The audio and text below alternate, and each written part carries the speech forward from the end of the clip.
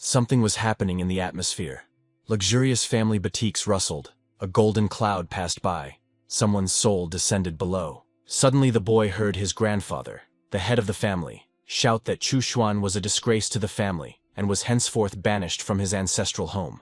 The doors of the luxurious mansion slammed shut. The stunned guy looked ahead and couldn't figure out what was happening to him. How is this possible? Is this really his new destiny? He will live as an outcast and a pariah. Maybe it's because he was successful before. Just 3 days ago, he was helping people achieve incredible success, filling huge halls, and was a very cool and rich guy. But 2 days ago, he died suddenly and was reborn as the 13th youngest member of the Chu family, one of the 3 great families of Qin. And now he has just been expelled from his ancestral home simply because he sneezed at a banquet. The reason for such a punishment is simply ridiculous. The boy was exiled to one of the family's abandoned houses on the very edge of the city. There was nothing there, not even furniture. Xuan was in despair. Suddenly the young man heard someone approach the door of the house and try to open it. The exile's heart began to beat faster, wondering who was behind the door. Chu asked through tears who was there. He couldn't imagine what anyone could need in this abandoned, empty house. In the light of the bright sun, the surprised Xuan saw a strange figure without a face. The guy wondered in confusion if it was really God himself in front of him. But then he heard the familiar voice of his uncle the butler. He was begging the young master to help him. Otherwise the blanket had fallen on him, and he couldn't see anything. The butler set the table and said that the servants would soon deliver the furniture here, and Chu needed to eat. Xuan sincerely thanked his uncle for still being with him. The old servant sighed. He didn't have time to warn Xuan that the master had been angry with him for a long time. The guy needed to come up with a plan to gain his trust. The young man chewed the meat with gusto, and thoughtfully asked the butler why his grandfather hated Xuan so much, since he was no worse than the others. The gray-haired uncle lowered his head and sighed. It all started with Father Xuan. He was a very promising young man. Xuan's father was the 3rd eldest in the family, and was incredibly talented. Not only the Chu family knew about his talent, but also the Qin family. He was supposed to become the next head of the family. But love spoiled his plans. He married a girl of humble origin, and problems began. Soon after the birth of baby Xuan, Mr. and Mrs. left the Chu family home, and to this day, there has been no news from them. The young man sighed heavily. He felt that this whole heart-rending story smelled of blood and drama. What else awaited him ahead? The butler politely told the young master that he would return soon. Other servants had arrived, and he needed to give them instructions on what to do. Xuan thanked his uncle heartily. How good it was that the butler remembered the good that the boy had once done for him. The old servant, leaving the gate, sighed heavily. And when this boy was older, he seemed to have already grown up. But he still behaved like a child. Soon the whole house was buzzing with activity. Brooms and rags were being used, cleaning was being done, furniture was being placed in the rooms, and everything was made cozy. When the work was finished, one of the servants reported to the master that the cleaning was finished. The furniture was also arranged. Xuan praised the boys. The servants hurried back to the main house. The young master accompanied them to the gate, and thanked them once again for their help in setting up the house. Chu Xuan was delighted. Now the house looked completely different, and the yard just sparkled after cleaning. The guy smiled. Everything wasn't so bad. Suddenly Xuan heard a message that on his first day at home, he had obtained the invincible power of martial arts. The young man asked in fear who was speaking. The guy was horrified. Why the system again? It turned out that during his stay at home, the system increases the reward for the accumulated hours. When Chu leaves the reward zone, the hours will start counting again. The guy asked where the tasks, quests, and control panel are. But the system ignored the question. Today's rewards have been paid out. Xuan must stay at home to receive the next ones. Xuan called Nani in his sleep and asked what time it was. Why was the sun so bright? He had had a very strange dream. The guy moved his hand and discovered some kind of book next to him. It was strange. He clearly remembered that there were no books here. Having finally woken up, Chu loudly asked who had left the book here. Perhaps the servants from their family's main house had come again. Opening the book, Xuan realized that the dream was not a dream. This book was an invincible martial art, the highest technique for protecting the mortal realm. The mortal realm is the basic level of cultivation, consisting of 3 stages: cleansing the body, opening the channels, and collecting qi. Above the mortal realm are the Xuan realm, the spirit realm, the emptiness realm, the harmony realm, the true realm, and the emperor realm. The guy decided that he was still weak, but since he had to sit at home anyway, he would become a cultivator, and he immersed himself in studying the acquired technique. Concentrating, Xuan soon felt the qi sinking into the dantian, its energy flowing, entering and exiting the body. While studying the technique, the young man thought how good it was that he had read the cultivators and knew about the meridians. Otherwise, he would not have understood anything. Having immersed himself in the process of cultivation, the guy didn't even notice how the day passed. The stars were pouring out in the sky, and he was still cultivating. Now the sun was shining in the sky again. A new day had arrived, and Xuan was still sitting, surrounded by streams of strong, renewing energy. He finally breathed a sigh of relief. After a whole day of practice, he didn't feel tired. It seemed that cultivation really strengthened the body. But you still need to combine work and rest. It's time for bonus points. The guy reached for the fruit box. It's time for a snack. First, he did the practice of the body, then the spirit and qi. What will the system suggest he do next? It is silent today. As if in response, the system congratulated the guy. He received a ghostly dagger as a gift. Xuan grimaced. You couldn't even cut an apple with this knife. The next day, the system gave him the aura of a crouching dragon and the strike of a hidden snake. The guy was delighted. These are cool gifts. Xuan suddenly felt that he was very tired. But now he had one defensive technique and one attack technique. If this continued, he would be invincible.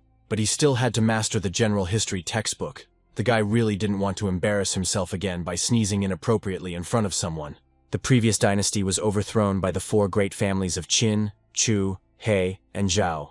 The Qin family became the ruling family, and the others became its assistants. Suddenly, the young man heard someone calling his 13th brother. He wondered who had come to visit him. Judging by the voice, it was Chu Yun. It really was her. The young beauty brought her brother a treat and asked how he was doing here. He was probably very bored. Xuan smiled and slyly asked why she didn't send a gift with the servants. Did she really decide to pamper her brother with her eyes? The girl said that she had wanted to come for a long time, but after Xuan's expulsion, a lot of work appeared, and the young man hastened to offer Yun a chair. The little sister said that her grandfather was still angry with him, but assured him that she would ask him to pardon her brother as soon as she had the chance. Xuan asked her not to worry. He was having fun here, although the food tasted much better in the company of his pretty sister. Yun thought, her kind brother doesn't like to argue and get angry. He is one of the few who has not lost his humanity in a cruel and rude world. Saying goodbye to her exiled brother, Yun once again asked him to be patient for just a little while longer. She would ask her grandfather for mercy for him. The guy understood. It seems his sister thought he was saying all this out of politeness. What a silly little girl. The next day, Xuan's cultivation increased by a year. He felt the power penetrating him. He reached a new level of qi penetration. Xuan plunged into cultivation with renewed vigor, and all the nearby objects in the house were carried away by the flow of his raging energy. The young man became noticeably stronger and practiced constantly, trying to break through to a higher level. In his practices, he forgot about everything. After a long and intense cultivation, the guy's body soared upward. The flow of energy carried him higher and higher. He was glad. Here it is. But suddenly he seemed to hit something and quickly returned to his room on the cultivation mat. Xuan cursed mentally. Why the hell he couldn't overcome the kingdom for the 4th time? After all, he was the main character. Despite this, the guy felt his aura developing, like a closed door getting closer. He felt something approaching. Chu sighed sadly and thought that he shouldn't rush. After all, it had only been a few days since he appeared in this world. And then the system congratulated Xuan on his 5th day spent at home and gave him a super valuable reward. The secret book of the mind. The new technique turned out to be for a higher level of development. Xuan now won't even be able to properly develop this technique. And yet the guy mastered the technique that the system gave him. Now it was time to practice to see what he could do. But there is no one else in the house except Chu Xuan, so he can't practice mind control on the people nearby. But you can try another option. Xuan began searching for the aura. Although there is no one here, there should be many living beings around. He must sense all living things with the help of this technique. The guy concentrated and began searching for the auras of living beings. And finally he found it. That's it. Xuan was surprised. He really feels everything that is within his aura, even far from home. It's amazing. At first, the boy felt the flowers blooming near the estate, which spread a wonderful fragrance and peace around. Then his aura sensed a songbird very close by, in the thick foliage of the trees, admiring the flowering plants and looking for food. In the pond, the young man felt the gentle movement of the water and the cool aura of small, beautiful fish and insects sitting nearby. Xuan's aura spread further and further, and finally it reached the sky. The boy felt the movement of a large flock of migratory birds in the distance. Suddenly, the young man felt an explosion of passion. It turned out that a pair of monkeys in love were sitting in one of the trees in the midst of mating season. Chu felt how primates make love with all the animal passion. This guy felt sick. He did not expect such sensations. Realizing that the technique was working, and even too well, he decided to call it a day. Sometimes you shouldn't push yourself further than you have to. Chushen heard someone enter the gate and asked the 13th gentleman how about lunch. The guy was surprised. The guests were early today. The young man was puzzled. Servants usually come to him in pairs, but he felt the aura of only one person. This is strange. Something is wrong. The man who entered was smiling broadly. He called out to the 13th gentleman again and politely offered him some refreshments. Xuan thanked the guest, but suddenly became wary. The rice brought by the unusually early visitor caused the guy obvious apprehension. He paid very close attention to the basket of rice in the servant's hands. The man continued to smile deliberately and broadly in a welcoming manner. The young master's aura covered the bowl of rice brought to him. There was clearly something else in it, and the young man carefully scanned the treat. There was no poison in this food.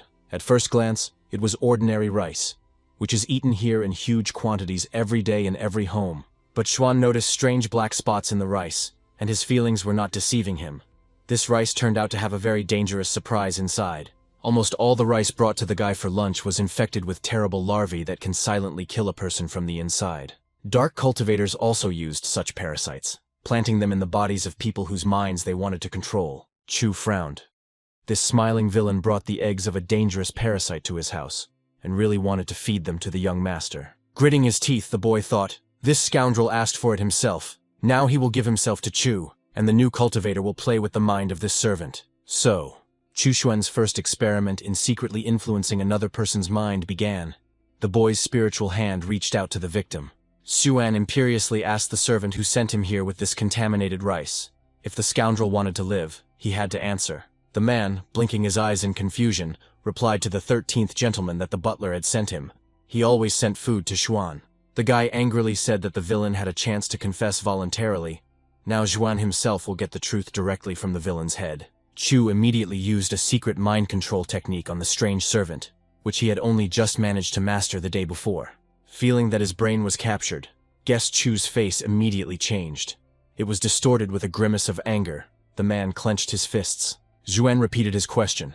He wanted to know who had sent this worm to him. The servant fell to his knees, dropping the basket. He stubbornly remained silent. Finally, the servant replied that he was a minion of darkness, that he had no masters, and that he saw an opportunity to take possession of the boy, and through him, the Chu family. The guy was horrified, because in front of him was a sectarian, a minion of the evil court.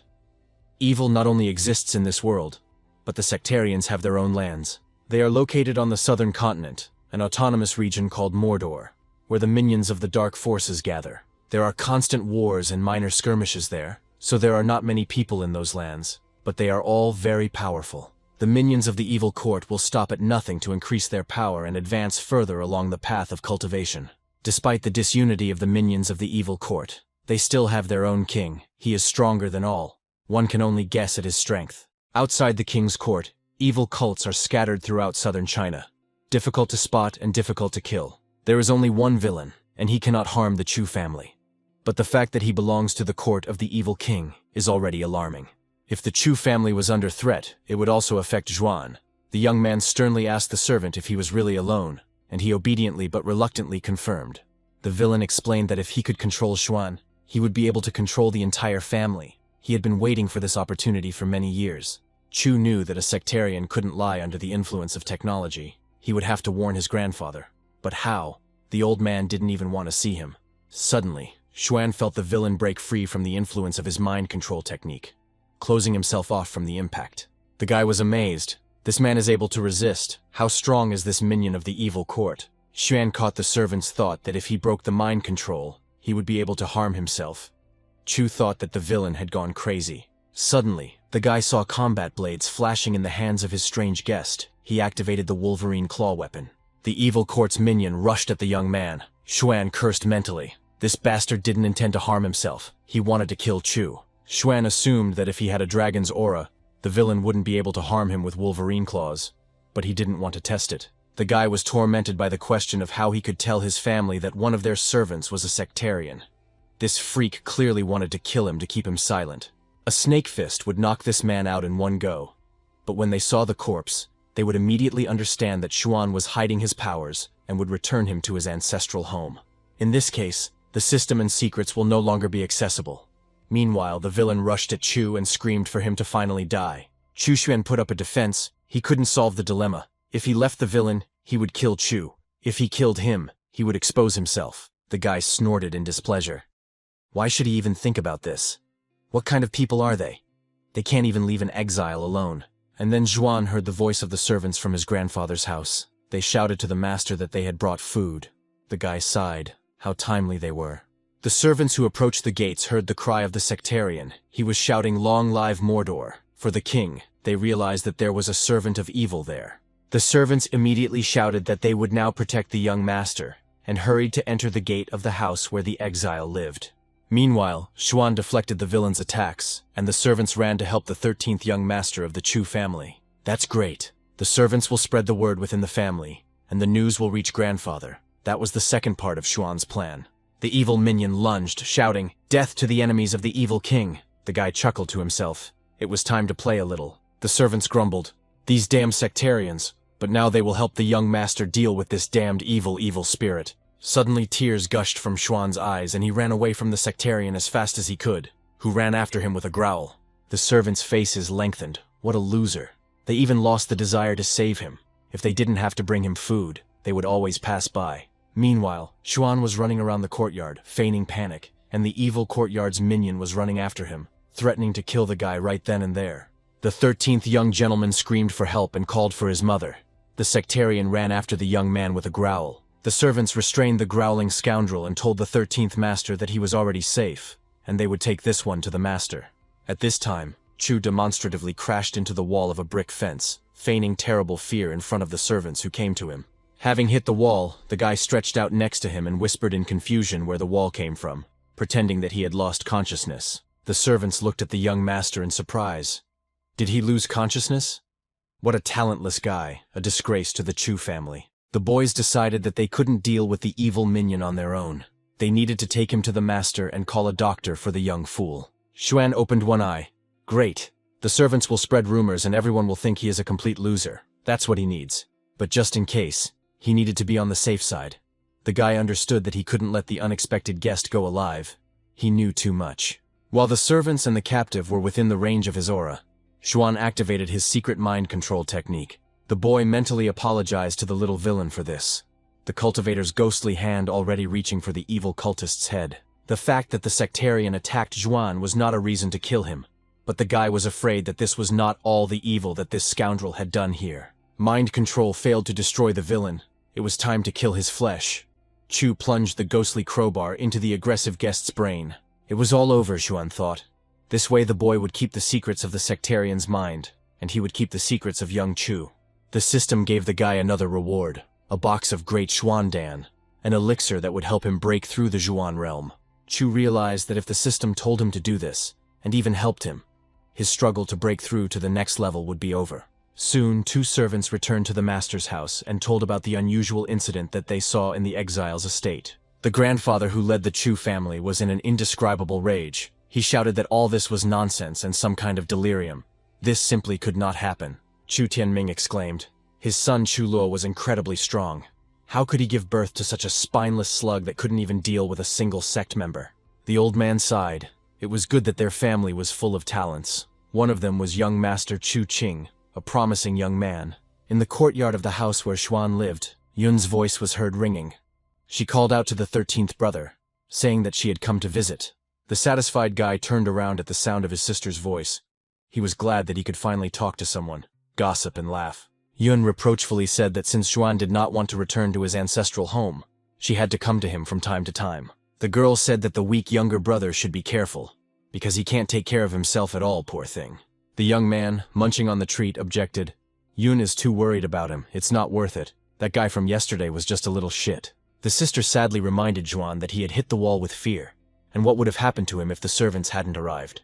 The guy choked in surprise, and some of the food came back out. He didn't expect that Yun would also find out about his performance. The guy sighed, almost blurted it out. Lucky he choked, otherwise he would have said something else. Then his reputation as a loser would have been over. Yun told her brother that Grandpa Tianming was going to hold a family tournament. The boy was surprised, but Grandpa reacted quickly. According to the sister, the old man suddenly called everyone together and announced a tournament. Although it was not planned so quickly, no one understood anything. Absolutely anyone can participate in the tournament. There are no restrictions. From family members to servants and artisans, Chu realized the catch. Xuan invited his sister to follow him. The girl was very surprised. She asked her brother what was the matter, where was he taking her. Junior Chu handed his sister a box of elixirs to prepare for the tournament, and the girl asked in surprise what it was. The guy explained that he got the elixir from his father. There was a whole treasure trove of elixirs and potions here. Yun was delighted. A worthy inheritance. Saying goodbye to the 13th brother, Yun once again thanked him for the elixirs, promising to use them wisely before the tournament. Xuan realized that the purpose of the tournament was probably to remove the masks and expose the sectarians entrenched among the servants of the great house. If you find a cockroach in your house, it doesn't mean there's only one. You need to find the nest and get rid of all the other evil pests. Soon a family tournament was held, and Yun, among other fighters, took part in it, showing an amazing result. The judge raised his hand, declaring that the winner had been determined. The battle was over, and the winner of the 13th fight was Chu Yun. Old Tianming was pleased. He laughed and shouted to his granddaughter Yun, "Bravo! She prepared well. The Chu family has many talents." Turning to her grandfather, Yun bowed and politely thanked the old and renowned master who had raised her. The judge addressed the spectators and the fighters, saying, "Let the 14th fight begin, and let the participants get ready and go out onto the battlefield." One of the participants in this fight was the Chu family's gardener, Ding Shuqian, a fighter armed with 2 broad knives, who entered the field. His opponent was the young master Chu Qing, a talented fighter who was greatly loved by the head of the family, the old man Chu Tianming. The judge informed the young master that Gardener Ding had chosen a weapon and it was now his turn, but Qing replied that he could handle it with his bare hands. The gardener gritted his teeth. What luck! No matter if he exposed himself, if he killed the Chu family's rising talent, the king would give him unheard of treasures. Releasing a vicious aura of death, Gardener Ding shouted at the young master to die and go to hell. The head of the Chu family shouted that Gardener Ding was a villain. He was an undercover sectarian, and Junior Qing was in danger. But despite the old master's worries, Chu Qing stopped one of the blades of the fake gardener Ding Shuqiang with 2 fingers. With his other hand, Qing grabbed another blade from the villain attacking him, thus blocking the evil minion's attack. Qing asked Mr. Ding, who taught him this art, what school it was. With such skills, he shouldn't have become a gardener. The evil court's henchman was horrified to think why this young Chu Qing was so strong. Ding Shuqian hoped to kill him instantly. The armed servants of the Chu house rushed towards the sectarian, trying to quickly capture the villain and protect the young master from danger. But Chu Qing ordered everything to stop. The tournament is not over yet. No one is allowed to be on the battlefield until the battle is over. The young gentleman knocked the weapon out of his opponent's hands with deft, precise movements, and Gardener Dean cried out in pain. Then Chu Qing knocked out his family's enemy with a powerful blow to the chest, and he gasped helplessly and flew back several meters. Ding Shuqian fell on his back, hitting himself hard. The villain gritted his teeth. He made a mistake, and did not kill the young master, and exposed himself. Immediately, armed guards from the Chu house appeared, holding swords to the villain's throat, and ordered him to lie down and behave well. Meanwhile, the referee announced that the fight was over. The winner was determined. It was Chu Qing, and Ding Shuqian was leaving the tournament. Yun worriedly asked her brother if he was okay. She didn't think there would be more sectarians in their house. Poor Xuan was alone last time. Qing replied that he was fine. Xuan was of course weak during the attack. But if it weren't for him, they wouldn't have known about the evil in their home. Chu Xing decided that after the tournament, he would have to visit his younger brother, who had been banished to a distant old abandoned house. Meanwhile, Xuan returned to his room again. The guy whined helplessly. He again failed to break through to the level. He knew, of course, that breaking through was indeed not an easy thing, like trying to squeeze through a narrow crack while having a rather massive body. And then the system announced a new reward for another day of seclusion. The guy received a copy of the book, The Art of Dasta. Now he can hide his breath and merge with the world around him. It seems useless. What is the point of hiding in his own home where he is alone? Still, the guy decided that he wouldn't need such a skill anyway. He wouldn't be able to break into the new kingdom anytime soon. The whole night flew by unnoticed in his persistent studies. Xuan only came to his senses in the morning and lay down to rest a little from his studies. But as soon as the sun rose, the young man was awakened by Yun's ringing voice, and he irritably wondered where people were coming from at such an early hour. Sleepy Xuan opened the door and greeted his sister sullenly. Yun said that she came to say goodbye to her little brother.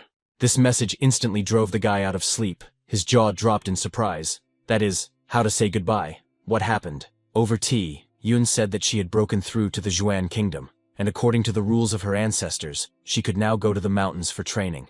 Yun smiled. It was all thanks to Xuan's help. His pills and elixirs helped a lot. And also, elder brother Qing said that he would come see Xuan after the tournament. The girl said goodbye to her younger brother. She was going to the mountains. The guy understood that this was very great. He was once for Yun. Waving his hand at her, the guy wished her luck on the path of cultivation. Her little sister is a wonderful person, worthy of success. Having closed the gate, Xuan sighed. Well, who was he supposed to have lunch with now? They don't even have TVS here, let alone the internet. It's just boring. Saying goodbye to a good and close person always brings sadness. Chu Xuan sighed every now and then, all day long, remembering Yun. In the evening, the system announced a new reward. The Thunderfinger allows you to change the energy of the air, creating lightning at the tip of your finger. This skill can become stronger depending on the kingdom Xuan is in. The gift seemed very useful to the guy. After parting with Yun, Xuan couldn't even sleep, so he decided to practice with the new skill he received from the system. According to the instructions received, you must first collect qi at the junction of the chakras and direct this energy into your index finger. At this time, a gang of robbers appeared in the thicket nearby. One of them, gritting his teeth, said that the ancestral lands of Chu were ahead. Approaching the estate where Xuan lived, one of the bandits said, "This family's lands begin here. This estate belongs to Chu." After looking at the map, the guy said that Chu Xuan lives here. The second one laughed. Great, it wasn't easy for them to get here. Having jumped over the fence, the villains cheerfully shouted that it was time to begin their long-planned operation against the Chu family. Soon the night visitors found themselves in the courtyard of the old house. The house was very close, and that was where they were heading. Xuan thought irritably, who was making noise outside again? At this time, all normal people were already asleep, and someone had come to see him. I shouldn't have started the breakthrough after I studied the Thunderfinger. Now I can't stop. Otherwise, it will lead to dire consequences. Maybe it was Sister Yun who came back. No, it was too late. Even the servants couldn't come at this hour. It doesn't matter. I need to concentrate. One of the robbers ordered the second to install a spiritual network over the estate. But be careful. You never know what might be there. The squad leader noticed that the light was still on in one of the windows. Maybe this Chu Xuan wasn't asleep yet. Then he might make a noise. The bandit carefully approached the glowing window. He heard rapid breathing. But the man stood still. Perhaps he was preparing to make a breakthrough. This seemed very strange to the guy. Wasn't Chu Luo's son a loser? Then how could he have reached the breakthrough point? Something was wrong here. At that moment, the second bandit approached the elder and reported that everything was ready. Now no one would hear any noise from the estate. The elder one shared his observation that it looked like the owner of the house was overcoming the barrier into a new kingdom. The second guy couldn't believe it. The robber grinned evilly and said, "Let's see what he will do when a poisonous shuriken hits him." But the elder stopped his companion. This should not be done under any circumstances. They needed to wait and see what would happen next, and then act. If Xuan is attacked during the breakthrough, he will go crazy or die, and he is their main hostage. They cannot kill him yet. The second one agreed with regret, and then the energy in the estate began to stir. The trees began to rustle their leaves restlessly. The uninvited guests became worried. It was simply unbelievable. According to their information, a weakling expelled from his family was supposed to live here. The second bandit frowned. Did that guy really make a breakthrough? And what should they do now? It's not easy to capture a cultivator. The elder replied in bewilderment that he could not feel not only Xuan's movements, but also his breathing, as if no one was there. The second bandit shouted, "Stop pretending," and kicked open the doors of the house.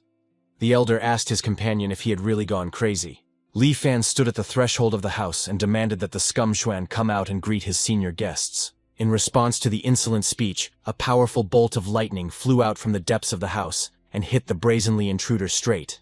The intruder swayed, took a step back, and began to fall, with severe electrical burn marks visible on his neck and face. The elder rushed to Li Feng, asking what was wrong with him, but he only moaned, unable to utter a word. The impudent bandit was dying. Chu Xuan's dissatisfied voice came from the depths of the house. The boy reproachfully said that the uninvited guests were very noisy and disturbing him. The elder angrily asked who it was there and demanded that the enemy come out and fight with dignity, and not kill from behind the curtain of darkness. Xuan cursed. What a creature. He even asks who is there. Naturally, the owner of this house is here, who was disturbed. Coming out of the shadows, Xuan reminded the bandit that he had burst into his domain at night without an invitation, and now he still dared to be so insolent. Frowning, the guy asked the robber who had come to his estate if he had gone completely crazy and was going to scold the owner. The elder bandit asked Xuan in a trembling voice who he was, a human or a ghost, why he didn't feel anything from him. Chu grinned, pretending to be a typical villain. He was going to kill them anyway. He had no one to talk to, okay, he would tell. The guy told the bandit that he used the Dasta technique. Whether the bandit had heard of it or not, it turned out to be a very useful thing. The bandit asked again, Dasta? It's like dust, Xuan explained. Others can't feel either his aura or his breath. And since the robbers themselves took care of the spiritual canopy, no one from the outside will be able to spot them and see what is happening in the estate. This meant that Xuan could calmly show the bandit his renewed, powerful aura of a successful cultivator. The owner of the estate said menacingly that his house would become their grave, and even if they ran away, no one would ever believe them. The elder bandit gritted his teeth. Chu has really entered the Xuan realm. He may even be at the top level. Xuan decided to end the conversation for now. He had already answered many questions, and the bandits would have something to think about in the underworld. The boy struck the robber with a snake, instantly knocking him down and killing him, before the intruders even had time to make a sound. A powerful explosion of energy occurred in the courtyard of the Chu family's old house, but due to the protection of the bandits, no one heard or saw anything. And then the guy realized with horror that he had gone too far, even though the bandits had gone to the next world. But what should Xuan himself do now? The powerful blows have left guts and blood scattered all over his yard, and he can't wait until the morning for the servants to clean up. The guy didn't want to bury the corpses himself. He was disgusted to touch them. But how could he sleep with these corpses under his window? Suddenly, the system announced a reward for defeating the villains. As an additional gift, the young man received a living flower. The young man noticed that the stones of his yard had cracked, and a green sprout had broken through them. This was his magical flower. The gift grew with astonishing speed, scattering its predatory shoots in all directions, and now a devouring bud has appeared. Within minutes, the flower had grown to an incredible size, and soon a toothy carnivorous flower was blooming at the very top of the plant. The predatory bud looked around, saw two bloody corpses, leaned over to one of them and sank its teeth into it. Soon, only the legs of the impudent Li Fan were sticking out of the flower's mouth. The plant had almost completely chewed up and swallowed the bandit. The second bud took on the gang leader, and after a few minutes, the only reminder of the fight was a pool of blood on the stone floor of the courtyard. Xuan shuddered. It was awful. It was clean here now, of course, but he was a bit afraid of something. Fortunately, this thing would recognize its owner. The well-fed flower sighed contentedly. Streams of blood from the people it had just devoured ran down its petals. It looked terrifying. The guy knew that by devouring people, the flower was able to preserve the memories of the dead person for some time, which meant Chu could read them. Xuan called the good carnivorous boy to him and placed his hand on the flower's head to find out what the bandits knew. He called upon the great force of Qi, and asked it to reveal the thoughts and secrets of the recently deceased minds of his sworn enemies. Chu heard the elder tell Li Fan, a member of the family was captured. Another dozen people from the sect are now rotting in the Chu family prison, even Brother Ding. The elder gave Li Fan a small ball. He asked what it was. It turned out to be poisonous smoke. The guys were planning to use it. The leader said that he had learned that there was almost no security in one of the Chu family's houses, and that a young master lived there, so they would sneak in there. Here Xuan saw how two sectarians approached his estate. After checking the map, the elder said, "They are here. It's time to start." Chu whispered, "Idiots. The toxic smoke is like radiation. This place wouldn't be able to recover from the damage for another 100 years. The boy praised the flower. The good boy had done him a great service. Chu treated him to divine pills and told him to go to bed. Xuan thought, a dozen sectarians. It seems the tournament was very fruitful. But events forced the enemies to act more actively. Perhaps this was not the first assassination attempt. Xuan survived only thanks to luck. He overcame the barrier, feeling the danger growing outside the walls of the house. Time flew by. More than a month had passed since Xuan lived in exile. The system rewarded him with a large number of pills, elixirs, and tablets. The guy already had several different types of weapons in his arsenal, but this was still not his most important achievement. The main thing is that Chu Xuan was able to discover in himself an amazing, extremely rare and useful talent. Inner vision. It all happened soon after his breakthrough. At first it was just darkness. Xuan didn't even realize that it was his inner vision. Little by little, a glimmer of light began to appear in the darkness, and over time it grew brighter and brighter, flaring up with renewed vigor. Finally, the light filled Chu Xuan's entire inner mental space. This was the first stage of gaining vision. Then something incomprehensible began to appear inside the space of his mind's eye. At first the guy discerned a blurry spot in the distance. Over time, this spot turned into a tiny grain of sand, but the grain of sand continued to grow, becoming larger and larger. The reward for the day was the book The Art of Kisan, which is a technique for external protection and internal spiritual preparation. Xuan had the impression that the system was selecting rewards specifically for his level of learning, knowing all his pros and cons. But this technique seems to work at all levels of development. With it, Chu can protect himself from the damned cultists who do not allow him to sit quietly at home. A messenger knocked on the gate of the large main estate of the Chu family, shouting to the old master that a message had arrived from the mountain. After reading the letter, Chu Tianming was surprised. Could it be that their old butler was also in cahoots with those evil sectarians? The head of the family ordered that the spy family be provided with resources, and a messenger reported that about a dozen more members of the Chu family were injured. The old man cursed. They need to unite with the three great families against this scourge. Then we'll see how long these sectarians can continue to run amok. Meanwhile, Chu Xuan continued to cultivate, immersing himself in practices every day, tirelessly raising his level. Suddenly he heard the ringing voice of his little sister Yun. She, as always, entered and called out to her 13th brother with a smile. The guy was very surprised. Had Sister Yun already returned? He didn't expect her to finish her training so quickly. The girl smiled and said that she really wanted to visit him and brought him excellent tea from the mountains. His brother should try it. But Xuan said that he did not want to drink and asked Sister Yun to tell him what she had seen when she came down from the mountain recently. The sister shouted angrily that if the tea gets cold, it will become tasteless, and that the brother should drink it right away and not spit it out. With these words, the girl began pouring freshly brewed tea from a pot-bellied teapot onto her confused and protesting brother. The boy woke up in bed, still screaming at Sister Yun to stop, while something was actually pouring on him. Xuan jumped up and gasped in surprise, his eyes widening, some strange yellowish liquid dripping from his face and hair. The young man sighed. What a nightmare. It was just a dream. But wasn't he training? Chu didn't even remember when he managed to fall asleep. Running his hand over his face, he wondered why his face was wet and why it smelled so disgustingly bad. Suddenly, a white, smiling cat's face appeared right in front of Zhuan's face, and the animal greeted its owner with a meow. The guy realized that cat urine was dripping down his face, and he yelled angrily at the animal, asking what this brainless cat had done. The system then informed him that Xuan was depressed and needed stress relief, so he was kindly rewarded with a relaxation cat. The guy was puzzled. This animal urinated on his face. He needs to train the kitten to use the litter box so that it doesn't wake him up like that every day. The kitten meowed pleasantly. Xuan thought that he was actually very cute and was worried that the guy would die of depression. After several days of training, Chu saw a whole piece of land. It was no longer a grain of sand, but real fertile soil. But still, this piece of land remains empty in the endless starry space of the vast and mysterious cosmos. Suddenly the guy saw something very strange. He just said that there was nothing there. But what is this? What kind of UFO is there? It turned out to be a kitten's paw. So that's what it is? External objects can affect internal vision? I didn't get to stare at the little green men. Xuan scooped up the kitten and sternly warned it for the 1000th time that it shouldn't bother him during training just because it was so cute. But the cat made a dissatisfied face and pointed his clawed paw at the empty bowl, meowing expressively.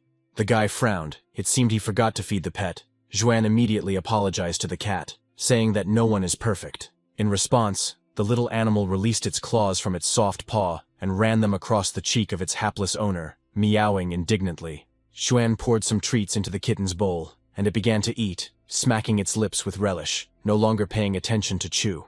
The guy taped up his scratched cheek and thought resentfully, "This rascal didn't even say meow, so feed him after that." And then the young man heard someone knocking loudly at the gate of the estate. He wondered who it was. Servants usually didn't knock. Chu asked them to come in right away. They had already gotten used to leaving food in the yard if Xuan was not visible. His sister had not returned yet, and the sectarians were definitely not so polite. The guy decided that if a person was knocking, then everything wasn't so bad, so he headed to the gate to let the polite guest in.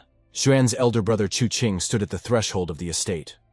After greeting him, he asked his 13th brother how he was. They hadn't seen each other for a long time. Xuan's mouth dropped open in surprise. The most promising young master of the Chu family had come to him. An amazing honor. The young man invited his elder brother to the table and offered them some tea. Qing politely thanked the exile and sat down at the table. And then Xuan remembered, that's right. His sister had said that Qing wanted to visit him, but he didn't think that the elder would come so soon. Qing replied, Despite his business, he had to do it. If it weren't for Xuan, their family would still not know that there were rats among them. The young man laughed cheerfully and replied carelessly that Qing was exaggerating his merits, since he had done nothing wrong. Suddenly, the elder brother said seriously that he wanted Xuan to come down from the mountain with him and help him deal with this misfortune. The younger one was taken aback. He didn't expect that Qing would say such a thing. How could he go down? He definitely wasn't going to do that yet. The usually serious Qing smiled. Yes, come straight down from the mountain. They want to unite with the major families in the fight against evil. The elder brother explained that Xuan would gain experience, and at the same time they would overthrow the evil. When he did this, the grandfather would be happy to return the boy to the family. Xuan stuttered as he replied that he couldn't come down the mountain yet, because then he wouldn't be able to continue working with the system. Qing thought that his younger brother did not want to run away without his grandfather's knowledge, and suggested asking his permission for Xuan. The young man replied that he understood Qin's good intentions, but he did not like this. He would only be able to wash the shame from his name when he truly deserved it. Qing was shocked by the 13th brother's answer. So that's it. He clearly underestimated his little brother. He turned out to be not so insignificant. The elder admitted that he was wrong. He never thought that Xuan's spirit would be so strong, and he had already come up with all sorts of schemes here. As he left, Qing told the younger man that it might be months before they met again, and asked him to take care of himself and beware of the sectarians. The guy also added that the grandfather was angry with Xuan, but he did not feel any hostility towards him, and asked him not to hold a grudge against the old man. After seeing Qing off to the gate, Xuan wished him good luck, promised to carry out all his orders and not to be offended by the head of the Chu family. The young man closed the gate behind his older brother, and, oddly enough, this visit greatly moved him. His family has not forgotten him. Xuan leaned against the closed gate and sighed with relief. It was finally over. He was so nervous. A secret spy was watching Xuan's elder brother from the bushes, and was surprised to see Chu Qing near the estate. The spy thought, so that's it. The elder one came to visit his brother. The villain promised to come for Qing when he dealt with the brat. As soon as Qing disappeared into the distance, a sectarian spy quickly flew out of the bushes and headed towards the estate where the younger Chu lived. It was the deputy leader of the local sects, Lu Qian, who wanted to take advantage of the weak and unsuccessful son of Chu Luo. If Chu Luo returned home and found out that his son had been exiled from his family and then killed by the sectarians, he would be incredibly angry at old man Chen Ming.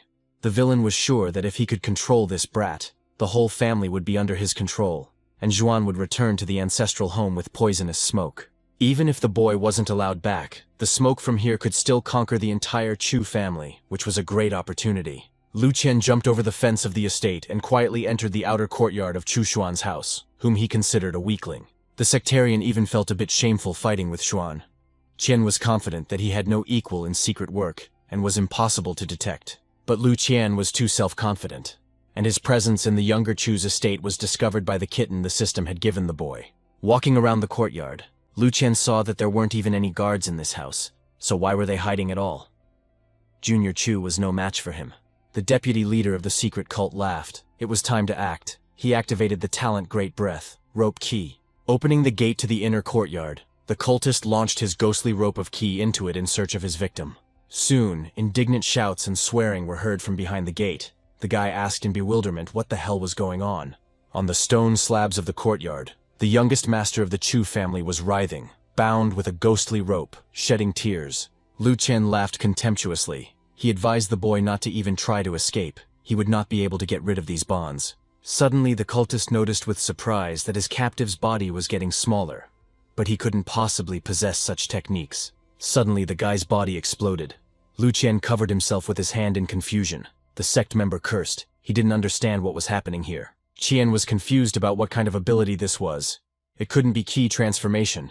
It was too strong for such a brat. At this moment, Chu Xuan's white kitten suddenly jumped onto the unexpected guest's shoulder, and the sectarian shuddered, wondering what this new misfortune was. The animal instantly released its blade-like claws and began to hit Lu Qian in the face with a force that was unexpected for it. The master of disguise of the secret cult lost consciousness from the blows, and the kitten became very cute again and called for its owner with a meow. After leaving the house, the guy told the pet that he had real death paws. He praised the kitten. He thinks surprisingly quickly. Xuan smiled. Next time he wouldn't have to scold the cat for pestering him during class. He was not only cute, but also helpful. Chu leaned over Lu Qian. He was the deputy of the local sectarians. Letting him go wasn't the best idea. nor was giving him to his family. And then he remembered about the flower. Xuan told the flower that there was work for him, and immediately a green, powerful sprout appeared from the ground. A few minutes later, a carnivorous, toothy flower bloomed in the courtyard of the estate, which could instill terror in anyone. The satisfied plant immediately grabbed the lifeless sectarian at its owner's command and greedily sucked him inside. The guy decided to see what was going through Lu Qian's head when he came here, and why these sectarians were constantly pestering Xuan. Here, one of Chu's servants reports that after 3 months the family did not realize that he was a sectarian. Lu Qian praised him and ordered him to continue. Here, the deputy leader of the cultists hands one of the agents some poisonous smoke, warning the servant to use it with caution. After the tournament, the sectarians were perplexed as to what had happened to the Chu family, and why there had been no news from there for a long time. Xuan understood, so it was the same group as last time, and again there was smoke. Then the system announced that the guy received a reward for killing a cultist. The lands in Xuan's inner eye had grown noticeably, but were still bare. It seemed the training had borne fruit after all. And yet, it seemed to the boy that the land of his inner vision was empty. Would anything else appear if he continued training? But in any case, Xuan clearly felt that his spiritual power had increased, but he had not yet been able to test the 2 new techniques he had received. Soul Seal and Sword Technique are imperial techniques. It is said that there are no people in this region who can use them. This means he needs to quickly break through to the next level, even though it's a long road. But Xuan still has nothing else to do. One of the sectarians asked what had happened to Lu Qian, why there was no news from him. Had Chu really discovered him and eliminated him? One of the supporters of the secret cult doubted this, since there were no messages from anyone from the lands of Chu about this fact. But what happened then? Lu Qian didn't do anything he planned. Did he really betray them? He knows what happens when you betray. Perhaps Lu Qian is waiting for an opportunity to release poisonous smoke into the heart of the Chu clan, which is why he has not sent word to the sect. A local sect council member exclaimed, "Chu is too arrogant. We need to report this to the higher-ups and send someone strong to them." The girl asked if they disturbed the higher-ups, whether they would get into trouble in the future, and whether the royal court would still value them. The local sect leader said, "The Chu family is really bullying them. There is no need to wait for a chance. They must act now." The pride of this generation, Chu Qing, leads the operation against their cult. Old man Tianming uses the sect to train his young masters. But the old man doesn't know what will happen if Chu Qing dies. The leader ordered to find this brat. He himself will sprinkle his hands with his blood. Having bowed respectfully to the leader, the strongest local supporters of the secret cult scattered in different directions. The old sect member knew they wouldn't be able to find Lu Qian unless he contacted them himself.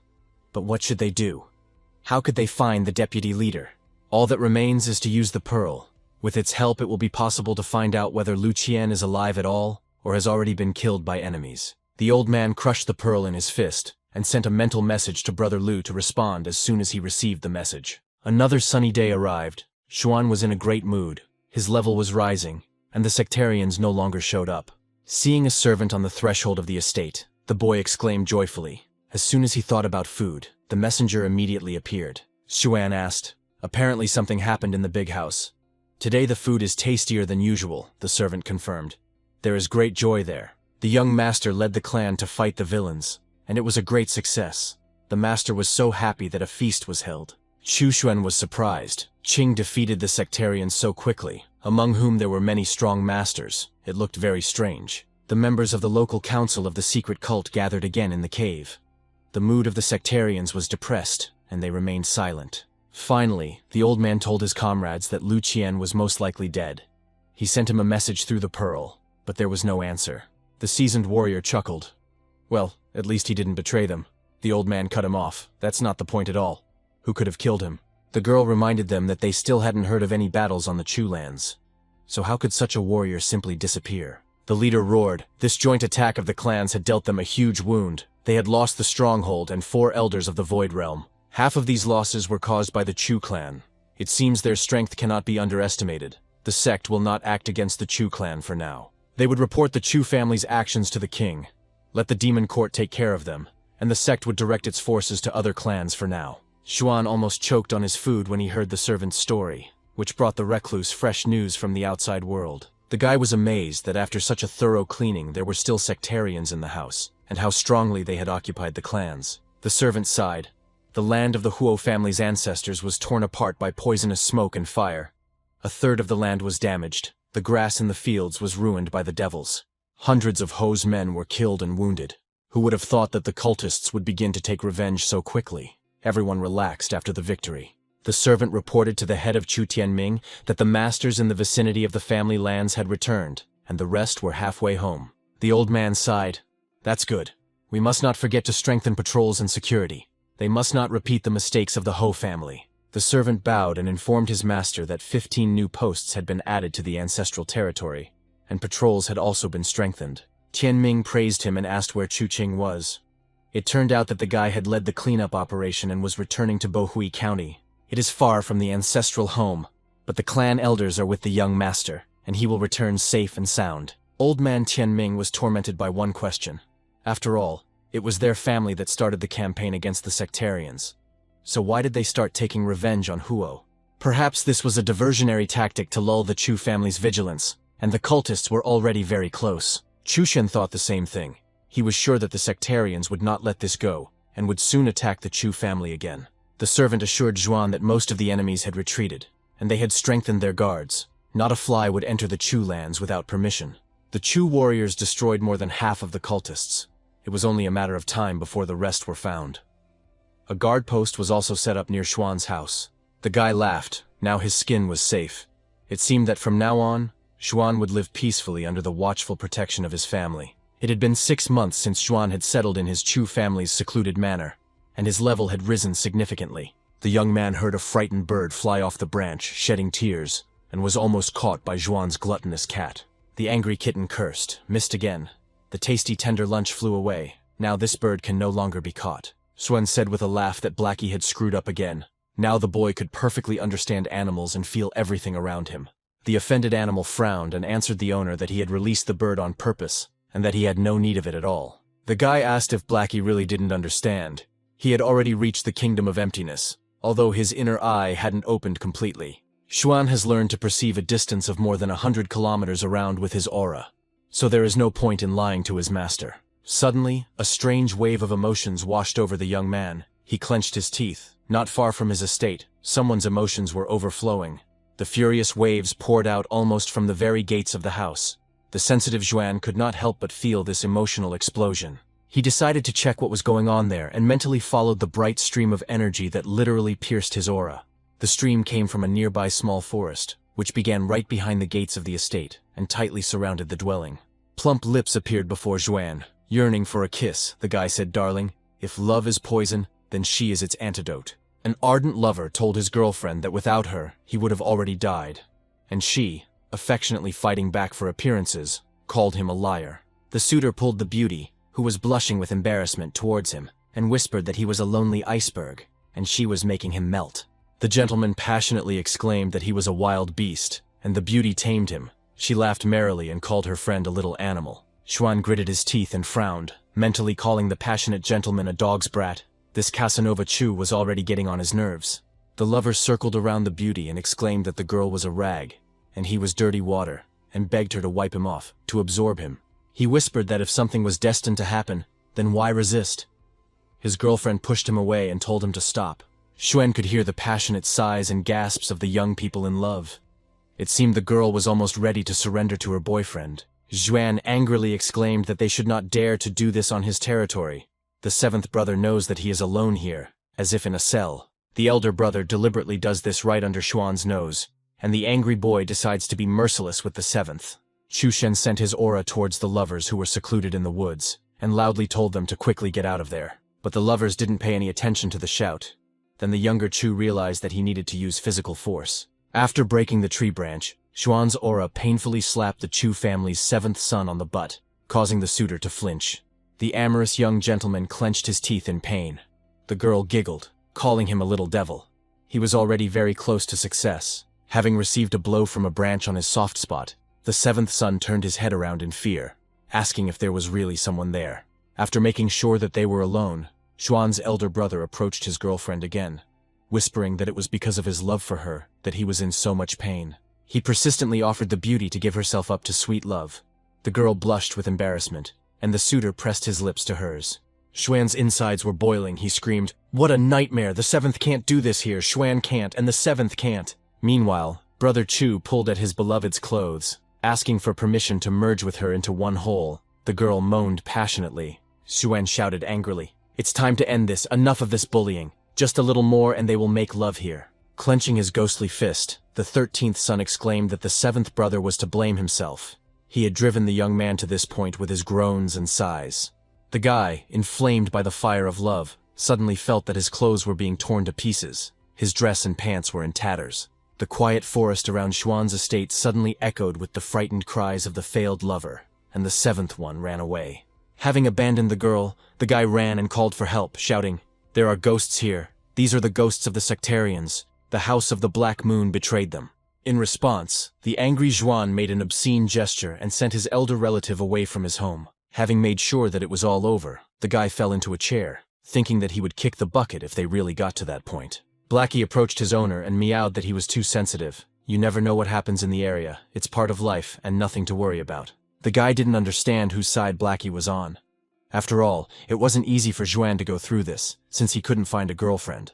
Xuan thought. The 7th talked about the Black Moon House when he ran. The guy seemed to have read about them. Why did the 7th remember them? For his long period of seclusion, the system rewarded the boy with the Heavenly Sword Sutra, and Xuan hoped that things would get more fun from here on out. The guy was immersed in studying the technology the system had given him, and didn't notice how night had fallen outside. It was time to go to bed. In the morning, sad news came. Xuan could not believe that Elder Yueqing had fallen. He was a master of the Void Realm, one of the best in the Chu family. How could this be? The servant who told about this sighed and said that it all happened because the Black Moon House leaked the information. Xuan became wary, now the servant had mentioned them. He must take the chance and find out more about this Black Moon House. The guy asked the saddened servant what kind of house this Black Moon was. Were they cultists or what? He had heard something about them, but didn't understand. The servant was surprised. Did the young 13th master really not know? They had always been informants for the Chu clan, and now they had betrayed them. Everyone knows that the Black Moon has its heart turned to the darkness, but it is mysterious and powerful. Its influence has spread throughout the region, but no one knows where its headquarters is. No clan would dare to destroy the Black Moon Tower. Xuan asked what the Chu family did in response to the betrayal. The family recalled all direct descendants to the ancestral home to prevent them from being killed by the sect. The Qin and Chu families made a deal with the Black Moon. For a huge price, Black Moon will no longer accept orders from the sect, and the Chu family will once again be the first to receive information about the villains. The guy smiled. If Qin has a plan, then he shouldn't worry about the sectarians, and he will sit at home and study the techniques for now. During his 7 months of seclusion, the system gifted Xuan a small 5-element formation and a formation plate. The young man knew very well that anyone who could create a formation in the southern region had great strength, and he could master this technique. The whole problem is that the lower the master's cultivation level, the weaker his formation, and the weaker the disc. After carefully studying the book with the theory of the technique, Chu Xuan still decided to try it. It was not for nothing that the system gave him this technique. The guy was satisfied. This formation was strong enough to trap or even kill those who belonged to the kingdoms below. If now an uninvited visitor of no higher than the 4th level of his kingdom shows up at the guy's estate, then there is nothing to fear. Soon it will be a year since Xuan has lived here. The reward for a year will surely be higher than the Emperor's scripture, in the worst case, at the level of the heavenly scripture. There was a scream in the Chu main house. Qing was attacked by 3 sect elders and he was seriously injured. It must be someone close to Chu Qing, a spy of the sectarians. One of the brothers asked permission to go and kick their asses. Xuan studied the book and thought how loud and angry they all were. It seems like they are forcing Chu Tianming to take action. Maybe this is a trick to lead the tiger away from the mountain. The guy sighed. The sectarians might try to attack him again. Xuan decided to use the formation every night so that his sweet sleep would not be disturbed. The 8th month of Xuan's seclusion had passed, and this time the system rewarded the boy with spiritual silk fetters. This is a binding and sealing imperial weapon. Xuan's imagination immediately drew a picture of a bound beauty. With the shackles and formations, even if Xuan was attacked by a 7th level fighter, it would be enough to make him suffer. Just at this time, the sectarians were approaching Chu Xuan's estate. His premonition had not deceived him. They did not give up their attempts to attack. A female cultist who was part of the local sect council asked her companion if Chu Luo's son lived here, and he confirmed it. The sect member smiled predatorily and said that she had an idea. With this little boy she needed to act not by force, but by cunning. The beauty's companion advised her to forget about Luo's son. They needed to deal with more serious matters. Who needed this outcast of the Chu family? The girl laughed. What if she gives Chuluo a grandson, and that old bastard Chu Tianming a great-grandson? That's so funny. The beauty's companion shuddered. He thought how disgusting she was, and how such a thing could have occurred to her. And the sect member laughed, wondering if the Chu family would kill her if this happened, or if they would kill Chuluo's son, or maybe his grandson. If the hapless grandfather returns home one day, what will be the expression on his face when he finds out who his daughter-in-law is?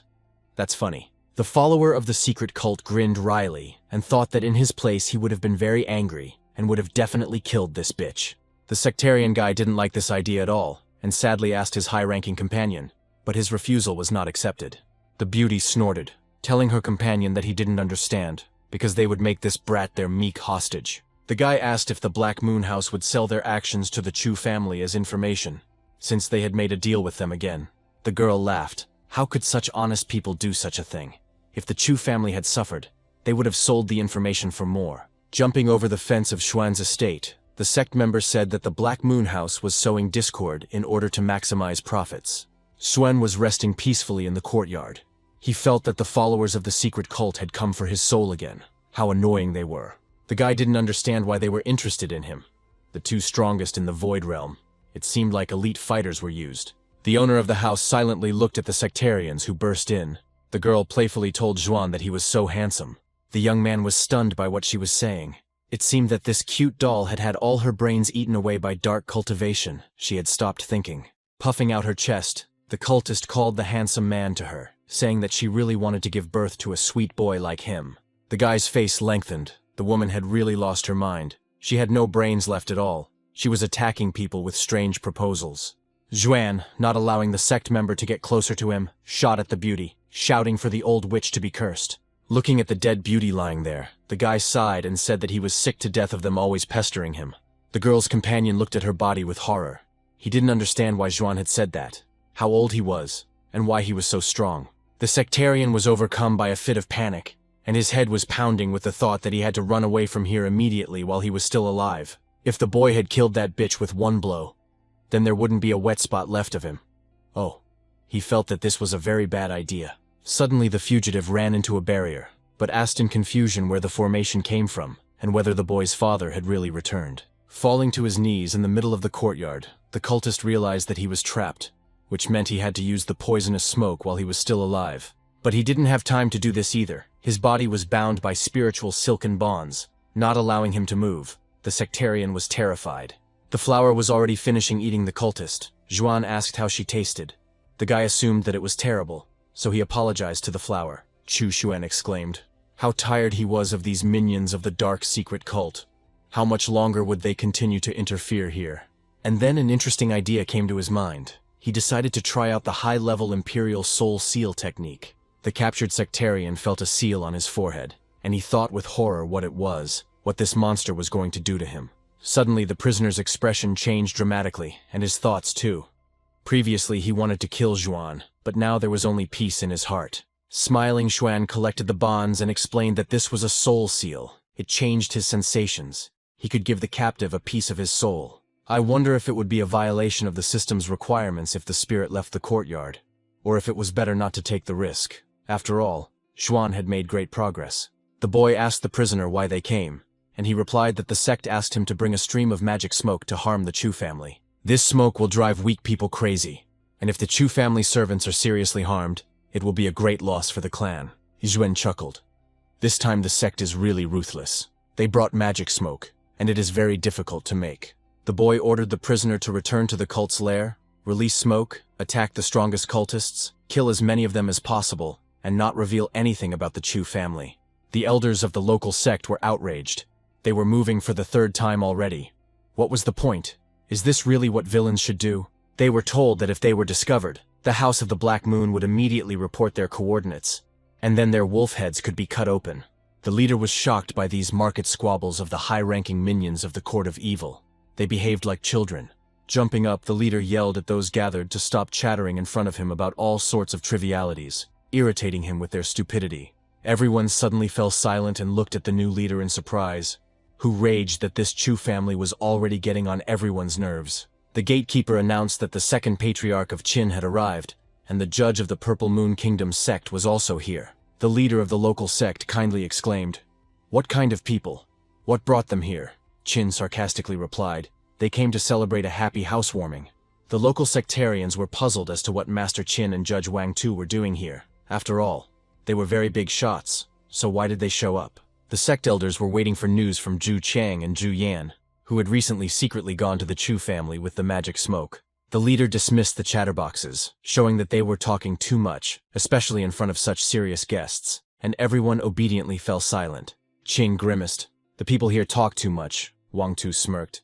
They can just kill them to shut them up. The leader of the local sectarians kindly apologized to the patriarch for his people. They were simply very worried about the latest failures. Qin asked if there was really no information from Zhu. The leader replied that it hadn't been long enough. There was no need to worry so much. The local leader was more concerned about why the Purple Moon Judge had personally come here. He replied that they had suffered heavy losses, and they did not like this situation. Because of that old devil Chu Tianming, they lost an entire branch of followers. The head of the sect was Qin's brother. He was also killed. The country is ruled by 4 families. After the latest incident with Chu, Qin, and other families gathered together to strike at the sect, the patriarch suggested that Wang Tu join forces and kill Chu Tianming. But the judge refused, saying they did not have a strong enough man. The local leader smiled. A young master from the Qin family is cooperating with them. No one from the outside world knows about it. The patriarch growled. Next time he will go to Chu himself. He has magic smoke. Even if he dies, he will still remain the winner. The leader noticed that the situation was getting tense, and he conciliatorily suggested that they first wait for a response from the Zhu siblings. And then the gatekeeper informed those gathered that Elder Zhu Qiang, whom everyone had been eagerly awaiting, had finally returned. The leader asked Chang in bewilderment why he was the only one who returned. Where was Zhu Yan? The patriarch strictly demanded that Zhu report. Xian replied, "They found important information." He returned to report. "Yan is still hiding in Chu territory." The leader sighed. Could Yan really be hiding? And her face was so beautiful. Part of Chang tried to warn the master not to listen to him. Qian secretly hoped that the master would realize that he was out of his mind and figure out what was wrong with Zhu. Since the leader was so smart and attentive, the patriarch asked Zhu Chang what else. It seemed to him that the guy was not telling him something. Everything inside Chang jumped with joy, right? Qin drew the attention of the local leader to the fact that something was wrong with the guy. He seemed to be ill. His whole face was red. Maybe he was sick. But Chang had placed his hopes on the wisest patriarch in vain. He agreed that they needed to gather a little more information and return to Chu. Suddenly Zhu Qiang smiled strangely and said that no one would ever leave here again. This cave would become their common grave. A magical smoke flowed from the sect elder's hand, and he released it right among the local sect leadership and guests. The leader shied away from Zhu Qiang. The head of the district sectarians realized that this was the end. They would not get out of the cave. The dam would kill everyone. The master did not understand what kind of fly had bitten one of the most loyal followers of the cult, the sect elder Zhu Qiang. The judge of the Purple Moon Clan Kingdom exclaimed that Zhu Qiang was a traitor. They had all been waiting for him and hoping for his success. But the sect elder didn't pay attention to anyone. Gritting his teeth, he walked forward like a wound-up mechanical doll. Zhu Qiang, with poisonous magic smoke, rushed towards the judge who accused him and shouted that he was ready to die for his master. The sect elder's fist was already rushing towards the judge when he shouted for the guy to stop. He also had magic smoke. Wang Tu opened his mouth and blew out a stream of black smoke. It was different from Zhu Qiang's smoke. The guy laughed loudly. Qiang shouted, "Whatever the cult, such is the protector. Resistance is no stronger than one hand." Tu cursed. "Daju has gone crazy. The Chu family will be destroyed." One of the pillars of the local sect continued to laugh, but they, a bunch of weaklings, would never be able to cope with the Chu family. The guy showed the cultists an obscene gesture and said with a laugh that no one in the whole of Qin could defeat him, that's for sure. The judge shouted that Zhu Qiang had gone crazy and that he needed to be killed as quickly as possible before he killed everyone present. The commander of the high-ranking sect's guards firmly said that the guards must not panic. These are all the 8 evils of the damn Chu family. Qiang's teacher reminded him that he had raised him from a young age and did not expect that he would repay his kindness in this way by becoming a traitor. The sect council member reprimanded the teacher. The old man is at it again. Zhu Qiang has already been sentenced to death. There is no point in wasting eloquence. Suddenly, a ray of light flashed on the tip of Zhu Qiang's finger. Everyone gasped. The guy definitely didn't have such talent before. A powerful stream of energy struck the teacher, who had taught the boy from childhood to deceive commoners and cause harm to everyone. Zhu Qiang, whose body was now controlled by Chu Xuan, mercilessly killed the old sectarian who was cultivating evil in young children. The guy chuckled. What nonsense. Fighting back alone, the owner of the body began to be a little amused by Zhuan's calmness. Zhu Cheng's mentor and one of the sect elders suddenly felt someone gently touch his shoulder. This smiling Zhu Cheng asked the teacher, "So what is he talking about? Is the death penalty inevitable? How is that possible?" The mentor, with a trembling voice, asked the others not to leave him. But the sectarians replied that they did not want to go to the next world with him. The sect elder scolded Zhu Qian, saying, "What's going on? Old bastard Tianming hasn't reached the level where he can control someone else's body." The boy grabbed the mentor by the hand, and with a smile, suggested that he try to carry out the sect council's sentence. Zhu Cheng smiled. He didn't expect that in the end only the mentor would remain. He cursed and asked for permission to talk to the others. The Purple Moon Cult Kingdom's judge called out to the mentor and asked why he didn't pull him out of there first. Tears gushed from Chang's eyes. In this dangerous time, the mentor decided to accompany him until the very end. How touching. Sobbing, the guy said. Who would have thought? They were not born on the same day. But the promise to die on the same day is very serious. Judge Wang Tu reminded himself again. Why doesn't Zhu Qiang pull him out first? He doesn't need him. He belongs to another cult. Chu Xuan smiled and said through Zhu Qiang's mouth that the time had come, he would die. But he would take all the other sectarians with him. Zhu Qiang's consciousness was horrified. He realized what Chu Xuan was going to do, gathering energy inside his body. He turned him into a bomb. There was a deafening explosion, and by that time the leader of the local sect had managed to escape from the cave, but everyone else died. As he walked away from the site of the horrific explosion, the leader thought with a grin that it seemed like it was time for the sect to move again. The system praised the guy. He destroyed the cult without leaving his home, for which he received a reward of 10 years of training. Chu Shen got out of bed and stretched sweetly. He had slept well after being able to blow up the sectarian's lair. The guy smiled contentedly. It was really cool. He really managed to completely control Zhu Qiang. But still, after overcoming the limit, it seems that the growth of strength immediately slowed down noticeably, although the progress is simply amazing. If this continues, within a year he will already be very strong, but this will not be enough to cope with the skill of the villain court. Although Xuan still has little strength, he has pills given to him by the system as a reward. By taking these spiritual steroids, he will become the strongest man in the Qin state. The guy swallowed a few pills. Suddenly, Chu Xuan felt a strange rumbling in his stomach. These pills had some strange effect on him. Maybe the guy took too many of them at once, but he felt visibly ill, as if he had swallowed spoiled food. Swaying slightly, Xuan walked up to the wall, and then he vomited. Everything he had eaten instantly flying out, staining the floor. Having recovered from a strong and painful attack of vomiting, the guy sighed heavily, wondering why he was being punished like this. But that wasn't all, Xuan cursed, feeling his stomach turning. Was there really another round? The young man felt like he could barely stand on his feet. He quietly said that he needed to finish his exercises for today and go to sleep. And then the guy's attention was drawn to a small bird that was chirping loudly and cheerfully on a tree near the house. Xuan instinctively waved his hand towards the tree, thinking about the small songbird that Blackie was trying to catch. At that very moment, the frightened bird appeared in Xuan's hand, and he was amazed that he had really moved forward so quickly. It seems that this is all thanks to the new kingdom. Here his powers increase many times more. It's simply amazing. Apparently, old man Chu Tianming should be at the same level now. The guy smiled. He is one of the best in the Qin territory. Xuan chuckled. He was even lucky that he was from the Chu family. They feed him for free. He has a house. Even the servants sometimes clean for him. Having covered the estate with magical protection, Chu Xuan began to snore peacefully. Now the guy was quite satisfied with his life in this world. An honored guest arrived to see the head of the Chu Tianming family. A representative of the Black Moon House respectfully greeted the master. The old man chuckled. Wang Chang himself came out of his hiding place to greet him. What made the spy do this? Tianming shouted that Chang was guilty of attacking his family. He was ready to tear the spy's head off for this. Wang tried to calm Chu down. The head of the family shouted and reminded Wang Chang that he had sent a message saying that he had important information about the Chu family. Tianming frowned and suggested that the spy get straight to the point without further ado. Master Chu was not particularly patient. The old man poured himself some tea and prepared to listen to the message from the representative of the powerful Black Moon House, Wang Chan. But the spy said that this information was worth 1 million spiritual stones, and old Tianming almost choked on his tea.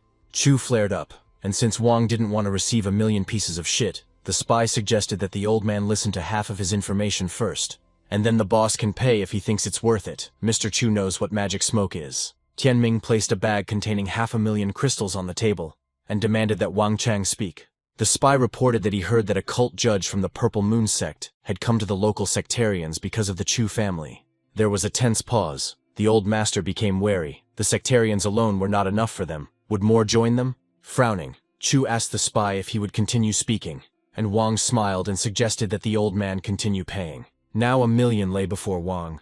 Chu ordered the traitor to speak, he reported. The judge brought magic smoke to take revenge on Chu.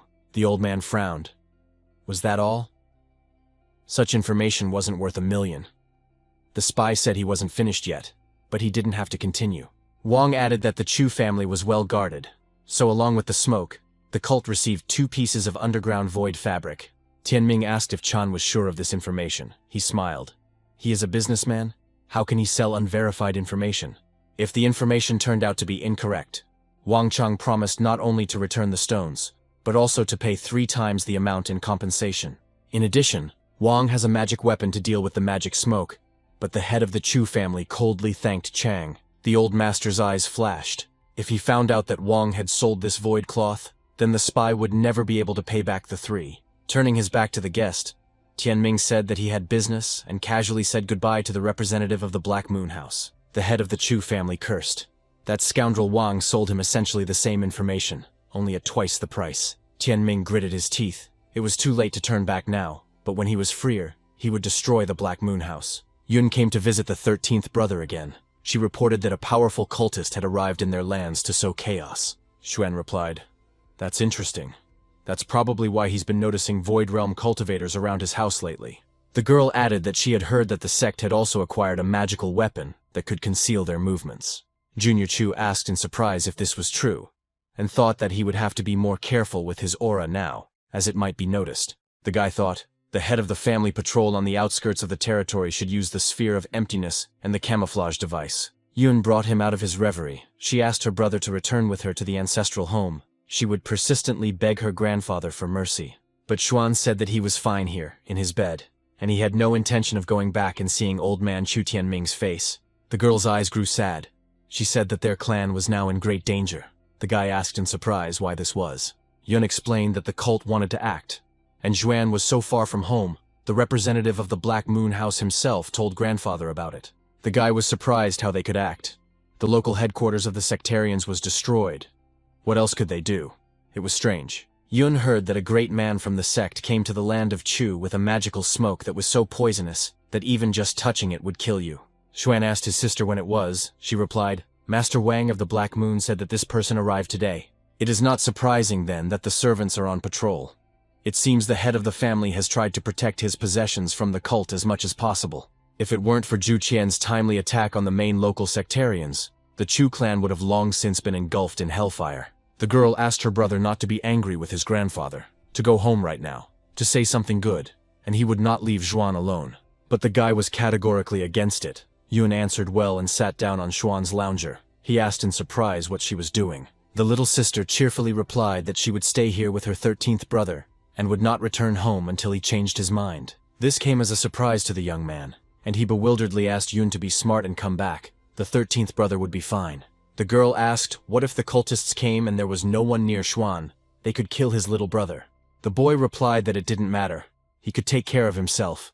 But his older sister's stubbornness was starting to irritate Xuan. Yun smiled cheerfully. She sincerely loved her little brother, and due to her character she could not be serious for long. She got up from Xuan's favorite lounger and approached her brother again, still hoping to persuade him to go with her. The girl was surprised that her brother was so optimistic, while their entire family was in a state of serious anxiety and even panic. She hoped that if something happened, Xuan would stay in a safe place and not do anything rash. Xuan modestly replied that he would never dare to do anything. He was not good enough to fight the cult master. The guy assured Yun that he would take care of himself and asked if she would now leave, but the girl replied with a smile that she was staying here. Xuan's older sister stretched out on his bed and said, "It's nice here." The guy laughed. "Yun is too willful." The girl's gaze fell on Blackie. She whispered, "What a cute little cat. Did his brother really find him here?" Xuan grabbed his head. The leader gathered the elders of the Chu clan. Before the cult attacked, they had time to prepare. They entrusted the guard to the masters of the Void Realm. But they still need to be more vigilant. They need to lure the enemy deeper into the clan. Then they will kill all these freaks. One of the elders reminded the master that the youngest, the 13th son, lived on the edge of the clan and could be attacked. Tianming replied that he asked Chu Yun to talk to Xuan if he did not return to the big house. Then he just needed to keep an eye on him. If Chu Xuan were to die at the hands of the dark cultists, it would tarnish the impeccable reputation of his very powerful father, Chu Luo. The next morning, going out into the yard, Xuan saw Yun smiling. She wished her brother good morning. He was surprised. She got up so early. The girl explained that she hadn't seen anyone from the sect yet, but she still had to train a lot. The guy understood that it was no wonder the old man loved her so much. While walking around the estate, Yun accidentally saw one of Xuan's technique books, given to the guy by the system as a reward for his seclusion. The girl was amazed. This was a very rare technique. She asked the 13th brother why he needed such an amazing book. He doesn't seem to practice at all. Where did these techniques come from? Xuan reminded whose yard this was. After all, his father lived here. The guy modestly said that he simply decided to look at his practices that remained here, and Yun was satisfied with this explanation. With Xuan's permission, the girl immersed herself in studying the practice, and continued to diligently study according to her program. Relatives were worried about Tianming. He had been walking back and forth in the yard for 3 days already. All this time he had not drunk or eaten, pacing the yard. The interlocutors admired the old man, as befits the master of the house. Even in such conditions he was cheerful, and it was interesting to know what was troubling him. Enraged, Tianming approached his interlocutors and asked if he couldn't speak more quietly, or if he thought the old man was deaf. Cursing, the head of the family barked at them to either tell the news or get lost, and not irritate him with empty chatter. The old man was burning with impatience. For 3 days there had been no news. No matter how shameful the cult was, these vile creatures could not fight him one-on-one. Tianming demanded that the elders of the Void Realm come out and find out what this evil cursed sect was planning. Chu Xian, who heard his grandfather's screams with his aura, patted his ear and irritably noticed how loud Tianming was. A spy from the sect came to Wang Tu and reported that the local cult had been destroyed, and that he could not attack the Chu family now. Van was surprised how this happened. The guy replied that there was internal unrest in the sect. Their gathering place was completely destroyed. It is said that Zhu Cheng exploded like a firework, painting the rooms blood red, and the cult judge went crazy from the sight. The guy noticed that after these events, Wang Chang now owed the Chu family, and he was sincerely surprised at why he owed them. Winking at the boy, Van cheerfully asked if he didn't want to make some more money, and he asked in confusion if Chan hadn't promised them. The representative of the Black Moon House frowned. The boy was making fun of him. He was going to deprive him of his bonus for talking like that. Wang Chang said that problems were brewing in the Black Moon House. The young man asked the master what to do. He replied that it was up to the boy to decide. Even though they screwed up, they can use the new information to their advantage, and then their house's reputation will not be in any danger. Placing his hand on the boy's shoulder, Wang Chang said that the cult was dangerous, but he still needed the young man to go there again as soon as possible. Xushen knew very well that old man Tianming would soon find out about the cult, and the boy was afraid that the Black Moon would start to act.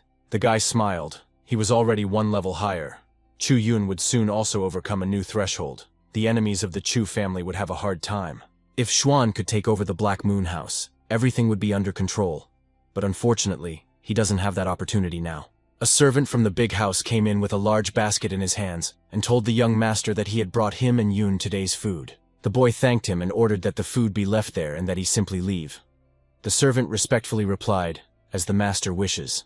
Suddenly Xuan stopped the servant and asked who else besides the sect could be plotting against the Chu family. Maybe he knew. One of the guards ran up to old Chu Tianming and excitedly but respectfully called out to the old master, who was respected by everyone. The old man turned around abruptly. He asked what had happened. The sect had already attacked them. Well, why was the messenger hesitating? The head of the family frowned, but the messenger replied that he had good news. No one had attacked or would attack. Tianming was stunned. Did they learn anything concrete? The boy answered the teacher. The branch of the sect in their area was completely destroyed. The old man could not believe it. But how could this happen? The messenger confirmed that their meeting place was destroyed. The walls were covered in blood. The yard was full of corpses, and the head of the family asked them not to lie to him. The elders of the Chu family found not only traces of the magical smoke, but also traces of the judge and the elders of the sect. Tianming was perplexed as to who could have done such a thing, especially in the very heart of the sect.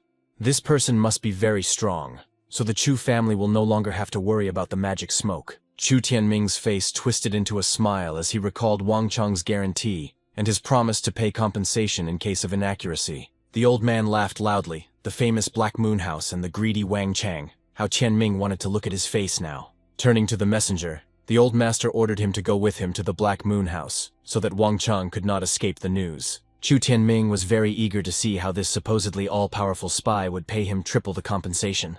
Xuan was walking in the courtyard of the estate. His older sister had been living here with him for several days. The guy felt that both he and Xuan were on the verge of a breakthrough, a little more, and they would need to break through to a new level. Yun, stretching, told her brother that his courtyard was magnificent. Here she could devote herself to study and practice, and she already felt success. Xuan advised her to go to the ancestral home to make a breakthrough under protection. The girl smiled. Did he really feel that she would soon make a breakthrough? The young man insisted that she practice at home, and also asked that the old man not see the techniques he gave her. The sister promised not to show anything to her grandfather. Since Xuan asked so, the guy sighed with relief. That's great. Suddenly, Xuan felt that someone was approaching the estate. This person was very strong, and besides, he was not coming here alone. The boy realized with surprise that grandfather Tianming himself was coming towards them. He was the last person Xuan expected to see here. The young man asked in surprise what this old man was doing here. Tianming objected. He was more concerned about why Xuan was still here. The boy replied that he had disgraced the family and therefore remained in exile.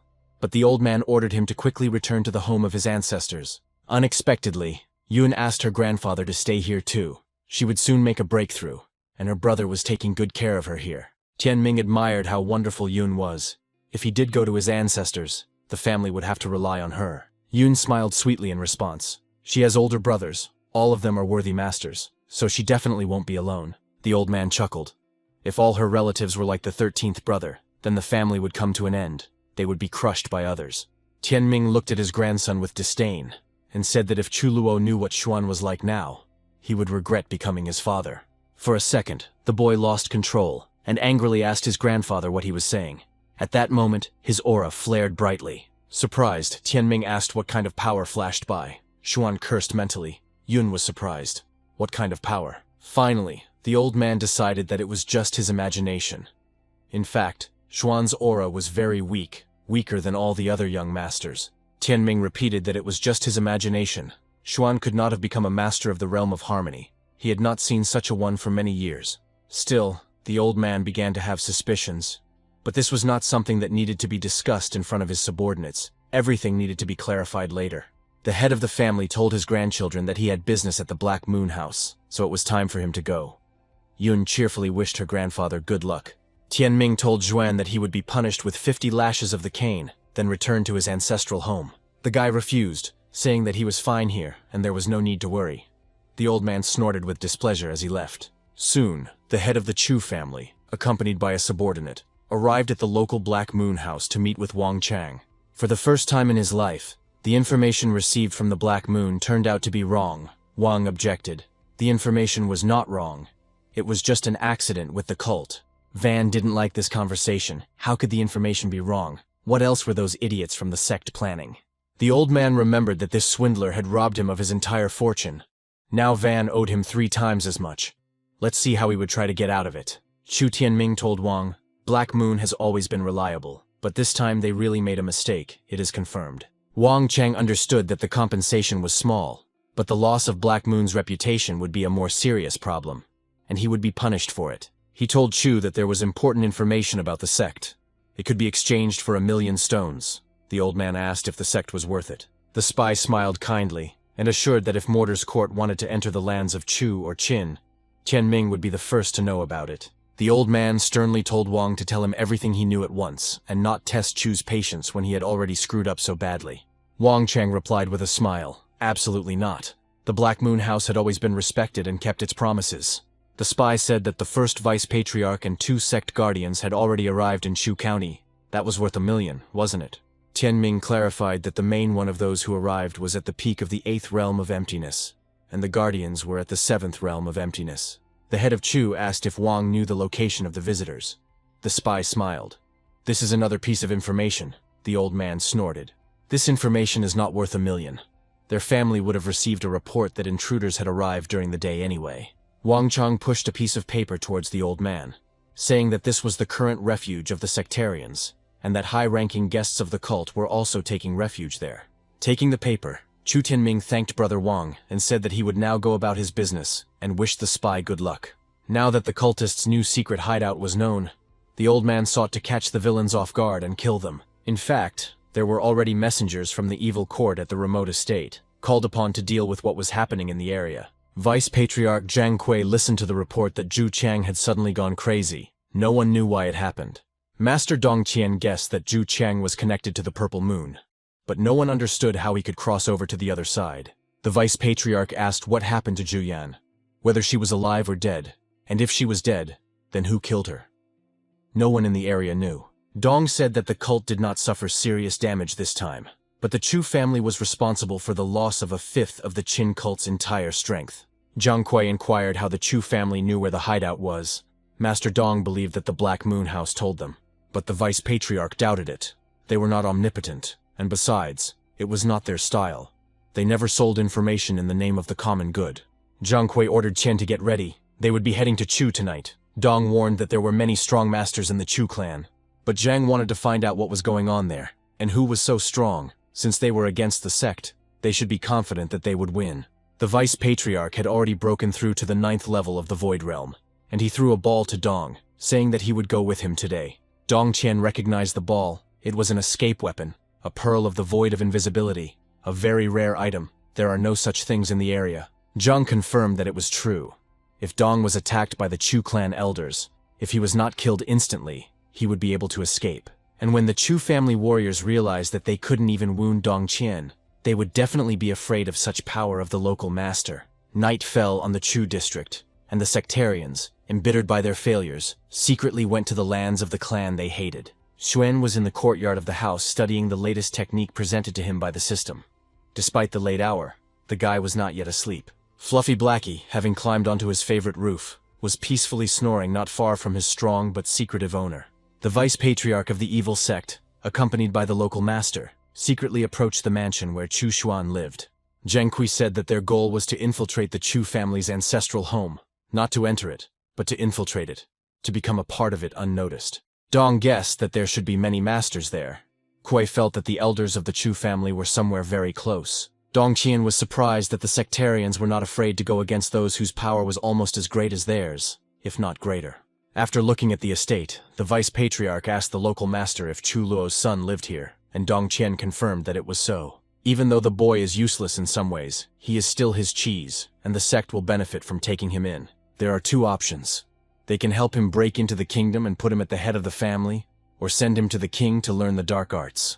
Zhang Kui laughed and asked if the proud and great Chu family could handle Chu Luo's son going down the evil path and becoming a sectarian. Someday Lo will return home and see his son after a long separation.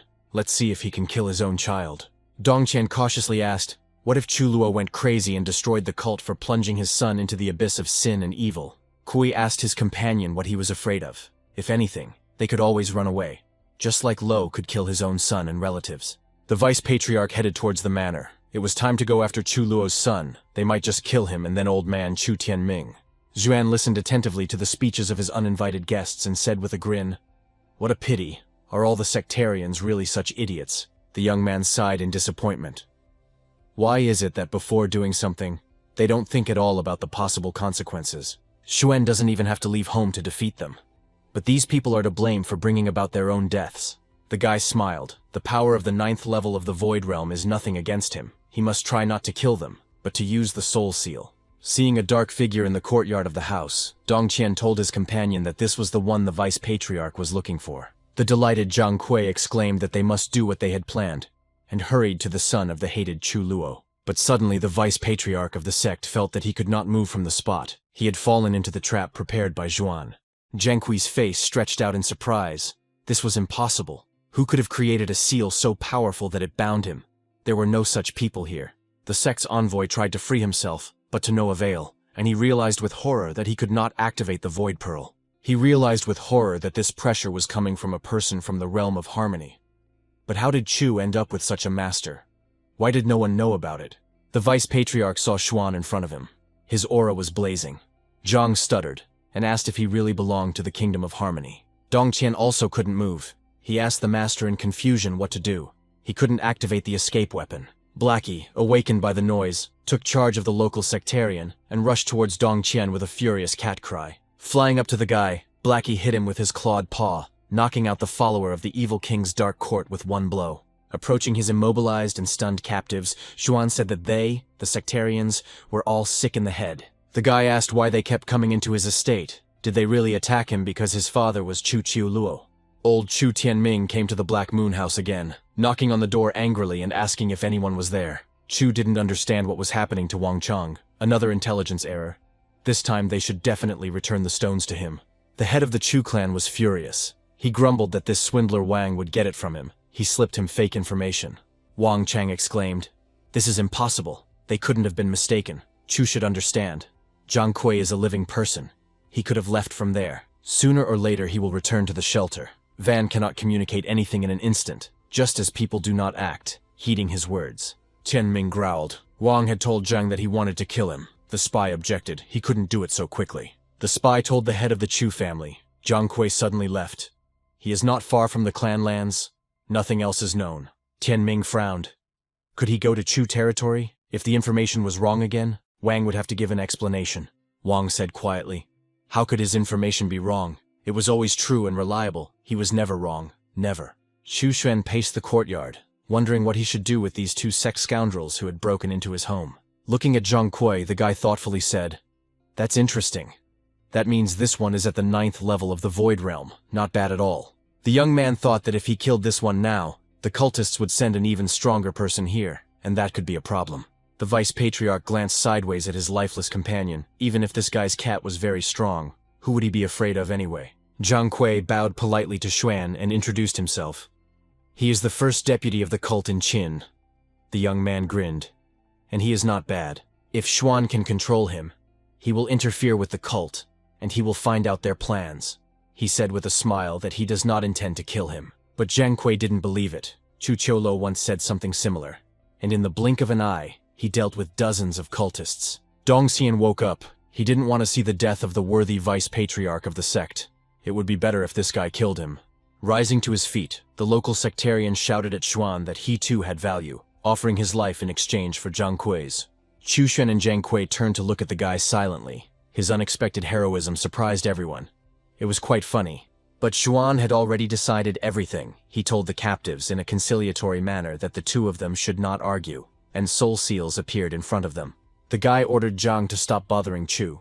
He replied that he would restore order in the sect. If anyone disobeyed him, they would die. Xuan ordered Zhang to work hard to become the Qin master. The best way to deal with the sect is to control them. The guy asked about the Black Moon. Zhang replied that even they can't hide their operations from them. Apparently they have a spy tool. Moreover, it is said that the most powerful person in Qin is connected to her. The sectarians believe that this is somehow connected to the House of the Black Moon. Xuan noticed that this was quite interesting information. The guy felt that Chu Tianming had been informed of Zhang Kui's arrival.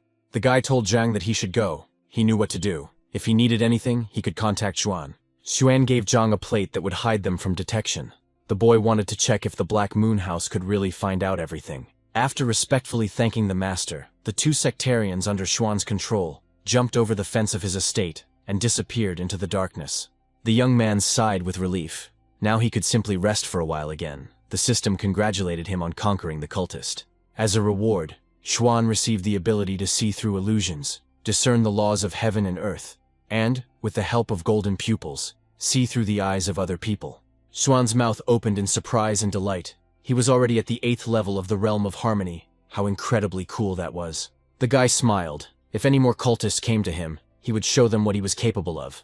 Maybe then they would forget the way here. Junior Chu decided that he must continue training. It is the key to stable growth of strength, and strength brings security. An enraged Tianming headed back to the local office of the Black Moon House, seething with rage. Wang Cheng shuddered. He was sure that old Master Chu would definitely return to him with new claims. Tianming growled. Wang apparently takes him for a fool, or thinks that Chu will not be able to lower the reputation of the Black Moon House. Wang Cheng's face fell, and he asked in surprise what Master Chu meant. The reputation of the Black Moon House is as unshakable as a rock. The old man reminded that Wang had taken 1,000,000 stones from him, and the 2 pieces of information that the spy had given him turned out to be empty. Zhang had never appeared on their territory. Wang didn't believe it. It couldn't be. His information was always reliable. He couldn't be wrong again. Zhang was definitely there. Tianming sternly asked where Zhang Kui was. He was not at the place Wang had indicated, nor was he in the Chu clan's territory. The old man barked that he had personally inspected everything. Wang Chan's information had turned out to be incorrect, and it was time to return the crystals. The spy frowned and asked the angry Mr. Chu to wait a minute. Wang Chang should check everything himself first. Wang didn't understand what happened to Zhang Kui. Didn't he intend to infiltrate the Chu clan? Did he just give up? It was pointless. Wang Chang asked his secret agent in the sect where Zhang Kui was now. The guy replied that he did not know. He had disappeared. The spy was angry. He didn't know how it was. Soon the guy would have to take responsibility for his mistakes. The guy said that Zhang Kui was on his way to the Chu family last night. They haven't found him yet. It's like he disappeared into thin air. Wang Chang ordered that all people be used to find out as quickly as possible where the vice-patriarch of this damned sect was. Chang didn't understand why that freak Zhang Kui didn't go to the Chu clan. He needed to calm Tianming down, otherwise he, Wang Chang, might lose face. The spy approached the head of the Chu family and said there was no need to be angry. He had already given the order to find Zhang Kui. But Tianming was not satisfied with this. He told Wang that Zhang Kui was a cunning man, and the Black Moon House had already made 2 mistakes, which was why Chu could not get rid of him.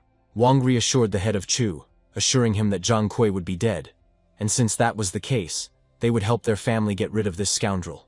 The old man was doubtful. Zhang Kui was strong and had the Void Pearl, so it wouldn't be easy to kill him. He could always escape. Wang objected. If the pearl was blocked, it would not be difficult to kill him. Tianming smiled. Then he would wait for news. The system rewarded Zhuan with the spiritual and true speech technique for being able to cause damage to the Black Moon House without leaving home. The guy wondered if this damage to the Black Moon House could be related to Zhang Kui. Most likely this is the case. Zhuan thought that these spies would be able to identify him too. It seemed that the Black Moon House was not as powerful as they said. Spiritual speech is a powerful secret art that can mend a broken soul and restore a person's strength. The technique of true speech allows one to force a person to speak the truth. It is also a secret technique related to the great Tao of heaven and earth. Xuan laughed. He received 2 secret arts from the system at once. So many interesting and fun things can be done at home. For his good mood, the system gave the guy another gift. 7-colored divine light. The young man smiled. What a nice day. The young man admired the 7-flower flower. It can help block not only physical, but also spiritual attacks. It is beautiful and useful. Xuan smiled. With this beautiful item he would be safer and could continue practicing without fear. Having received no news from the Black Moon House, Chu Tianming himself came to Wang Chang and angrily asked where Zhang Kui was. The spy was at a loss and honestly told the old man that he didn't know. Tianming asked Wang if he was making fun of him. Wang Chang assured the angry old man that whether Zhang Kui was alive or dead, they would definitely get information about him. It was a matter of honor. The spy didn't understand what was wrong with that idiot Zhang Kui, whether he really just disappeared, but Wang still had to find out about him. Chu didn't calm down. 3 days had already passed, but there was no news. He doubted the information from the House of the Black Moon or Wang's powers. Wang Chang assured Chu that the information from the Black Moon Tower was unique, and his strength was sufficient to find the sect's vice-patriarch. In that case, Chu Tianming agreed to wait another day. Wang Chang kindly walked the old man to the door and said goodbye. Wang Chang yelled at the agent, "And where is this Zhang Kui? Is he alive or dead?" The guy assumed that the vice-patriarch of the sect was most likely dead. The spy asked the agent if he was sure of this, and he replied, 80%. But Van was worried that he might still be alive. The guy lowered his head and promised to check again all possible places where Zhang Kui appeared, and report back immediately. Meanwhile, Xuan studied the received treatises, including a description of the tragic life of the Dark King. In his youth, he castrated himself and began developing powerful techniques, but then learned that the enemy had stronger techniques. Moreover, the enemy married his beloved girl. Then chaos settled in the king's heart. He went mad and changed beyond recognition. The king then decided to sacrifice the blood of 1 million people to get his organ back, the demonic blood technique he created. With the help of this terrible technique, he regained his organ, took revenge on his enemies, and subjugated the girl he once loved. But the beauty only coldly said that the Dark King was simply a weakling compared to her husband, and she would never love a villain. And then the Dark King finally became possessed and soon died. Xuan was surprised. He really had a tragic life. At this time, a servant from the big house entered the gate and informed the 13th master that the leader had ordered him to return home. Xuan grimaced. What was wrong with this grandfather Chu Tianming? Why did he suddenly want to bring him home, when he himself sent him into exile? The guy told the servant that he refused. He was living well here. If he returned now, then all this time would have been wasted. The servant conveyed the leader's words that all their disagreements were in the past, and he could return home. But Xuan repeated that he would not return. The saddened servant went back, saying that nothing could be done. He would convey the words of the 13th master to the head of the family. For refusing to return home, the system rewarded the young man with the tea of understanding the truth. Xuan was delighted, another reward from the system. The true limit is the realization of the true meaning. Tea will help you realize the truth of this world, and make a breakthrough to the true limit. Xuan smiled. He could only dream of the true limit. But tea would help him realize the truth of this world, and make a breakthrough much faster. The guy decided to brew the tea he was given right away to try its effect, wondering what he would feel. The young man raised the mug to his mouth with a trembling hand and took a sip. The tea tasted wonderful and aromatic. Xuan closed his eyes and listened to his inner feelings, as if he was waking up and beginning to see and understand everything differently. Suddenly he realized that he had immediately broken through to the 9th level of the Kingdom of Harmony, and now the true kingdom was just around the corner. Hearing the 13th young master's answer from the servant, the chief flared up, asking what it meant that this boy did not want to return home. Tianming quickly pulled himself together and calmly said, "Okay, if he wants to stay there, let him do it his own way." At the appointed time, the head of the Chu family returned to the Black Moon House again, to find out where the sect's vice-patriarch was. Wang Zhang told the old man that, according to the information he had received, Zhang Kui was dead, and that he was indeed nowhere in this area. Tianming asked if Wang was sure of this and who killed him. The spy assured that there could be no mistake. Most likely he was killed by people not from the Qing country. Wang thought, even if Zhang Kui survived, the Black Moon House would deal with him in an instant, but their information must definitely be correct. As for buying information, Wang is willing to accept Chu's assignment as compensation for previous inaccuracies. Well, since Wang is confident, Tianming will not investigate further, but he wants to ask to find out where his son Luo is. Wang Chang assured the old man that he had personally asked the Black Moon House to take on this matter, and that he would immediately inform him as soon as there was any news. Chu Tianming was satisfied and politely thanked Brother Wang for the good news and for his promise to help find his missing son. The 10th month passed, and as a reward, Xuan received the mysterious fire bell, an imperial weapon of incomparable power. The guy was delighted. Again an imperial weapon. This thing even contained technology. Consider that he was already 1 foot in the true kingdom. After drinking a couple more cups of tea, Xuan will be able to break through to the next realm almost immediately. It's incredible. At this moment, Sister Yun entered the room.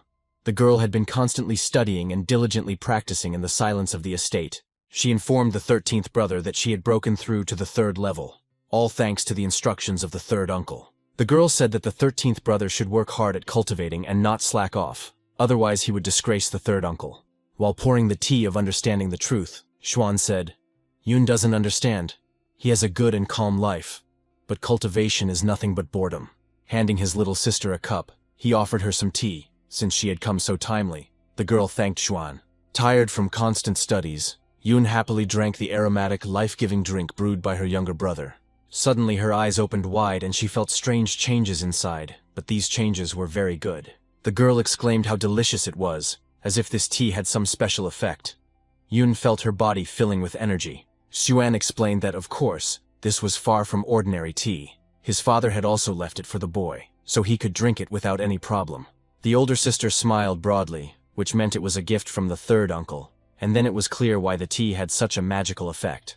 The guy thought that if he brewed this tea for Yun every day, she would easily break through to the true realm.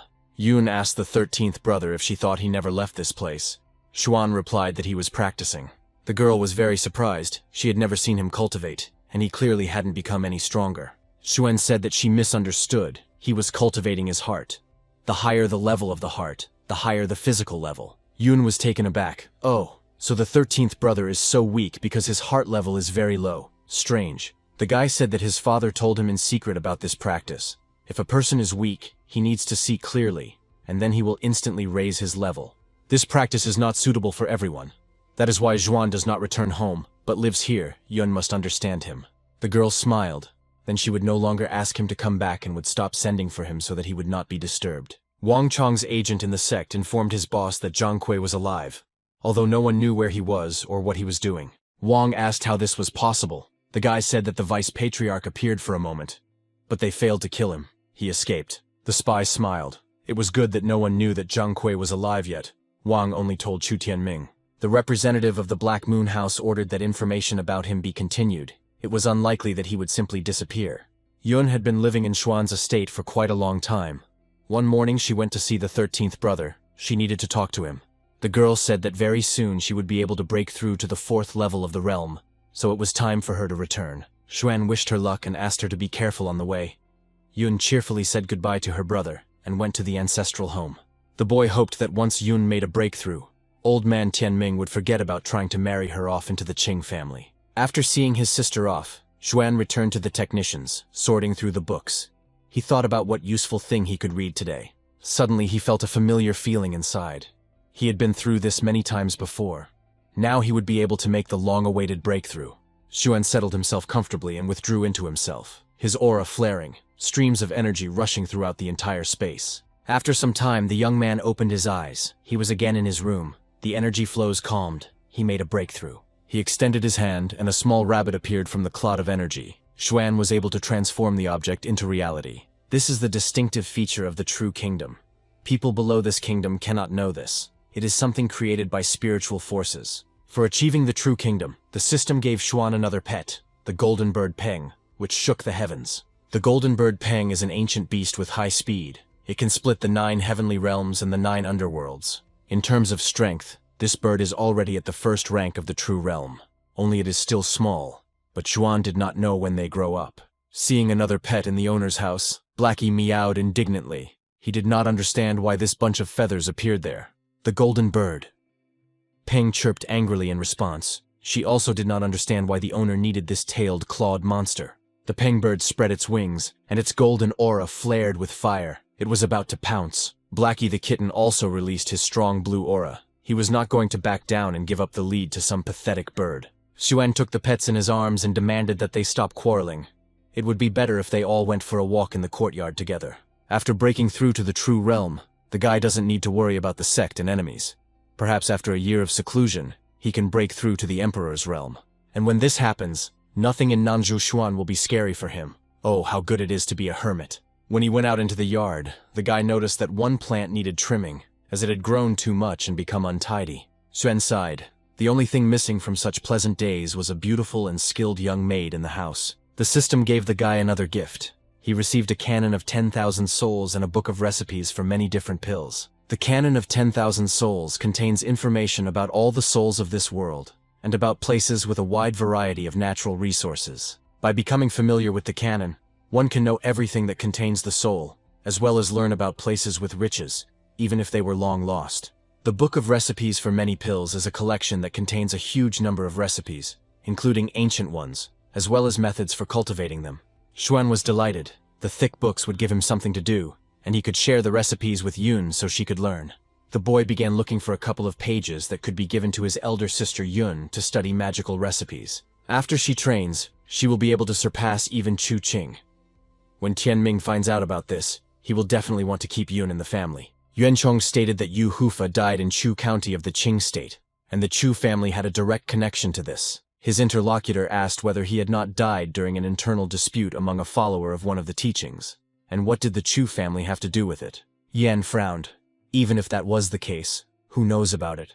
Besides, even if it wasn't the Chu family's doing, how could things turn out like this? Because of them, more than 10 people from the Purple Moon died. Even the leader was injured. All because the Chu family went to war against them. Yuanchong demanded that all the elders be summoned. The Chu family must answer for everything. For how long can they get away with it? A new beautiful sunny day arrived. Chu Xuan was enjoying his hermitage and studying the books that had been given to him. The gates opened and the boy heard his sister's ringing voice. Yun informed her brother that she was now at the 4th level of the kingdom. He praised the girl, a quick breakthrough. Thanks to Xuan's techniques and the magic tea, Yun made excellent progress. The boy said he was looking through a book and found a description of the art of making pills left by his father and offered Yun to read it. The girl was amazed. Having a method for making the void pill, Grandpa should definitely break through to the realm of harmony. Yun was perplexed. So the third uncle knew this recipe and did not reveal it to anyone. Could this art really be so special? Sister Xuan wondered if she should find out more about this art, and whether it would bring trouble to the entire Chu family. Xuan was perplexed as to why Yun was so withdrawn now, and whether she really doubted the source of this recipe. He told his sister that he had known about this recipe for a long time. His father always told him to study, but Xuan pretended to be tired, so he achieved little. Yun knew that pill recipes were highly prized, and caution was a must. If the information leaked, the Chu family would be destroyed. It would be especially sad if cultists targeted the recipes. It would be better for her to study them secretly and then practice in a secluded place. If no one finds out, then there won't be any problems. Xuan agreed with his sensible sister. He needed to be more careful. The guy handed Yun a jade amulet that he had inherited from his father. Xuan wouldn't need it, but his sister would need it for training. It is necessary to contact Zhang Kui through the soul seal, so that he can discreetly keep an eye on Yun. Because of the seal, he will not be able to disobey. With him, the Chu territory will become calmer, and after all preparations are completed, one can continue to live as a hermit in peace. In a secret hideout among the rocks, the elders of the Purple Moon cult gathered at Yuan Chong's command. The master expressed his grief to those gathered over the death of their brothers in the country of Qing, due to the fault of the cursed aggressive Chu clan. Yuan asked who was willing to make the enemies pay in blood for the losses of the Purple Moon cult followers. One of the elders warned that the Chu family's strength was not as great as theirs, but they still couldn't be called weak, and besides, this was someone else's territory. Yuan Chong asked. But how could the cult let them get away with everything? They destroyed what Purple Moon had built for many years. Master heard that Chu Luo's son had been exiled, and now would be the easiest time to catch the boy, which would at least help him let off some steam. The elder asked why the Purple Moon cult needed him since he had been expelled from his family. The master called his interlocutor a fool. He's still Chu Luo's son, not some lowborn dog. Even if the guy himself is trash, he's still valuable because of his father. The elder agreed that if Chu Luo returned, his son would be held hostage and would be a trump card, so they could definitely lure him into a trap. Since this was the case, all the elders agreed with Cult Master Yuan Chong's proposal, although they were not eager to carry it out. The master offered to leave everything to the one who had mastered the art of disguise best, the cult elder Lu Yuan. Xuan sat in the yard, basking in the sun and enjoying his tea. Very soon it would be a year since he had lived here. The cultists haven't been doing anything lately, so it could be taken as a sign that they've finally decided to behave decently. Perhaps the young man will even be able to calmly study the practices, gain strength, and wait until the year of his seclusion comes. But as if to mock him, Xuan received a notification from the barrier he had erected that a strong fighter had been detected. The guy cursed. It's true what they say. You only have to mention the devil and he will immediately appear, which is what the sectarians needed again. Xuan determined that the person who had come to him was a third-level Void Realm guy. It must be an elder. Why didn't Zhang Kui report it? The guy was lamenting. And why do they all always go straight to him? Are there no other houses in the clan? Or do they consider this one the main one? Xuan's eyes flashed angrily. Well, this guy came to him himself, so let him blame himself now. No one invited him here. The Purple Moon cult's envoy walked confidently to the estate's gates, unmet or stopped. The guy was happy. There was no security nearby who could match his strength. It was very convenient.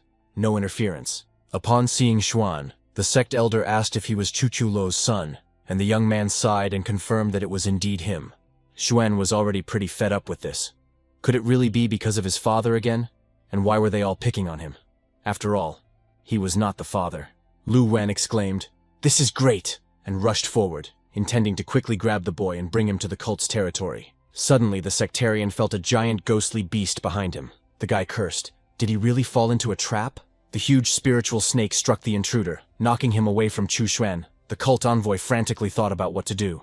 Lying flat on the stone floor, Lu Yuan frowned and asked, so the boy was just a decoy. Xuan asked the elder which sect he was from, and who knew that he was his father's son. A spiritual beast was hissing next to the young man. Lu Yuan thought, next to the boy was a demonic beast of the Void Realm. Did Chu Luo really leave it for his son?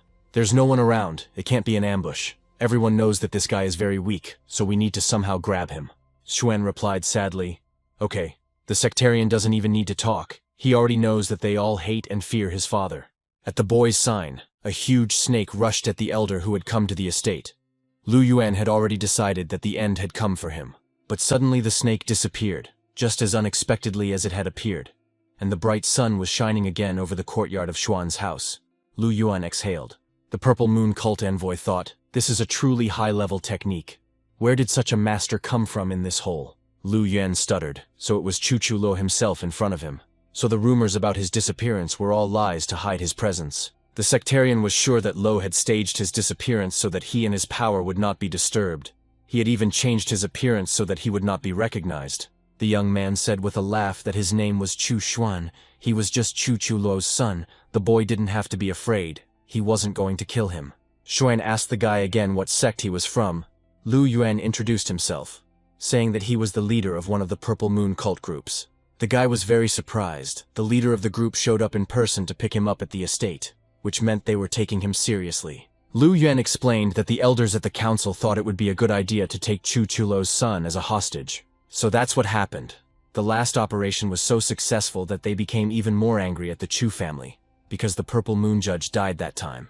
Chu Shen told the cult envoy that since they had come to him, they would have to take retaliatory measures. It was their own fault. The guy explained that he would put a soul seal on Lu and inject spiritual power.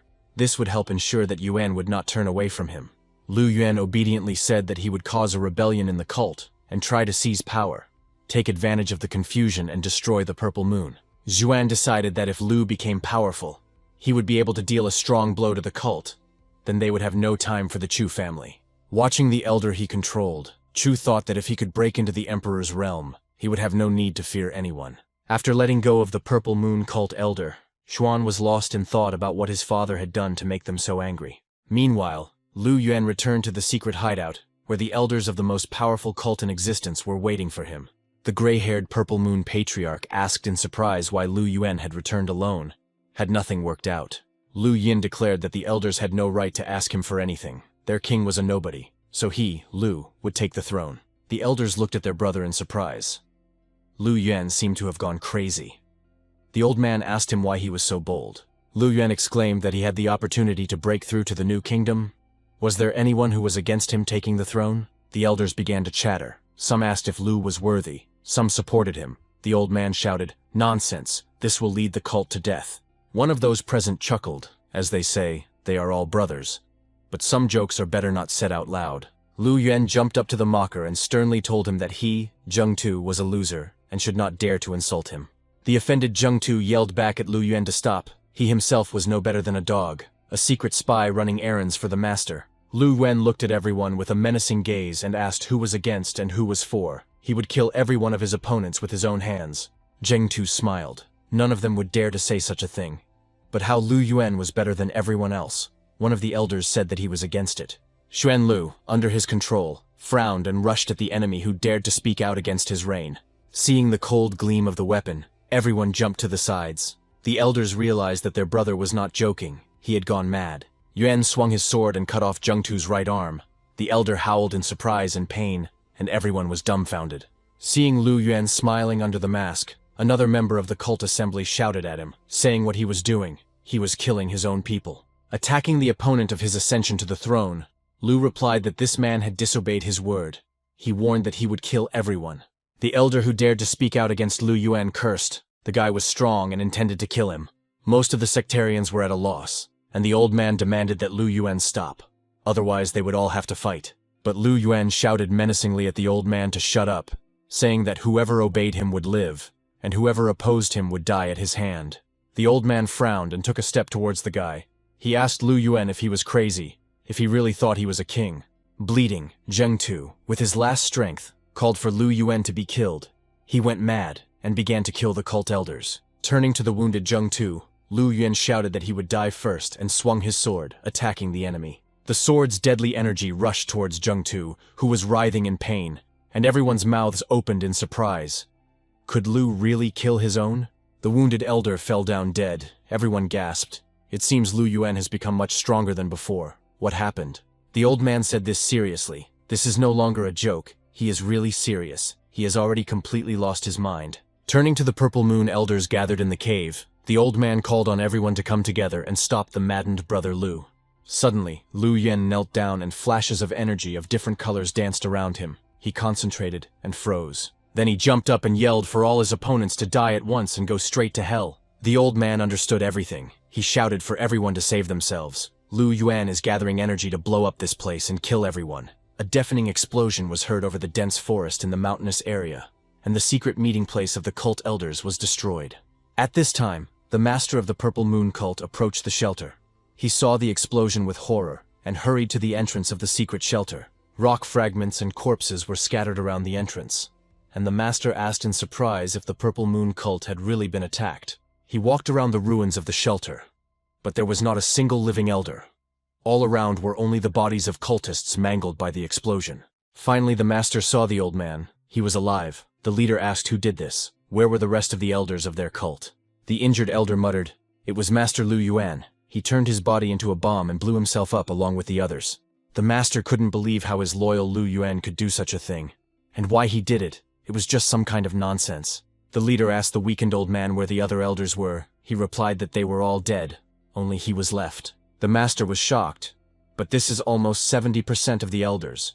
With such losses, they will not be able to resist other cults. The old man muttered that the master should not stand still, but help him immediately. Otherwise he could die from his wounds.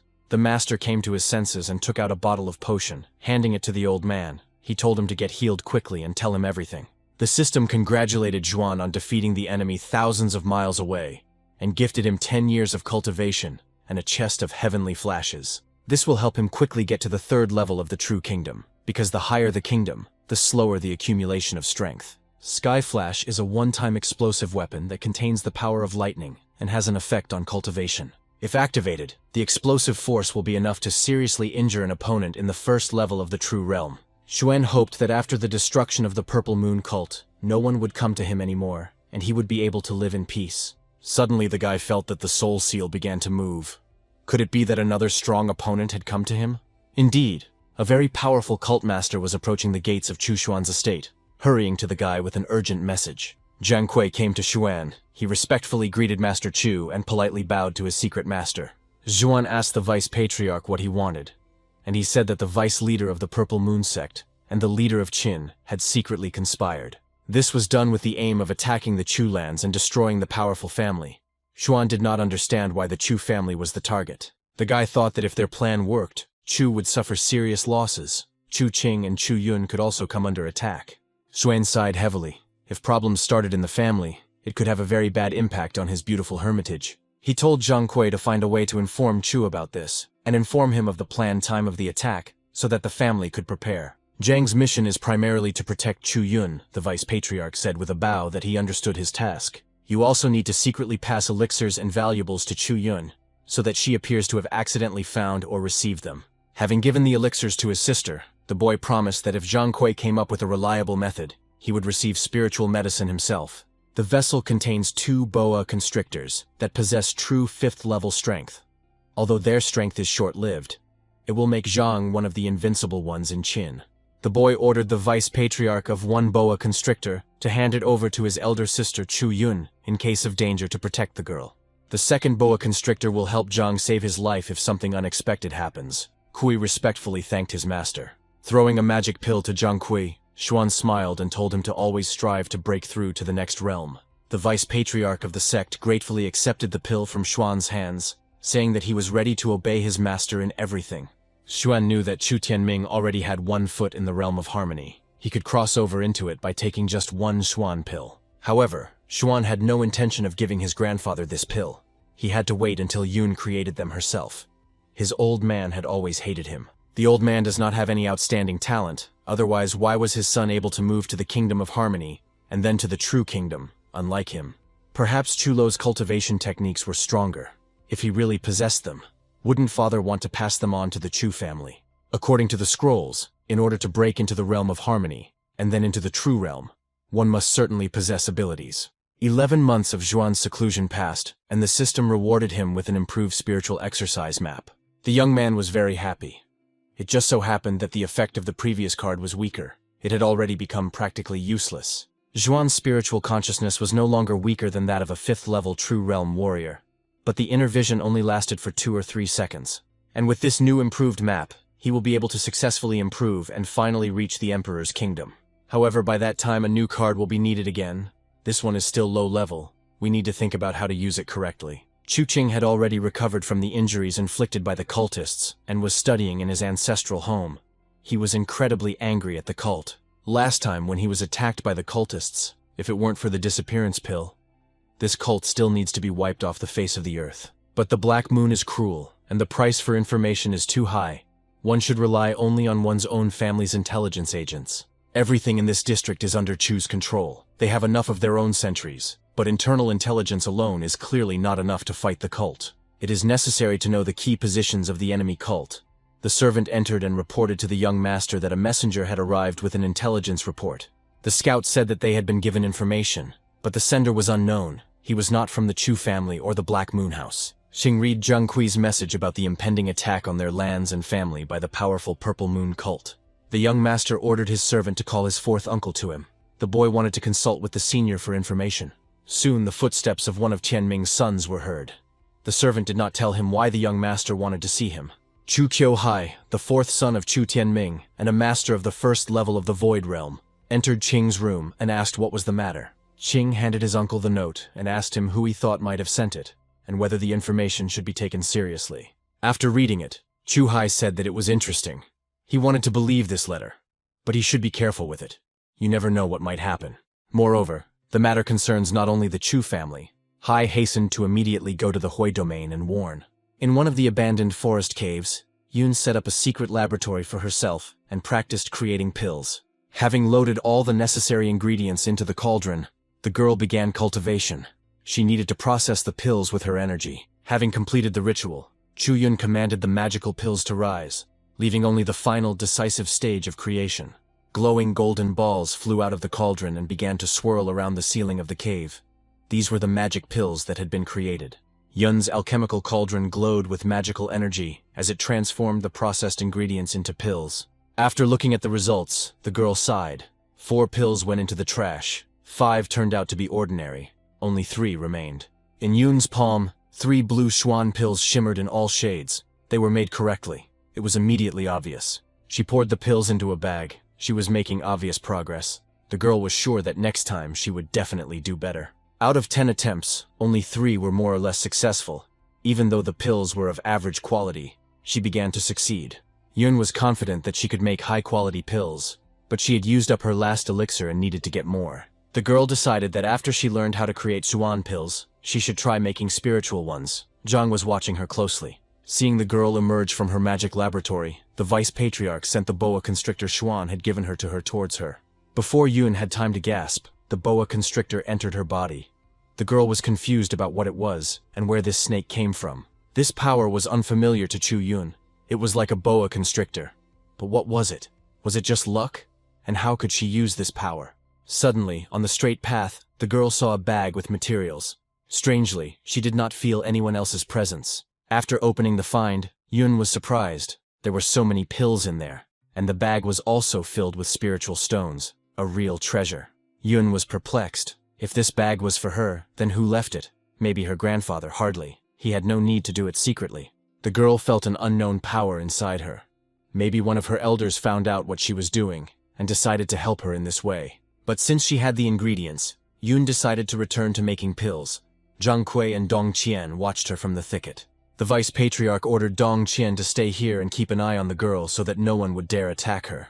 And Zhang Kui himself must come up with a plan to keep Brother Chu safe, and so that no cult will bother him in the future. Leaving Dong Qian to look after the girl, the vice patriarch of the sect hurried to Chu Xuan to report what he had been able to do. He reported to the master that his sister Yun had an obvious talent for creating pills. She had only been practicing for a short time, but had already achieved success. In a short period of time, she had already become capable of creating Xuan pills, and in a little while, she would be able to create spiritual pills.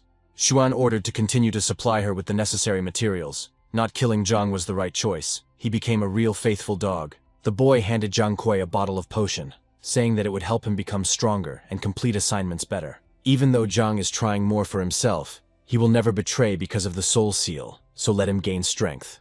The Chu and He families joined forces and were the first to attack the cult, and victory was assured. The battle was said to be fierce. It is said that even the head of Qin, Lu Wang, invested money from the treasury, but it did not help. Lu Wang was seriously wounded and fled with his tail between his legs. The remaining cult centers were also almost completely destroyed. Xuan mentally praised Zhang Kui for his successful plan. The servant spoke excitedly. The elders also surrendered, and their equipment was destroyed. The Purple Moon cult was on the verge of extinction. Xuan was pleased. Great. Now there was a high probability that the cult would not be able to function fully for some time. For developing a strategy and defeating the enemy cult, The system rewarded Chu Xuan with a secret surveillance technique. The resulting technique allows one to explore the secrets of others, peer into the minds of others and learn about their past, even peer into past lives. Xuan was delighted. Mastering this technique meant that no one would be able to hide their true identity from him now. The guy looked at his pet Blackie, who meowed affably to his owner.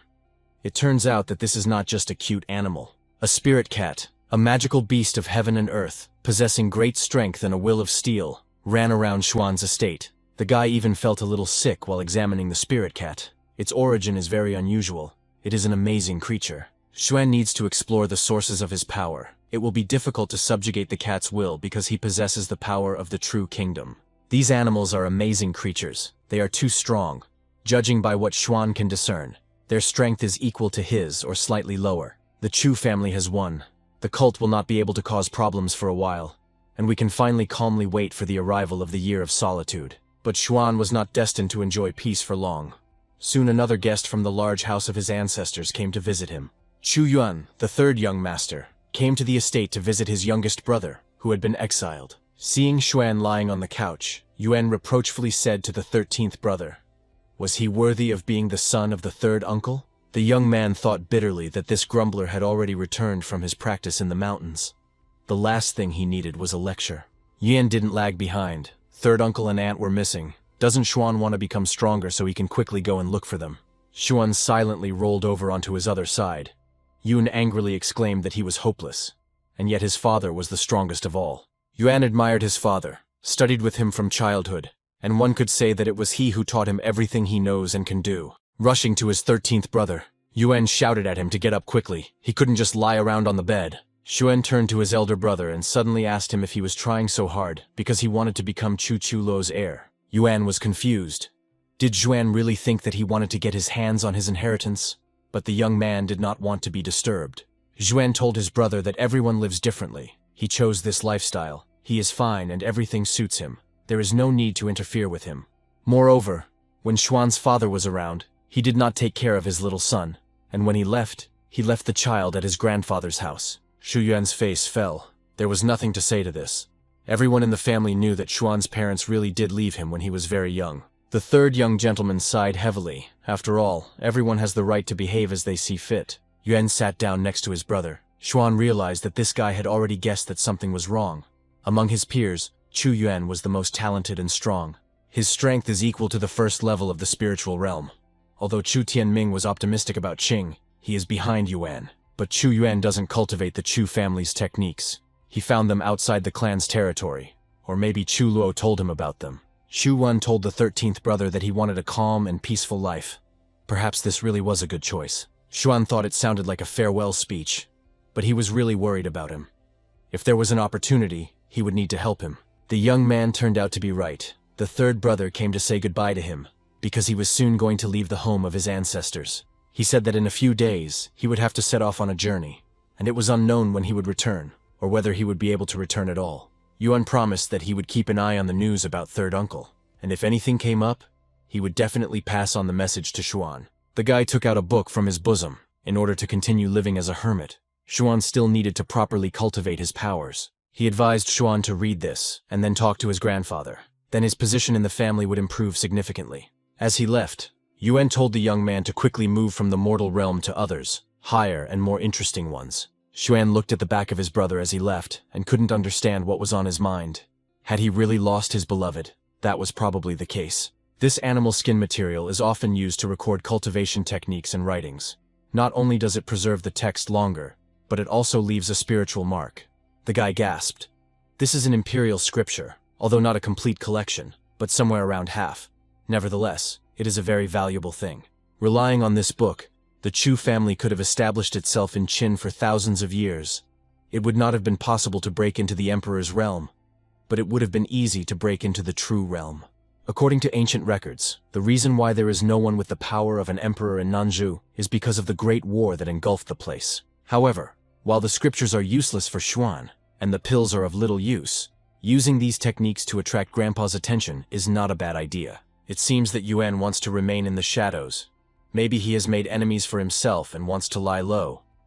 The main thing is to notice in time that he is in trouble in order to have time to save him.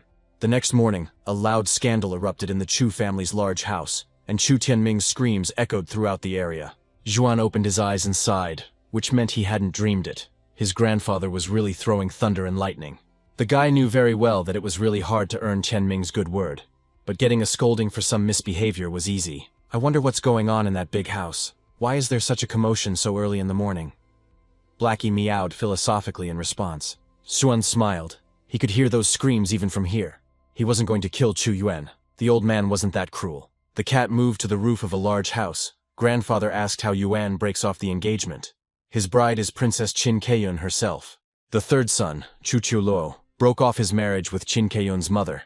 And now Yuan wants to call off the engagement. Tianming cannot allow this. Grandfather shouted, he doesn't care who Yuan loves. He is forbidden to interfere with this marriage in any way. They must get engaged immediately. Yuan's father grumbled. The third brother shouldn't have been mentoring his son at all. And this is what the boy learned from him. The head of the family asked if Yuan and Qin Keiyun weren't on good terms. It seemed like everything was going well between them. What was the matter? If Qin finds out what will happen to Chu's reputation, first the third son broke off the engagement, and now the third grandson, and all from the Chu family. Yuan said that he had already notified the Qin family about everything and personally told Qin Keiyun. For him she is now like a younger sister. Chu Tianming almost choked with anger. He growled, unable to find the words to respond to his impudent grandson who dared to contradict everyone. The boy told his grandfather and father that he came to say goodbye. He was going to leave the family. Chu Feng roared that his son was saying such a thing. Chu Qiucheng noticed that the Chu family had always had a strong relationship. But after what happened to the third brother, the wind had changed. The head of the Chu family yelled at his grandson that he forbade him to leave. He would immediately notify the Qin family that the engagement was still valid. The servant reported to the master that a representative of the Qin family had arrived. Chu Tianming asked anxiously who had come. The elderly butler said that a mother and daughter, Qin Pingxia and Qin Keiyun, were waiting to meet with Mr. Chu Tianming. The head of the Chu family was stunned when the wife of the ruler of the Qin country herself arrived at his house with her rejected daughter. Xuan smiled. Well, that was to be expected from a man who revered his father so much. He even had the fortitude to break off the engagement with Qin. If Chu Tianming wasn't a cultivator, his veins would probably burst with anger. And what would he do? Lock Yuan up? Or he will force him to marry a girl from the Qin family. But does the girl herself want to get married? Is this marriage voluntary? The guy laughed. Oh, these dynastic tricks. Here everything is decided not by feelings and desires, but by agreements between the heads of great clans. But Chu Yuan certainly understood that he would face the consequences of his heroic, yet willful act. By Chu Tianming's order, the servants invited the distinguished guests of the Chu family's main house into the great hall, with all due honors. The tiny feet of the wife of the head of state Qin confidently walked up the stairs. The woman was burning with indignation. The guest immediately turned to the head of the family and asked if the Chus really wanted to break off the engagement again. This was already becoming a bad tradition. Chu Tianming smiled broadly at Qian and exclaimed, "They never even thought of such a thing. He just wanted to inform them that the engagement was still valid." Yuan stated that the Chu family's affairs were the Chu family's affairs, but he personally would do as he saw fit, and the grandfather barked at the boy to shut up. But the boy told his grandfather that he couldn't be forced to like someone. He had to ask Mrs. Keiyun first if she liked him. Unexpectedly, the girl, blushing slightly, replied that she really liked Yuan and she dreamed of marrying him. Yuan was taken aback by what she was saying, and his grandfather threatened that if the boy dared to upset Keiyun, he would break his legs. Tianming could not allow the engagement to be broken again. Otherwise, the peaceful coexistence of the four families would begin to crumble at the seams. Yuan asked, "So Keiyun wants to tie the knot with a stranger. They only met a couple of times. How can she like him?" The young princess of the Qian family shyly replied that she fell in love with Chu Yuan at first sight. He was such a handsome man. But the guy didn't believe it. He said that he already had a girlfriend, and nothing could happen between him and Keiyun. "Qian Pingxia," Keiyun's mother shouted loudly. "Enough of these stupid arguments and assumptions. That's not why she came here." Turning to Chu Tianming, she asked if he thought the daughter of the Qian ruling family was not good enough for Chu. The head of the Chu family asked the lady to calm down. He assured that the situation from the past would never happen again. The wedding would take place. Tianming ordered Chu Yuan to be locked up so that he would think carefully about what he was doing, and would not contradict the head of the family in the future. Yuan turned to his grandfather and father. Although he was not as talented and strong as his third uncle, he would never give in to the battle for his love. The guy said that none of them could force him to marry a stranger and give up his beloved. Chu Qiufeng yelled, So this is what his third uncle taught him. Breaking off engagements, he ordered his son to be seized and locked up, to let him come to his senses. Yuan told Keyun that she was truly a wonderful person. He believed that she would find a worthy husband, and he said goodbye to everyone. The boy used the void pearl and disappeared from the great hall of the ancestral home in the blink of an eye. Chu Tianming cursed loudly. The head of the Chu clan ordered to urgently find the fugitive and return him to his father's house. One strong warrior from their family had already left. That was enough. Qin Pingxi said disdainfully, "There is nothing worthwhile about Chu's third son." She heard that his son was expelled from the ancestral home. Chu Tianming confirmed with a smile that Madame Pingxi's information was absolutely correct. Xuan was currently living in his father's house. Suddenly she turned around and headed towards the exit, saying that we must see what Chu Chulo's son is like. Tianming ordered his two sons to follow and make sure she didn't go crazy when she saw Chu Xuan. Soon, the Qin mother and daughter, accompanied by the eldest sons of Chu, approached the gate of the estate where Chu Xuan was living as a hermit. Entering the courtyard of the house, Pinsea frowned. This house brought back sad and humiliating memories of when she was rejected. Seeing the young man reading, the woman asked if he was Chu Chulo Chu Xuan's son, as he didn't look much like his father. The guy looks up from his book and asks in surprise, "Who is this auntie?" He actually wasn't expecting anyone to visit today and didn't invite anyone. An indignant Pinsea asked what the guy called her, what kind of aunt she was to him. She looked great. How dare he insult her like that? Xuan was genuinely surprised by her indignation. She was the same age as his father. How else could he address her? Sister or something? The woman turned to her eldest sons and asked if the Chu family really wanted to break off the engagement, and if they had thought about the consequences. Chu Qiuchang said with a sigh, "Of course the family is wrong, but they saw him escape. But even if they lock him up, it won't do any good." Pingsea said that Chu Chulo had wronged her in the past, so let his son take responsibility and correct his mistake. Xuan asked his aunt how old she was. He had, of course, heard that there were old cows who wanted to eat fresh grass. It was good that his father hadn't gotten involved with her. Enraged, Qin Pingsea shouted, "What an impudent fellow!" and swung her sword at the impudent youth, intending to attack the sharp-tongued boy. Chu Qiuchang, sensing the danger of the situation, rushed between Qin Pingxi and his nephew to stop the conflict. Having shielded the young man from Pingxi's blow, the eldest uncle quietly asked Xuan if he even thought about what he was saying, or if he was trying to cause a quarrel between the families. Suddenly, Madame Qin said that since Chu Yuan didn't want to, Chu Xuan simply had to marry her daughter Qin Keiyun. Everyone present was simply speechless from surprise. Even the sharp-tongued Chu Xuan couldn't immediately find a response to this. Finally, the young man asked Pinsea in surprise what his aunt had thought of.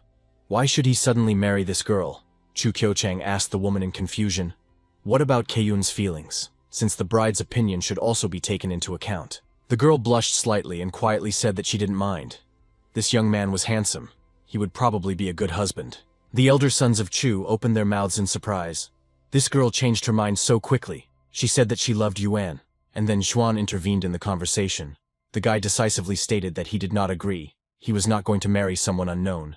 Qin Pingsea indignantly asked the young man what right he had to refuse such a beneficial marriage for his clan. Xuan smiled slyly and asked the angry woman, but he was a weakling and worthless person. Wouldn't her daughter's marriage to him ruin her? The mother and daughter fell silent in confusion. Indeed, Mrs. Qin did not want to marry the girl off to an obvious weakling. The woman asked sarcastically, "Why is it that he suddenly declares so abruptly that he is a worthless person?" "This remains unknown," Xuan asked, after marrying him, whether her daughter would be able to look people in the eye, whether Pinsea really didn't value her reputation at all. Everyone would think that her daughter Qin Keiyun was only fit to marry a worthless trash, and nothing more. The guy told his aunt that there was nothing wrong with his father abandoning her. But her daughter's reputation as a cur was much worse. Qin Pingxi was shaking with rage. She blushed with anger and hissed, clenching her teeth. After such words, it was humiliating to insist. Frowning, she said that there was no one worthy in the Chu family, so their engagement agreement was cancelled. The eldest sons of Chu realized that this high-born bitch was angry, which meant they needed to get out of Xuan's estate as soon as possible. Pinsa growled. The boy said everything correctly. A worthless guy like him is not needed by her daughter. They are leaving here. The system praised the guy for refusing a high-born woman, for which he received a heavenly fire heart as a reward. The guy watched the departing guests. Pinsea was burning with anger, and her daughter Keiyun secretly glanced back at the handsome young man. Xuan thought, this Qin Keiyun looks like a decent girl, but for some reason there is a feeling that something is wrong with her. Through heavenly vision, he learned that Keyun had the soul of a fox demon and a reincarnated emperor, beautiful on the outside, but a true cunning fox on the inside. Chu thought, the soul of the fox demon and the reincarnated emperor. How much power was in it? No wonder she liked him. We need to take precautions against this girl, in case she wants to harm Yuan for the broken engagement. Xuan decided to warn his brother of the danger with the help of his pet heavenly bird Peng, who tears the skies. Having told the bird the situation, the boy sent a light-winged messenger to look for his older brother, who had run away from his engagement. Now you can see the reward from the system. This time he received a heavenly fire heart, a heart burner, and a furious fire. The heavenly fiery heart, like the flame of anger, makes a person literally flare up. His body is fried in the fire of rage until he dies. A raging fire is fed by a person's anger. If there is even a little anger in the heart, it immediately becomes fuel for the fire. Xuan admired, this is power, and it is almost impossible to resist. Who among us has not experienced anger, a method of secret murder? It seems that this time Chu Yuan's case will not make much noise. There have always been big and small disagreements between Chu and Qin. With the restoration of the Emperor's soul to Keyun, her strength will grow by leaps and bounds, and the Chu family will regret not having accepted her into the family through marriage. The reason why there is no Emperor's power here is not so simple. Could Keyun be involved in this? There is too little information about Nanzhu. If her soul is a fox demon, where would reincarnation come from? And why was her mother so eager to marry her off to a member of the Chu family? It seems there is some kind of conspiracy here. We must be adamant. As long as the strength increases, Xuan is not afraid of any conspiracy. The guy saw a pung bird fly into the window. He was surprised how quickly it returned, apparently having already conveyed the information to Yuan. Xuan immersed himself in studying the books. He didn't know how Chu Yuan could cope. He needed to think of something, although he couldn't do much. The leader of the defeated Purple Moon cult, Hu Quan, went to a remote cave to see the old sectarian Quan Wu. Quan said the old man's time was coming to an end, but if he did the deed, Hu would give him a spirit blood pill that would prolong his life. The toothless, half-blind sectarian asked the cultivator if he really had a spiritual blood pill. Maybe he was lying to the old man. Hu Quan showed the pill. He explained that his cult was destroyed, and the Chu family was to blame for everything. He couldn't just leave it like that. Quan Wu was surprised that the cultist would really give him a spiritual blood pill just for killing a couple of elders of the Chu family. The cult leader explained that the main target was Chu Lo's son. The boy needed to be captured and delivered to Hu Quan.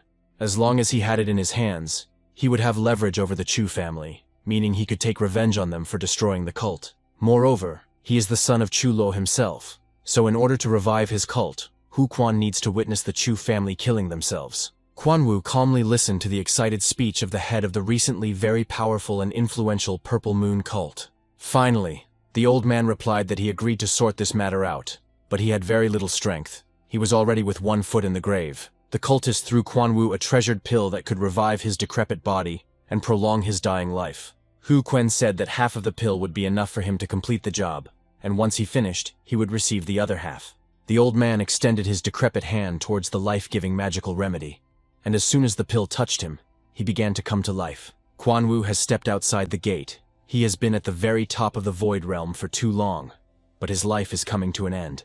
This is his chance. As long as he isn't attacked by people above the Void Realm, he can always escape.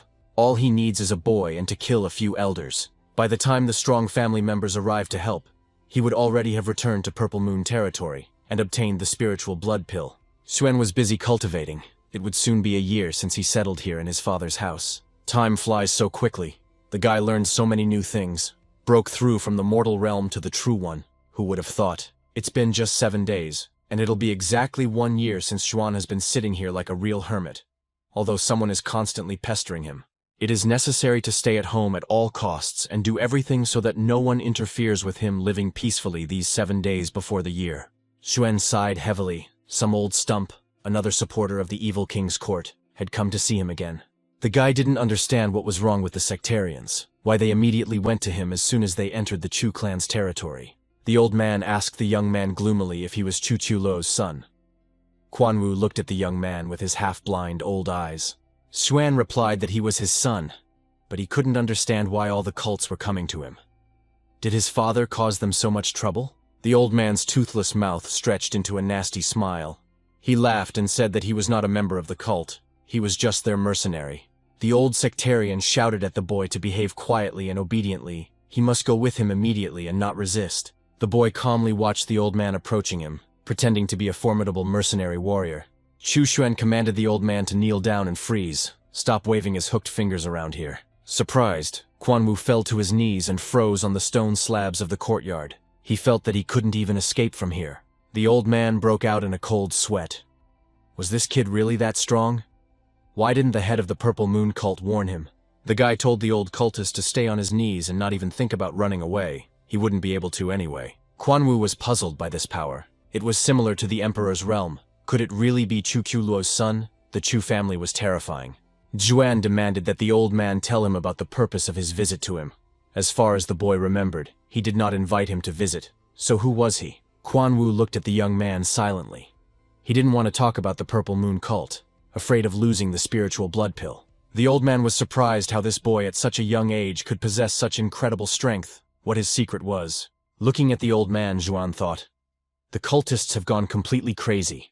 They are already practically destroyed. Isn't it time for them to stop? He wondered if these villains had completely lost their minds while cultivating dark techniques, and had now sent the old man away. This old man is stuck at the top of the Void Realm and can't seem to break through, which just shows how bad his skills are. While his techniques are not bad, after such a long cultivation, it is impossible to break into the realm of harmony. He really is trash. Besides, his days were running out. He was about to die, Xuan thought. Can he help him break through? Or is it a waste of resources? Still, the guy put some strength into the old man and made him a controllable weapon, punishing the sectarians who had become tiresome to him. After receiving the soul seal, Quan Wu felt a completely new sensation, and his face reflected surprise and confusion. Xu Shen told him with a smile to go away from here, to live out his last days and finally do something worthwhile. Quan Wu left the estate. He failed to complete the job. What would happen if he went straight to the head of the Dark Kingdom? This guy, Chu Cholo's son, also gave Quan Wu something as a last gift, but the old man doesn't know how to use it. Xuan told the sectarian that if he met people equal in strength to the Kingdom of Harmony, then in order to win, he would have to throw this in their faces. The elderly sectarian cursed, who knew that in his old age he would go to the main villain to cause trouble, to do amazing things. After some time, Quan Wu came to the palace of the head of the Dark Kingdom, the most evil king. Armed guards stood at the entrance. Seeing the old man, the guard ordered him to stop, but Quan Wu continued to walk forward, despite the menacing shouts of the fighters. The old man understood that he could not resist the influence, so he would do something truly serious, so that his name would remain in history. He said that today he, Quan Wu, came to the sacred place of cultivation of dark forces to destroy its greatness. The guard asked the decrepit old man with a smile what he was saying. He was probably out of his mind and could barely move his legs. Another asked Quan Wu if he was crazy, if dark techniques had driven him crazy, or if he was just joking. Taking out his weapon, the old man said that they should take note of his name, Quan Wu, and in his old age he will create light and go down in history. Let all dark cultivators forever remember the follower of the dark forces, Quan Wu, who fearlessly attacked the palace of the Dark Lord. After killing the guards, the old man said that even if he died, his name would go down in Nanzhou's history, so he had nothing to regret. Entering the palace, which seemed completely deserted, the old sectarian ordered the guards to show themselves to him. The palace guards demanded that the old man surrender. They were surprised who dared to attack the palace of the most powerful ruler. But Quan Wu was not going to give up. All this began to amuse him. The squad leader shouted for the crazy old man to die. In response, the sect member threw the guard the same strange thing that Chu Xuan had given him as a last gift for protection. The squad leader didn't immediately understand what kind of object the crazed cultivator had thrown at him. And when he did, it was already too late. A deafening explosion thundered. The entire guard detachment perished. Part of the Dark Lord's palace was destroyed, and chaos began. The old man laughed.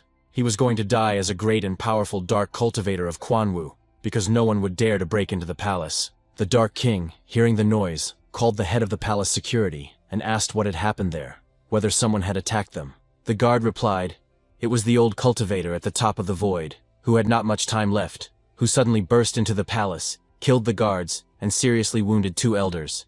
And then there was an explosion in the palace, but before he blew himself up he shouted, remember my name is Quan Wu. The Dark Lord's eyes flashed angrily. He frowned. Such a curious incident had happened in his palace for the first time. The king yelled, what a bastard this was! How could he be a supporter of his court all his life, and then attack him in his old age? The ruler demanded that his subjects bring the entire family of this old idiot to him, and he would deal with them personally.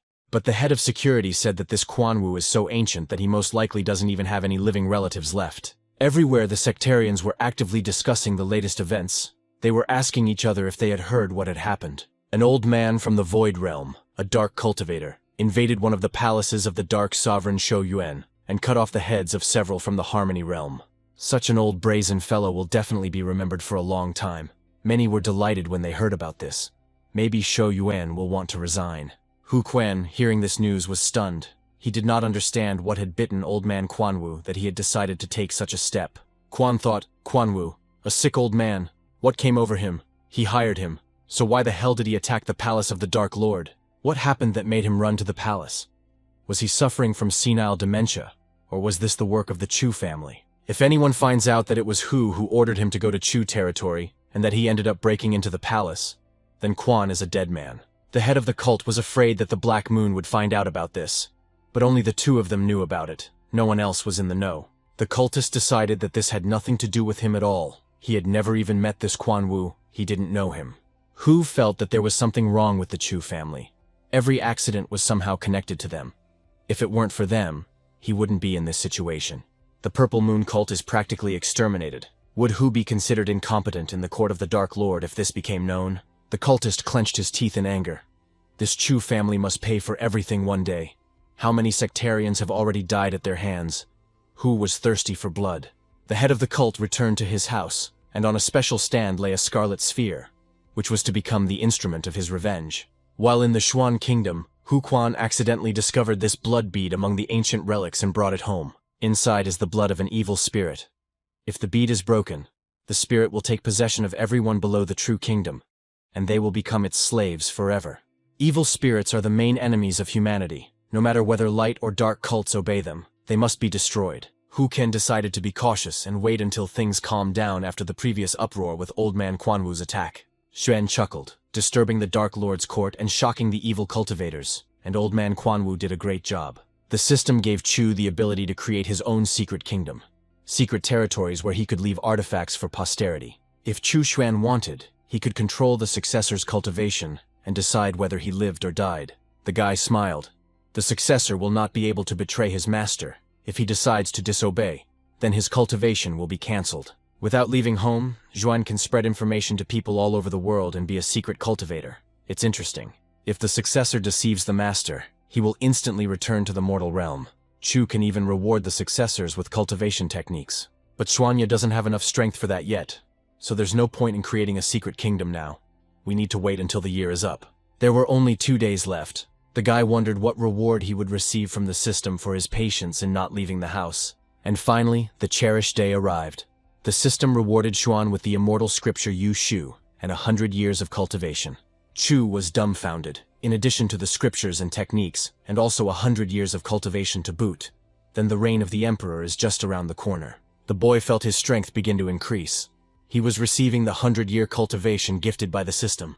Now he broke through to the 4th stage of the true realm, then to the 5th stage. Chu Xuan's energy changed noticeably. The youth's aura flared as he soared upward, breaking through from one level to another with astonishing speed. Xuan couldn't believe that this wasn't a dream. He was already at the 8th stage of the true realm. A little more, and he would move on to the next realm. His faithful pet, the spiritual cat Blackie, lay calmly on the roof of the house, his level also growing along with his master's. Chu Xuan sat comfortably in his room and concentrated on breaking through, the energy of his powerful aura dancing around him. And now the breakthrough has been made. Now he has passed into the realm of the Emperor, and can form a divine soul. The main sign of breaking through to the Imperial realm is the transformation of spiritual energy and the formation of the divine soul. Even if the physical body suffers, it is possible to be reborn if the spiritual is alive. The power of the soul is omnipotent. It can communicate with the world and merge into it. Xuan felt like the world was revolving around him, and everything was subject to his will. He was the ruler of this small world. The guy assumed that there was no emperor, because the laws of Nanzhu had been violated many times. Maybe someone had a spiritual body, but he did not follow the rules.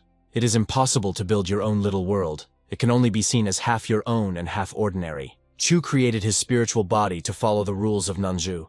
Creating one world within another requires clear rules. Suddenly, Xuan's attention was drawn to one place. He was surprised. It seemed to be the forbidden area of the Chu ancestral home. There are a few elders here. They are just a little short of the Kingdom of Harmony. But shouldn't this place be guarded by the strongest? Xuan didn't understand whether their cultivation techniques were preventing them from breaking through to the realm of harmony, or whether they themselves were weak. At the very least, none of these elders are inferior in strength to Chu Tianming. This is the ace in the whole of the Chu family.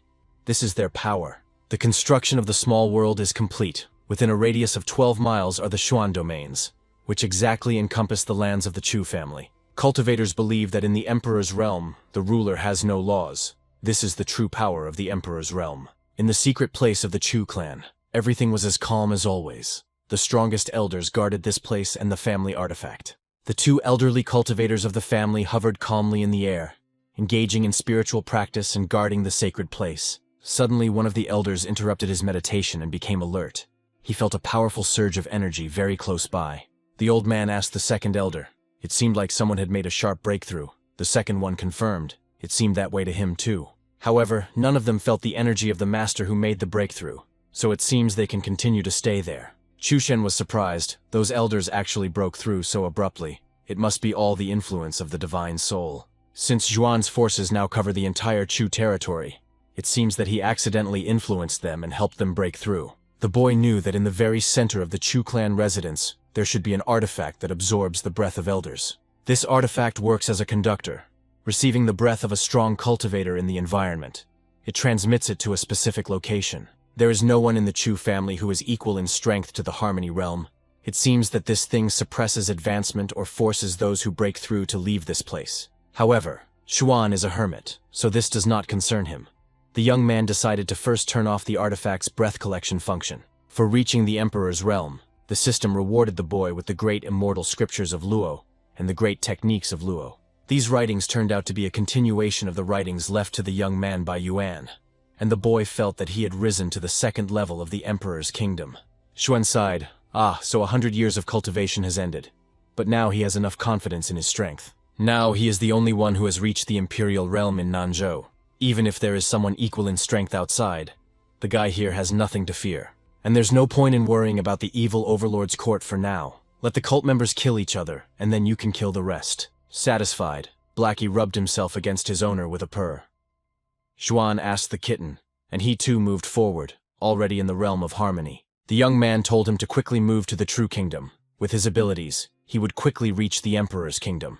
Xuan told his pets that once they reached all the Emperor's realms, he would be completely calm and confident in his abilities. Their common goal is to break into the Heavenly Kingdom. The Emperor's kingdom has only 2 steps. That's nothing. Then comes the Kingdom of Honor and the Heavenly Kingdom. And considering that the system gives him several years of cultivation at a time, this won't be a big problem. They can handle it. Xuan was planning to use the secret realm and restore the heavenly rules in Nanzhou, but Keiyun's appearance would hinder the balance of power. But if the boy gains strength, then there is nothing to worry about. If he is equal in strength to the Kingdom of Honor, and the Emperor will bow his head. This means that while Chu Xuan is confident in his abilities and his life will be comfortable, at least he can protect himself. Having looked around, the young man asked if there were enough servants or just a woman's hand. Beautiful girls attract more attention than servants. Should he put the gate of the secret kingdom in a prominent place? Maybe it will attract cultivators and girls. After all, there had to be someone nearby who could carry out orders and do things for Xuan personally. Dark cultivators didn't count. While touring his newly established imperial domain, Chu Xuan was choosing a location to install the gate to the secret realm. Finally, he found a suitable entry point. He decided to leave the gate there. Even without activation, it would attract people. After touring his newly created secret kingdom, Chu Xuan found himself back at home, in the manor where his father Chu Chulo had once lived. For staying at home for 1 year and 1 day, the system rewarded him with Imperial Realm cultivation pills. A satisfied Xuan said how well he lives. His family and servants take care of him. The system develops him and gives him gifts. By the way, Zhang Kui hasn't shown up for a long time. The young man used his soul seal to summon the vice-patriarch of the sect under his control. Soon, Zhang's footsteps were heard in the courtyard of the estate. He unquestioningly answered the call of his powerful master. Xuan asked how his older sister Chu Yun was doing, whether she was making progress, and whether Zhang was providing her with everything she needed. Zhang reported that in such a short period of time, the lady was already cultivating the creation of pills with all her might. But the progress was still small. The guy said great, and ordered him to secretly give her the imperial pill and several copies and writings on the topic that would help her. Xuan noticed that Jiang Kui himself had broken through to the realm of harmony, and he confirmed that it was all thanks to the master's pills. However, among evil cultivators, there is an unbreakable rule. Anyone who breaks through to the realm of harmony must report to the court of the evil overlord. They cannot disobey orders or leave its territory. All this is done with the aim of gathering the strongest to counter threats. Xuan gave his servant an item that would seal his aura, so if he didn't go to court, he wouldn't be detected anyway. Jiang Kui sincerely thanked his master, whom he was glad to serve faithfully and truly, albeit with the seal of his soul. Another cultivator approached the Dark Lord's palace, secretly watching the guards from the bushes and pondering what to do. After Quan Wu's invasion of the palace, an investigation was conducted, but no secret plots were discovered. The guards thought that the old man had completely lost his mind in his later years, and that he wanted to make a splash before his death, so he showed up at the palace. Now Quan Wu has become famous not only among the evil cultivators, but also among all the cultivators of Nanzhou. Everyone has heard of this madman who was not afraid to make a fuss at the evil rulers, and now Quan Wu has his first follower. The old cultivator Fan Kai suddenly attacked the unsuspecting guards of the Dark Sovereign's royal palace. The security detachment didn't even have time to put up any resistance to the strange, long-haired old man before they were all instantly killed. Old Fan Kai said, "Well then, it's time for us to go to the Holy Land of Evil Cultivators to take a look at the palace." The commander of the security detachment, seeing his dead comrades, exclaimed, "What nonsense is this? Just madness." Fan Kai said with a laugh that he would be the second evil cultivator who was able to attack the palace in this millennium, and would die without regrets afterward. The commander of the security detachment shouted to the old man that the old geezer, out of his madness, had killed innocent guards. But Fan Kai laughed, asking which evil cultivator would not want to attack the Dark Sovereign's palace. He will be as rebellious and uncontrollable as old man Quan Wu, and will give his life for the triumph of madness. Soon, another deafening explosion was heard in the palace of the Dark Lord, killing the guards and several elders. The Dark Lord Shou Yuan walked around with a gloomy expression, worried by this unusual tendency of his subjects attacking him. Frowning, he asked if it was another one. What kind of madness had taken hold of the evil cultivators? Why were they attacking their lord? Following Fan Kai, 3 friends from the Evil Spirit Mountain arrived at the palace with the intention of attacking the palace before their death. The friends were having fun, saying that no one can disturb the evil lord, because he is the ruler of evil cultivators, and they will make noise today. The guards did not understand why their friends were trying to attack the palace. Apparently, their death was already near, and there was no other chance to single them out. The squad leader asked the cultivators what kind of arrogance they were showing. Did they really think that the evil overlord's guardian could be defeated so easily? The palace guard attacked the evil cultivators, shouting for the old men to quickly die and go straight to hell. Another explosion thundered, even louder than the previous one, and the friends from the Mountain of Evil Spirits joyfully went to the other world together with the guards. As he lay dying, the guard of the Dark Lord's palace thought with horror that this old man had blown himself up so quickly. It was enough to drive him crazy. At the entrance to the palace of the Dark Lord, dust swirled from another explosion, and leaves torn from the branches quietly fell. The head of security reported to the Lord that over the past 2 weeks, more and more evil cultivators have been attacking the palace. Xu Yuan growled through his teeth that they would immediately go to the palace gates together and find out what was going on there. There was already a whole group at the gate. The cultivator told the guard that he did not know who he was talking to. The one who was able to break into the palace was his brother. Some guy smugly told the guards to stand and watch while he walked straight into the palace and no one would stop him. The evil cultivator resolutely walked towards the porch leading to the palace, clearly intending to immortalize his name like the others. He said with a smile that they should remember his name as the one who was able to invade the Lord's palace. His name. And then a huge shadow loomed over the guy. A menacing voice commandingly shouted for him to die, and the hero's face lengthened. The huge shadow of the hand, hanging over the intruder into the ruler's palace, burst into scarlet flames, and the gates became unbearably hot. Xu Yuan angrily shouted for this impudent man to die right now on the threshold of his palace, so that others would not dare to come. Everyone scattered, hurrying to escape as quickly as possible. The evil cultivators realized that the evil lord himself had come out to the gate. One of the cultivators said that he was not afraid to say that the one who was personally trampled by the evil overlord was his brother. After all, only a true brave man can force the darkest lord to intervene, and this is a great honor for anyone. A shadow fell across Shou Wen's face. He couldn't understand when it had become an honor to attack his dark master's palace. He asked if evil cultivators really did become mentally ill after practicing. And where did so many madmen come from? It's all that idiot Quan Wu's fault. He was the first to attack the palace and became famous, becoming an incredibly popular old man. Xuan was perplexed. It had already been 2 months since he left the entrance to the secret kingdom, but no one had come. It was so strange. Are there really no lucky people in Nanzhou who would suit him? Or are they so far away that it would take them a very long time to get to his kingdom? For causing chaos among the dark cultivators, Xuan was rewarded by the system with the magic mirror of 1,000 heavens. The guy didn't even realize what a mess he had created among the cultivators with the power of his mind. It was probably connected to old man Quanwu. He still didn't understand what exactly Quanwu had done, but then why all the fuss? The young man sighed. Even the system has its flaws. The mirror of 1,000 heavens can show any location and teleport objects. Each location is displayed randomly. However, it is not yet possible to move animals. But if you reach the highest level of the heavenly kingdom, then it will be possible to move animals. You can use the mirror only 3 times a day to find an item or place. After improving your abilities, there will be no restrictions. The spiritual trace moves with the soul, which means its location will also change. It needs to be tested. Chu Xuan saw in the mirror space a dense forested area, somewhat similar to the domain of his native clan. One of the guys worriedly asked his wounded friend how he was. He was sitting near a tree, a trickle of blood flowing from his mouth. Suddenly a knife flashed in the hand of the wounded youth, and he mercilessly inflicted several fatal wounds on the one who considered him a friend. As he was dying, the boy asked Ma Kun in surprise why he had done this, why he had killed him, since he hadn't done anything bad to him.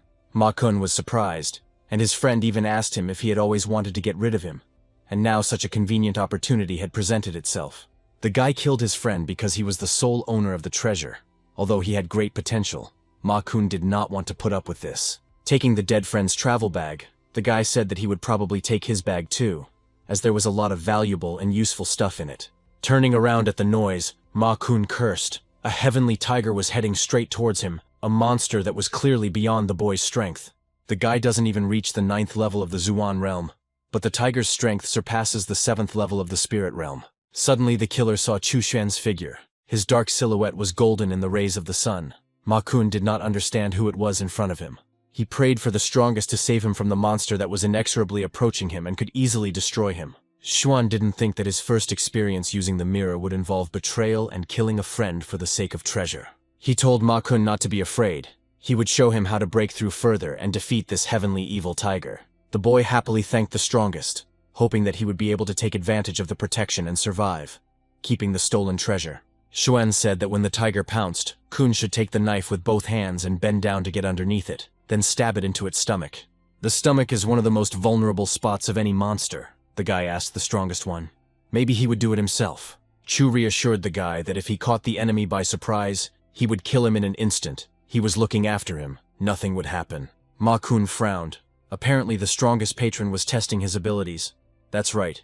He needed to follow his advice and win. The evil saber-toothed sky tiger was approaching in the meantime. Just one leap, and the boy would find himself in its huge paws. The tiger roared and rushed at the traitorous man. Ma Kun frantically recalled what Chu Xuan told him to do. The shaking guy calmed himself down. As long as the strongest one was here, he had nothing to worry about, so he took his bloody knife in his hands.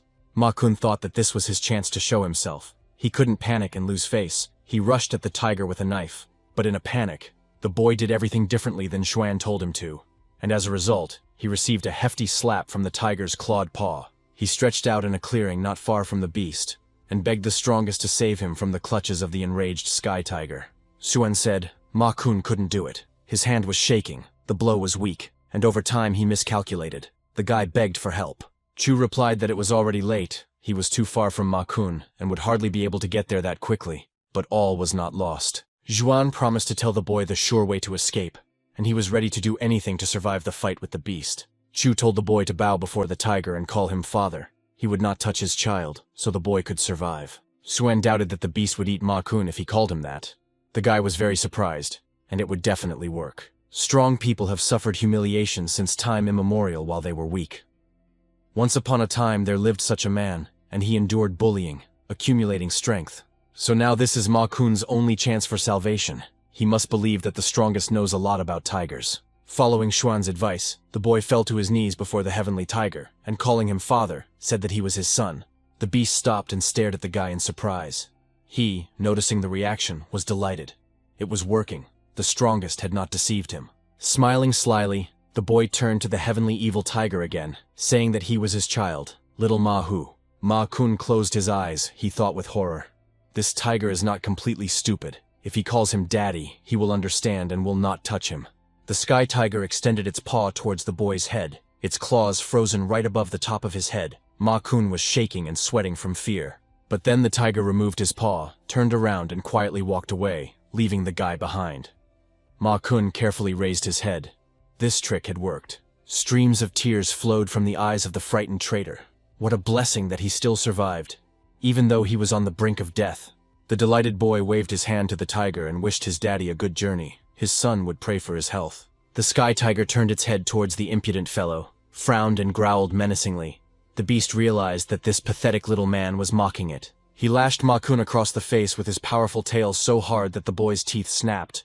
And now there was no need to think about saving himself. The tiger struck the man, frozen with fear, several times with its powerful paws, turning him into a bloody mess. The beast growled and continued to tear apart the weakling who dared to laugh at him, a mighty heavenly tiger, on his own territory. Suddenly the tiger raised its head and stared in surprise at the strange man hanging in the air surrounded by a golden glow. The beast took a few steps towards Chu Xuan, who asked the heavenly tiger where he was, what kind of place this was. The tiger obediently growled in response to the question. He is now in the deep mountain forests in the northern part of the country in the Beizhou region. The golden mirror space began to close. The young man realized that this time he was shown Beizhou. Well, not bad. Xuan snapped his fingers and closed the portal. He said tiredly, "That's enough for now." He had already spent a lot of energy on the journey. The boy is not yet strong enough to use the mirror constantly, even though he has already reached the Emperor's kingdom. Taking one of the recently obtained pills, Xuan threw it into his mouth, deciding to use it to increase his spiritual strength. The young man immersed himself in cultivation, and with the help of the pills and potions provided by the system, the process went easier and faster. Now it was possible to continue the experiments. Xuan commanded the mirror to open a portal and show him the sea. The guy was disappointed. Was there really no fish at all? He had wanted to try to move a couple of fresh fish to his estate. He indignantly shouted, "What the hell is this? The next portal. Maybe there is something worthwhile there." But he still didn't find the fish. At least he has this toy to pass the time. He can look at whatever he wants. It's really cool. Suddenly, Xuan saw a very strange place in the mirror portal. He did not understand what it was, and why they were showing him this place. To begin with, the guy decided to use a spiritual herb. He sent a small branch of the magical plant through the portal. Having passed through the golden mirror space, the branch turned into a shoot, but the plant died almost instantly. Xuan wondered why this place was so lifeless. Maybe it was a secret kingdom or some kind of cemetery. Suddenly, the guy noticed that there was someone there. There was a living person in this lifeless place. But who was there? Maybe a prisoner. There was a heavy wooden door in the large windowless stone building, and behind that door, Chu Xuan sensed a person. A skinny, half-naked cultivator sat on the stone floor, a heavy, evil energy flowing around him. This man was already old. Taking a closer look, the guy noticed that the old man was almost blind, bald, and had lost his teeth. How long had he been here? Seeing the young man in the portal, the old man asked who he was and what he needed here. No one had come here for a long time. Chu Xuan said that he is a deity who explores worlds and kingdoms, and that he accidentally wandered here. Who is he and what is he doing? The old man was surprised. What other heavens and worlds? What kind of thing is this anyway? Even though he is a cultivator himself, this is the first time he has heard such a thing. The guy was very surprised. Didn't he know about the division of heavens and worlds? It was very strange to hear such speeches from a cultivator. The old man said that he had never heard of such a thing. He only knew of 9 dominions and 50 kingdoms. Xuan understood. 9 and 50, apparently. This is the division of this world. Which of the 9 Nanju? He does not know that either. The young man told the cultivator that what he was saying was nothing. Just a small corner of the heavens and worlds. In fact, the world was much larger.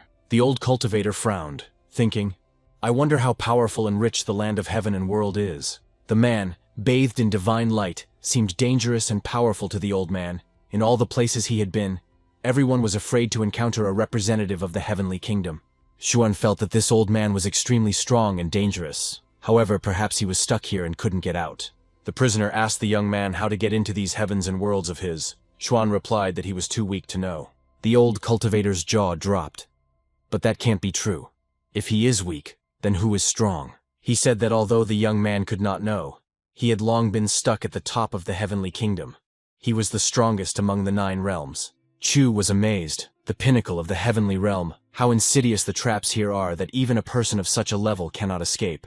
It would be nice to make him his servant, but Zhuan can only voluntarily put a soul seal on him. He needs to be deceived. The guy said that the top of the heavenly kingdom is nothing. The heavenly kingdom he mentioned is just the tip of the iceberg. Now the guy will tell him in which kingdom the old man actually resides in the world of heaven and the worlds of Xuan. The old man's heavenly realm was no better than the harmony realm in terms of skill and strength. The old cultivator was shocked. How could this be? He wondered how big this young man's world was. So it was no wonder that his world was only a remote piece of land. Xuan asked how long it took the old man to cultivate to reach this level of strength. The prisoner replied with a sigh. He spent 10,000 years. Now it's even a pity that it took 10,000 years. Xuan said that in the heavens and worlds, some people only need 100 years to reach the same level. So he has ordinary abilities. In fact, the pride of heaven is those who reach the heavenly kingdom in 10 years. They are truly talented. The cultivator muttered, "But how could this be? It's impossible. Only 10 years. What kind of talents do you need to have?" The old man was considered a great and gifted talent since childhood. But all this time he was just a weakling, an ordinary cultivator. The young man chuckled. The old man was like a pathetic frog at the bottom of a well. He didn't even know how big the real world was. The old cultivator prayed, asking the young sage to teach him how to become stronger. This had always been his life's goal. Xuan smiled. The first step had been taken. The young man had made the prisoner believe in his deception. Good. He needed to consolidate the result. The boy shrugged. What could he tell the old man? The gap in their abilities was too great. But the old man continued to plead. He said that this was very important to him. His happiness and fate were in the hands of the sage. If he entrusted him with this secret, the old man would definitely become stronger. He has been locked here for over 100,000 years, and has never been able to become stronger. Instead, death has been nipping at his heels. He probably doesn't have much time left. Xuan noticed that it sounded dangerous. Why did the old man go here, and what kind of place is this anyway? He replied that this is a barren ancient domain, Luotian Cave. Many strong cultivators have gone here, but none have returned alive. They were too overconfident, and ended up trapped here. Chu said that apparently their meeting was fate. He would give a couple of tips. Dead energy is not lifeless. His anger can also become energy. By walking towards death, the old man will be able to enter the Great Path and escape from the troubles and traps of Luotian Cave. The cultivator asked if the sage was talking about reincarnation. Chu replied that the old man might not listen to him. After all, everyone has their own path. And there is no need to be impatient. You need to hold your breath. He has been locked here for so long already. What else can he do if not breathing practices? The young man added that he saw that the old man would be fine for another 1,000 years, so there was no need for him to rush. The cultivator agreed with him. The old man thought, really, why rush? If he himself does not understand the structure of this world, who will do it for him? The old cultivator respectfully thanked the sage for the hint, and he was inspired to see a clear path ahead. Heeding the young man's advice, the old man once again immersed himself in cultivation, his powerful aura blazing within the cave. The young man thought that the first step had been taken successfully. Now he needed to solve the problem with his trap, and then he himself would want to become his servant or disciple. Chu Xuan was very pleased. He didn't think that he would be able to recruit the old cultivator as his disciple so easily. It was important to leave the soul seal on him without pressure, because with his strength, nothing would have worked out for the guy otherwise. Xuan told his student to study, and he should move on. The young man hoped that at the next meeting he would be wiser. The boy waved his hand and sent the soul mark through the mirror space to the old cultivator in Luotian Cave. The cultivator wished his new mysterious teacher a happy journey and returned to diligent practice. Now, on the back of this truly strong man, Chu Xuan's soul seal was emblazoned, and he had fallen under control. The young man snapped his fingers and ordered the mirror portal to close, and the golden window instantly closed. Xuan chuckled. This mirror is an excellent thing. Even a heavenly realm-level cultivator can't detect it. An excellent attribute. The system congratulated the young man for deceiving Ren Changhe, and as a reward, he received a very useful collection of yin-yang harmony. By looking at the path of yin and yang, you will see the cycle of life and death, transforming the energy of death into life energy and vice versa. If Ren Changhe practices this technique, he will not only escape from the trap, but also be able to break through the shackles. But first, Xuan himself had to master this technique. He immersed himself in studying the received collection of yin-yang harmony. Concentrating, the guy literally absorbed the information from the book, instantly grasping all the theoretical subtleties of the technique. Finally read it. The great path of yin and yang is hard to comprehend. It changes life and death. After successful cultivation, the power becomes incredible. At first, Chu thought about dissolving the dead energy. But with this technique, it would not be a problem to change Ren Chang'e's life. Xuan wanted the old man to submit to him himself. As long as he had the soul seal on him, he would not be able to do anything even if he suspected something. Today, he won't be able to use the mirror anymore. And it's unlikely that it will be able to find Ren Chang'e again so soon. He needs to give it time. While there was still time, the young man decided to take up the cultivation of the technique of the mysterious path of yin and yang obtained from the system. The flower and the golden bird Pan watched the owner in surprise. Blackie was happy. The owner decided to die. Finally, the yard would be his. Having immersed himself in the practice, Chu said that turning death into life, and life into death, is a cycle of infinite energy. And so, the black energy of death that was swirling around Xuan turned into the bright energy of life, flaring up like sunlight. A few days later, the guy started swearing again, saying, "What's going on? There's not even a normal person here." He's looked through so much and still can't find it. Chu closed the portal. The same thing for several days. Mountains of yellow sand, a raging sea, wildlife, and an uninhabited island. Another beautiful sunny day arrived in Nanzhou. Life went on as usual, but not everyone noticed this beauty. The Purple Moon cult's territory was almost deserted. Most of the powerful elders had died, and the rest had gone silent. Hu Quan cursed and angrily pounded his fist on the floor. Not only was his cult almost destroyed, but this Quan Wu. The head of the cult asked why the palace was so damaged and whether it should not be restored first. And now Hu Quan is constantly being called in for interrogations, and tears of anger flowed from the sectarian's eyes from the awareness of his own powerlessness. He fell onto the stone floor and clenched his fists. He needed to do something urgently. He couldn't let this situation slide. It's all that crazy old man Quan Wu's fault. Hu shouldn't have hired him. If the Lord starts an investigation, Quan Wu shouldn't be involved in any way. The cult leader took the blood bead with the evil spirit in his hands. He needs to act first. The damn Chu clan is to blame for all of this. The bell rang in the tower of the House of the Black Moon, announcing the arrival of a new order for the renowned spies. Wang Chong opened the box with the scroll, wondering who else needed what, even though everyone at home used the services of spies. Having glanced over the contents of the message, the spy was surprised. An order had been received from the Purple Moon cult, which meant they were still alive. Hu Quan offered Black Moon exorbitant sums for the commission to thoroughly explore the Chu family's holdings up and down. Wang Chong was shocked. Even the leader of the Jin cult didn't pay such a price for the Chu family. It seemed that Hu Quan harbored a serious grudge against them. But none of this matters. The most important thing now is the reputation of the House of the Black Moon, so they will complete the task and restore their glory. Meanwhile, Chu Xuan continued his travels, using the mirror to search for his potential disciples and servants. The young man was overjoyed. He finally saw a strong cultivator, the strong guy Du Yuan from Shizhou in the Realm of Honor. After speaking with Xuan, who appeared in a golden glow, Du Yuan thanked the wise man, saying that he had shown him a lot. At the boy's command, the mirror could put a mark on this place so that Xuan could find Du Yuan at any convenient time. He and Du Yuan are not that far from each other. This guy does not have a large pedigree. Only one family obeys him. The mirror can only place one mark, so you need to use it wisely. If you place it on a friend, the mirror will remove the previous one. But while Xuan can't remove these beacons from either Ren Chang'e or Du Yuan, both of these cultivators are of interest to the guy. And then Xuan felt that someone had invaded Chu's territory again. He was definitely not from the sect, only the second level of the spiritual realm. He uses invisibility armor, hides his breath, and is filled with weapons. And even those are so expensive that even the Chu family can't afford them. Having compared all the factors, the guy came to the conclusion that a scout from the House of the Black Moon had arrived on the clan's territory. Xuan smiled.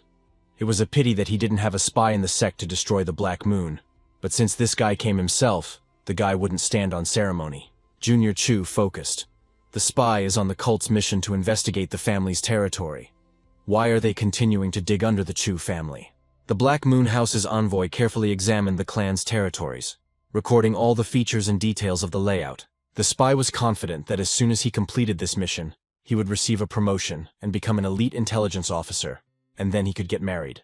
But one must still be careful. The agent must not reveal his identity. Otherwise he will be killed by his own colleagues from the Black Moon. Looking around, the spy frowned. Could this really be the residence of the powerful Chu clan? What a strange layout. A large, lonely thing on a hill in plain sight. And even one stupid and weak-looking guard. Is this really their protection? Oh, they even dug a ditch. What nonsense. The spy shook his head to make sure that everything around was not the result of some kind of influence. Looking up, he asked in surprise if there had always been such a high mountain here. He didn't remember it. How strange it all was. The agent remembered very well that he had not seen any mountain along the way. According to the information, the area of Chu's lands was 12 leagues. But what the Black Moon Sect scout now saw did not at all correspond to the information he had initially received. Xuan drank aromatic tea and openly amused himself with the sect spy who had come to the territory of his secret kingdom. The young man smiled. Excellent. This guest was able to discover the deceptions of the Imperial Kingdom. So much the better. Let him wander. To begin with, Xuan decided to lock the spy here. Since the Black Moon values trust, the agent's reputation is over as soon as he loses it. If the House of the Black Moon loses contact with one of its scouts, they will send stronger guys to search for him. And so Xuan will catch a bigger fish on his hook, and then it will be possible to see what to do with them, maybe to convert them. There was growing unrest in the local Black Moon house. 3 days had already passed, and there was no news from the scout from the Chu lands. Wang Cheng was nervous about what had happened to the guy, or whether the situation was so complicated that he needed more time to investigate. The task must be completed as quickly as possible, so as not to tarnish the reputation of the House of the Black Moon, which has already suffered. Wang frowned. Something was wrong here. Even if he hadn't completed the task, he should have returned by now and reported on the work done. What cards does the Chu family have up its sleeve to detain Xiao Hu, even though he is not an elite intelligence officer, but a reliable worker? After some thought, Wang Chang ordered an elite scout to be sent to check out the situation and find out what happened to Xiao Hu. Soon, a generous customer appeared in the tower of the Black Moon House, the head of the Purple Moon cult, which was almost destroyed here. Hu Quan greeted Brother Wang politely and reminded him that it had been a long time since he had given them the task. The client was surprised that there were still no results, but Wang Chang reassured him, promising that everything would be done in the best possible way. The spy asked Hu Quan to give them 2 more days to clarify some very important details that would be very useful to him. Hu asked, "There won't be any problems. The Black Moon is always trusted, because they always do their job well." Wang assured that Black Moon valued Hu Quan's trust immensely, so they would try their best to do everything in the best possible way. The head of the Purple Moon cult muttered that he expected the results in 2 days, turned around, and quickly left the spy tower. Wang Cheng knew that if they screwed up, their reputation would be irreparably damaged, and he himself might suffer because of it. But there is nothing to worry about, because Wang is supposed to be promoted soon. The main thing is to complete this task from the head of the Purple Moon on time. Another day passed and night fell, and there was no communication from the second, now elite scout. He had disappeared. No longer trusting the others, Wang Chang himself went to the Chu clan's territory to find out what was going on there. The spy grumbled, "Damn the Chu family. 2 of his scouts were missing. How was that even possible? Where were they?" Now the head of the local house decided to find out what was wrong with the Chu family, what secrets they were hiding, and what was happening on their land. Wang Chang was confident that the information he had obtained would be more than enough to report on the completed task and receive all the money. He has been waiting for such an opportunity for 30 years. He must not miss this reward. Today even heaven itself cannot stop him.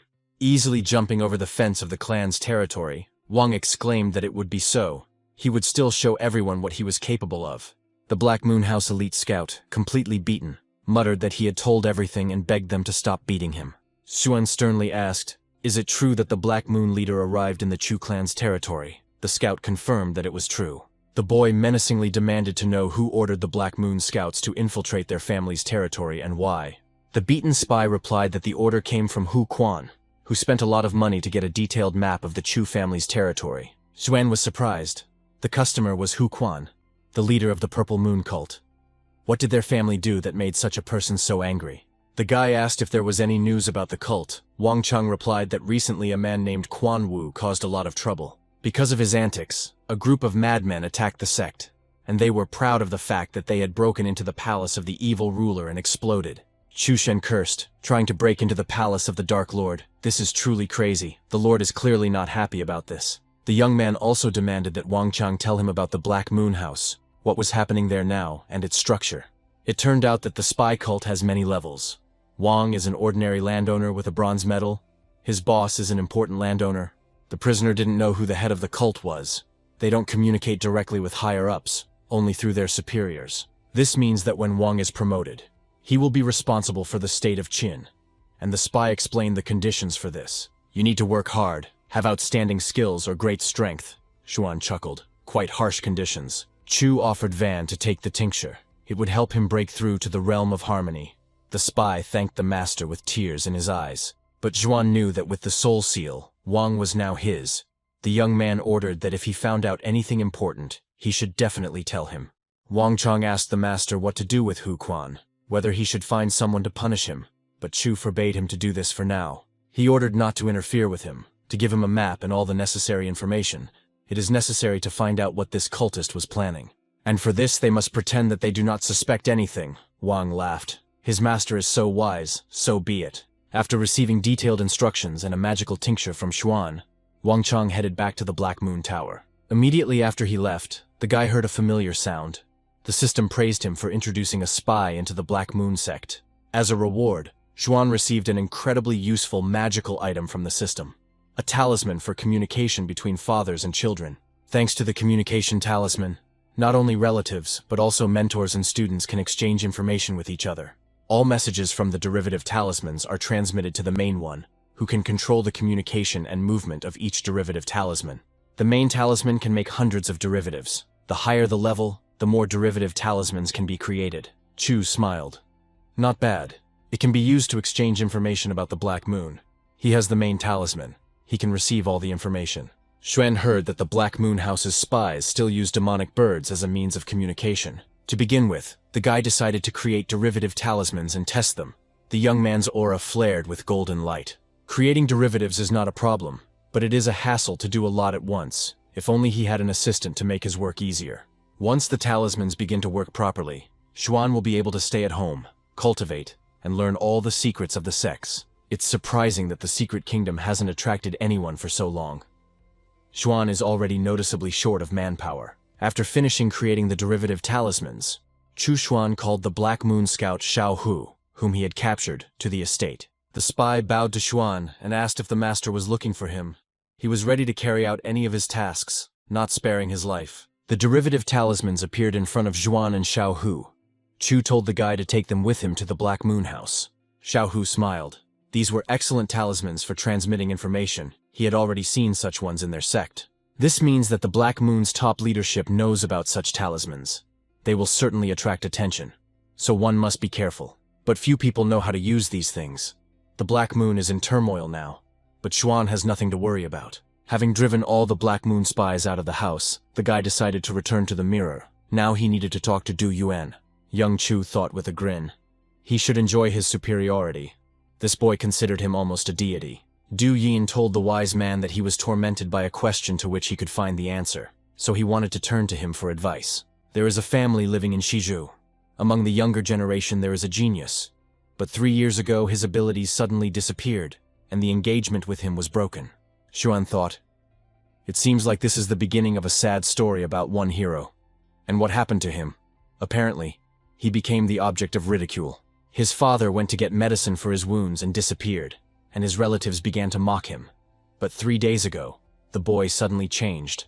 He had suffered for a long time, ignored his pride and was afraid to leave his family. But his clan declared a hunt for him and even appointed a generous reward for the murder. The Du family was heartbroken and went looking for him. But Yuan himself does not know what to do, whether to join his family. Xuan thought, this genius is not so simple. Maybe he has a secret patron. The main characters do not die so easily. Chu told the boy that it would be better for him not to interfere in this matter. Otherwise, he would not be able to avoid serious and even disastrous consequences. Du Yuan asked the wisest man why he thought so. Xuan replied that the minds of geniuses are sometimes incomprehensible. He will see it himself. Chu said that most likely this genius will either destroy himself or take someone's life. He is sure that everything will be exactly like that. Du Yuan, after a pause, said that he would listen to the words of the wisest and would not participate in this, and would dissuade others. Xuan thought, the next gate of the Secret Kingdom should open in Beizhou. Apparently this genius will appear there soon. Half a month passed. Xuan's life was surprisingly calm. He cultivated, raising his level. No one bothered him anymore. The boy wondered why the Purple Moon cult was still inactive, even though they had received information about the Chu family's lands. And then he remembered that he hadn't spoken to Du Yuan for several days. He needed to find out how he was doing. Chu waved his finger and opened a portal. Yuan was very happy about the appearance of the wisest one. He said that thanks to Chu's advice, his family did not participate in the siege. That genius destroyed every enemy in his path. Almost all of Tianjiao fell. The great sage did not expect a lesser due from the great sage. Yuan told the wisest one that he had recently decided to go to the land of the living dead and draw it on a map. Chu asked what this strange place was. Du explained that this land in Nanzhou would be opened within a few decades. Xuan realized that Du Yuan was fighting for the opportunity to reach the secret realm. Apparently he really wanted to win his trust and rise further. The 13th young master Chu repeated thoughtfully, "The land in Nanzhou." He knew the ancient history of this place very well. In ancient times, humans and monsters fought a brutal battle here, leaving Nanzhou in ruins. But in modern times, life is returning here, and soon the lands of the living dead, left over from the war, will once again appear in the world. That's why Du Yuan wants to go to Nanzhou early, so that he can be ready when the gate to the land of the living dead opens. Chu didn't like this idea going there. No, not now. Until Xuan has a lot of combat power, he can't let Du go. Xuan said that Yuan's time had not yet come. If he wanted to prove himself in Nanzhou, he first needed to become stronger. The guy answered the wisest one. But those lands are in complete ruin. It's unlikely that anyone there will reach the Emperor's kingdom. Xuan was surprised by this naivety. Du knew almost nothing about those parts. He asked why Nanzhou was now in complete ruins. Yuan confidently replied, "Of course, because of the bloody war," Chu confirmed. "Exactly. So no one will act recklessly. So it's impossible to rush there headlong." Du Yuan frowned after thinking. He asked, "What about those who are above the heavenly kingdom?" Xuan said. Although Du is stupid, he understood this. Since he realizes that only strong cultivators will go there, is this his final decision? The boy bowed. The wisest one opened his eyes. Without him he would have certainly died there, Chu said. Fate itself brought them together. He is obliged to help him. Chu wished Yuan to become stronger quickly. The boy obediently agreed. Xuan giggled, fooling the boy like a complete fool. The young man thought, even though he had forbidden Du to go to Nanzhou, he was not the only one who had heard about this place. Chu also needed to become stronger quickly. It's still nice to have people around you. Today, Xuan can use the mirror again. We need to see how Changhe is doing. As soon as the mirror portal opened, Xuan almost screamed in surprise at what this was. What had happened to Ren Changhe? Chu angrily called the old man a blockhead. The cultivator lay half dead on the stone slabs of the cave, incredibly emaciated. Hearing Xuan, the cultivator prayed for the wisest one to save him. He was stupid, could not understand his advice, and lost 200 years of life. The guy thought with horror that this old man looked as if he had escaped from a movie that he wanted to watch in a past life. Xuan sighed. Okay, it seems that this is fate. If Ren Changhe wants, he can accept him as a disciple. Does the old man agree to this? The unfortunate cultivator fell to his knees and exclaimed, "Of course, he really wants to become the disciple of the wisest young deity." Chu said, although he calls Changhe a disciple, he is still weak, but the cultivator has well-developed basic skills. This is good. Xuan will make an exception for Changhe. With the help of the Soul Seal, new opportunities will open up for him, but only if his intentions are pure. A scarlet imperial seal lit up the golden mirror portal, and the old cultivator stared at the seal with wide eyes. He watched as the seal approached his head and lightly settled on his forehead, the old man not daring to utter a single sound the entire time. When Xuan's soul seal lit up on his head, he quietly said that he understood the teacher and would not dare to abuse the science. Chu smiled. He didn't think it would be so easy. The old man not only didn't die, he almost reached the heavenly realm, and Xuan led him. For gaining a disciple, Xuan was rewarded by the system with 100 years of cultivation, and the second part of the 100-year cultivation book. Chu was pleased. Great. Now he could break through to the realm of honor, and this book would help him strengthen his fighting spirit. However, first we need to resolve the issue with Ren Changhe. He has had enough of sitting in this terrifying cave and wasting away like a skeleton. Xuan told the student that he would share the yin and yang technique with him. If he could cultivate it correctly, life and death would become his control. The old man respectfully thanked the teacher for his great favor, and Xuan sternly told the cultivator to try harder. Through the soul seal, Chu sent Ren Changhe the contents of the treatise, transmitting all the contents of the great yin and yang technique. Accepting the technique, the old cultivator thought that the teacher was truly a god. He gave him the most important and necessary knowledge. Xuan asked the student how much he had learned from the stream of great mysterious technique theory he had just received. The cultivator asked the teacher not to be angry. Changhe was quite stupid, and had only learned about 1/10 of the amount he had given him. Chu was surprised. 1/10. But there are so many pages in this teaching. And this old man is not bad. He learns new things so quickly. The young man glanced sideways at the treatise he had just handed to his student, wondering if this technique was really more complicated than he thought. Ren Changyi was puzzled as to why the wisest one was silent. Did he really no longer want the old cultivator to be his disciple? Xuan told the student that he would first explain to him how to transform death energy into life energy. This would help him. The satisfied cultivator thanked the teacher. This technique would save the old man from certain death in the cave's trap. The guy started to explain the cultivation technique and stumbled. Explaining it thoroughly turned out to be a very difficult task. He thought, being a teacher is not easy. The guy added that cultivation is very important. Changhe should not forget about training. Having listened attentively to the instructions on technique, the old man respectfully thanked the teacher for his wise advice. Changhe smiled. Before he was too arrogant and thought he was strong, but now he would not let anyone defeat him and would not let the teacher down. Following Xuan's instructions, the old man immersed himself in cultivation, mastering the technique of transforming death energy into life energy. Having completed his first lesson, Chu closed the golden portal. Now it was time to use the system reward and level up. The young man settled himself comfortably and began to break through. And now he reached the third level of the Emperor's kingdom, then the fourth and fifth. The higher his realm, the longer it takes to become stronger. It took a whole 100 years of cultivation to break through 3 levels. In the second part of the descriptions of the cultivation of the Emperor's realm, in contrast to the first, more attention is paid to the defense and attack of the soul. There is also a special weapon, the Soul Spear, which wounds your soul, not your physical body, and is impossible to dodge. After reading the book, the young man realized that the map from the previous reward was now useless. When would the system give him a new training map? How are his spies in the Black Moon doing? Let's try to contact them. Zhuan approached the talisman and told Wang Chang to listen to him. Chu ordered to collect information about the land of the living dead, whether any powerful cultivators were going to Nanzhou.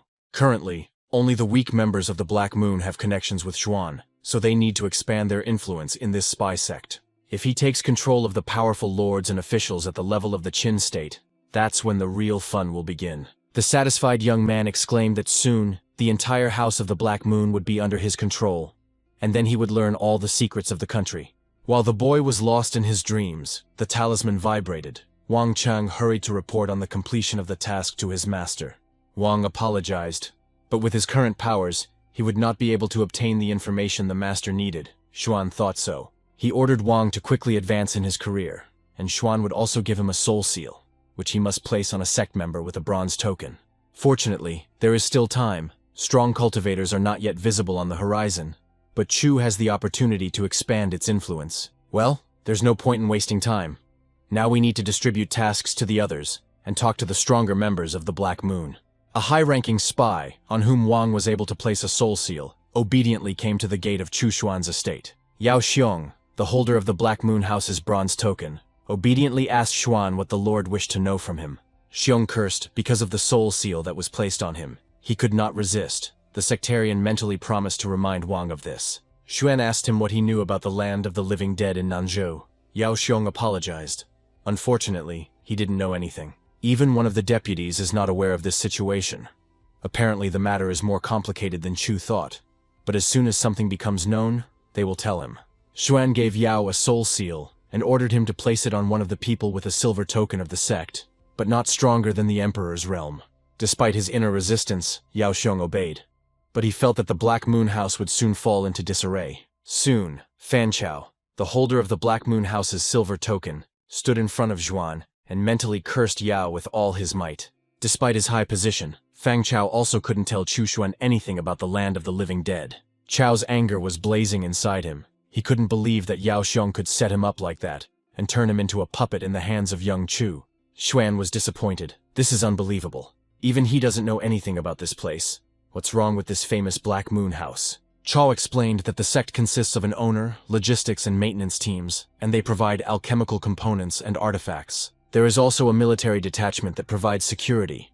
This detachment is the main one in the sect. It supports its existence. There are only 7 people with silver tokens in Nanzhou. Chu gave Fang a soul seal and ordered him to place it on the owner of a gold token. Fan Chao's entire being resisted this order, but the seal did not allow him to disobey, and he thought with horror what would happen. After some time, Bao Hongyan appeared at Xuan's estate with a golden Black Moon token and asked Chu how she could help him. Xuan was stunned. Could this girl really be a spy, such a stunning beauty, and what a powerful aura she has? She is very strong. Overcoming his embarrassment, the boy asked Bao Hongyan how many people in Nanzhou had the Black Moon House gold token. The girl obediently replied that there were 3 of them here. Mentally, she scolded Fang Chao, promising him that this idiot was already dead. Taking a closer look at Zhuan, she realized that this boy was quite strong, which meant that it was unlikely that anyone would notice that they were under his control. Who knew that the Chu family had such a cultivator? How creepy. And who would have thought that there could be a spy in the Black Moon sect? Xuan asked the girl if there were any Black Moon sect members at the Emperor realm level, or higher in Nanzhou. Bao heard that there was one, the star of their sect, who was 1 step away from the Imperial realm, but had not yet reached it. So we can forget about him. If he is as strong as Bao says, it will be difficult to control him and all efforts will go down the drain. The guy asked Yan if she knew about the land of the living dead, and the girl admitted that she knew very little about it. They say that in ancient times, powerful demons walked this land, dreaming of destroying or enslaving the human race. The land of the living dead is a territory in Nanzhou that in ancient times was a battlefield for the strongest people against demons. In that battle, rivers of blood were shed, and Nanzhou was destroyed. So now there is not a single person of the level of the Emperor realm there. The forces were unequal, and the battlefield disappeared from the face of the earth, becoming the land of the living dead, turning into legend. It is said that when Nanzhou returns to its former state, and the balance of power is restored, the land of the living dead will reappear. And along with it, a lot of treasures will appear, so everyone wants to get there, although it is unknown what will be on that land. Of course, it was not a fact that this land would appear so soon. Bao believed that she would have to wait another 20 or 30 years, or even more. Xuan didn't expect that there were so many, but there was still time to become stronger, and he couldn't forget that strong cultivators would come to Nanzhou earlier. Chu ordered Yan to inform him as soon as someone of the Imperial realm level or higher appeared in Nanzhou, the girl promised. The young man handed the beautiful spy a talisman, explaining that it was for communication with him, and explained how the item worked. Bao meekly accepted the talisman and thanked the master for the trust he had placed in her. Now she was in constant contact. 2 months passed. No events occurred in the Chu clan's territory. To Xuan's surprise, all the sectarians became silent. Junior Chu continued to cultivate while sitting at home and receiving gifts from the system. He had nothing else to do. One day, he was lying on his lounger and lamenting how boring it was. How big the world was. Where was his great love wandering? Suddenly Zhuan felt that someone had appeared near his estate. It didn't seem like an enemy, and he hadn't invited guests. Just in case, the young man closed the golden mirror portal. Strangers shouldn't know what he does here in his free time. Xuan concentrated. It seems like this is a person who is carefully hiding himself. This is always suspicious. You have to be careful. Who is this? A guy dressed as a girl or not? It's some kind of nonsense. She's definitely going to Zhuan's estate and it seems is bringing him food from home. We need to look at her soul. So her name is Su Xian'er. She is 16 years old, the daughter of a concubine from the Su family of Zhongzhou. She escaped from a forced marriage and accidentally wandered here, disguised herself and hid in the Chu family's territory. Xuan's heart began to pound. Such a beautiful and strong girl came to him. It was fate. She must stay with him. Seeing Xuan, the girl thought that it was he, the 13th young master of the Chu family, to whom she was carrying a basket of food. Xian'er mentally scolded her relatives and weak-willed father. She needed to train to reach the realm of the emperor. The simplest job in the Chu family is bringing food to the young master, and she can devote the rest of her time to cultivation. The girl looked up and was stunned, cursing. She asked what kind of power this was. She was told that the young gentleman was weak. Dropping the basket, the frightened Su Xian'er screamed out what it was, covered herself with her hands, and begged the man not to come closer. Xuan smiled at the girl and said that he needed a maid for the estate. Would she like to become one and stay and live in this house? Xian'er was at a loss. She looked at the young man in bewilderment and tried to understand who it was in front of her, whether it was the young master. She knew for sure that only direct descendants of the Chu clan lived in this estate. So who was he then? There shouldn't be any strangers here. Xuan told the girl that this was a great opportunity for her. She had the potential for great yin power, but she was using the wrong techniques. However, under his guidance, she quickly reached the heavenly realm. Chu's aura flared, almost knocking the girl off her feet. Su looked closely at the guy, she thought. This man is very strong, but how does he know so much about her? She is disguised. The girl thought about whether to refuse or agree, and what it meant to be his servant, and if she refused, would he use force against her? Then it dawned on her. He said that she had the makings of a great yin force. Did she really have a chance to become strong? Xuan said she came here to start a new life and was lucky to meet him. Or she thinks Chu was captivated by her beauty. Or does she think that it is shameful for her, a girl from the Su family, to serve him? Xian'er replied with embarrassment. That is not the case. Coming to her senses, the girl firmly answered, "Not at all." She was ready to be a servant and apprentice to such an amazingly strong master. Su Xian'er knelt down and said, "This is my bow to the wisest one. He can dispose of her. She is waiting for his instructions." Xuan smiled. "Excellent." He ordered that from now on the girl should address him as Sir. From now on she is his servant. Xian'er winked cheerfully and replied, "Yes, sir." Her fear had already passed, and she looked at the owner of the estate with curiosity. The girl noted that this young man was handsome, but if he were her fiancé, would she have run away from the altar or stayed? Chu told Su to get up from her knees. She obediently stood up and again called Zhuan her master. Xian'er arrived a few days ago, but has already become someone's servant. Well, at least he is not an old man. How old is he? About 25 years old, probably. The system immediately congratulated the guy on the appearance of the maid and rewarded him with a book of secrets of the great power of Yin and the expansion of the secret kingdom. These scriptures will greatly help Su Xian'er in her cultivation, and she will be able to fully realize her rich potential. Xuan told the girl to come to him. She was a little confused. Could it really be that fast? What kind of impatient gentleman is he? She timidly replied that she was obeying the master. A shadow of fear fell on her beautiful face, but she did not dare to refuse. Xian'er thought, "She's finished. It's all over. What will happen to her now? The young master can do anything." The girl's embarrassment amused Chu a little. He told her that since she now served him, he would share some techniques with her. He touched Xian'er's head with his finger and handed her the yin technique he had just received as a gift from the system. The young beauty looked with all her eyes at the amazing gentleman. She felt changes taking place inside her. Unexpectedly for herself, Su made a breakthrough and instantly found herself at the third stage of the true realm. Xian'er was amazed at this technique. She felt stronger. So perhaps the heavenly kingdom really was just around the corner. She thanked the gentleman with all her heart for helping her gain new strength. She did not expect such generosity. Chushan himself was pleased. He gave the new servant an elixir and a talisman for communication with the House of the Black Moon, so that she would keep an eye on him. He told her to train hard. She would do small housework. First, she needed to help him sort everything out here. The girl did not expect that the gentleman would assign her to do minor housework. She expected that other services would be required of her. Su was surprised, so she wasn't for anything else.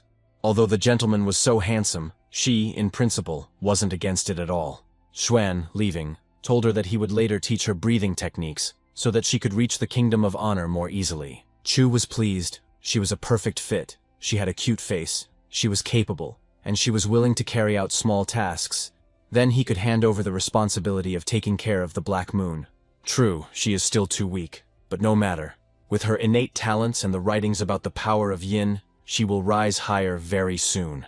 While sorting through Zhuan's papers, Xian'er came across a record of information about the Black Moon. The girl's eyes widened in horror. She asked the master if he was one of the top ranks in the Black Moon. Chu replied no, he was just trying to join the ranks of the sect members. The girl fearfully asked Zhuan if the Su family had really commissioned the Black Moon sect to find her and bring her back home. Young Chu reassured her that she didn't have to worry. As long as she was here, no one would find her or be able to find out anything about her.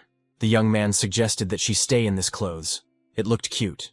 Chu thought that as long as she helped him, he could not worry. Su Xian'er calmed down and smiled. Now she was obliged to carry out all his orders, but for some reason this did not bother her at all. After some time, the beautiful Bao Hongyan came to Chu Xuan's estate with an important message on matters of interest to him. Xian'er, her mouth open in surprise, asked the master in surprise who she was.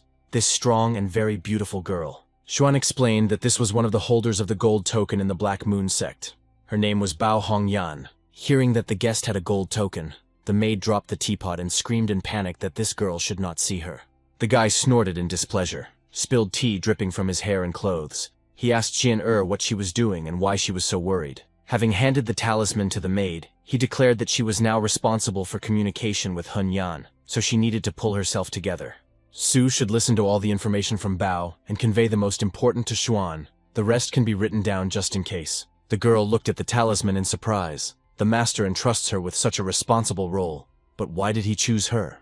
While wiping his soaked hair with a towel, Zhuan explained that Xian'er was quite suitable for this role, so go ahead. Chu added that sooner or later he would take control of the entire Black Moon sect, and Xian'er, receiving reports from her, would be able to monitor the actions of his family. In this case, both Xuan and Xian'er would be in an advantageous position. The girl took the talisman and thanked Chu in confusion. As time went by, Xian'er had fully settled into the estate, diligently engaged in cultivation, and became an indispensable assistant to Chu. 2 years passed so quickly. This time was quite calm. Xuan instructed students and improved his level. The system congratulated the guy on his latest achievement. Chu Xuan was surprised. Time flies so quickly that you don't have time to look back. In front of him stood a box filled with excellent pills. 2 years had passed since his sister Yun began to practice. The quality of her pills is much better than those of the Tianding mountain masters. Who knew that this girl would be so capable? Then Xian'er approached Xuan and reported to the master that something seemed to be happening to the Qin family. The guy asked what happened. He immediately remembered meeting that girl, Qin Keiyun. Xuan was sure that the strange events were definitely related to her. Chu said that the head of the Qin family has abdicated the throne. It is said that he was forced to do so.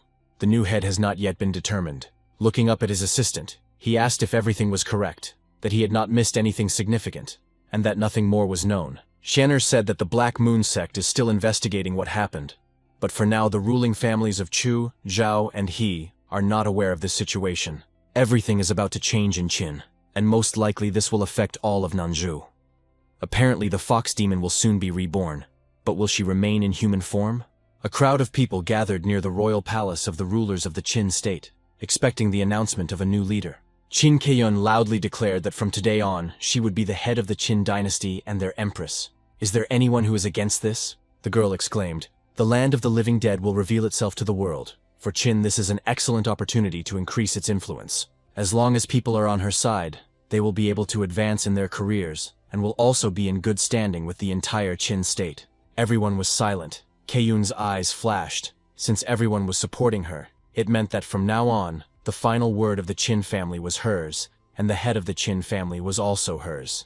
After this, the girl ordered that an altar be built, and everyone should donate a drop of blood to it. Everyone was shocked by this. With astonishing speed, an altar was erected in front of the palace of the country's rulers, and the first drop of blood was donated by Qin Pingsea.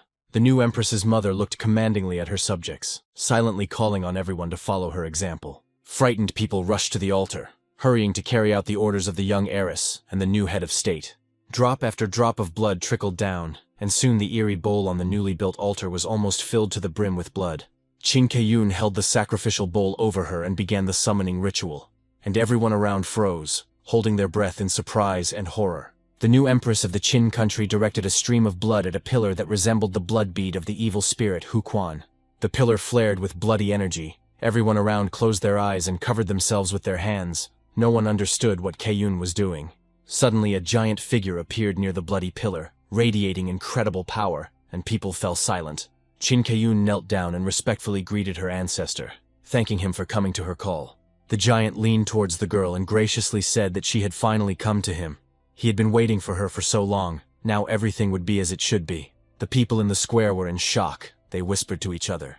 So the ancestors really do exist. According to legends, their power is like the power of the sky. Keiyun told her ancestor that the Qin family was now in decline, and she was afraid that she alone would not be able to resurrect their state from the ashes. The giant placed his ghostly hand on the kneeling girl's head and transferred some of his power to her. He exclaimed, "So be it," and an unstoppable energy flowed into her fragile body, filling the ruler of the Qin country with strength.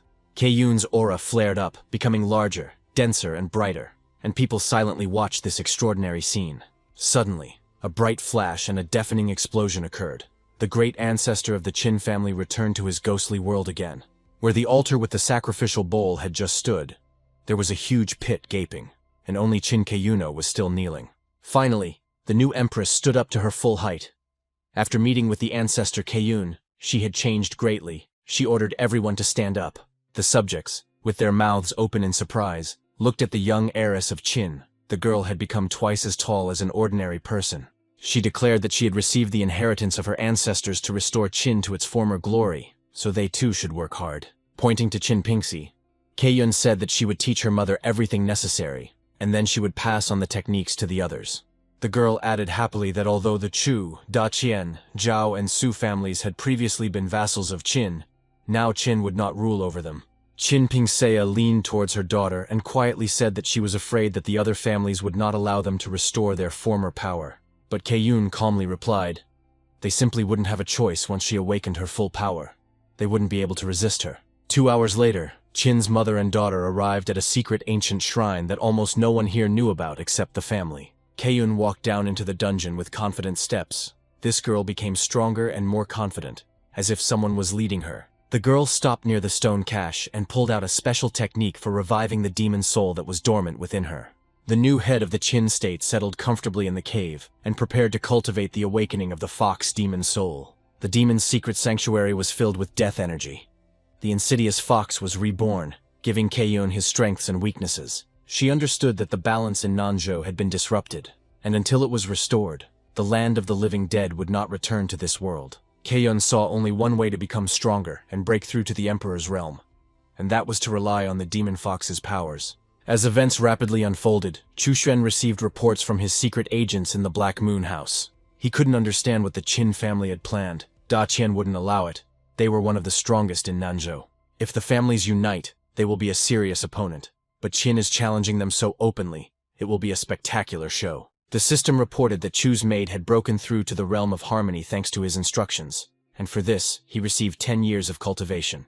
Xuan thought about it. He taught Changhe the technique and received cultivation as a reward. The maid broke through to the realm of harmony, and the reward was also cultivation. The guy laughed, which means that the students' achievements are the shortest path to their own successful and rapid cultivation. A satisfied Xian looked in on Chu, hurrying to report her achievement, and he said with a smile that she had done a great job. Xuan added that today was a wonderful day. She had reached the realm of harmony, but she needed to remember that there was still a long and difficult path ahead. The girl was stunned, but how did he know that she had broken through to the realm of harmony? Was he really so strong that he could see right through everyone? Keyun, having acquired the powers of a fox demon, attacked the families that were previously friendly to Qin, seeking to subjugate them all. After a brief fight, the young heiress of the Qin family grabbed her exhausted opponent by the neck and laughed. She asked what was going on. Was the fighter giving up already? Or was there someone else here who wanted to fight her? The young fox, the head of another family, defeated by the treacherous Qin heiress, asked in bewilderment what had happened to the head of Da Qian. In response, the fox demoness only laughed cheerfully. She had finally become herself and could enjoy her own power. Xu Wen watched what was happening near the gates of his palace. He chuckled. There was a real crowd of people here today. Keyun asked the evil lord. He is here to commit robbery while there is an opportunity. The enemy of her enemy is her friend. They can destroy people together. The ruler answered the young girl. She is talking about him, the most evil ruler. For him there is nothing better than a big catch. Qin Keyun chuckled. The man gave the wrong answer. He seemed to not understand who he was dealing with. She was not just a girl to him. Shou Yuan angrily shouted at the little one. It was not for her to judge his answers. He could instantly turn her into a wet spot or ashes. In response, Keyun attacked the Dark Lord with a powerful bolt of lightning. Shou Yuan's favorite attack was not scary for the young fox. The dumbfounded evil lord stuttered and asked how she could do this and where the girl got such terrifying power from. Keyun exclaimed, "Everyone listen. Now the Qin family is breaking the agreements with other families. From now on, they are not a single state. Today she, Qin Keyun, proclaims herself empress, and anyone who goes against the new ruler will be killed immediately." Xuan couldn't believe what Xian'er said. Qin Keyun proclaimed herself empress. That couldn't be true. The girl confirmed that this was exactly the case. Moreover, she recalled all the Qin masters from the three families, as was written in the report. Chu himself took the report. Keyun single-handedly dealt with 10 Da Qian masters, and even wounded the evil overlord Shou Yuan. The young man realized that this meant that a demon fox had truly been reborn in her body. Her strength was increasing too quickly, and she could become invincible. Pushing the report aside, Xuan said thoughtfully, "It seems that the time of peace and union of the four families will soon come to an end." A satisfied Xian'er said cheerfully, "Empress Qin is so powerful, so cool, she can almost defeat everyone with one finger." The girl vividly depicted how the empress was fighting. Chu asked the maid in surprise if she really wanted to become empress. Xian'er winked cheerfully at young Chu and replied, "No, she wants to always be by her wise and strong master's side."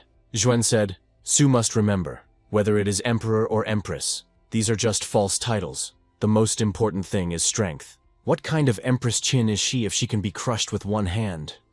Xian'er laughed cheerfully. The master is always right. However, this time Qin Keyun really went too far. It is unknown where her antics will lead. Definitely not to anything good. And then Xuan felt that someone was approaching his estate. He told the maid that someone had come to them. The young man immediately scanned the space with his aura. It was not a cultist, but a luxuriously dressed girl approaching the estate. Xuan was very surprised. The new Empress Qin herself, who had recently caused so much noise, stood at the threshold of his estate. The guy asked Qin Keiyun why she came here. They had only seen each other once, and Chu hoped not to see her again. Keiyun replied to him that today, as was known, she had become the great empress of the state of Qin, and was very eager to marry him. Su Xian'er was dumbfounded. Wow, the great empress herself was asking to marry her master? It was crazy. The young man shuddered at such a ridiculous proposal, and muttered, "Marry her? What nonsense, he's already refused." The girl flushed. Now she was an empress. She needed guys for her harem. She allowed Xuan to show her such a favor. Seeing Keiyun reaching out to him greedily, the guy shouted, "Hands off. He's not gonna marry a girl with weirdos." She cooed. His third brother is not here now, so he will be first in line. How can he do this? Then there may not be such an opportunity. Xuan pushed away the overly intrusive empress bride, telling her to finally leave him alone. He would not marry her. Keiyun sighed. She didn't think he would kick. Let's see if he can escape from her fox-like grip. But to her surprise, the empress was unable to attack the young man. She was struck by such a powerful aura that she had never seen in her life. A powerful stream of energy almost knocked the uninvited guest off her feet. She was amazed. How could this be, after all? They said that he was weak. Chu Xuan commanded Empress Qin to kneel down, and the maid looked at her master in surprise. Qin Keiyun obediently fell to her knees on the stone slabs of the courtyard of the estate, as if she was paralyzed, deprived of will and strength. The mighty great empress was at a loss. This guy suppressed her power with just one phrase. "What is going on here?" Xuan sternly asked the great Empress Qin who gave her the right to show such impudence in front of him and force him to marry. Keiyun lowered her head and quietly said that she was mistaken. She had no idea that the 13th master of the Chu family was so strong. Having broken the pride of the newly made empress, Xuan allowed her to stand up and even sat her down at the table. After all, she was a guest. The boy ordered the maid to first pour Qin Keiyun some tea to make up for the inhospitable start of her visit. Xuan asked Keiyun what she knew about the land of the living dead, the appearance of which many in these lands are expecting in the near future. The girl replied that she knew little, although she retained memories of past lives related to this. The guy said it didn't matter that she knew little. Let her tell him what she had. He wanted to put the different pieces of information together into one whole. Qin Keiyun began the story. In her past life, she was the fox demon of the great and powerful Emperor Qinzong.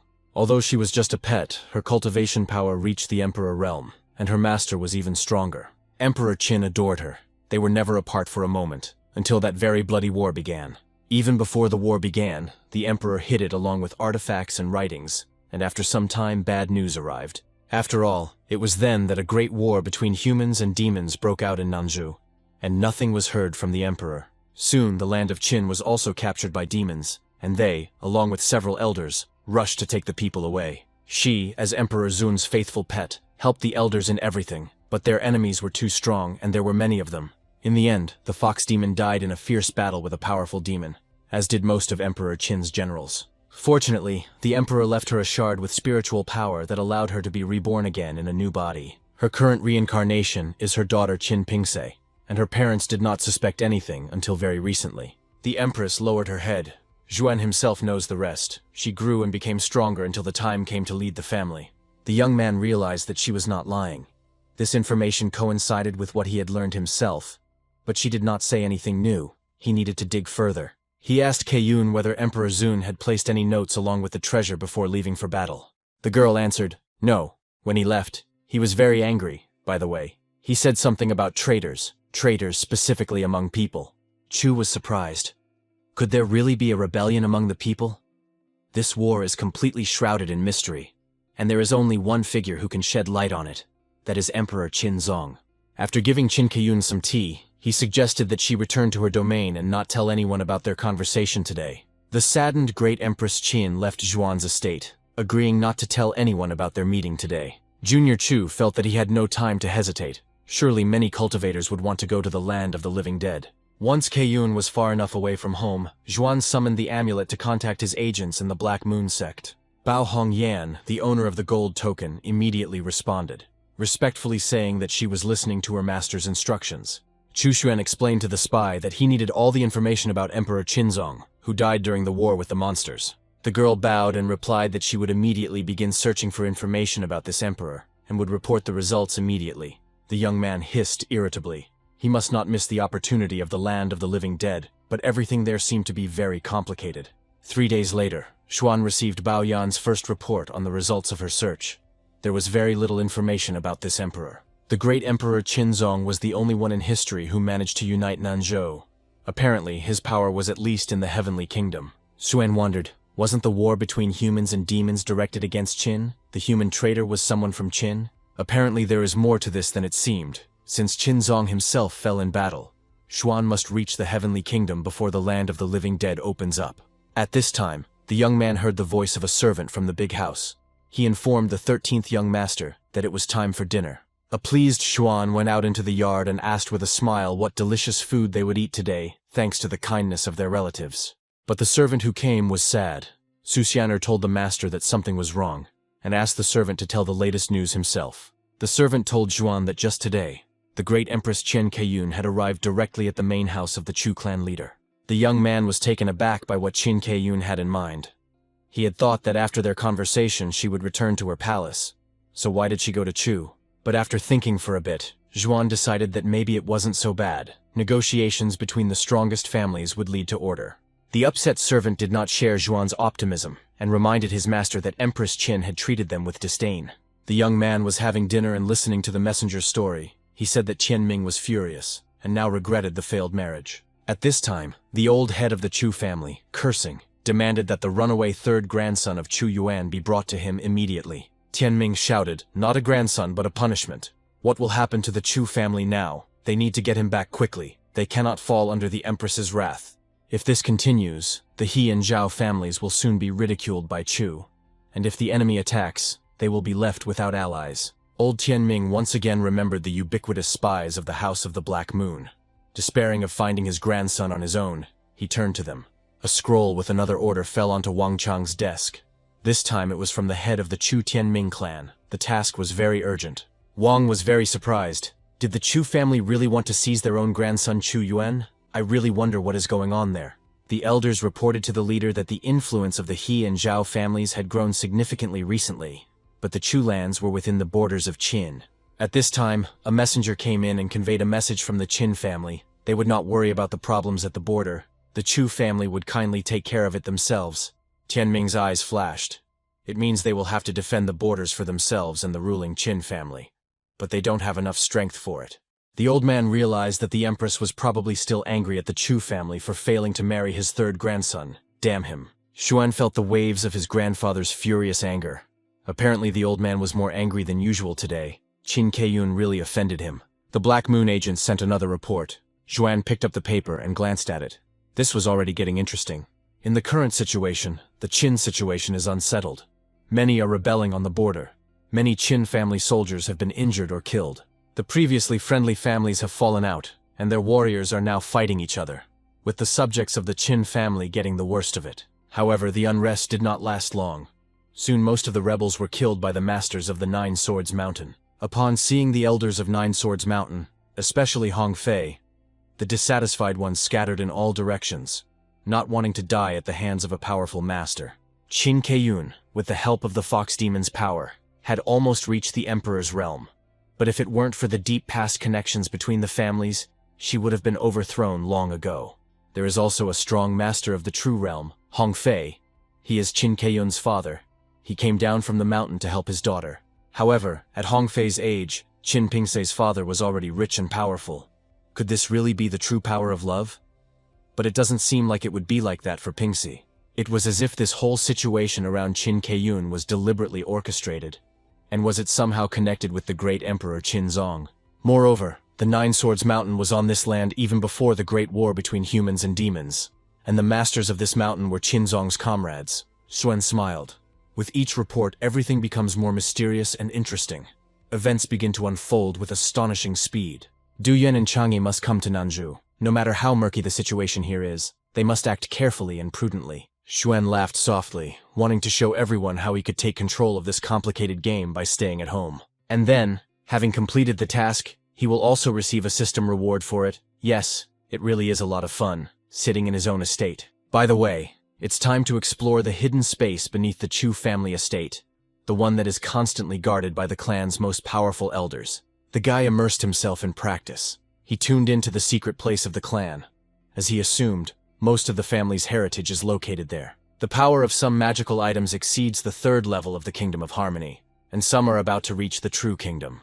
According to the scriptures, the Chu family estate is part of the historical heritage. The family settled there because it was an ancient, powerful place. Xuan decided not to pry into the secret place for now. He had to wait until Chu Yun could increase her strength. Then she would reveal all the secrets to him. Late in the evening, one of the elders of the Qin Pingshan clan came to the great Empress Qin Keiyun to report on the past day. He reported that there were constant secret attacks by cults on the border, but the situation was gradually improving. Keiyun demanded that the elder speak more to the point, what the current situation was on the battlefield, who was attacking, what the losses were. Pingshan replied that after the head-on collision they had achieved complete victory. The cults were unable to organize an attack yet. They had become silent. The Empress ordered that attention be paid not only to cults, but also to preserving the wealth of the ruling Qin family and their state. Keiyun understood that her strength was growing too quickly. She needed to attack the enemies with all her might as soon as the opportunity arose. The girl frowned. She had to seriously prepare for the discovery of the land of the living dead, and all the weaklings had to die. Pingshan approached the lady with a message about the Chu family. A member of his family is related by marriage to this clan, at the present time. But the Empress interrupted him, and ordered him not to mention the Chu family in the future, and to maintain a neutral status, letting the Chu take care of their own affairs. Qin Keiyun added that she forbids Pingshan from disturbing the Chu family himself, and the ruling family will remain neutral. The elder thought, judging from the madam's indifference towards the Chu family and her attitude, she was still angry at them because of the broken engagement. Now no one dares to disobey her will. Anyone who disagrees will either lose their head or become crippled. Pingshan mentally wished the Chu family good luck. Keiyun said quietly, "That idiot Qin Pingshan doesn't know anything about the situation in the Chu clan. They are not as weak as he thinks. Everything is not as it seems." The Empress remembered her recent meeting with Chu Xuan. This young man is stronger than anyone she knows. An angry Keiyun said that in her great Qin Empire, everyone must follow the rules. General Li bowed respectfully and said that he meant no harm. Keiyun barked at Li to shut his mouth. She showed him the scroll. He was secretly collaborating with the enemy. She ordered the guards to take him away and execute him. The captured general begged the Empress to spare him, but she was deaf to his pleas, and the guards dragged the traitor out of the hall. Keiyun said, "Now is the heyday of the Qin Empire. No matter who they were in the past, the sons of officials or nobles, she will not tolerate betrayal from anyone." Each of them swore their allegiance to her, but when General Li betrayed the Qin Empire, she reminded the others that they must follow her orders. Meanwhile, in the main Chu estate, the elders were training fighters and cultivators, forcing them to practice family techniques. The servants discussed the Qin attack on the Zhao and He families, and that the Chu family they worked for had not supported their former allies. The servants found this behavior shameful, and decided to resign, deciding that it would be better to sweep the courtyards of other clans. The cleaners dropped their brushes and ran out of the main estate. Chu Tianming was furious at how dare the workers treat his family like that. Xuan chuckled, until the old man came to the estate to nag him with or without reason. The young man can do his own thing. To begin with, Xuan took hold of the mirror to see what was happening, and he instructively told Du Yuan to eat more and improve his skills. After watching Du Yuan practice, Xuan gave him some advice and suggested how he should do it better, and the boy was delighted. The young man glanced at his pets having fun on the roof. "These kids will also soon reach the Emperor's kingdom. That's great." Xuan sighed. He had been here for almost 3 years, and he still couldn't meet any worthy disciple right on the spot. Suddenly, a sob and a cry of failure were heard from the street, and the younger Chu looked in the direction of the noise in surprise. A frustrated swordsman walked along a forest path, exclaiming that he was a lazybones, a loser, and a complete disappointment to everyone. He exclaimed, "Is such a pathetic man worthy of such a beautiful girl? He is the most hopeless man in the whole wide world." Looking at the unexpected guest sipping wine, Xuan said, "What luck! A loser who can be turned into something worthwhile." Appearing in front of the drunken boy in the golden glow of the portal, Su Xian'er asked him where this strange boy came from. The girl asked the gentleman for permission to look at the guest, but Chu Xuan stopped her with a prohibiting sign. He would take care of him himself. The sobbing youth asked Xuan if he had any alcohol. Xian'er gasped. So he was also a drunkard, but Xuan sent her to cultivate his powers. The maid was surprised why the master didn't throw the drunkard out the door. Was he really worth it? She didn't see anything special in him. The unfortunate loser, intoxicated by alcohol, told Xuan that he had not a penny in his pocket, and offered to exchange his sword for a drink. Chu replied, "This sword of the Xuan kingdom, it is useless for him," the guy exclaimed. Well, he is a loser. What else can you expect from him? He has no use for this sword at all. The drunken guest's face was distorted by a grimace of grief. He sobbed and began to wail. Does the host know who is the most hopeless? Of course he is. It's immediately obvious. Xuan answered the drunken guest. Well, since he says so, it seems he really is no good for anything. He looked at him with his inner vision. Oh, he's not just a loser. He's a loser who was dumped by his girlfriend. Xuan even knows that the drunk guy was dumped by his first love. Moreover, the new lover of his first love beat the guy right in front of her, making him cry like a baby. He really is a loser. The guest blushed deeply and looked up at Xuan with surprised eyes. He asked in shock how he knew this, and who he even was. Xuan exclaimed that he was a guiding star for the lost, the main savior of everyone, and meeting him was the guy's main luck. The young swordsman looked at the owner of the estate with wide eyes, and finally he asked if the master would help him. Xuan said with a smile, "That's right." Drunk Ding Yue couldn't believe that he really had a chance to become better, that he could really change his life. This gentleman seems to be strong. Such a powerful person would not deceive him. A simple poor guy. And then Yue heard the order to kneel before his future teacher. Hope flashed in the boy's eyes. He whispered yes. The drunken guest fell to his knees before Chu Xuan and exclaimed that from now on he, Ding Yue, his disciple, would obey the teacher in everything. He bowed respectfully and reverently greeted the powerful teacher who had shown him great favor. Xuan said, "Fine. As long as Ding Yue respects him and follows the rules, Chu will protect him and do everything to help him become great." The new student assured Xuan that he would always listen to his teacher and strive to become stronger and wiser as best he could. Chu saw that Ding Yue was expelled from the warriors of Nine Sword Mountain. He has talent in martial arts and cultivation, but his meridians are weak. Because Xuan took in a promising disciple from Nanzhou, the system rewarded him with the heavenly sword art technique. Still not believing his luck, Yue asked the master if he could really make him stronger. Xuan advised him not to doubt him. Chu snorted. A savior literally fell from the sky on Ding, and he still doubted that even though the guy was worthless, Xuan could make a nugget out of him. Yu sobbed, since he was a failure. Wouldn't it be better to die? Xuan sternly told the disciple not to talk nonsense, but to concentrate on cultivation. The student obediently agreed, although he did not believe in the success of his studies, since they had not previously yielded any results. Xuan extended his hand to Ding Yue and solemnly told him that today was the day of the dawn of his power. He must be ready to accept it. Chu lightly touched the silent youth's forehead and, using a special technique, asked him to open Ding Yue's soul to him. At that very moment, some of the techniques known to Xuan moved into the head of his new student, filling him with understandable knowledge. The stunned young man instantly sobered up. He felt his body being filled with the strength and warm solar energy of the teacher. Yue's eyes widened in surprise. He couldn't believe that he had already reached the first stage of the spirit realm. The teacher was incredibly cool. Now Dean understood techniques that he had never known about before. The boy was sure that sword skills would come easily to him.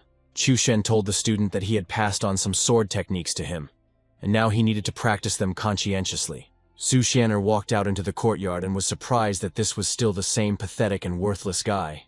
But now his aura had become stronger. The girl had never even heard of such power before. What kind of kingdom did her master have if he was able to transform a person like that? For the new disciple's achievement, the system rewarded Xuan with 100 years of cultivation, and now he could finally break through to the realm of honor.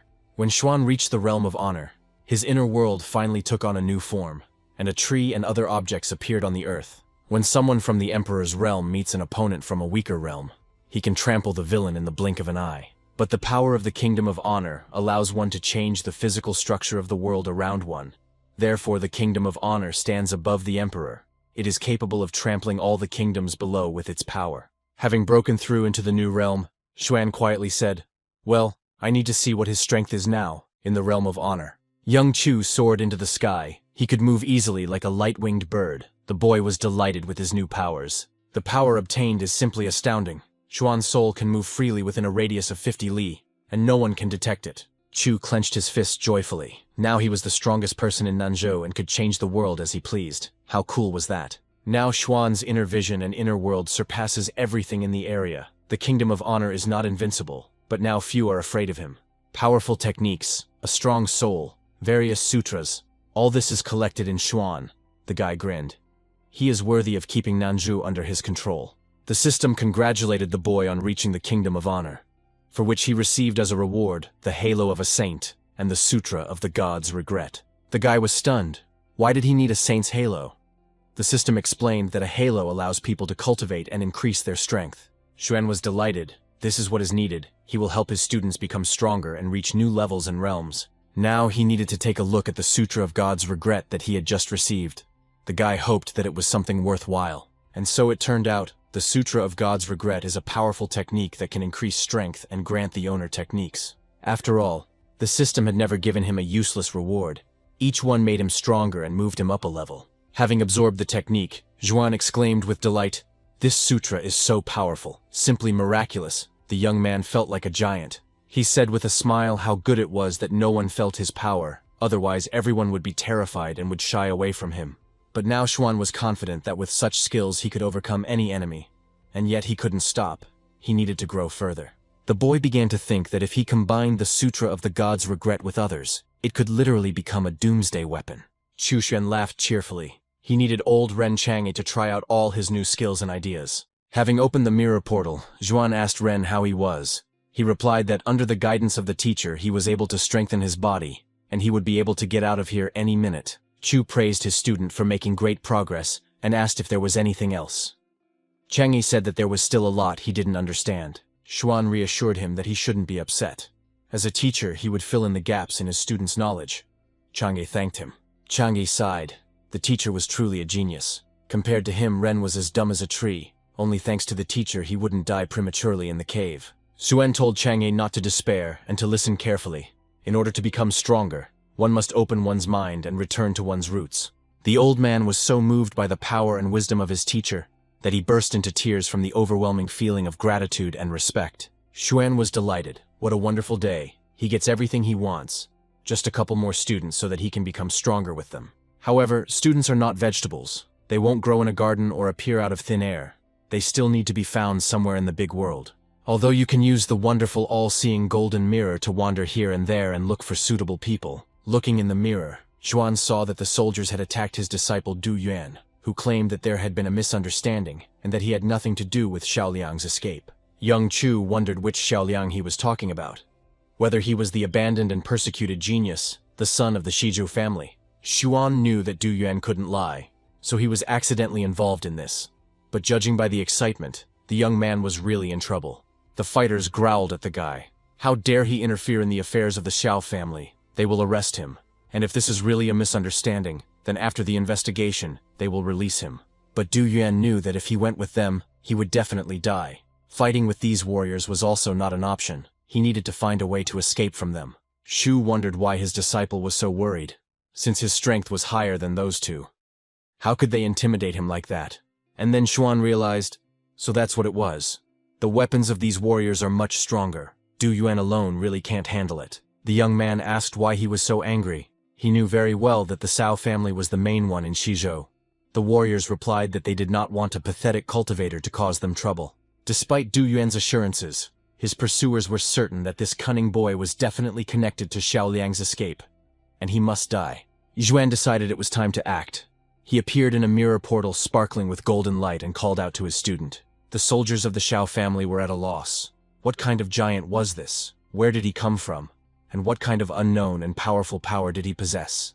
Du Yuan recognized Chu's voice and exclaimed, "This is the teacher. Has he really come to save his weak disciple?" The young man bowed to Xuan with tears in his eyes, telling the wise man that he was in danger and asking him to lend him a helping hand. Xuan asked in surprise, could these two bugs really threaten his disciple? Could such a thing be possible? The warriors of the Xiao family were shaking. They were finished. The boy turned out to be familiar with this strong man, and now they had become bugs, damn it. Du Yuan looked back at his pursuers in embarrassment.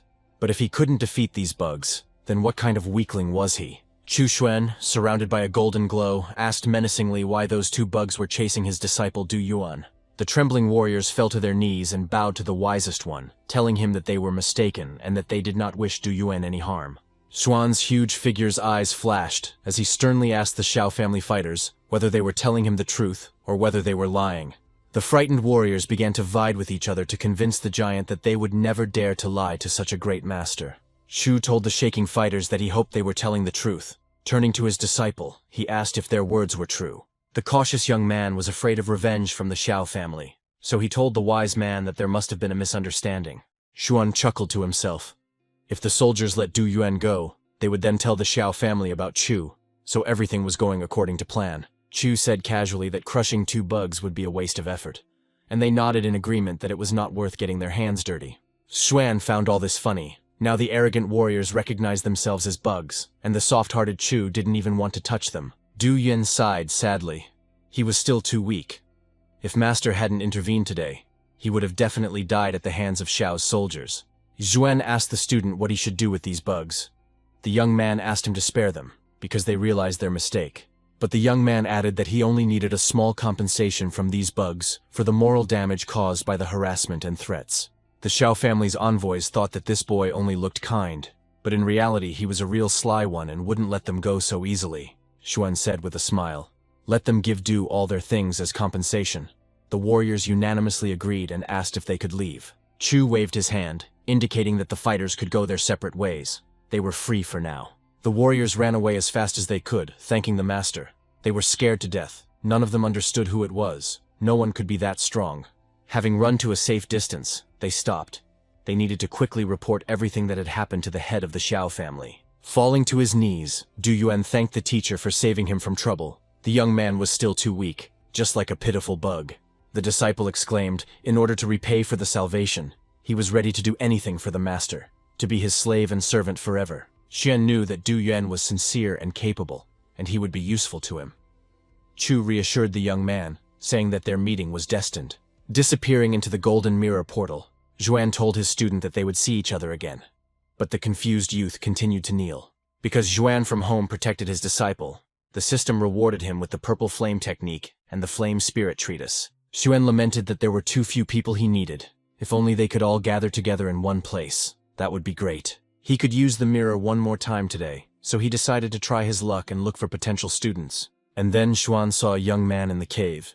He was diligently cultivating, his powerful aura blazing around him, giving off strength. This guy has reached the 3rd stage of the harmonious realm at such a young age. His skills are excellent, and his talent is definitely higher than Suxian Er's. Xuan frowned. For some reason, this young man in the cave seemed so painfully familiar to him. But he couldn't remember who it was. And then Chu realized, it seemed that this was the same Xiao Liang, the escaped genius from the main family of Shizhou. An interesting find. Suddenly, the small, elegant amulet on Xiao Liang's chest began to move. The young man stopped what he was doing and froze, concentrating on the amulet. A glowing spirit appeared in the cave, a beautiful girl with a tremendous power in her, who sank down in front of Xiao Liang. Xuan was surprised. What kind of spirit is this? Close to the heavenly kingdom, could she really be his personal assistant? This guy is lucky. The young man bowed respectfully to the lady, and she said kindly that with some effort, Liang would finally be able to leave Shizhou. Xiao Liang obediently replied that he would do as the lady said, and if necessary, he could leave Shizhou as soon as possible. A shadow fell across the young man's sad face, and he solemnly promised the Xiao family that one day he would definitely achieve justice. The lady encouraged Liang to cultivate his power. Once he reached the heavenly realm, the Xiao family would have no choice but to respect him. The young man assured the master that in 1,000 years, he would be able to reach the heavenly kingdom and help her change her body. Xu Xuan was surprised that the boy was going to achieve this in 1,000 years. He was crazy. Even with his skills, it was impossible. The teacher asked how Liang would manage in just 1,000 years. 100 years were needed for the reign of the emperor. 1,000 years for the reign of honor. The girl sighed. To reach the heavenly kingdom, another 10,000 years are needed. That is the minimum order of things. Many arrogant, impudent people are stuck in front of the heavenly kingdom for tens of thousands of years because of their ambitions. Xiao Liang asked his mentor in surprise if the heavenly kingdom was really so difficult to reach that many people got stuck there. The girl reassured the student that he shouldn't be upset. With her help and hard work, the young man would definitely cope with this. In her lifetime, there was a master who reached the heavenly realm in 10,000 years, becoming invincible. He killed 3 demons, but now he has probably already died. The young man asked his beautiful mentor who the invincible man was, and how he managed to do it. The girl replied that, of course, it was the greatest Ren Changhe, whose exploits had spread across all continents. Xuan was stunned. Could she really be talking about old man Changhe? So this ghostly girl was of the same generation as his old disciple. At this time, Ren Changhe was sneezing convulsively in his cave. The old man was surprised who he was remembering. Maybe his teacher. Xiao Liang clenched his fists and promised the beautiful lady that he would definitely become like Ren Changhe and become famous throughout the world. Xuan smiled. This guy is so naive, but Chang'e himself is now sitting in a cave and now considers himself a worthless piece of trash. Meanwhile, the old man kept sneezing. Tears were already streaming from his eyes. He was asking who was remembering him.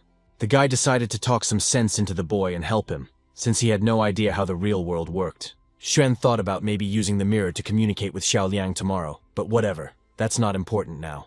The girl told Liang that as his master, she believed in him and ordered him to quickly leave Shizhou and go to Nanzhou, where there were few worthy cultivators. Besides, the land of the living dead will open soon, which means all the masters will want to go there. The Xiao family will definitely not be able to find him. And then the giant figure of Xuan appeared in the cave. Xiao Liang and his mentor were confused and silently looked at the unexpected guest. The young man, having come to his senses, grabbed his sword. He decided that the soldiers of the Xiao family had come to seize him again and bring him home. But the teacher felt that this person's energy was too powerful. Could it really be one of the ancient ancestors of the Xiao family? Lin objected. This can't be. There is no point for the ancestors of the Xiao family to chase after him. He is their talented grandson. And the young man didn't remember that the Xiao family had such a strong ancestor. None of the cave's inhabitants could understand who he was. Xuan laughed to himself. He was deceiving simpletons again, just like when he deceived an old man stronger than him. Ren Changhe sobbed in his dead cave. He could no longer sneeze, but everyone continued to remember him in the big world. Xuan told the young man and his mentor not to panic. He was just a deity exploring the worlds. If they were not villains, then they had nothing to fear. The teacher introduced herself as Liu Piao Piao. The girl was surprised that this unknown person was so strong that he could move between worlds. Xiao Liang also introduced himself and respectfully greeted the gentleman who had honored them with his visit. Xuan said good-naturedly that their caution was appropriate. He could see that they looked tired, and the guy was also injured. Liu Piao thanked the guest for his understanding. Liang had never met such a strong master in his entire short life. Liu asked to tell what worlds the master was exploring, but Xuan replied that they were too weak to understand his purpose. Just said that the heavens and worlds are all-encompassing. Perhaps they would be better able to tell him about their land. Lao explained that there were 5 lands belonging to humans, 1 land of demons, another land of monsters, and a land of mixed races. Almost all lands have been developed, and only the land of demons remains unexplored and deserted to this day. Few people have ever been there. It is said that there is an ancient desert of vast area. Many cultivators perished on the border of that land. Even the great heavenly realms were unable to explore this place, as only a god realm cultivator could enter that place. Piao added sadly. But for some reason, even the cultivators of the god realm did not leave the desolate land. Xuan was surprised. A deserted land. It turns out there is also such an ancient place. So this is where Ren Chang'e is now locked up. Chu chuckled. Since this place is shrouded in mystery, he should first strengthen his skills and body, and then go there. Xuan told Piao that she must understand that their meeting was destined by fate, and asked permission to give her some advice. Their world is just a drop in the ocean of his universe. Those they call God Realm cultivators are nothing more than pathetic weaklings. The young man and his mentor were shocked. Could the kingdom of God really be so insignificant, and their world just a small drop in a vast sea? Lu wondered how powerful that world was, and how dare she even think about cultivating her power when it was worthless. Xiaoliang thought in shock. He used to think that Chang'e was his idol, but now it was no longer so. Now the young man realized that he was just a grain of sand. The cunning Xuan was pleased with the result. He had deceived Chang'e and tricked them in exactly the same way. How naive they were. Xiaoliang and Liu Piao bowed respectfully to Xuan, and thanked the sage for his explanations and knowledge. Chusen told them that if they wanted to enter his world, they would first need to enter this ancient desert land of theirs. Piao frowned. So the desert land was a direct path to the great universe. That's why, according to rumors, no one ever returned from it. Xiaoliang stubbornly thought he must, no matter what, reach the god realm as soon as possible and go to the desert land. Xiaoliang's mentor thanked the wise one for opening their eyes today, showing them the greatest mercy. Xuan smiled. What a polite girl. Although she is weak, she understands what it means to respect others. He likes such people. Piao was confused. Maybe this strong and wise man wanted to help her change her body so that she could move on. Chu, leaning towards the girl, said mysteriously, answering her thoughts. Although her body is weak, he will not deprive her of opportunities. Piao asked the wisest one to apologize to her for her insolence, but she does not understand at all what he wants to tell her by this. Xuan smiled. It was not necessary, because the most important thing was that Liu wanted to continue cultivating his strength further. Now Piao Piao is just a floating soul, separated from her flesh. but the soul is the most important thing on the path to becoming strong. If Piao uses her soul to cultivate, it will be filled with energy, and Liu herself will gain unprecedented power. The girl replied that she understood the wisest gentleman, but did not know how to strengthen her soul cultivation. Xuan explained that not everything comes easy. The realization of power comes with time, because energy permeates everything from flowers to minerals. Chu told Liu Piao that he would help her, since fate had brought them together, and under his guidance the girl would be able to become stronger. The guy thought that Xiaoliang and Liu Piao wanted to get to Nanzhou, so it was high time to install a soul seal on them. He told Liu that even a drop would help restore the stability of her soul, but she couldn't take too much. She wouldn't be able to bear the strain. Having thanked the wisest one, the girl opened the bottle with the potion and dropped one drop onto her hand to put into her mouth. At that very moment, a soul seal shone on her hand, and the powerful female cultivator was under Chu Xuan's influence. After swallowing a drop of the potion, Liu Piao suddenly felt her body changing. The system rewarded Chu for tricking him into placing a soul seal on a strong cultivator. Xiaoliang bowed and told the master that he was an incomparable master, the most powerful in the whole world, respected by everyone. Xuan didn't understand the purpose of this fiery speech. Was the young man trying to curry favor with him or something? An unexpected turn of events. The young man continued. He told the gentleman his story and said that now they were hunting him with all their might with the aim of killing him. Du Yuan said, he understands that the master can help him, but it is unthinkable to ask the master to protect him always. The boy thought that after receiving a couple of instructions from the master, he would be able to independently resolve his difficulties and become useful to the master. Xuan chuckled. What a sly one. Liang will become a powerful weapon in his hands if he becomes stronger and is loyal to his master. Chu teleported one of the books to Liang. He said that these writings with breathing techniques, although their level is weak, are just right for the young man. The young man sincerely thanked his great mentor and benefactor for the mercy shown in strengthening his strength. Xuan laughed to himself. If he had known that the boy would fall for it so easily, he would have told him more and more lies. Liu Piao also thanked the gentleman for his help and said with embarrassment that they still didn't know his title, but he would tell them. Chu was at a loss. The title. Well, yes, he had fooled them. It was time to say his name and title, but what would be a nicer name for him? Proudly puffing out his chest, Xuan said that he was immortal, powerful, incredible, peerless, graceful saint of virtue. Xiaoliang and Liu Piao were delighted. How lucky they were today. They were visited by such a great and powerful being. They fell on their knees, and with all their hearts thanked the great immortal saint of virtue for the honor bestowed upon them. Having enjoyed this picture, Xuan graciously told them that it was time for him to go, and if there was a chance, they would certainly meet again. The young man and his mentor joyfully wished the powerful lord a happy journey in exploring various worlds. Xuan took the soul-strengthening technique given to him by the system. Now it's time for him to look at this new cultivation technique. By relying on one's own strength, a person strengthens the power of his soul. One can divide the soul into sectors and redistribute the power. The soul cannot die or dissolve. Under the Chu kingdom, it will not be so easy for him to die. Thanks to soul techniques, he can become even more powerful. Xuan laughed contentedly. What a gift this was from the system. How great it was to be a know-it-all. Chu shouted to his disciple Ding Yue that his master was in a good mood today, so he decided to give the young man a sword. Ding Yue was amazed and stared at his master's gift. This sword seemed incredible to him. He had never seen such a weapon.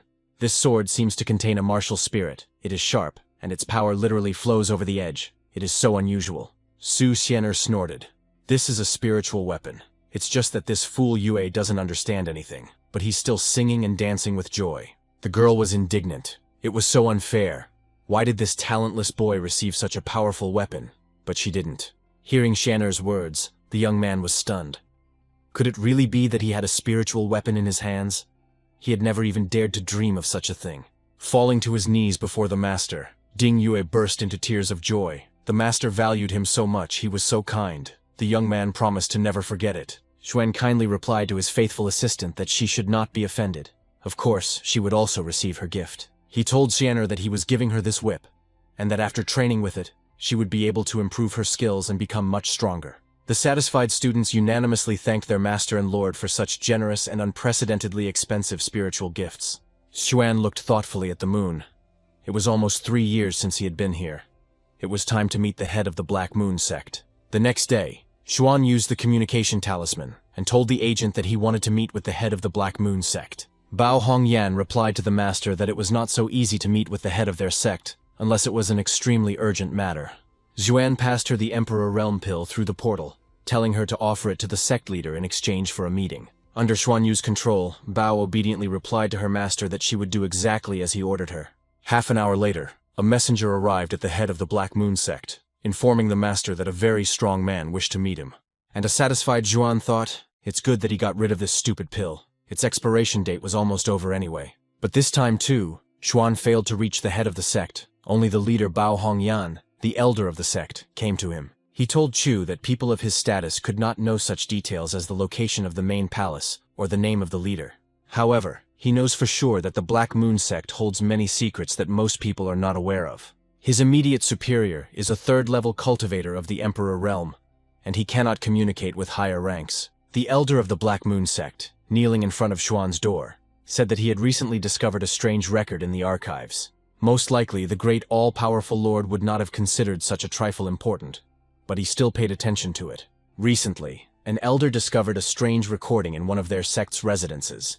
He doesn't know whether he should pay attention. The lord must have heard of the great battle between demons and humans. The sect's archives indicate that Nanzhu wasn't the only one to participate in that battle. The main target of this battle was the Qin Empire, but it was never possible to find out exactly who was the instigator of the war. After listening, Xuan sighed. Even though this old man is weak, he wants to take him under his wing. He is reasonable and can still be useful. Chu told the elder to leave here but was nearby. He would call him to him again. The old man respectfully thanked the master. Xuan's disciples, inspired by the spiritual weapons given to them, continued to diligently cultivate their strength. The heavenly pets Blackie the cat and Pan the bird grew stronger with their owner, but still competed with each other. Xuan dozed off in his chair when the system announced that it had already been 3 years since he had stayed at home and was getting stronger. As a reward, the boy received a cape of power, imbued with energy, which becomes an indestructible shield for its owner. The second reward from the Soul Pursuit bow system is capable of reaching the enemy's soul, regardless of distance or obstacles. After trying on the cloak, Xuan exclaimed that he loved the system. He was constantly filled with energy. This artifact was simply a godsend. And this is also the perfect weapon. The bow of Soul Pursuit. There are simply no words to express the delight. It was worth staying at home for this. Now with this weapon, Xuan can kill his enemies from thousands of li away without moving. It's just fantastic. The bow's power is directly related to Xuan's own strength. As he becomes stronger, he will be able to imbue the weapon with immense power. Su Xianer shouted to the master that it was time for lunch, time to eat, but Xuan replied that he did not have time. He was busy training. Xu Wen was wandering around the area around her laboratory and saw a cave. The girl said it looked like an ancient, forgotten place. Now she can create Harmony Realm pills. She still needs to work hard to help the younger 13th brother. Coming closer, Yun saw that in front of her was a cave of blessing. With such possibilities, she was bound to become stronger. The girl constantly thought about her weak younger brother. She did everything possible to help him get stronger. Entering the cave, Yun was surprised by these miracles. All kinds of rare magical plants were shining around her. Leaning over, the girl exclaimed, "This is a white spiritual mushroom. It's needed to strengthen bones. It's extremely rare." Yun turned to the other side and opened her mouth in surprise. Thousand-leaved snow lotus. It removes toxins and prolongs life. Having carefully collected the magical plants, the delighted girl whispered that she would bring all of this to her 13th brother. Forgetting everything, Yun ran around the glowing clearing and collected rare plants for magical potions and miraculous pills. Suddenly she smelled a wonderful scent. It was a little familiar to her, but this one was much stronger and brighter, and it had just appeared. Turning around, she saw a wonderful plant emitting this scent, and at that time a dark figure was secretly watching the girl. Taking a closer look at the fragrant plant, Yun exclaimed, "No, it can't be. This is the same flower." There was no doubt. This was the legendary Zuan herb that improves a cultivator's innate abilities. She had found it. Quietly picking the rare grass, Yun danced with joy. This was a real salvation for her younger 13th brother. And then Yun heard an evil laugh behind her. Someone said to her, "Wasn't the naive girl told that stealing is bad?" The girl turned around in confusion. A male figure stood in the shadow of the stone wall. The stranger was clearly not in a peaceful mood. Yun asked the stranger where he came from. Anyone worthy could find this place, so why was he taking the herbs for himself? The guy laughed. And who told the girl that? His family's medicinal herbs grow here because this place belongs to them. The stranger's mouth twisted angrily and he exclaimed, which meant that the beauty who had come here now belonged to him too. He walked towards the stunned Yun, smiling obscenely. This guy did not expect that the young fragile girl would resist. The guy's eyes were shining with delight. He hadn't seen such a beauty here for a long time. He was looking forward to having a great time today. But suddenly Yun dealt him a powerful blow and shouted at the pervert, "Hands off, she is not such an easy prey." The stranger was delighted. Yes, this cute little girl is not one to be timid. How wonderful. Today is definitely a very lucky day. Seeing that the scoundrel was not going to retreat, Yun dealt him many hard blows, shouting that the shameless one should get what he deserved. The lover of lustful entertainment flew aside. The girl turned out to be surprisingly strong for her age. Having moved away to a safe distance, the guy said, "Oh, how good she is, young devil. He will finally get to her." Yun snorted contemptuously at the guy. Ugh, impudent and shameless. No decent girl would fall into the hands of such a person. The face of the lover of maiden beauty spread into a smile. He blushed. This impudent girl appealed to him more and more. Yun had already collected all the magical and medicinal herbs she needed, and headed towards the exit of the magical cave of blessing. But then, right in front of her, as if from underground, a powerful figure of a large man appeared. It seemed he had come to the boy's aid. A tall man blocked the path of the fragile Yun. The girl stared in surprise at another stranger. How many of them were there? The guy happily told the strong man to stop this beauty before she ran away from here along with the magical herbs. Yun frowned and sternly ordered the man to get out of the way, or he would get no less than that little scoundrel. But the second stranger didn't even deign to answer the girl. He silently looked at this cocky young cultivator. Without waiting for an answer, Yun clenched her fists and exclaimed that she had warned him. Now he shouldn't complain that it hurt. The girl attacked the stranger, trying to break through to the exit of the cave, but the man blocked Yun's attack with just one finger. Sister Xuanya gasped in surprise. She didn't understand what was happening to her. Some unknown force picked her up and lifted her up. A grinning face of a guy floated before the girl's face, looking greedily at the confused, impudent beauty. The silent stranger used a technique unknown to the girl. He immobilized the girl, depriving her of the opportunity to escape. The air in the blessing cave seemed to become liquid and viscous, as the cultivator created a protective barrier around Chu Yun. The girl found herself trapped in a magical ball from which she could not escape, and this ball was controlled by a silent man. The guy licked his lips lustfully, watching Yun's attempts to escape. He asked the beauty where she was going. Did she really want to run away? Yun was terrified. How could she escape from here? This silent man turned out to be incredibly strong.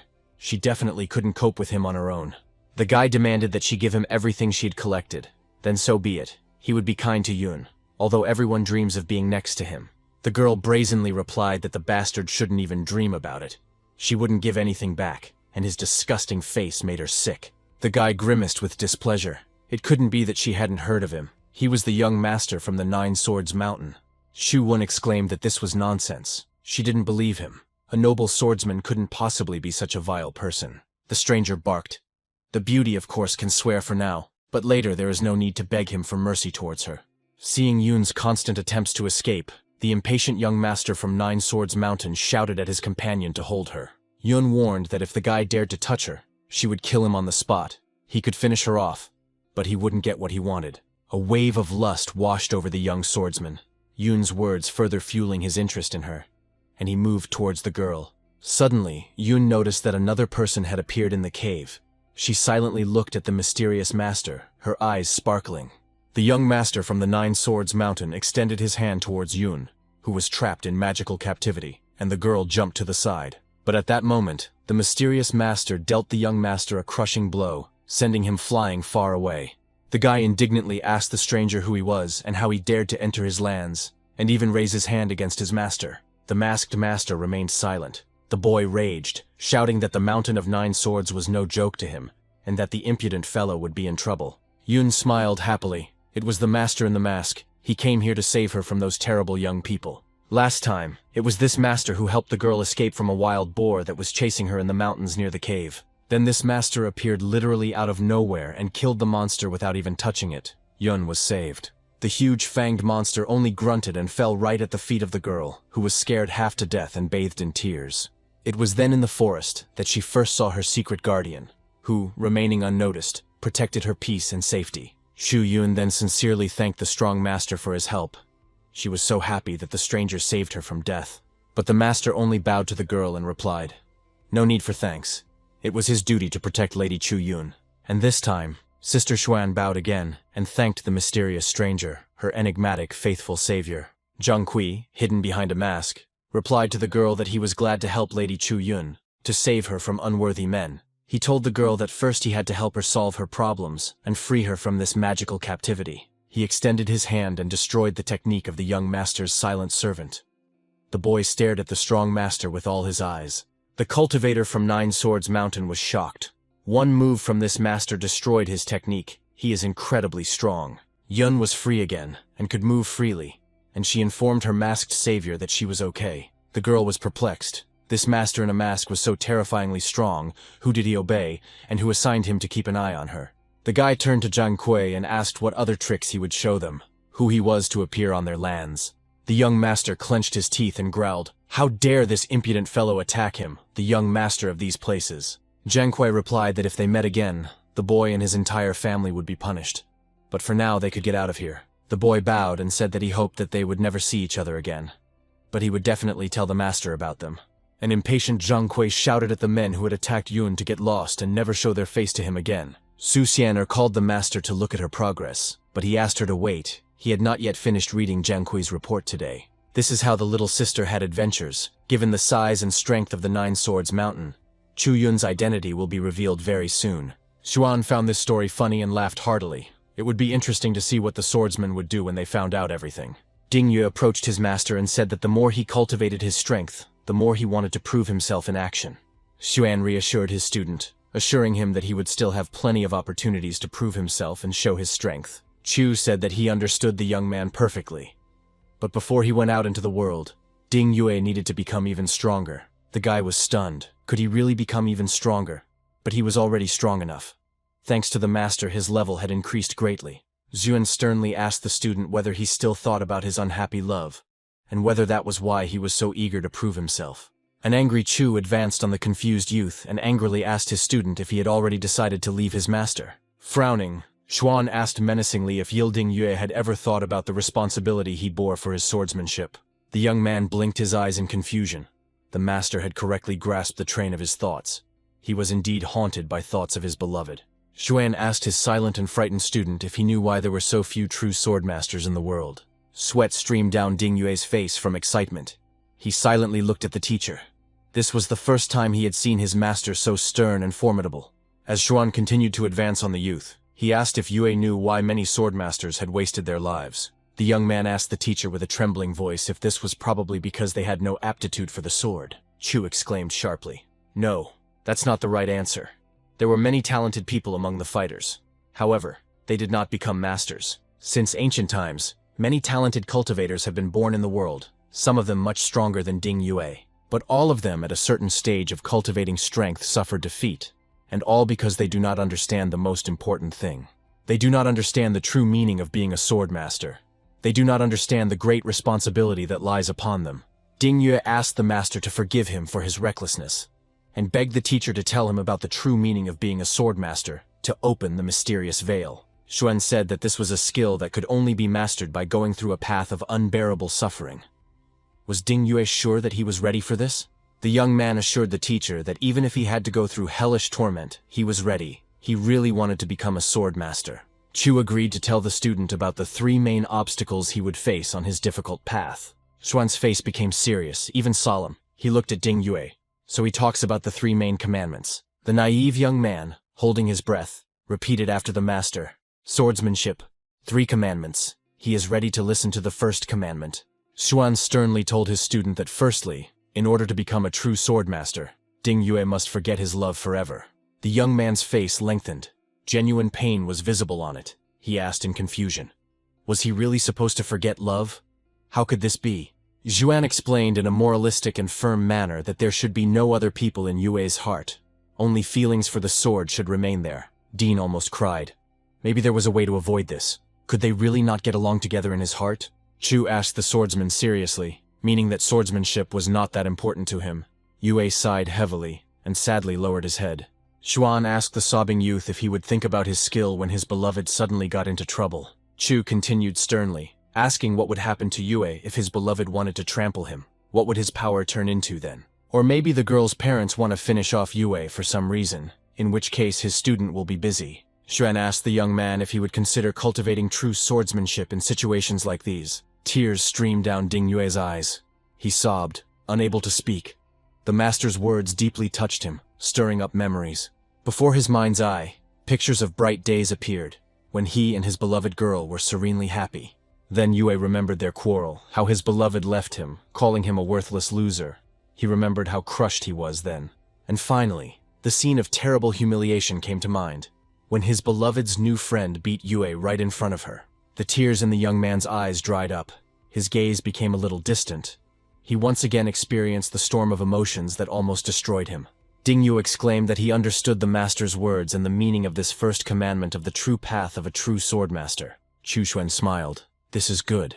It means the student has taken the first step towards a deep understanding of his complex and thorny path. He told Ding Yue that he would then tell him about the second commandment. A young man should not be distracted by beautiful girls. The young man's naive face lengthened again, and his large eyes became even sadder. How could he not look at beauties? It was impossible. Using his aura, Zhuan created 2 ghostly girls in the courtyard of the estate and invited the student to look at them. One was a fat, pockmarked, ugly woman, the other a slender beauty. Zhuan asked the student which of the 2 he noticed first. Ding Yue replied, of course, he immediately noticed the beauty. She is slim, cute, well-dressed, and even smiling. Chu asked Yue if he had to fight her, but the beauty would use her charm to cloud his mind about how it would end. Zhuan smiled. The young man, despite his skill, would lose to this beauty in that very second. That's what's dangerous about beauties. Ding Yue asked the master, if he were a woman, he probably wouldn't have to think about such sad things. Xuan indignantly asked if Yue really wanted to say that there were no handsome men in the world that women liked. Frowning, Chu said, he, for example, is quite a handsome man. The young man apologized embarrassedly. He somehow didn't think about it. Ding Yue somehow understood the first 2 commandments, but the last commandment, the most difficult to fulfill, remained. Chu became strict again. It was because of this 3rd commandment that many cultivators gave up and were unable to experience the life of a master swordsman. Ding Yue tensed up. If the first 2 commandments were so difficult to follow, it was hard to imagine what the 3rd commandment would be like. Xuan seriously told his student that if he followed this commandment, then there would be no one in the whole world equal to him in strength. The young man opened his mouth, afraid to miss even one word from his great and wise master, who possessed enormous power. Chu said solemnly, Yue must firmly remember that if there is no girl in his heart, then by drawing his sword, he can kill even a god. The touched young man fell to his knees before his teacher, tears streaming from his eyes, and he thanked the master for his kindness and wisdom. Yue asked the master to help him honor these commandments. He definitely couldn't do it alone, and then he wouldn't be able to learn true swordsmanship. Xuan sighed. He was so tired while he was trying to fool this young man so that he would finally forget about his nasty ex-lover. Ding Yue was training hard, repeating out loud that he should forget about love. Chu irritably asked if he could train silently. Xuan was terrified. He had been suffering for 3 days already. His head was spinning from Yue. He needed to see how the old man was doing, at least to change the scenery. Chu's huge figure appeared in the cave. He asked Ren how his affairs were going. He answered the master. After his instructions, everything became much better. Changhe noticed that the master looked stronger today, which meant that Ren himself had no limit to his strength. It was simply amazing. Chu told the disciple to continue in the same spirit and not waste time in vain. The old man bowed respectfully to the great master. Zhuan asked the cultivator if it was true that there were 1,000-year-old heavenly realm people in the area where Changhe came from. A noticeably younger Ren Changhe answered the gentleman that indeed, there were such people in his homeland, but there were very few of them. Chu was very surprised. He thought Xiaoliang and his mentor were pulling the wool over his eyes. But it turned out to be true. How interesting. Ren said that some old cultivators are reborn through secret energy accumulation techniques. Although even after 1,000 years, it is not easy for them to reach the heavenly realm. Xuan thought, that's how it is. However, this method has one drawback. It takes time to strengthen the body. These powers are accumulated by cultivators through their past lives. Otherwise, it will not be easy to break through the realms. Chu understood. This is how Qin Keiyun arrived at the border of the Emperor's realm so quickly. Were there others who were reincarnated due to the Great War? Chang'e added that this was rare in their world, and not every person could master such a cultivation technique. The old man heard that there was a special cultivation environment in the secret domain, but only the strongest of people could enter it. Zhuan asked the student, so this is apparently the very secret realm where only a cultivator of the god realm can step. Chang'e was stunned, as expected. What seems to him to be the main mystery of all life, for the master is just an empty sound. Suddenly Zhuan felt that he had guests. He quickly said goodbye to the student, telling him to practice diligently. At this time, Chu Yun's clear voice was heard in the manor. She shouted to the 13th brother that she had returned to him. Zhuan exclaimed cheerfully, "His sister is back, she is probably hungry," and invited Yun to quickly enter the courtyard. The girl literally glowed with happiness. She asked her brother not to rush. First, she would show him the real treasure. She handed the treasured herb to her younger brother, saying that it was a wonderful Zuan herb, and that she had specially brought it to him. Yun definitely doesn't need it. She brought it to Xuan on purpose, so that he could become stronger. She asked her brother to take it, otherwise she would be offended. The boy answered his sister with a smile that he had no need for her, so she could use this valuable plant for herself. The girl stubbornly said, "No way. Today my brother must take this herb." She tried so hard to make him stronger. If little brother can't break through to the next realms, he won't live longer than a common man, and in 100 years Yun won't be able to speak to him. Yun couldn't allow this to happen.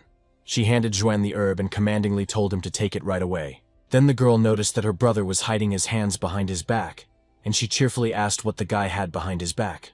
Yun advanced on her younger brother, handing him the magical herb, insisting that he eat it. In response, Zhuan smiled slyly. Suddenly Yun felt that her hand holding the grass stopped obeying her. The girl tensed, trying to regain control. Her hand treacherously pulled the grass into her own mouth. Yun desperately screamed, "No, not that," but her hand did not obey its owner. Xuan moved his finger, and the stunned older sister stuffed the grass she had wanted to feed her brother into her own mouth. Yun didn't understand how this could have happened. Why she herself ate the treasured bush of the magical plant. Tears welled up in the girl's eyes. Her lips trembled. All her wonderful mood evaporated. She couldn't help her brother. Shu Yun burst into tears, tears flowing like a river. Why was she such a loser? She couldn't even help her beloved younger brother. Xuan reassured her. He knew how much she cared for him, and that she had gone through a lot for this herb. But he didn't need such things at all. Yun's whole face was wet with tears, sobbing. She looked at her little brother. He was so kind, the best of all the young Chu. Xuan looked at his sister affectionately. This silly girl so sincerely considered him weak and defenseless and cared about him so much. He cheerfully told his little sister that he didn't need anything except this courtyard. There was no need to worry so much. He wasn't wasting his time. Having stopped crying, Yun shouted, "Oh, my brother is suffering from boredom here," and attacked him with her fists, but he fought back cheerfully. There was joy in the big Chu house. The family was being reborn. Chu Yun's elixirs and pills could bring in a lot of money. The head promised to punish everyone for illegal sales. Xuan chuckled. It seems that Grandpa Tianming finally acknowledged his little sister. Maybe now she won't be forced into marriage. The guy decided that now that she had returned to her ancestral home, it was time to reveal the secrets of the Chu clan's ancestral estate. Suddenly, in broad daylight, an explosion of unprecedented power thundered in the main estate of the Chu family, and thick white smoke filled the area. At the sight of the explosion, a huge crater formed, leading into the estate's dungeon, and the explosion caused panic among relatives. One of the servants rushed to the head of the clan as fast as he could, and reported that an explosion had occurred in Madame Chu Yun's house, and that the lady herself had disappeared. Old Tianming roared, "What an explosion!" He ordered that no information be leaked outside the estate. Everyone is forbidden to leave the Chu territory. The head of the family ordered the messenger to call all the elders of Chu. They should go to Chu Yun's house and wait there for him, Tianming. The 4 strongest elders must go with the leader. The rest will patrol the perimeter, grabbing anyone suspicious. If strangers are discovered on the estate's territory, they will all be thrown into prison. The head will deal with them personally. Hovering over the site of the explosion, the formidable Tianming gave orders to the elders that they must find his granddaughter Chu Yun at any cost. The elders, led by Tianming, dived into the dungeon. The old man ordered them to examine everything carefully, not missing a single corner. Suddenly, the head of the Chu clan saw a strange light ahead. He slowed down and asked his fellow travelers if they knew what was there. Taking a closer look, Tianming gasped. This light was coming from his granddaughter. Yun was floating in the air surrounded by a bright green glow. The delighted old man laughed. Chu Yun is fine. She is safe. It seems like his granddaughter is getting stronger and stronger. One of the elders asked the master what she had there, pointing to an ancient dagger hovering right in front of the girl. Chu Tianming paused for a moment and thoughtfully replied to the elder, "This means that the emperor's soldiers recognize their master." The ancient spiritual weapon hung right in front of Yun.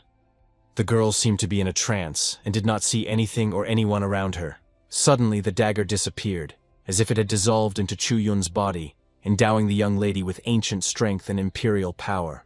At that very moment, Yun's eyes opened wide, now green, and the ancient power she had received from the weapon glowed in them. Tianming and the strongest elders of the Chu clan who accompanied him gasped at the power that was now emanating from the small and fragile Yun. Old Tianming shouted to his granddaughter that it was he, her grandfather, who had come for her, and that they needed to go back up to their ancestral home. The girl looked at her grandfather in surprise. She looked around in confusion, not understanding what had happened to her. Yun timidly asked where she was and what those flying things were. She was at home. Tianming realized she didn't remember anything at all. He gently asked Chu Yun if she really didn't remember anything about what happened to her recently. At least anything. The girl answered. She was in her chambers. Then she heard a voice that told her to come here. The voice was very kind. The head of the family frowned. He couldn't believe such luck. Was it really the call of the ancestors? But why did they choose Yun? One of the elders told the master that these floating balls of light are the power of the ancestors, which means that the ancestors want to give them power. Tianming confirmed that yes, these were the ancestors of the Chu family. The leader ordered everyone to remain silent about what happened today, otherwise they would be severely punished. The elders present here can accept the power of the ancestors now. After the breakthrough, they can inform the other elders. The old man turned to his granddaughter. He said with a sigh that Chu Yun had scared him to death. He was so happy that she was safe and sound. The girl told her grandfather that she was fine. She was completely fine, so there was no need to worry about her so much. Chu burst into tears. Of course she was fine, because the imperial warriors recognized her as their master. The head of the clan was touched. It finally happened. Now their family will become truly influential. He had been waiting for this for so long. Tianming called out to his ancestors, thanking them for their help and exclaiming that he had indeed finally done it. Zhuan, listening to this, sarcastically asked why his little sister made their stern and formidable grandfather cry so much. And then the guy heard a quiet rustling of leaves behind him. Someone appeared in the courtyard of the estate. Zhuan became wary, but the next second, the 13th young Master Chu smiled. He recognized the invisible guest. He had finally appeared. Empress Qin Keiyun was informed of the latest news about the Chu family, as they had recently been involved in conflicts then. Keiyun picked up the report. An interesting situation. The Nine-Sword Mountain and the Chu family. How will this funny conflict end? The speaker asked the lady if perhaps the Qin imperial family should intervene and try to resolve this misunderstanding. But Keiyun frowned and sharply replied that she would decide what to do, and he could go. The subject bowed low to the empress. Having summoned a messenger, Keiyun ordered him to inform the Nine Swords Mountain that if Song Yiming died, then nothing should change when the head was replaced. At the Nine Sword Mountain Manor, the leader and his son were discussing the recent event. Song Yiming asked his son if he was sure that the girl was an alchemist. The guy replied that his father could believe him. He felt her energy. She was definitely a first-class talented alchemist. Song Yiming clenched his fist. Great. Their Nine-Sword Mountain sect is just short of alchemists. He must do everything for this marriage. There was a lively excitement in the Chu family's main house. The Nine-Sword sect sent out a matchmaking letter. Chu Tianming asked if there was any news about that girl, the Empress, and the family elders replied that there was nothing new. The old man wondered if Qin Keiyun's resentment could be somehow related to the Nine Swords Mountain, since she had become very angry back then. After what happened to his granddaughter, a couple of days later this sect came with an invitation to matchmaking. It all seems strange. Rumor has it that the young master of the sect is a real freak, so what can he do? Chu decided that if anything happens, he will help Yun escape from there. Soon the head of the Nine Sword sect, Song Yiming, and his lustful son appeared. The boy shouted to the beautiful Yun that he was already here. The girl turned to her grandfather in surprise and asked who these were, what was going on, why was the boss hiding something from her. Tianming sternly told Chu Yun that he had told her to wait inside, but the girl grumbled. Well, she was wondering what all the fuss was about. The old clan leader angrily asked his granddaughter if she really wanted to die. She shouldn't be so disobedient. Yun winked cheerfully. The son of the Nine Sword sect's leader smiled and pointed to Chu Yun to his father, saying that this girl was here, and then she recognized the young guest. Song Yiming looked closely at the young lady of the Chu family. The girl was indeed strong and talented, and also beautiful. The head of the swordsman sect turned to the head of the Chu family. He said that they surely understood the purpose of their visit today. Chu Tianming remained silent. He didn't like it, Yiming continued. Despite their past misunderstandings, he would like Chu Yun. Suddenly, Song Yiming froze mid-sentence. The sect leader felt that something terrible and incredibly strong was approaching him. The old swordsman raised his head and was stunned. The words froze on his lips. Everyone looked at Song Yiming in surprise, not understanding what was wrong with him. The head of the swordsman sect couldn't take his eyes off the giant demonic beast looming over him. It was a huge wolf. The swordsman screamed in horror. He saw that the red-eyed giant was heading straight towards him. The old man decided that the beast would kill him. But instead, the beast placed a soul seal on Song Yiming's forehead, and now Chu Xuan could easily control the head of the swordsman sect. The boy was puzzled as to why his father's aura had changed so abruptly, and Chu Tianming and Chu Yun couldn't understand anything either. Seeing that his father had fallen silent, the young master of the sect stepped forward and told Yun not to be afraid. He just wanted. Song Yiming didn't let his son finish speaking, giving him a resounding slap, and the would-be groom flew helplessly to the side. The swordsman exclaimed that he would kill the shameless freak. He was not even worthy of looking at Lady Chu Yun, the pathetic scum. A stunned Yun asked her grandfather what was going on here. She didn't understand anything. Tianming replied that he himself was in shock. Song Yiming continued to beat the boy, and he shouted for his father to stop for the sake of their clan and in the name of their ancestors, but the swordsman was furious. Gritting his teeth, the old man growled at his son. How dare he mention his ancestors? He is a disgrace to the family, and will soon meet his ancestors in heaven. The face of the head of the Nine-Sword sect turned gloomy. Despite the pitiful cries of his son, he prepared to take the boy's life. Yun couldn't believe her eyes. This old man was going to beat his own son to death, and right here in their estate. Shu Yun approached Song Yiming and asked if he would rather not stain their family's courtyard with blood and leave here with his son. The head of the Nine-Sword sect bowed to the girl and replied that she was absolutely right.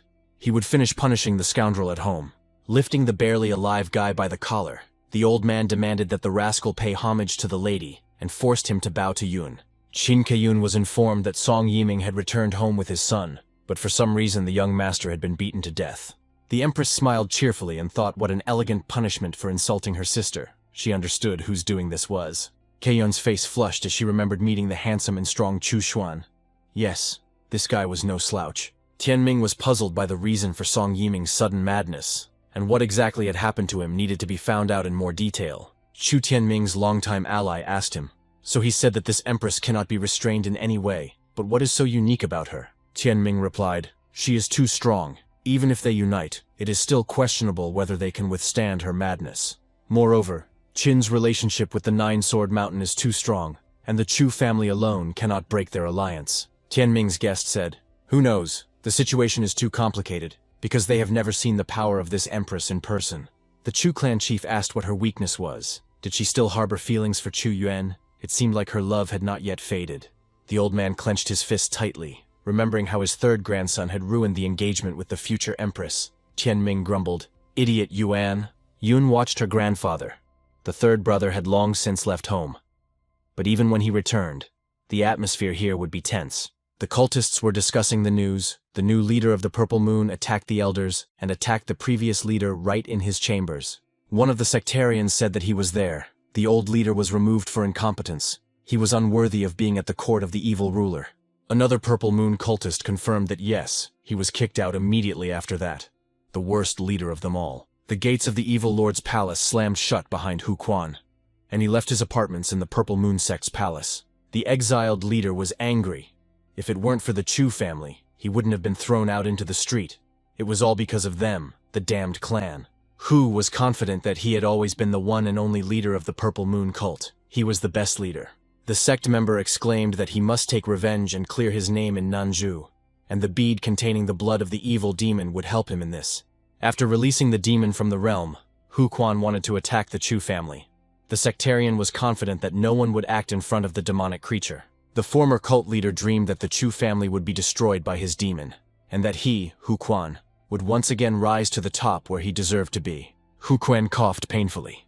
He had been feeling weak, and had been having constant attacks of debilitating coughing lately. He grumbled. It seemed like he didn't have long to live. But even if he died soon, he would drag the Chu family down with him into a damp grave. The former head of the Purple Moon cult frowned and said solemnly, it seems this is his last important mission. The elder ordered the servants to patrol well. While the elders of the Chu family were in the ancestral home, there should be no mistakes. Swaying from weakness, Hu Quan approached the main house of the Chu clan. The delighted sectarian addressed the hated family. The sectarian said joyfully that in 15 minutes the demon's blood would be shed, and they would all drown in the abyss of bitter despair. Suddenly, Hu Quan moved to the courtyard of Xuan's estate. The sect member asked in confusion how he ended up here. What happened? The cultist had been standing aside for so long after receiving the fake map of Chu territory that Xuan had almost forgotten about him, and hadn't expected him to show up so suddenly. Xuan sensed the demon energy. Is this demon blood condensed into a sphere? This is definitely not ordinary demon blood. This guy wants to harm the Chu family. Huquan said that it was too late. The sphere had been activated. No one could stop it, and now the Chu family would definitely be finished. Xuan summoned his blood flower and ordered it to eat that harmful deposed head of the Purple Moon cult. The flower obediently swallowed Huquan, and soon only part of the clothes was visible from the toothed bud. But the bead managed to pop out. The activation time ended, and the soul of the evil demon that had been imprisoned in this bead long ago emerged from the scarlet sphere. Xuan frowned. The soul of a powerful demon had burst out of the sphere.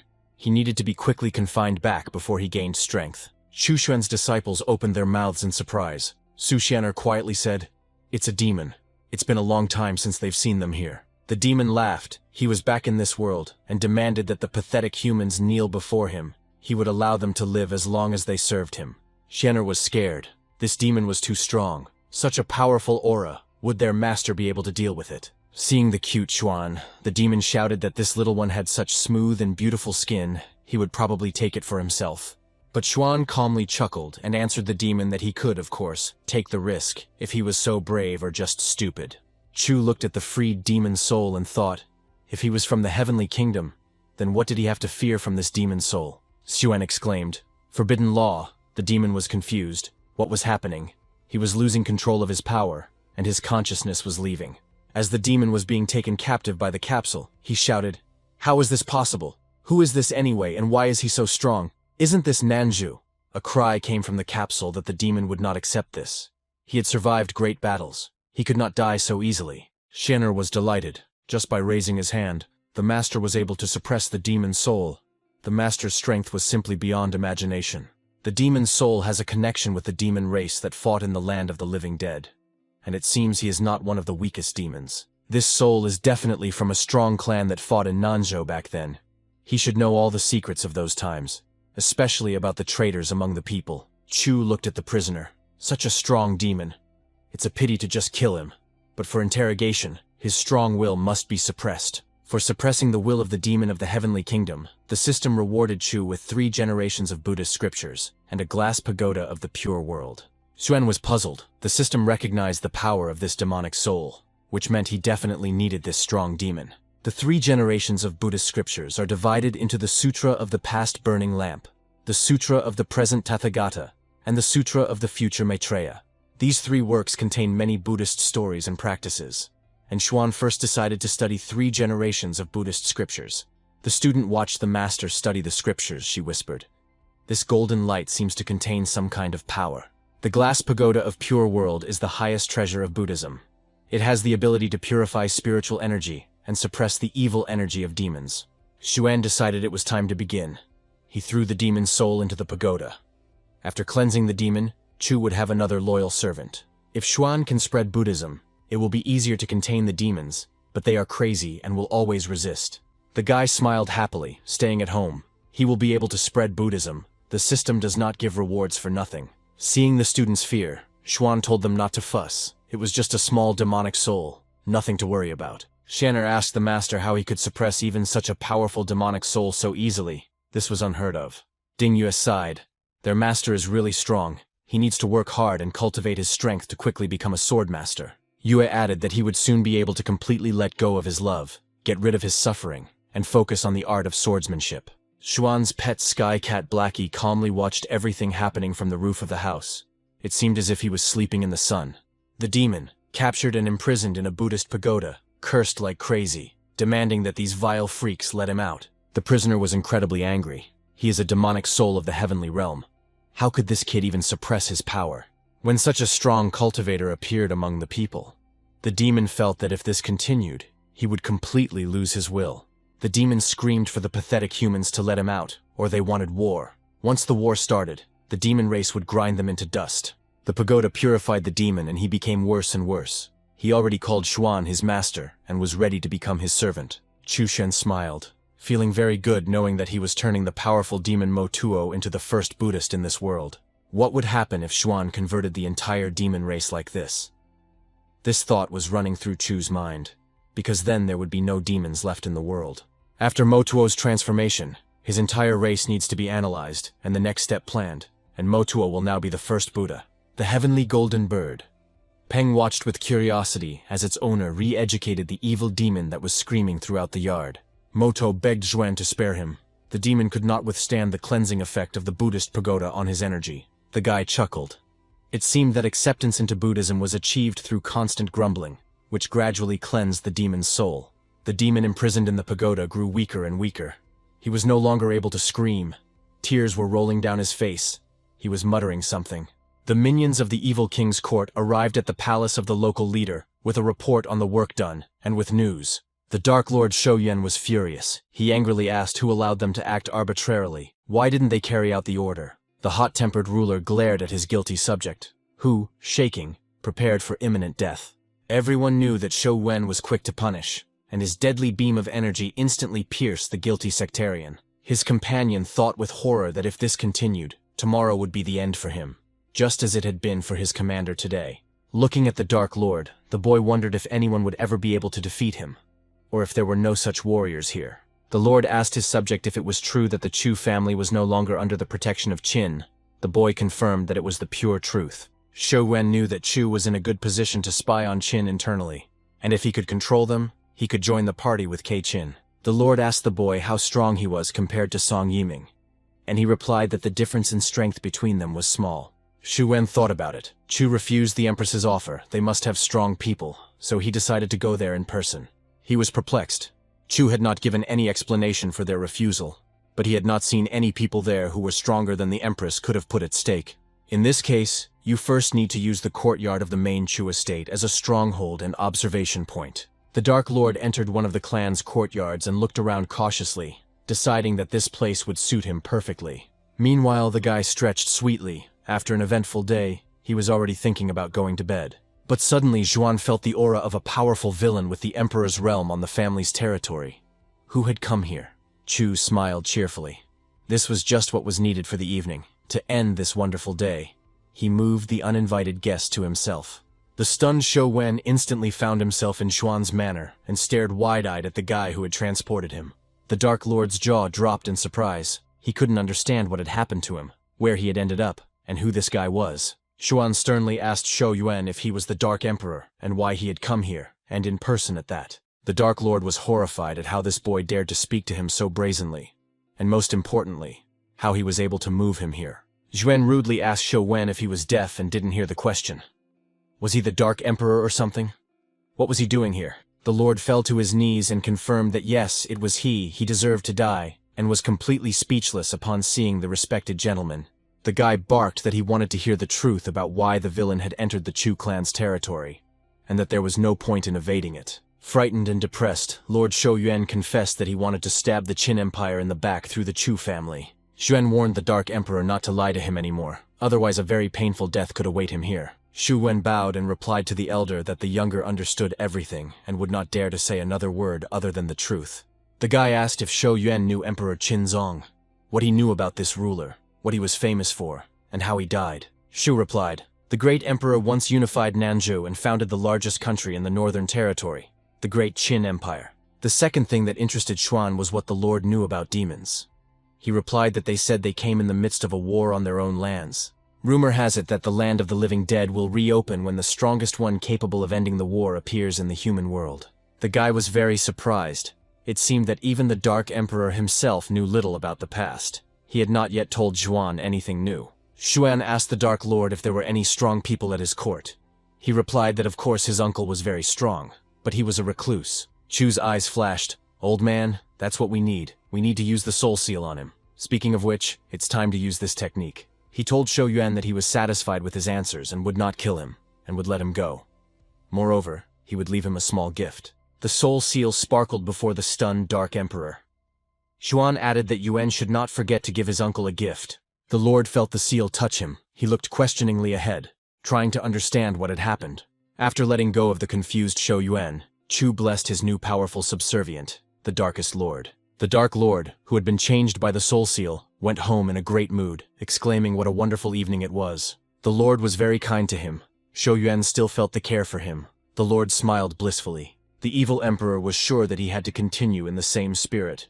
so as not to disgrace his strong and wise master. Shu Yuan's aura sparkled, and inspired by his new mission, the formidable Dark Lord rushed towards his home. Stopping not far from the palace, the evil emperor looked in surprise into the courtyard of his vast and luxurious house. Frowning, he asked what had happened to his house while he was gone.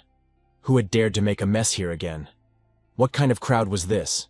And indeed, a whole procession of followers of the evil court walked through the courtyard of the imperial palace. Everyone wanted to see the ruler. The palace guards tried to stop the guests, persuading the head of Li to calm down, but he asked where the king was. He needed to see him. The head of the guards said that the lord was invited by Empress Qin. Li sighed. He hoped that he could get his approval. Li explained that his brother fought alongside the evil king. Now his house is full of banners, and he has become a model for cultivating evil. Li wants that too. The head guard chuckled. So brother Li just needs a package with gifts from their all-powerful ruler. That can be arranged. Li jumped in surprise. So there are such parcels. The guard reached into his pocket to show brother Li the list of options. Liang handed the list to the sect member, saying that this was the evil king's sales package, and brother Li could choose whatever he liked best. It was so unexpected that Li doubted whether it would suit him.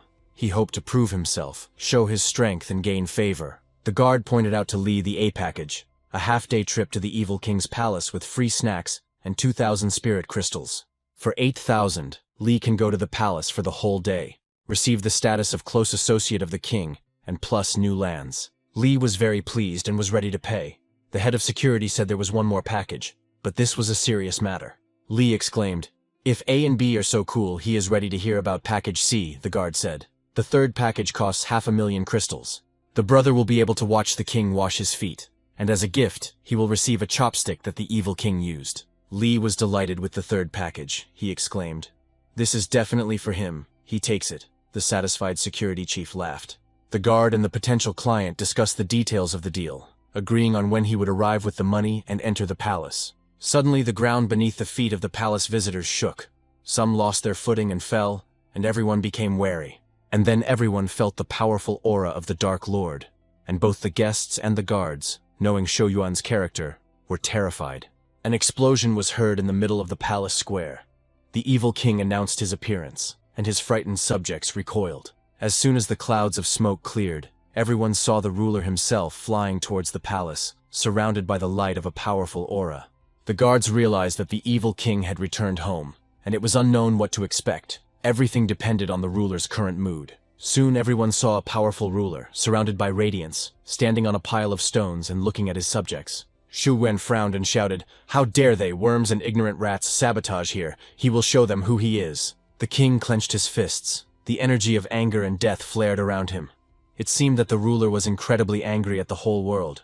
The evil king slammed his fist on the ground and shouted for all the uninvited guests and his foolish enemies to die immediately. Obeying the Dark Lord's command, razor-sharp thorns rose from the ground and hunted everyone in the square. Enormous magical spikes killed everyone, both guests and palace guards. Streams of blood flooded the palace square, and soon everything became quiet. One of the guards was wounded but survived. He was horrified by what their king was doing. Something like this had never happened before. The stunned guard looked at the carnage and muttered that the ruler was destroying his own people and even his servants. The palace guard has disappeared unnoticed. He must hurry to Xuanli to report that their evil king has gone mad. Upon arrival, the guard bowed and informed His Highness that there was trouble in the king's palace, and that many of their cultivators had fallen. The prince listened to the report and thoughtfully replied that if they did not stop this, their evil masters would be unhappy with the situation. The chief of security rushed for help to the former evil overlord, the uncle of the current king, who had become a reclusive cultivator.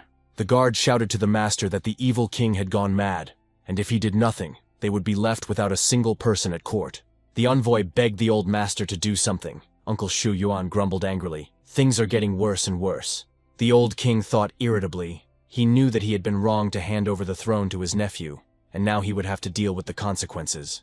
The doors of the old cultivator's cave swung open. The recluse stepped out into the world, and the guard felt the powerful aura of the former king. The evil master's eyes flashed angrily. He was unhappy that he was disturbed while cultivating a powerful evil force. He cried out so that everyone could see how quickly he would pacify this crazy boy, and the former evil ruler burst out laughing. Shou Wen's old uncle, like a whirlwind, flew out of his hermit cave and rushed forward to meet his crazy nephew. He shouted to the guards who had come to him to quickly follow him straight to the palace of the Dark Lord.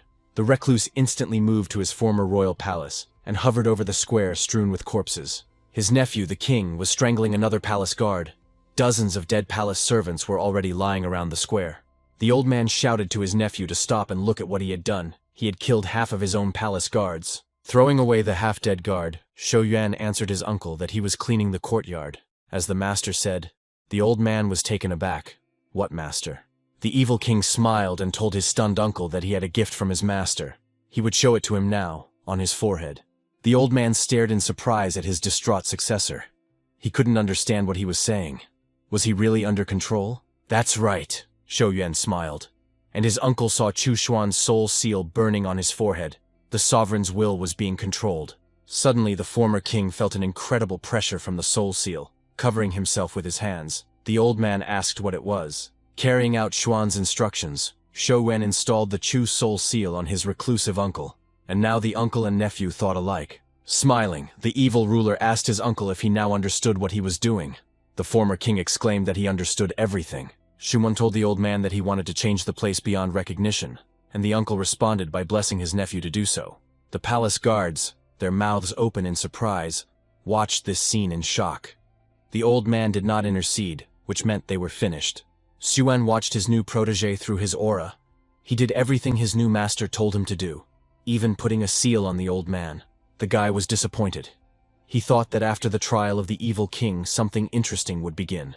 But instead, there was a banal, bloody massacre. Xuan's heavenly beasts watched their master cheerfully, while he, having nothing better to do, lay on the lounger and picked his nose. But Xiaoliang was making great progress. He was already at the 3rd level of the Void Realm. Chu Xuan was very pleased with the young man. These two of his pets also raised their level of strength cultivation, and most importantly, they finally became friends and stopped fighting. The boy took up his golden magic mirror, and his other students also gradually improved and became stronger. Xuan sighed. It seemed like he needed to find someone again who could become his disciple and learn his cultivation skills. The system announced that Chu stayed at home for 5 years. For this, he gets a mini-world. The guy smiled. The system knows what he is missing. The mini-world is an additional spiritual space in which there are many resources for cultivation. You can even adjust the time difference between the mini-world and the present. The satisfied guy laughed. Very nice. I need to see what kind of world this is, and how similar it is to the other, real world. Zhuan looked into the mini-world given to him. It turned out to be beautiful, like the untouched planet Earth, only in miniature. The boy's eyes were shining. He was holding his little world in his hands and exclaiming, "The system is really magnificent, what a wonderful gift." A happy Chusuan decided that he should show this wonderful miniature world to his talented students. In the morning, Xuan was transported to a mini-world along with his students and pets. The children asked the teacher where they were. It was so beautiful here.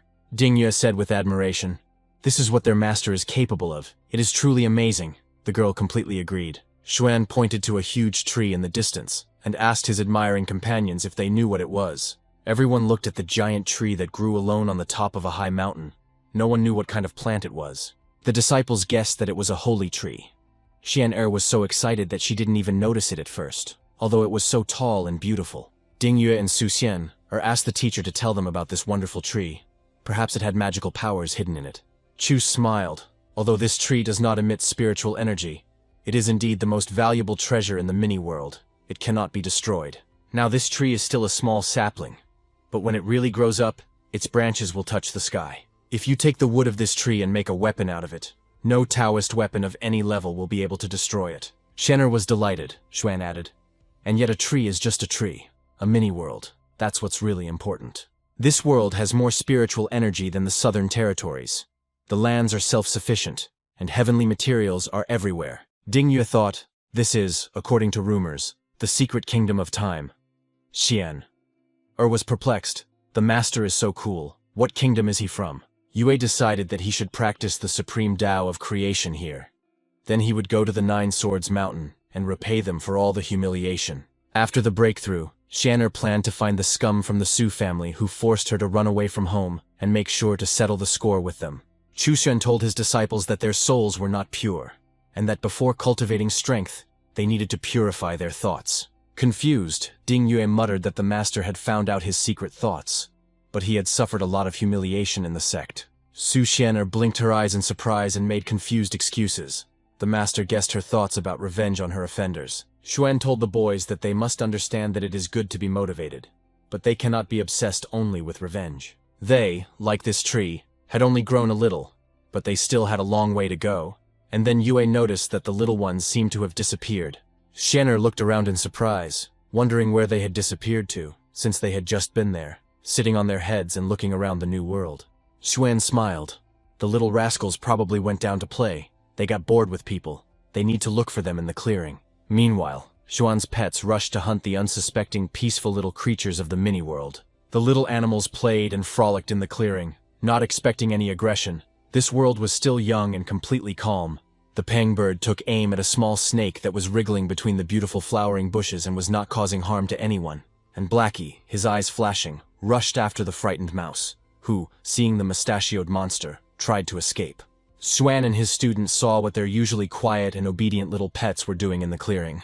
Xuan's eyes flashed with anger, and he loudly barked at the two of them to stop causing trouble in his new world. The boy shouted to the pets that he told them to go play here and not to bully others, and what kind of mess they had made here. Grabbing his pets by the scruff of the neck, Chu gave them a good beating, but they made excuses that they were just fooling around and weren't bothering anyone. Xuan told the kids that they should be friendly. The local animals are peaceful and not at all suitable for fighting. Chu told his pets that they were strong, and on the contrary, should protect the local kids, because this was his world. Hearing the boys' giggles, Xuan ordered them to stop gloating and get to training, and the students unanimously responded, "Yes, master. But before they practice, they must eat their fill.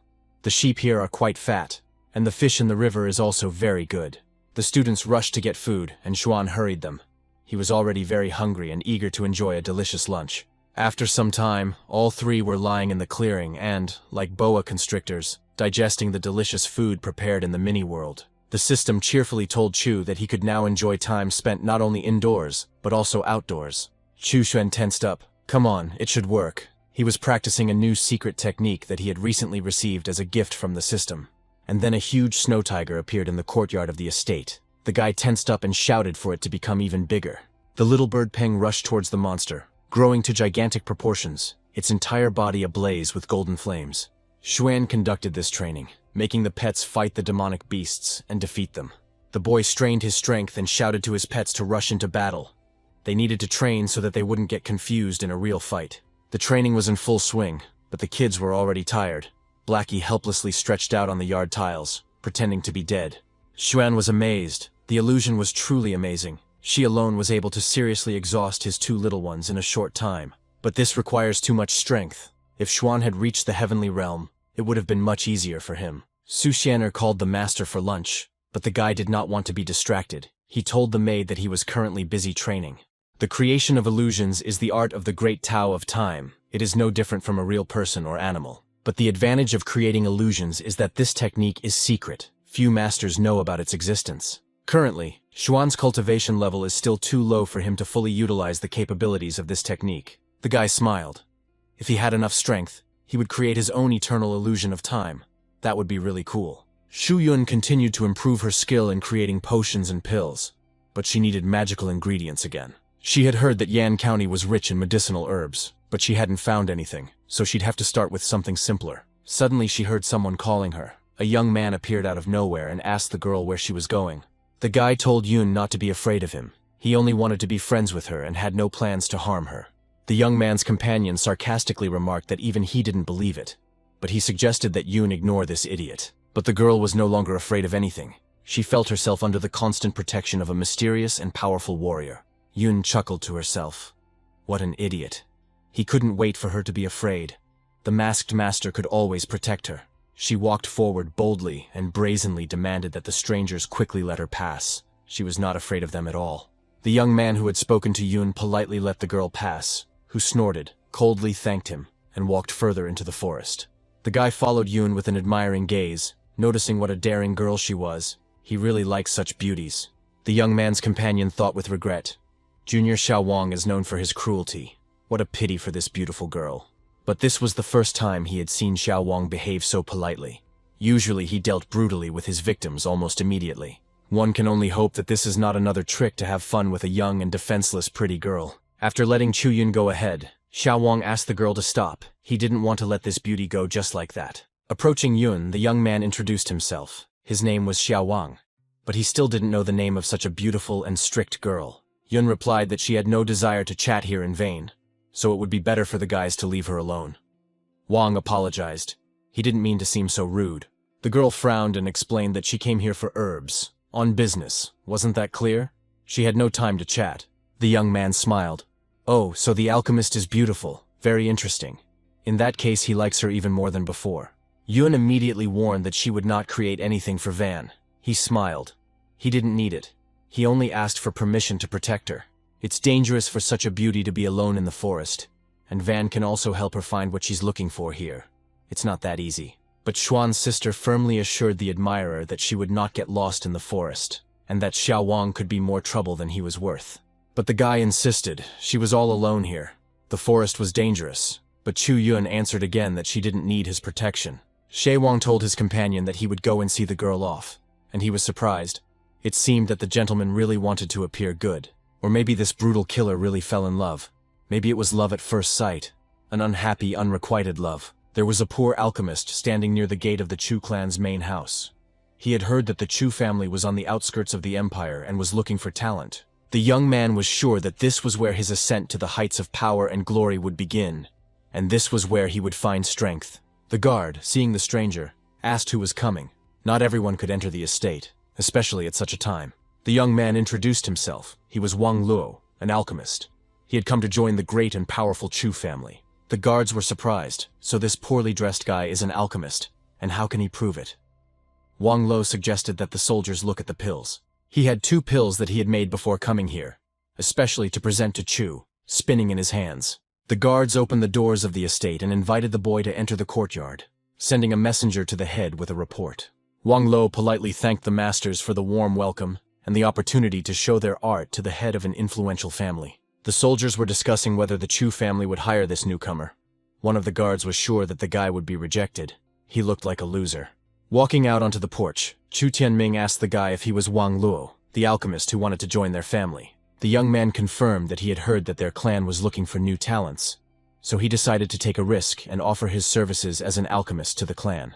Old Chu Tianming asked if he could take a look at the pills Wang had made, and the young man readily agreed. The guy showed the clan leader his pill, saying that this was one of them.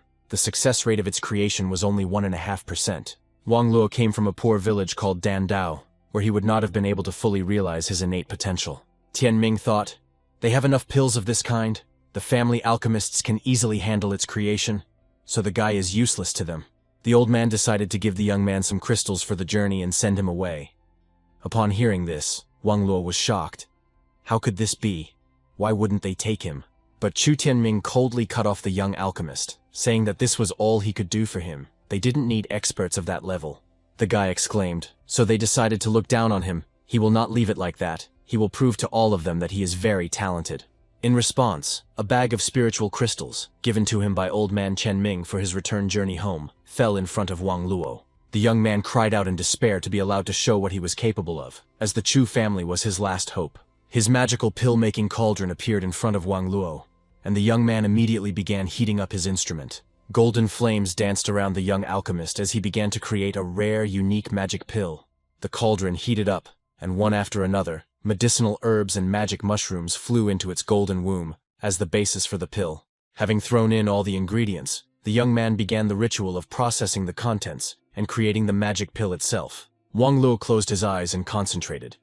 This time he definitely had to do it. The head of the Chu family himself was looking at him now. The craftsmen gathered in the courtyard were talking among themselves, wondering if this weakling really wanted to join them. He had gone completely crazy and looked terrible. Wang Luo thought, let's see how you talk when you see the special pill he created. Even the strain won't bother him. The young man's body was burning. He was experiencing hellish pain. Because of the disease, he could not create complex pills and became a disgrace to his family. But today he had to overcome the physical pain and do it. Wang Luo knew that concentration was the main strength of an alchemist. The young man's whole body was shaking, but he was still confident that he could make the pill. Observers noticed that the guy was getting sick. Voices were heard that the young man was already red as a lobster. He had spent so much energy for one pill, he could die right here. People around him said that he was a disgrace to the Wang family. A weakling. He must have been expelled. Such trash is not needed here either. Blood gushed from Wang Luo's mouth from the strain. He could barely stand on his feet. but he tried to complete the ritual to the very end. But then the young alchemist's strength left him, and he sank down helplessly onto the stone slabs of the courtyard of the Chu family's main estate. The magic cauldron shattered into pieces, its contents spilling out, blood pouring from the young man's mouth, and there was already a scarlet puddle in front of him. The observers exclaimed indignantly, "This guy even had a broken stove. He's a liar who came for free food and water." Soon everyone left, deciding that there was nothing more to see here. This Wang Luo was just trash. He needed to learn this lesson. The shamed alchemist left the main estate, leaving behind only a scarlet pool of his blood on the courtyard floor. Sitting in a comfortable chair in the courtyard of the estate, Xuan felt that his second local disciple had come to him. Wonderful. Wang Luo from the northern state, the son of the Wang family, born with the power to create Dan pills, was poisoned during a fight as a child. And why do children with talents always suffer humiliation?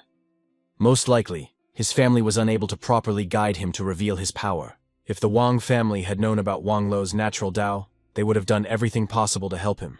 But this did not happen. Some small failure decided his whole future life. Luo thought that the first thing he needed to do was get to the south. Seeing the gate of Xuan's estate, the young man thought, "Such a small courtyard. I wonder if they will let him stay here." Suddenly Luo heard a voice, an unknown person asking, "It seems that the young man feels lost. He wants to get back on his feet and take revenge." Opening his mouth in surprise, the young man loudly asked who was talking to him, and how he knew his secret innermost thoughts. Xuan replied that he was the light of lost souls, the savior of losers, and that he would give Luo what would allow him to rise to the top of the world. Luo replied that he was unable to do so due to his physical condition, but Xuan countered that with the help of the great master, the boy could do anything. Van rushed to the gate of the small estate as fast as he could, exclaiming, "Could this really be true? This was such incredible luck." The young man introduced himself to Xuan. He, Wang Luo, was paying his respects to the elder. Chu demanded that he kneel down.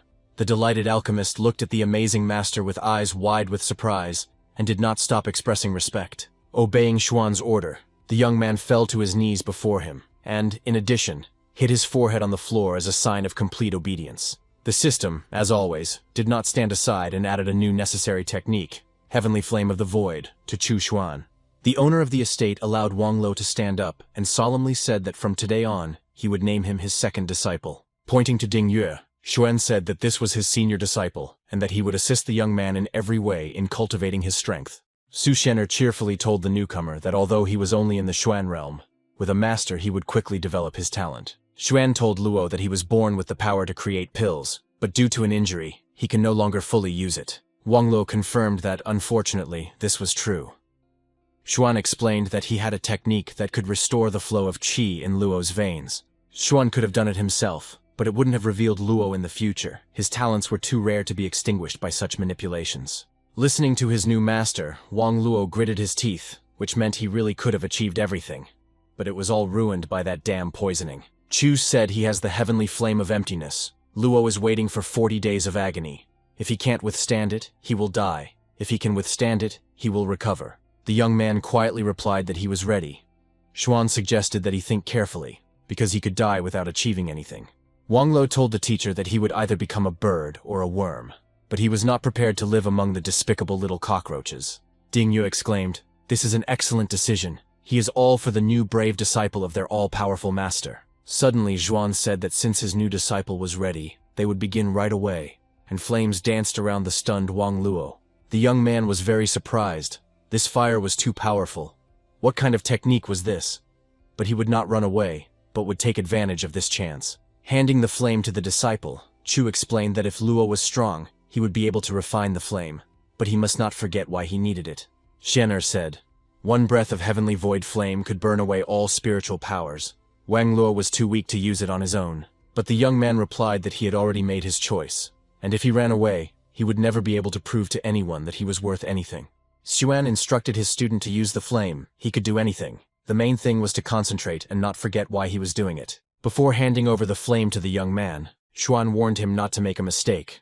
Wang Luo replied that he would do his best. Chu Xuan extended his hand, but it was filled with dancing heavenly flames of emptiness, and directed a stream of fire towards his new disciple. Wang Luo screamed as he was engulfed in flames, feeling terrible pain. But this feeling was very familiar to him. The alchemist thought that he would make those who once laughed at him, insulted and despised him, stand behind him, below, and beg for mercy. Xuan hoped that the child of fate would overcome all adversity.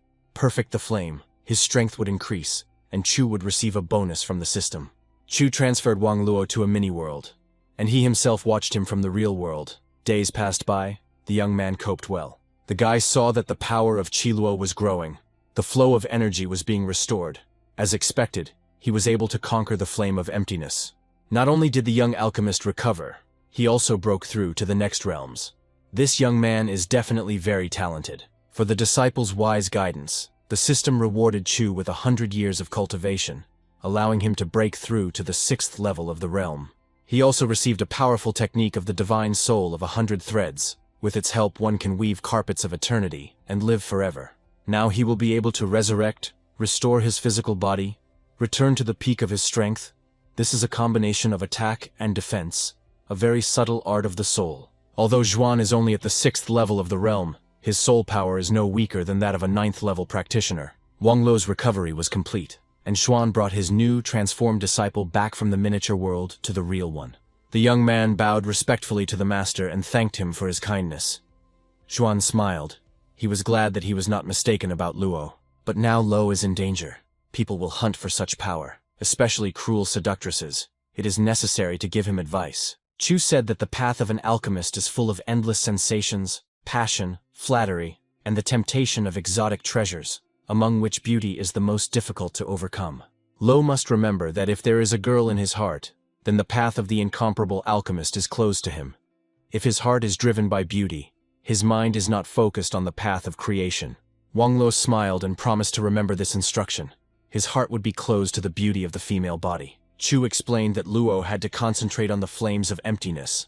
Only then would he be able to create fine pills and be invincible. Xuan's disciple must not be weak. For merging with the heavenly flame of emptiness, Chu gave Luo a great furnace and a fan as a reward.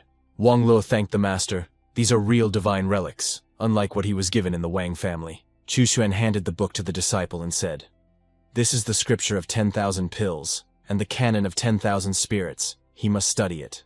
Luo was shocked. Such a small book. But so much was written in it. The path of strength is also the correct use of resources. Chu also taught the young man several breathing techniques, and he will be able to benefit from them much more than he thinks. Xuan told the disciple, "Today he is going to teach them the great art of the soul. They must cultivate it well." Su Xian'er readily exclaimed that they were ready to obey their great master in everything and follow in his footsteps. Chu picked up his favorite golden mirror to find a suitable place for his disciples to cultivate the new soul technique. But suddenly the mirror showed Xuan a very beautiful girl walking through the forest. Chu looked at it in surprise. This girl was incredibly beautiful. And the thought flashed through his mind that maybe the mirror had found him a new talented student. But after scanning the girl, Xuan was stunned. She was at the 3rd level of the Emperor's realm. How so? She only looked about 20 years old. No more. Except for some special abilities, no one can break into the Emperor's realm at this age. So who is she? She is the pride of the Luo family, the ruler of the Central Eastern region, the reincarnation of the great Emperor Qinzong. Xuan was surprised. She is the reincarnation of the great Emperor Qin. So the Emperor is a woman. This can't be. Something is wrong here. He must continue to keep an eye on this princess. He cannot let her interfere with his plans. She will certainly head to Nanzhou. The problem is that she comes from a family of rulers of an entire region. Moreover, these are not just people. Thanks to them, the human race is now on the rise. Xuan placed the final seal of his golden mirror of 10,000 heavens on this amazing girl, so as not to lose sight of her. Chu didn't expect to find a connection with Qinzong, an important figure in the ancient wars. Since she was from the Luo family, it would be possible to try to put Wang in charge. Xuan summoned his agent Bao Hun Yan and ordered Keiyun to be summoned to him to find out whether Emperor Qinzong was a woman. In the palace of Empress Qin, another report was taking place. A subject was informing Keiyun what messages she had received during the day. The Empress listened calmly. Suddenly she perked up. The next letter came to her from the mistress of the famous Bao House. Keiyun was very surprised and wary of what the Black Moon sect member, the renowned spy Bao Hongyan, wanted from her. The Empress immediately demanded this very letter. She knew very well that the Black Moon spy sect was no joke. It turned out that it was Su Xuan who was calling her to him. Such a handsome man, but dangerous. Why was he looking for a meeting with her, and even on his territory? The Empress gritted her teeth and frowned. Bao Hongyan wrote that if Keiyun refused to go, he would come to her palace himself. Qin Keyon took off her imperial attire, put on a simple dress, and went to meet Xuan unnoticed. Soon, she again approached the familiar gates.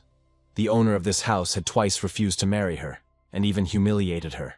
And yet she entered the courtyard. Xuan met the guest. Today she no longer looked like that arrogant, all-powerful empress. The guy didn't beat around the bush, but simply asked Keiyun if Emperor Qinzong was a man or a woman. This question seemed strange to the girl. She looked questioningly at Xuan. How could it have occurred to him that Zun was a woman?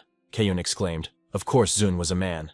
The emperor was a great man who was able to unite all the lands of Nanzhou. Xuan was shocked. So Qinzong is a man who was reborn as a girl. What a twist. I wonder how he feels. What will happen when Qinzong discovers the land of the living dead? The great warriors will discover that their elder brother has turned into a beautiful woman. Chu Xuan reminded the formidable Empress Qin that she must be honest with him. It was very important, and a lot depended on it. Chu asked Keiyun. She is now the leader of Qinzong's empire. If he reincarnates, will she side with him or fight him? The girl thought. But really, if her soul was reborn, then Emperor Zun could also be reborn. Xuan asked the guest if she was no longer afraid of him. Keiyun clenched her fists and exclaimed that she would not betray the emperor. Chu laughed. Yes, Keiyun is a real future pet, the girl objected. She is not a pet. She will be a loyal advisor and protector. Xuan learned everything he wanted and stopped the empress's speech with a sign. He said that this was enough. She could return. The guy laughed mentally. The great emperor became a woman. It was becoming more and more interesting what would happen next. Chu looked into the golden mirror again, curious to know what the reborn great emperor Qinzong was doing now. The beautiful Luo, whose body contained Zun's soul, cultivated her power on top of a high cliff amidst the cool clouds. And then a guy flew onto the cliff, another cultivator, clearly in love with the young and surprisingly strong, slender beauty. Xuan determined that this guy was 200 years old, a 9th-level emperor realm, an extremely gifted and proud man. The guy told his cousin with a smile that he had found for her the fiery pulp that she had been looking for so long. The girl sullenly replied, "Okay." Chu laughed quietly. Yes, this beauty seems to have her own dog, ready to fulfill her every wish and lick her heels. The boy asked his cousin to smile. It would be his best reward, because he fought hundreds of battles to get the fiery pulp. The girl flared up and shouted at Zhu Yuanbai to get out of here, leave her alone and not interfere with her cultivation of power. But the guy looked at his beautiful cousin with loving eyes and babbled that she was so incredibly beautiful when she was angry. A shadow fell across the beauty's face, and the soul of the all-powerful Emperor Zun was furious at this endless courtship. Whirlwinds of energy swirled around the girl, but her cousin was not afraid of anything. He could not take his eyes off his fiercely beloved sister. Grabbing the spear, the girl angrily shouted at Zhu Yuanbai to go to hell. She was sick and tired of his endless courtship. The beautiful Lo flew over the cliff and warlike waved her battle spear, trying to scare her cousin, who was in love with her. The guy couldn't take his eyes off his beautiful relative, how strong she was, but at the same time so graceful, a real warrior. The girl struck the top of the cliff with her spear. A deafening explosion was heard, and Yuan Bai was thrown slightly to the side. The guy enthusiastically applauded the girl. He exclaimed, "The cousin is so charming when she is angry that it is impossible to describe." The fire of anger flashed in the warrior's eyes again. She swung her spear. It seemed that Emperor Zun was ready to destroy everything around. Another explosion rang out. Rocks from the cliff flew in all directions. The Emperor's soul released its furious anger. Clenching her fists, the beautiful girl angrily exclaimed that he was a 2-meter-tall man, not a small woman. When would everyone learn that? One day, the soul of the great emperor discovered that the great Zun had been reborn in the 18-year-old body of a beautiful girl. Emperor Qinzong was very pleased. His plan finally worked. He was able to survive and be reborn again in a new body. But suddenly he discovered with horror that this new body was female. He was shocked. It was somehow wrong. After all, he was a man. Zun was indignant at why he had breasts. How he, the great and fearless Emperor Qin, suddenly became a woman in his new life. But there was no choice, and Zun began to train the tender female body, breaking through to new realms and increasing strength. The body of the young Princess Ying became stronger and stronger. But the emperor lamented that this body still could not compare to the previous one. The Luo warrior family is the most influential in the eastern region, and at such a young age, Ying has already broken through to the 3rd level of the emperor's realm. Ice Mountain beauty Luo Ying became famous throughout the region, but her family was not very happy with her constant training. The warriors of the Luo family greeted the 3rd young lady with unanimous approval. The girl was not only strong, but also amazingly beautiful. Many felt the habit of domination in the gaze of the young beauty. The great Emperor Qinzong was becoming more and more apparent. On Luo Ying's fragile hand, a magical object gleamed, one of the treasures of an influential and powerful family in the eastern region. Xuan, who was watching her, guessed that the problem was most likely related to the king's Taoist soldiers that the bracelet summoned. Luo Ying was met by her mother, who told her daughter that she was already #1 among her peers and asked her not to ruin her body with training. What kind of girl is she who trains according to the law of yin and will be in power anyway? The woman asked her daughter not to train her body anymore. The girl angrily exclaimed that she couldn't not train. She had to become as strong as possible. Otherwise, why did she need this weak body? The mother was surprised why this was so important to Ying. Cultivation was killing girls.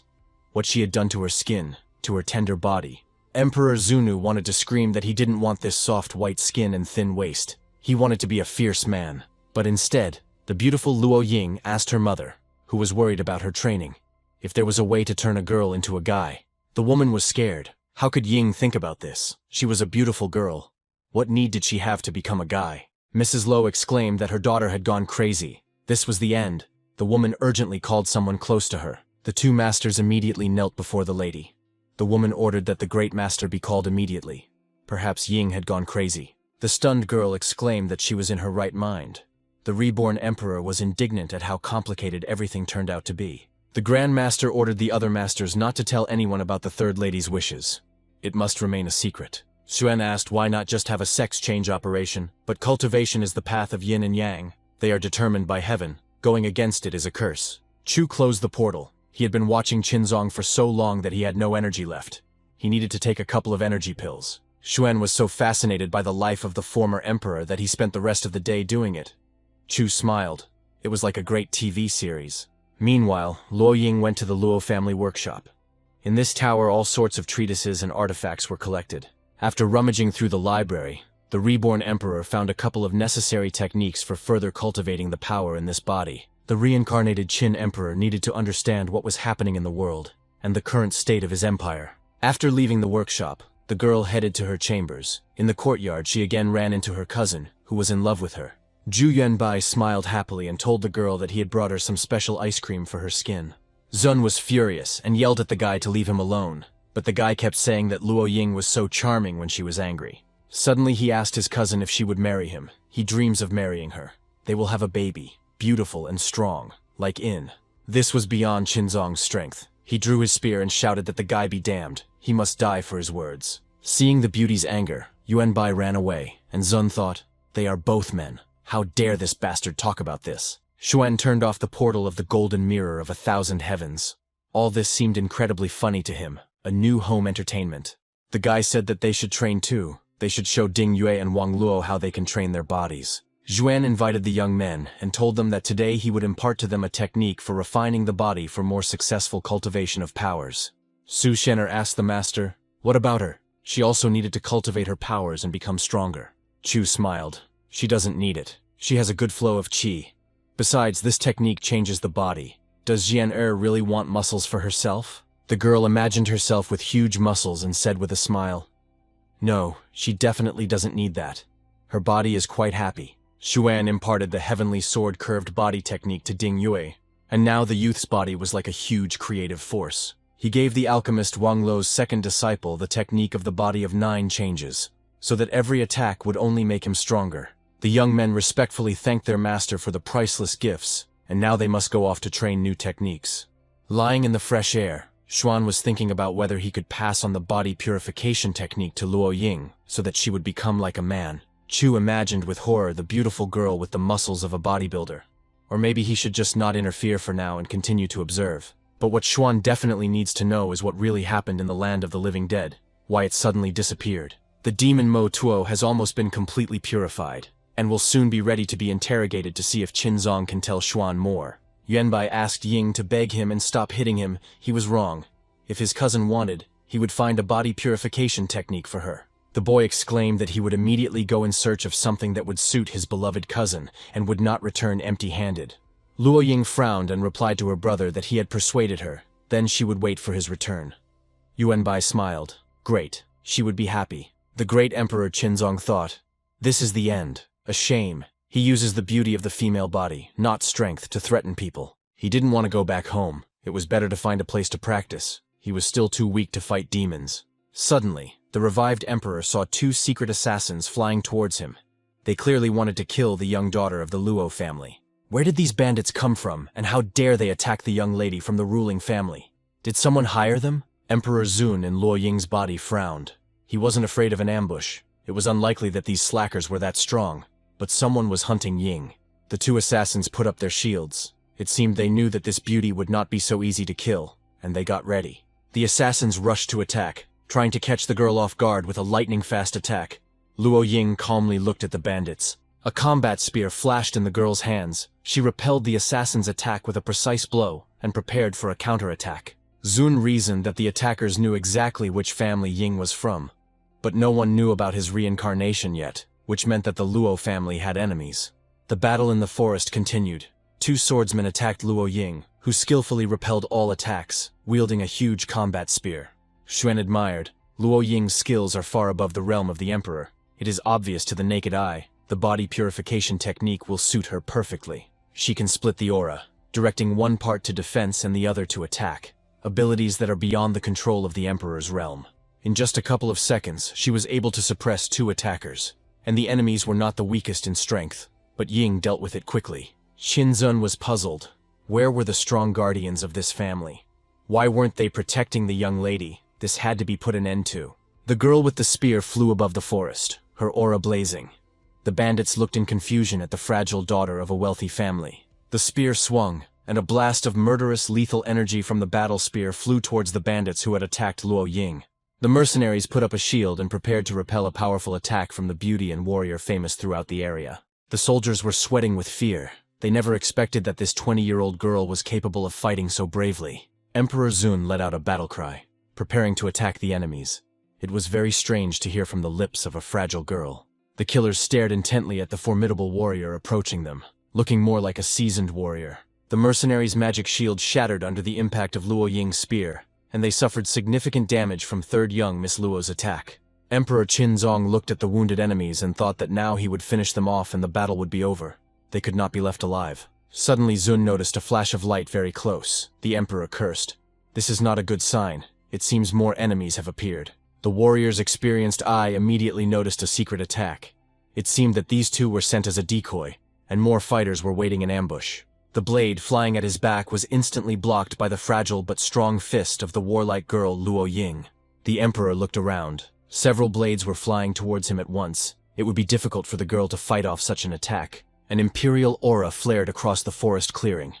The nearby enemy weapons were destroyed, but the mercenaries' attack continued. One of the blades flew towards the tender body of young Luo Ying, and the emperor did not immediately notice the enemy's weapon right next to him. Blood gushed out. The third young mistress of the Luo family was injured. Her exquisite dress was torn and stained with the scarlet color of blood. Qinzong shuddered. This body was so fragile and reacted so painfully to injuries. In his previous body, he would not have even noticed this scratch.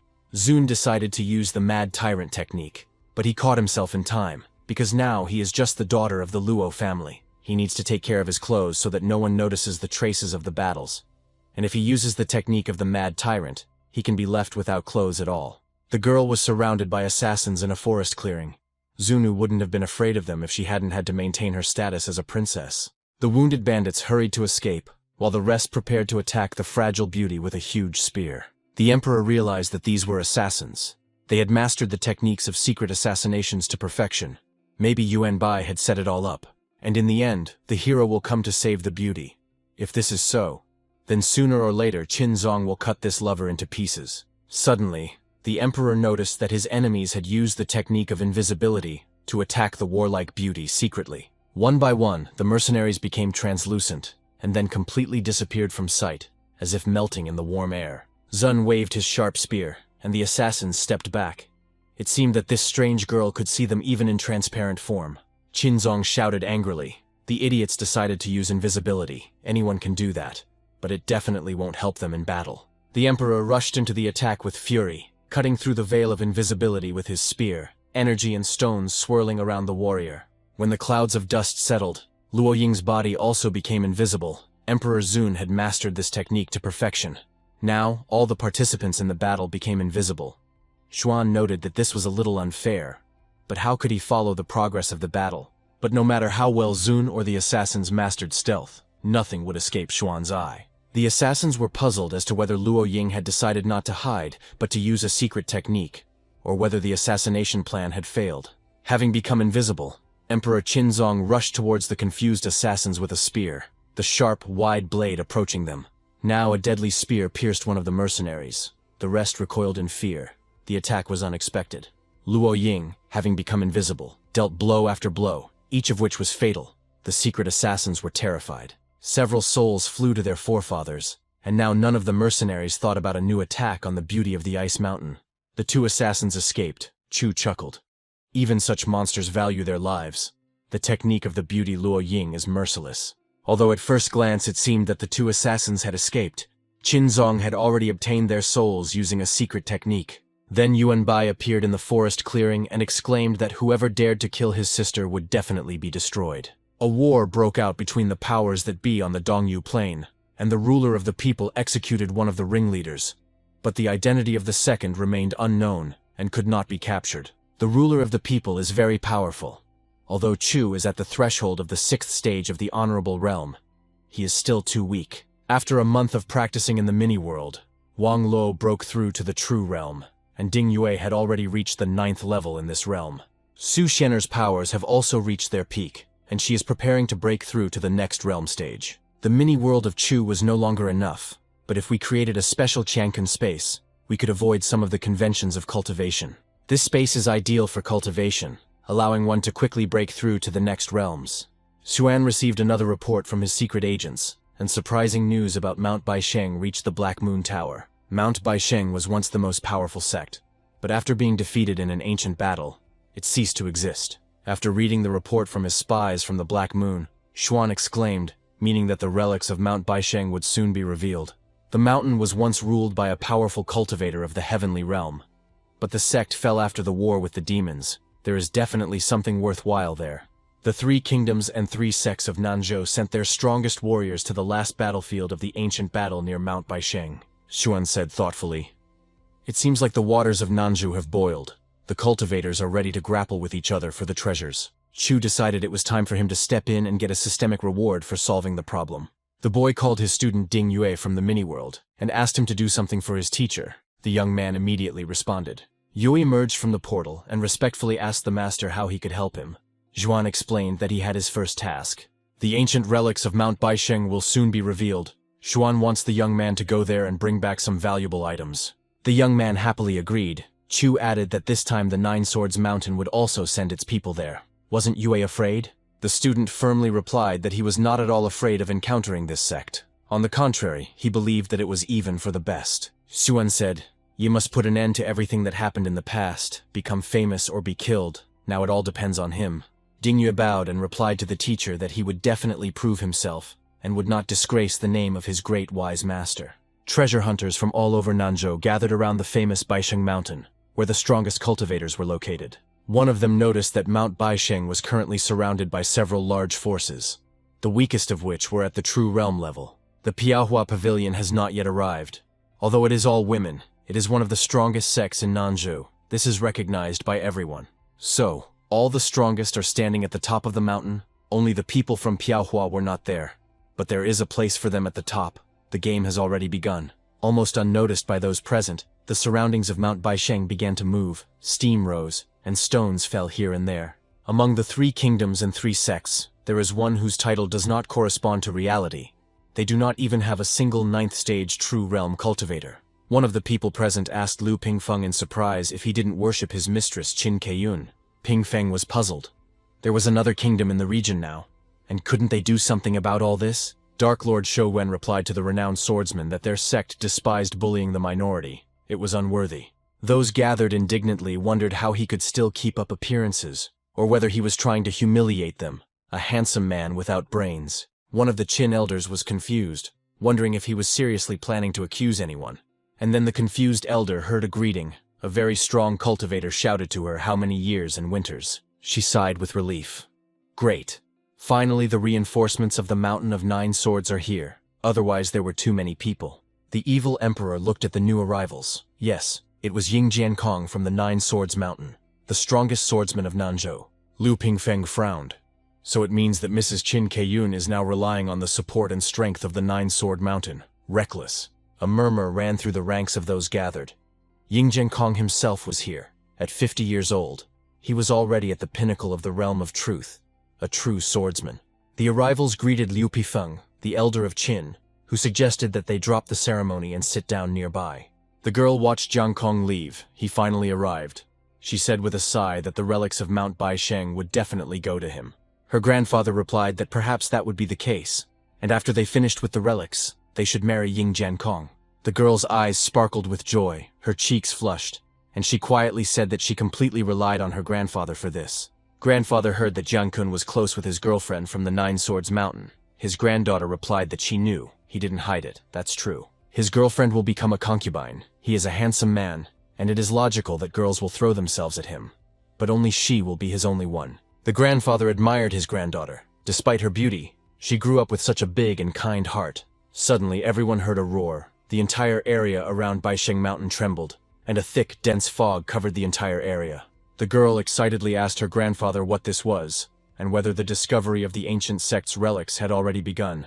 Experienced cultivators understood that these vibrations were so strong that it seemed that the discovery of the ancient treasures of Mount Baisheng would soon begin. Ying Jiankong leaned forward impatiently, eagerly waiting for Mount Baisheng to open, with the sect members and Qin elders standing behind him. The Dark Emperor, sitting on the throne, asked when the women from the Piahua Pavilion would arrive. Everyone else was already there, Shu Wen said with a grin.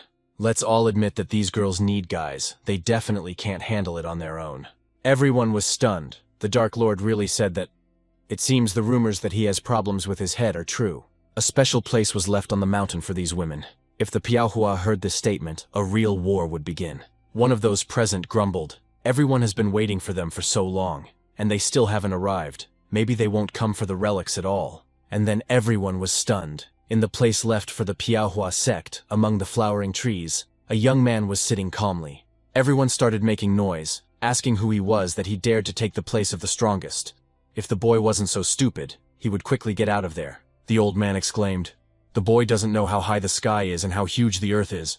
Now he will teach this piece of shit a lesson." The cultivator rushed at Ding Yue, shouting that he dared to step into the place of beauties, which meant he would immediately accept death. The old man attacked the youth, whispering for him to see his third-level true realm strength.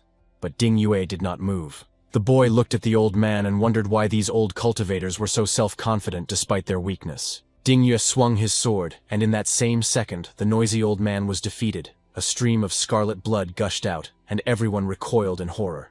The cultivator who had attacked the young man lay on the ground, a pool of blood spreading around him, his body cut in half. The evil king frowned and asked in confusion what had happened. Why had this powerful cultivator been killed instantly? Liu Lingfeng asked if anyone knew who this young man was, what kingdom or sect he was from, and why he was so strong. The girl couldn't believe it. This boy instantly killed one of the strongest fighters. How was that possible? The cultivators asked each other how this happened, and whether this young man was really human, and why no one here knew him. But Ying Jiankong recognized his former disciple and chuckled, wondering if this was Ding Yue, the same loser who had been expelled from their sect. Nine-Sword Sect. Elder, take note. This is interesting. Apparently the kid has become stronger, but trash will always remain trash. Ding Yue looked at Ying Jiankong and asked if this was the old man who, after 50 years, had not been able to break through beyond the true realm. Everyone started making an indignant noise. How dare he talk to Ying Jiankong like that? It seems like this impudent guy wants to die here today. The Nine-Sword Mountain cultivator's face twisted in anger. How dare this weakling and loser speak to him so impudently? The young man chuckled. Did Ying Jiankong really think that he, Ding Yue, was not worthy of even talking to him? And who did he think of himself? The head of the swordsman sect stood in front of the impudent youth, who asked if Jiankong really thought he was the most special one here. Ding Yue shouted that he came here to let everyone know about him. He promised the teacher that he would complete the task and not disgrace his name. And then the young man's attention was drawn to the appearance of a new character not far from him. The words on his lips involuntarily froze. The young swordsman fell silent and stared into the thicket of flowering trees, where, among the flowers, a beautiful girl appeared. Slender legs and elegant shoes stepped carefully along the green forest path. It seemed as if even the birds had frozen around her. The light silk short tunic emphasized the beauty of the girl's elastic body, and the golden belt drew attention to the figure. A seductive slit slightly revealed her ample bosom, long braids, and a bright short coat with a fur trim completed the look. The beauty walked leisurely among the blossoming sakura trees. Looking like a delicate, beautiful flower, the cultivators froze at the sight of her. They whispered, "This is the maiden from Piaohua, Han Yingmeng. She is an angel. So beautiful. Is this not a dream?" Everyone immediately fell in love with this beauty. Ying Jiankong knew this girl. He thought with admiration that she had the aura of a celestial being. She was able to instantly cloud one's mind. Inman was pleased. According to the teacher's plan, they would disorient everyone and then take advantage when the relics were revealed. But suddenly Ding Yue shouted at the beauty from the Piaohua sect to get away from him and stop making eyes at her. The young man told the stunned beauty not to even think about confusing him. In his heart there was only a battle sword. Seeing the surprised face of the beautiful Han Yingming, the guy explained that he couldn't put her in his heart as well. She had to accept it. Meanwhile, the vibration on Mount Baisheng stopped. Steam began to hiss from somewhere below, and everyone turned their gaze to the mountain. And in the cherry blossom grove a scandal broke out. The offended Han Yingmeng yelled at the impudent young man that he was incredibly annoying her. Firstly, he scared the girl to death, and he even dares to be rude to her. How can he even talk to her so terribly? She, the incomparable beauty Han Yingmeng, had never met such rude people before. The young man should apologize right now. But Ding Yue calmly replied that he was not going to apologize. And in general, it was time for the girl to shut up. She was irritating him. The enraged beauty screamed that this guy was a real monster. He was the first one who hadn't fallen under her spell, and he was also being rude to her. The young man calmly told the beauty that she would not be able to seduce him and make him turn away from the path of the sword. It was useless. Han Yingmeng gritted her teeth and muttered. She wouldn't kill him today just because they had more important things to do. But next time he would be finished. Ying Jiankong, offended by the young man's remarks, flew over to continue the unpleasant conversation alone with the impudent man. He asked Dian Yue. Apparently this was his way of taking revenge for his expulsion from the Nine-Sword Mountain sect. But insulting him would not help him become stronger. The head of the swordsman sect asked Maiden Han not to be angry. He, Ying Jiankong, would drive away this impudent boy in her stead. The young man chuckled. So this is the path of Ying Jiankong's sword, running after every skirt and making eyes at every beauty. Ding Yue laughed, a renowned swordsman chasing after a woman he just met. Truly a true cultivator. Suddenly the youth became serious, and said with disdain that Jiankong's cultivation was nothing but despicable trash. Han Yingmeng was angry. Why was this boy clinging to her? No, she took back her words. This young impudent one must die today. Ying Jiankong, hearing the young man's words, lost his composure and angrily shouted at Ding Yue to stop his madness. Grabbing his sword, the head of the sect hissed that without a drop of pity, he would now show the boy why he, an ignoramus, was expelled from the mountain. The swordsman demanded that the young man draw his sword and defend his honor. But Ding Yue stood calmly in front of Jiankong. The cultivators were surprised. Ying Jiankong was angry. Who would have thought that he would be angered by the words of a boy, especially in the presence of Maiden Han? But the audience was even more amazed by the young man's reaction. Ding Yue was not at all afraid of the threats. Moreover, he smiled calmly. Ying Jiankong frowned. This little trash was trying to embarrass him in front of everyone, but Yue wouldn't be able to do it. The head of the Nine-Sword Mountain sect angrily clenched his weapon in his hand. For some reason, this little guy made him very angry, driving him to the point of fury. The renowned swordsman grimaced and shouted contemptuously at the boy that he was about to receive a good lesson in politeness. Rushing to attack the young man, Jiankun shouted that now this impudent fellow would devour the earth and beg him for mercy. The spectators held their breath. Ding Yue didn't even draw his sword. He calmly dodged the fierce attack of the mountain's main swordsman. No matter how hard Jiankong tried, he couldn't even scratch the young man he so contemptuously called a weakling and a piece of trash. After retreating, Ying Jiankong told his opponent that even if he knew a couple of techniques, it still didn't mean he understood the way of the sword. Ding Yue's calm angered Jiankong even more than his harsh words, and he rushed at the youth with his sword again. Flying up to Ding Yue, the head of the Nine Swords Mountain asked the enemy if he was stupid enough to not even draw his sword. The young man casually replied to Ying Jiankong, who was jumping up and down in anger, that it wasn't worth it until he saw the point in taking up the sword. The sect leader frowned. The young man was acting more and more defiantly, and at the same time confidently. Jiankong advised Yue not to overestimate himself. Ying Jiankong exclaimed that it was time to end this fight. It was time to finally show who was the strongest swordsman here, his aura blazing. The sect's chief swordsman attacked the youth, sending a stream of furious energy towards him, and Jiankun's aura flashed across the clearing. But despite the danger, Ding Yue was completely calm. He had finally gotten to fight the one who had once taken his beloved away from him. A smile played on Ding Yue's face. There was no fear or excitement in him. He felt the fight with every cell of his strong body. Suddenly, the young man drew his sword with lightning speed. No one could even see it. The movement was so fast. With a swift strike, Ding Yue cut through the enemy's attacking energy, and Ying Jiankong's attack again did not harm him. Nothing was visible in the clearing due to the raging streams of energy from the battle cultivators. The spectators fell silent and waited for the outcome. Suddenly, Yin Jiankong felt that he was injured. It was unbelievable. A talentless youth who was expelled from the sect had injured him. The head of the Nine-Sword Mountain sect grabbed the blade that had injured him. A shadow on his face. He hadn't experienced such shame for a long time. There was no malice or excitement on the face of Ding Yue, who had wounded him. The young man was surprisingly calm and restrained in his emotions. All the cultivators on the mountain gasped in amazement. This daring boy was able to defeat the best local swordsman. Kneeling down, the wounded Jian Kun asked in confusion how this could have happened. He hadn't even had time to understand anything. Yue asked what was impossible, that he had to accept defeat with dignity. But Jian Kun didn't believe it. He couldn't lose. Something was wrong here. The sect leader suggested that the young man had used some kind of artifact. Yue chuckled, so Jian Kun couldn't accept defeat. Ying Jiankong frowned and demanded to fight again. He couldn't believe that this talentless boy was able to defeat him. But the same thing happened the second time. The renowned swordsman didn't even have time to blink before Yue's blade was near his neck. Jiankong was puzzled as to what had happened when this scum had managed to draw his sword. He hadn't noticed it at all. What was the matter? The head of the Nine Swords Mountain guessed that he had been inattentive and Yue had injured him. And now he had not been able to notice when he had drawn his sword. The humiliated Ying Jiankong tried to threaten the young man again. But at that moment he heard the worried voice of his beloved. Ding Yu's ex-girlfriend ran to them and demanded that the young man immediately stop torturing her lover. Yu realized that what the teacher said was true. How can one become stronger when there is a person in one's heart? A lover is a hindrance. The young man asked Ying Jiankong if he knew why he lost the fight. In fact, everything is very simple. He should understand it himself. The swordsman, considered invincible in Nanzhou, stared wide-eyed at the boy who had once been expelled for his weakness and incompetence.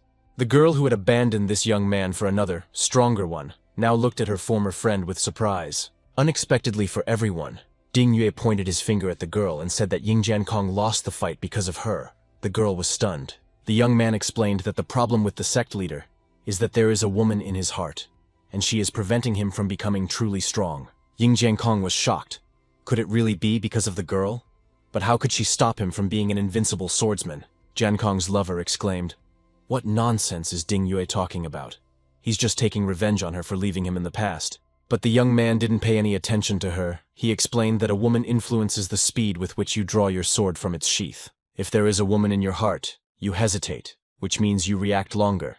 If you react longer, it means you will lose. Ying Jiankong wondered if this arrogant boy was right, and he lost because his heart was in disarray. The leader of Nine Swords Mountain lowered his head. In any case, he could not lose to the boy. It would ruin his glorious reputation. Turning to the worried girl, Jiang Kun told her that she should move away from him. Their fight with Ding Yue was not over yet. The young man smiled cheerfully and exclaimed that this was excellent. He would give the enemy some time to recover from his injury. An hour later, the opponents met again, and everyone present on the mountain watched this amazing duel with curiosity. Taking up his sword, Ying Jiankong told the young man that this time he would be more careful and would not give him a chance to win again. The sect leader exclaimed that he would never lose again. Otherwise, it would leave an indelible stain of shame on his reputation. Everyone saw that Jiankong was about to use his strongest move, and only Han Yingmeng was confident that Ding Yue would not be harmed. Jiankong shouted at Ding Yue to watch carefully. This was the unique sword style of the Nine Swords Mountain and his death technique. The sword in the sect leader's hands was burning. His eyes were bloodshot. He exclaimed that this time he would definitely not lose. But the young man smiled calmly. He was not at all afraid of the signature move of the Nine Swords sect, because he had a different technique. Ying Jiankong exclaimed, with a unique sword style. He activated the deadly technique of the renowned warrior sect. The sect leader's sword grew enormous, and was aimed at a small, impudent boy, standing in a clearing among the cherry blossoms. Ding Yue felt the attack and exclaimed, "This is great!" Ying Jiankong asked for it himself. He shouldn't be so confident in his victory. The leader of the Nine Swords Mountain pushed off the ground and launched a deadly attack on his young and wayward opponent. And Ding Yue was already flying towards the sword, attacking him. No one understood what technique the young man was using and why he was so calm. The guy flew over Mount Baisheng, covering everything around him with his blazing scarlet aura. Everyone silently watched him. Suddenly, Ding Yue's body burst into flames. The energy became surprisingly dense and sparkling, and the young man seemed to have turned into a flame. The cultivators, their mouths open in surprise, watched the youth's transformation and could not understand what had happened to him. Confused, Ying Jiankong asked where Ding Yue was, where he had gone, how he had managed to avoid his unique sword-style attack. Raising his head towards him, the head of the Nine Swords Mountain said in surprise, "Did the guy really decide to use a strong technique too?" And then Ying Jiankong heard the voice of his opponent. Ding Yue shouted to him that this time the swordsman had lost completely. A huge ball of fire fell on the spot where the head of the sect had just stood, causing an explosion and scattering stones in all directions. Ding Yue looked with regret at the head of the Nine Swords Mountain who had been defeated in yet another duel. The young man felt a little sorry for him. Ying Jiankong was wounded and covered in bruises, but his pride suffered even more than his body, and he lost the fight again. The defeated swordsman tiredly told Yue that if he wanted to kill him, let him kill him. There was no need to waste time. But the young man contemptuously replied to the sect leader that he had no intention of killing him, because Jiankong was not worthy of dying during a duel. Although Ying Jiankong leads the swordsman sect, he is a man who does not understand the way of the sword, and therefore he will not die by the sword. As he left, the young man concluded pompously, he, Ding Yue, was a man capable of killing a god, and Jiankun was just a grain of sand under his feet. Turning slightly, the young man asked if his opponent understood. Perhaps he would still draw conclusions and learn the true path of the sword. The Dark Lord's mouth opened in surprise. Could this boy really be capable of killing a god? And where did he get so much power? Liu Pingfeng was sure that this child had simply gone crazy, but in any case, he had to tell Empress Qin Keiyun about him. The girl wondered if this Ding Yue was really so strong that he would throw around such words, but he defeated Ying Jiankong. The old man grumbled. Where would this brat have such abilities? Everyone knows that he is scum. He probably managed to cheat. But the old man's granddaughter saw that the fight was fair, which meant the boy was very strong. Even she would not have dared to challenge the head of the sect. And only the beloved girl of the head of the Nine Swords Mountain sect thought about her lover, about his humiliation, about how bad he was feeling now. Indeed, the renowned swordsman had never experienced such public humiliation before. He continued to sit on the battlefield. All the cultivators present on Mount Baisheng were overwhelmed by the results of the battle and Yue's display of superiority. Zhuan didn't expect that Ding Yue would intimidate them all so much. Even the cultivators of the heavenly realm stood there and didn't dare to contradict him. The young man certainly looked like a conceited man, but with his strength, it was no wonder he didn't lose in the duel with Ying Jiankong. For the student's victory, the system gave Chu a heavenly mirror, with which he could spy on anyone, regardless of time or distance. Xuan was delighted with the new gift. It was an improved mirror. You can follow someone, peek, and no one will notice. By the way, I need to see how Yue is doing. Judging by the vibrations, the relics of Mount Baisheng should have opened by now, but they're still fighting there. On the mountain, everyone's attention was still focused on the two opponents, Ding Yue and Ying Jiankong. The young man told Jiankong that he didn't need to admit defeat. After all, Yue was only interested in Mount Baisheng now. The evil king noted with regret. But this thorn in Jiankong's side was not a dark cultivator. Such a fighter was very useful to them. The cultivators looked at the evil king with indignation, asking why he was always interfering. The last thing they needed was for him to lure the young man away. After recovering a little, the head of the Nine Sword Mountain sect told Yue that he was just an arrogant child who knew nothing about life. One of the elders of the Nine Swords Mountain sect intervened in the conversation and shouted at Yue, asking if he really thought he could defeat them. The young man asked, "What? This devil doesn't agree with Ying Jiankong's defeat. Apparently he also wants to try to fight." The old man let out a stream of curses. His students tried to calm their grandfather down. He was already many years old. His heart wasn't made of iron. Ding Yi demanded that everyone shut up and leave him alone. He wanted to rest a bit before opening the relics of Mount Baisheng. Yu's ex-lover shouted at him that he had crossed the line. The young man was surprised where he had crossed it. He had not taken the life of her man, so he had even shown mercy. Sitting down next to her wounded and humiliated beloved man, the girl suggested to her brother Jiankun that they leave here. She asked him not to despair. As soon as the opportunity presented itself, he would be able to overcome this arrogant and self-absorbed boy. Ding Yue shouted after the retreating Ying Jiankong that the woman had already destroyed him, so he would never catch up. The cultivators gathered on the mountain continued to be amazed by the young man, but the sympathies of the majority were on Jiankong's side. In the grove of cherry blossoms, the beautiful maiden Han of the Piaohua sect once again turned to the strong Lord Ding with a smile. The young man wearily told the woman to move away from him. He would not give in to her skillful temptation, and would not turn from the path of the sword. The girl laughed cheerfully, but anger flashed across her beautiful face, in which case she wished the young man to die quickly. Shu Yuan was delighted with the boy's behavior. The Dark Lord exclaimed that Ding Yue was simply handsome. He answered perfectly. You can't just bow your head to women and love them. It's a waste of time. The right way is to follow the way of the sword. The beauty from Piaohua gritted her teeth. This evil old man was talking nonsense, but he supported this foolish, strange young man. Yue's ex-girlfriend's eyes were full of tears. She was sure that as soon as Brother Genkong got the opportunity, he would kill the impudent man. Many powerful cultivators were certain that Ding Yue would one day pay for his words and disrespectful behavior. The evil king shouted to the young man that they really needed such people. Why shouldn't he join the minions of the Dark Court? The lonely cultivators began to make noise. It seemed that now they would fight for Ding Yue, because strength and courage have always been valuable. Liu Pingfeng also turned to the young man and suggested that he not listen to the nonsense that this dark cultivator of evil forces was spouting. The elder turned to Ding Yue, explaining that he was from the Daqian Empire and that he was thinking of joining them.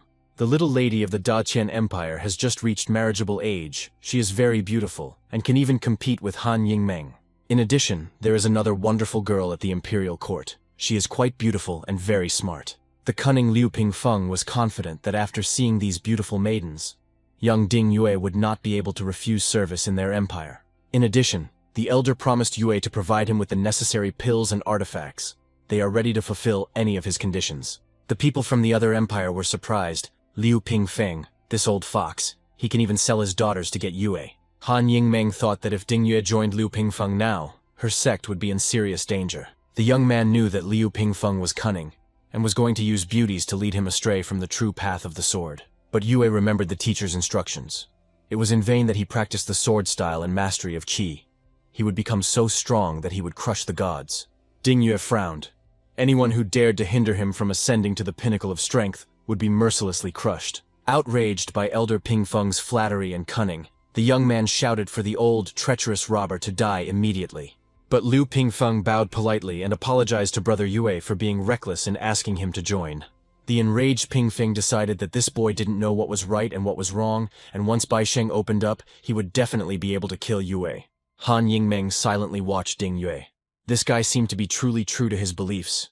But was he right to give up on love? Suddenly, Inman heard the worried voice of her mentor, the head of the sect, asking the girl what had happened to her. They had been here for a long time, but Inman didn't even notice. She was just staring at that guy. Had the girl really forgotten about the task she had received? The sect leader pointed at Yue and angrily asked who this child was and why he dared to stand here, on the site of the Piaohua Pavilion. Maiden Han briefly told the teacher what had happened here, how this impudent youth had defeated Ying Jiankong. All the girls were shocked by what they heard, and the head of the sect ordered Inman to sacrifice her beauty for the sake of the teacher and the sect. The evil king exclaimed with laughter. It seems that the beauty of Piaohua no longer works. Everyone understood that with the arrival of the beauties, the discussion of the opening of Mount Baisheng will begin. All the single cultivators looked at Ding Yue with hope, because he didn't like women, which meant he wouldn't be limited by their beauty. Everyone immediately rushed towards the young man, hoping to become his companions in the fight for the ancient relics of the Baisheng mountain sect. The first daredevil introduced himself to Ding as a lone cultivator and would like to, but Yue barked at him to get lost. The next one tried to flatter the young man for his firmness, but Ding Yue also asked him whether he was looking for death and why he had come to him. The cultivators walked one after another. The young man shouted that they should stop bothering him, otherwise he would kill everyone who came near him again. Xuan, who was watching this, laughed. It seems that his diligent disciple Ding Yue received a little respect from the people. This is great. Besides, the game for the ancient relics of the Baisheng mountain sect has just begun. It's interesting to see what will happen next, and what Yue will return to him with. A huge scandal erupted in the Chu family's main estate, and the head of the Qianming family was furious. Xuan became wary of what had happened again. Why was his grandfather making such a noise that his ears were ringing from his indignant cries? It turned out that Chu Yuan, who ran away several years ago, returned home with his son. Doesn't this sound like the plot of some drama? The enraged Qianming asked, so Yuan was brave, and as soon as the problems began, he immediately returned to his home. The guy noticed that his brother's strength was already at the first level of the Kingdom of Harmony. He was a great talent. It would probably come to him soon. And indeed, soon the third brother, together with his little son, stood at the gate of the small estate where Xuan lived. Xu Yun asked the 13th brother if he could ask him for something. He placed his hand on his little son's shoulder. Xuan sighed. What kind of person is this? He used to be so cheerful, and now he's so depressed, and just because of love, a woman is no friend to a cultivator. He smiled at his brother and asked what he wanted Xuan to do for him. He would definitely help, remembering his kindness. Wen said that this was his son, Chu Pingfan, and he wanted Xuan to help raise him so that the boy could live a simple life. The child, at his father's command, obediently greeted his 13th uncle. Xuan was surprised. The boy was so obedient. Strong, silent, and slow, with a stupid face, seemingly untalented. That is why he was called Pingfan, simple and ordinary. Xu Yuan sighed heavily. His exhausted face was very sad. It was incredibly hard for him to part with his child. He told his younger brother that the boy's mother was from a famous family. They fell in love and she gave birth to a child, Chu Pingfan. But no matter how they hid, the girl's family eventually found them, and the head ordered that the runaway heiress be taken to her home. Yuan's wife's relatives wanted to kill him, but his beloved cried and begged her father so much that the boy was spared and released. The third brother's eyes flashed, and he said that he was going to go to Dongzhou and tell them that he, Chu Yuan, was not some weakling. Xuan told his brother not to worry about Pingfan. He would raise him with dignity. Yuan would not be ashamed of his boy. The boy decided to give his brother a save card. As long as he didn't encounter a heavenly realm cultivator, he would be safe. The boy asked his father if he was leaving him. Yuan told his son that he was going to look for his mother, and Pingfan should obey his uncle. The saddened child shook his head sullenly in agreement. It seemed there had not been much joy in his little life. Waving goodbye, Yuan told the 13th brother that he was leaving. Xuan wished the third to take care of himself. The saddened boy did not let go of the small dagger. He sighed heavily and looked after his father, who disappeared behind the gate. Yun approached her nephew and asked Pingfan if he missed his aunt. Tears streamed from the boy's eyes. He sobbed and replied yes. The girl sighed. How could the third brother do this? Xuan objected. Every person has his own path, and Yuan chose his, the little sister asked. But what about Pingfan's talents? It seems they are not very bright. Not at all like his gifted father. Xuan said that he would try to find the ingredients and prepare an elixir to increase strength, because talent is not everything. The boy asked his little nephew if Pingfan liked daggers. The boy nodded happily. Yes, he really liked them. Chu asked the boy with a smile why he liked them. Pingfan exclaimed because they were cool. He liked cool things. Xuan asked the child if he liked swords. Pingfan shook his head. No, he didn't like swords at all. Yun, seeing that her younger uncle and nephew had found common ground, informed her 13th brother that she was going to train. She also took useful things from a bad guy in the forest. He also had several rather valuable elixirs, and she brought them. The pleased little sister handed her beloved brother a bottle of the elixir of strength, saying that it was a gift for him, and that it would come in handy. Xuan smiled sweetly and answered Yun that he didn't need elixirs, he thought. What a clingy person she was. She should do something else. Approaching the gate, Yun shouted to the owner of the estate that she had definitely left now. Xuan grumbled after his sister to go already. Several days passed. The boy got used to the estate of the 13th uncle.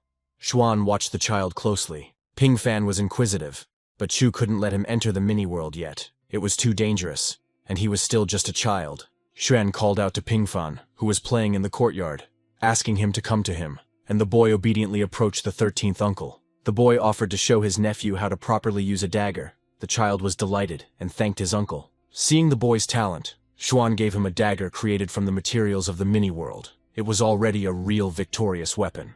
After teaching his nephew a lesson in weapon handling, Xuan handed him a new dagger, saying that it was made especially for him. People may think that Pingfan is stupid and lacks ability, but who knows? He might even show himself to be an outstanding talent. Only if you have feelings can you comprehend the Tao. Chu Pingfan loves knives, which means he can master them perfectly. Although the boy is currently going through a difficult time, he still tries his best to prove that he is worthy of his parents. Chu decided that the scripture about the heavenly sword would be perfect for him. There are no specific steps in this method. Everything depends on the student. Pingfan's results will be no worse than those of Ding Yue or Wang Luo. The boy is only 6 if he starts training now. Then under Xuan's guidance, breaking into the Emperor's realm before he's 20 won't be a problem. A 20-year-old Emperor realm cultivator is extremely rare. If Pingfan becomes that strong with Xuan's help, a reward from the system is guaranteed. Calling his nephew, Xuan told Pingfan that he had brought him a manual for mastering the dagger, and the child thanked his uncle. After looking at the book, Pingfan said that he really liked these techniques and would work very hard to master them. Xuan warned his nephew that in addition to training, he must also rest and study the Tao, and not overdo it or go to extremes. The boy replied that he understood everything. He would definitely train well and have a good time. Xuan smiled. Then from that day on he would teach him. Education is the first stage in leadership, as well as in the comprehension of the Tao. After its completion, the student becomes an order of magnitude stronger. Xuan asked Pingfan which level he would ascend to after the first stage, the realm of harmony, or even the realm of truth. The uncle told his nephew to harden his body, opening a portal to a mini-world. He pulled out the necessary healing herb from there. Handing the plant to the boy, Xuan ordered Wang Lo to make special medicine for Pingfan to strengthen his body. By taking them, the boy will strengthen his body, Xuan added with a smile that even the emperor's son does not have such resources. Wang Lo was surprised. Couldn't a teacher directly improve a child's body? Xian'er shrugged. She didn't understand it either. The alchemist said that he would make pills for Pingfan. When he saw the boy, he remembered the Wang family and their attitude towards him. Several days passed. The boy trained diligently under the guidance of his 13th uncle in a small estate. One day, Wang Lo called Pingfan to come to him. The child smiled happily. He liked Uncle Wang very much. The alchemist handed the boy a large pill and told him to eat it. He had prepared the medicine for him as instructed by the teacher. Xuan added that Pingfan should eat boldly. This pill has a sweet taste and will benefit him, helping him master the techniques. Chu knew full well that the improved pills were useless for the child, but their taste had become much better. Pingfan happily ate the pill the alchemist had created for him. It tasted excellent, and the boy smiled. Wang Lo was puzzled why there was no change. There shouldn't be any problem. He made the pill himself. He asked the teacher why nothing had changed. Xuan explained that he and Luo had different paths of cultivation, and that Pingfan's cultivation system was also somewhat different from others. Wang Lo asked what the difference was. Xuan smiled cheerfully and replied that the alchemist would find out everything later. It was a secret for now.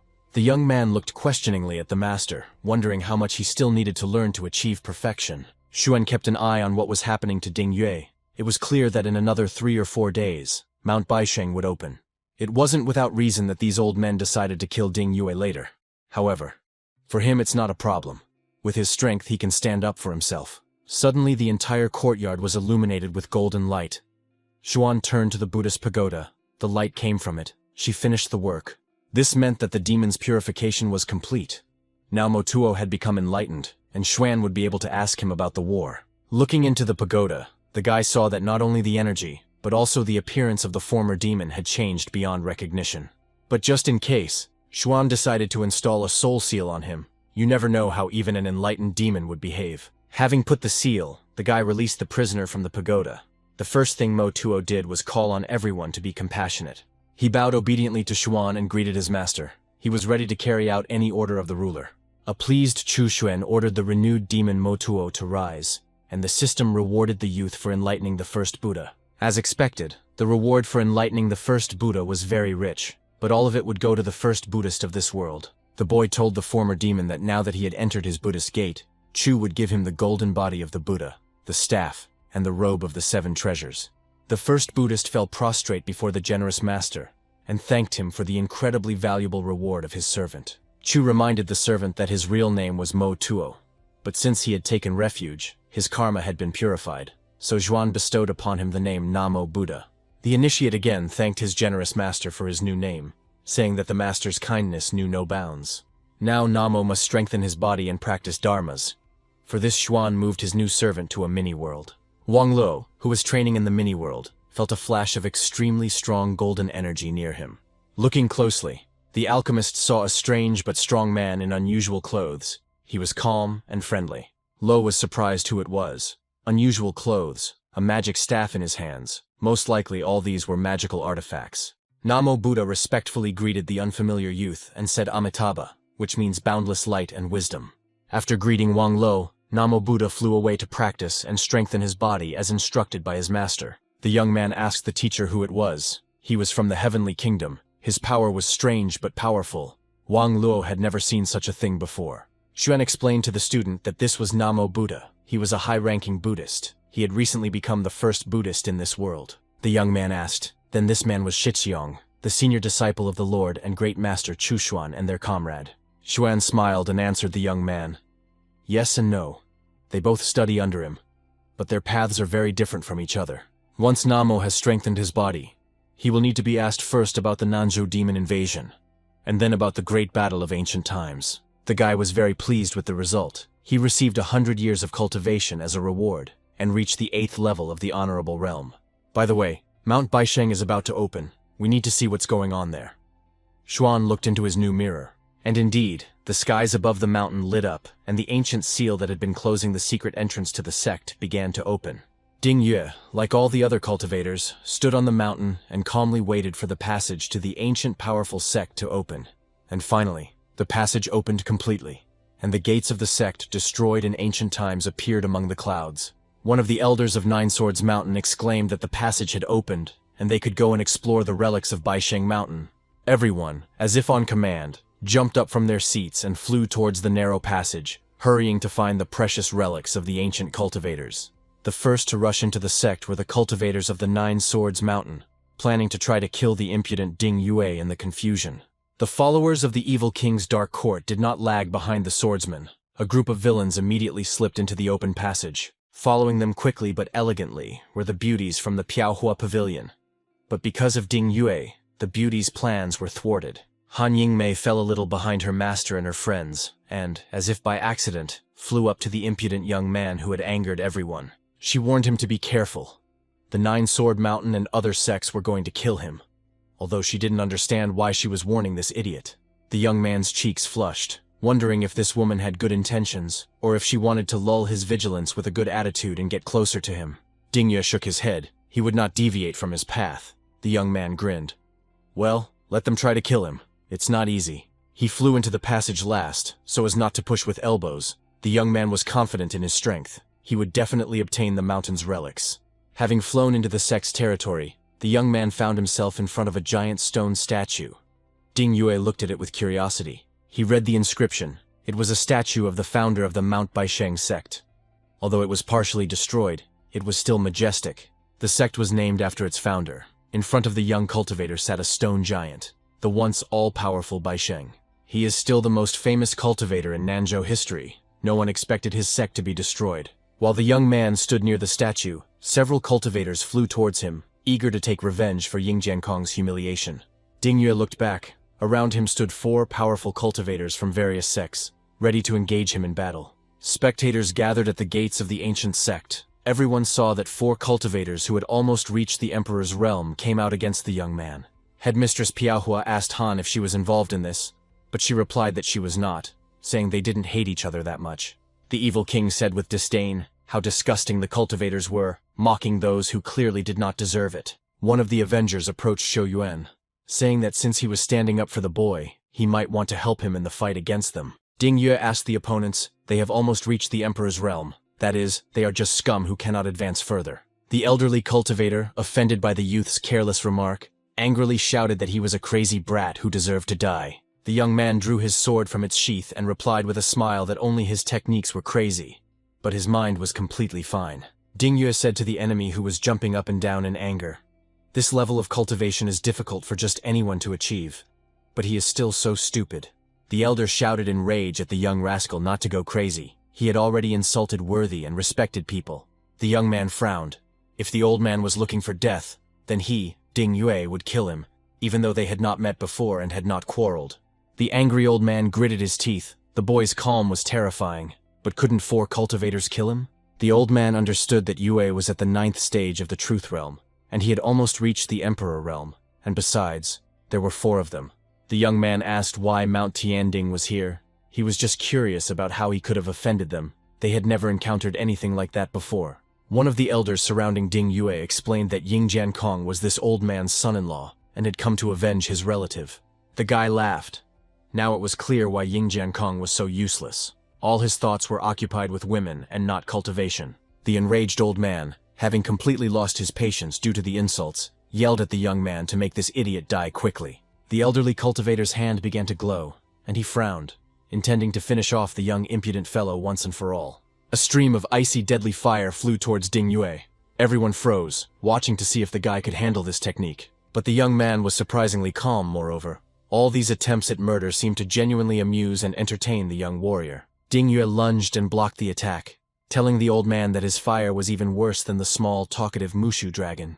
Now it was Yue's turn to attack his opponents. Fiery swords, copies of his victorious weapon, swirled around the youth. Activating the attack, the guy exclaimed that he wanted to comprehend all the secrets of the Tao. Did this bunch of scum really think they could kill him? The young man skillfully controlled his swords and said that today he, Ding Yue, would kill them since they dared to attack him in such a cowardly manner. The old man who attacked Yue was wounded. Blood gushed from his severed shoulder. The elderly cultivator gritted his teeth. The boy is strong. The youth's aura was blazing as he rushed into battle. Ying Jiankong's father-in-law shouted to the other cultivators to stop the youth. The three warriors prepared to engage the insolent warrior, while their comrade went around to attack the enemy from the rear. The Nine-Sword Mountain Elder attacked first. Yue dodged, saying that he would kill them anyway. No one could stop him. The guy flew up and used the sword technique that reaches the edge of the world. This blow was aimed at the initiator of this vile ambush. Ying Jiankong's father-in-law was horrified. Such a powerful killing technique. How could this boy know it? The young man raised his sword over his opponent to deliver the finishing blow. He knew that this technique was unstoppable. At the same time, Yue was attacked by the other three cultivators. The elder of the Nine Swords Mountain sect rushed towards the youth from behind. The old man lunged and wounded the boy, piercing his chest with his sword, while Yue himself pursued the frightened son-in-law Ying Jiankong. But despite the wound he received, the young man dealt the decisive blow to the one who had planned to kill him and had incited the other fighters to do so. Yue swayed slightly and clutched the wound on his chest. This was his first serious battle wound, and he needed to take some pills immediately. Everyone looked at Ying Jiankong's murdered son-in-law in horror. Yue's powerful blow practically cutting the strong cultivator in half. The wounded youth smiled, which meant they had almost reached the emperor's kingdom, but he would still kill them. They shouldn't underestimate him. Liu Pingfeng thought that he had to kill this boy now while he was injured. Otherwise he would cause serious trouble for everyone. Ding Yue suddenly became serious and asked the old men, so which of them was next going to die by his invincible sword? The Nine-Sword Mountain Sect elder told the other two to try to restrain this overly nimble young man. Pingfeng and his companion began to advance on the youth, while the elder of Nine Swords Mountain prepared to attack the enemy. The old men smiled. Stopping Yue was not a difficult task. Even one person who had almost reached the emperor's realm was stronger than Ying Jiankong. In response, the young man burst out laughing. How self-confident these old men were, and valuable healing pills flashed in Yue's hands. The boy threw them into his mouth and swallowed them immediately to heal the wound he received in battle and replenish his fighting energy. The opponents were shocked. Everything was very bad. This bastard turns out to have the Emperor's Kingdom pills. But where did he get them from? The old man exclaimed. Even in the Dakian Empire there are not many imperial pills. It is very difficult to create them. But Ding Yue easily swallowed two. Yue replied, "The old man is exaggerating. This is not an imperial pill. It doesn't even have value. His shidi made it for him."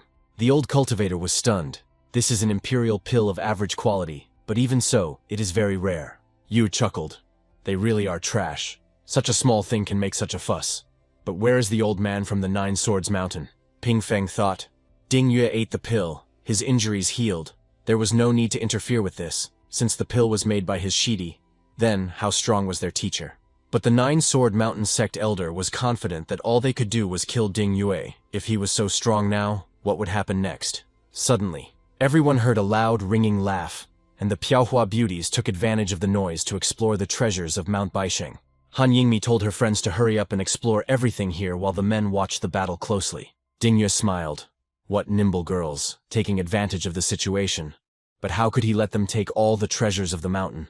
The young man immediately took off and headed towards the ruins, shouting to his opponents that he had no time to play with these old dogs. The elders opened their mouths in surprise. This boy ran away. It's too bad. When else will there be an opportunity to kill such a strong, insolent man? At this time, in the ruins of Baisheng, the evil king killed one of his high-class imperial soldiers, who was accompanying the emperor. Shou Wen snatched his sword and laughed loudly. Xuan, who was watching him, was puzzled as to what was happening to the Dark Lord. The soul seal shouldn't affect intelligence, but it seems like Shou Yuan is a little out of his mind. Could dark cultivation really cause this? Based on the information received, Mount Baisheng is good for body training, and there should be many different treasures there. Even if something was destroyed, weapons or something suitable for their creation and improvement, elixirs, pills, and much more. Meanwhile, Ding Yue found a field of medicinal herbs, covered by a protective magical dome from the greedy eyes of people.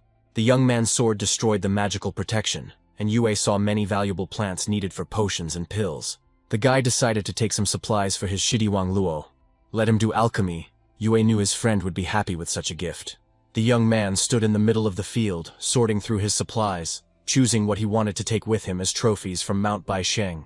And then the bushes rustled. A girl was running towards him. Yue clenched his teeth. He recognized Han Yingmei, the famous beauty of the Piaohua Pavilion. Ding Yue waved his sword and declared that this was his field, and if Yingmei dared to approach, he shouldn't accuse him of being rude later.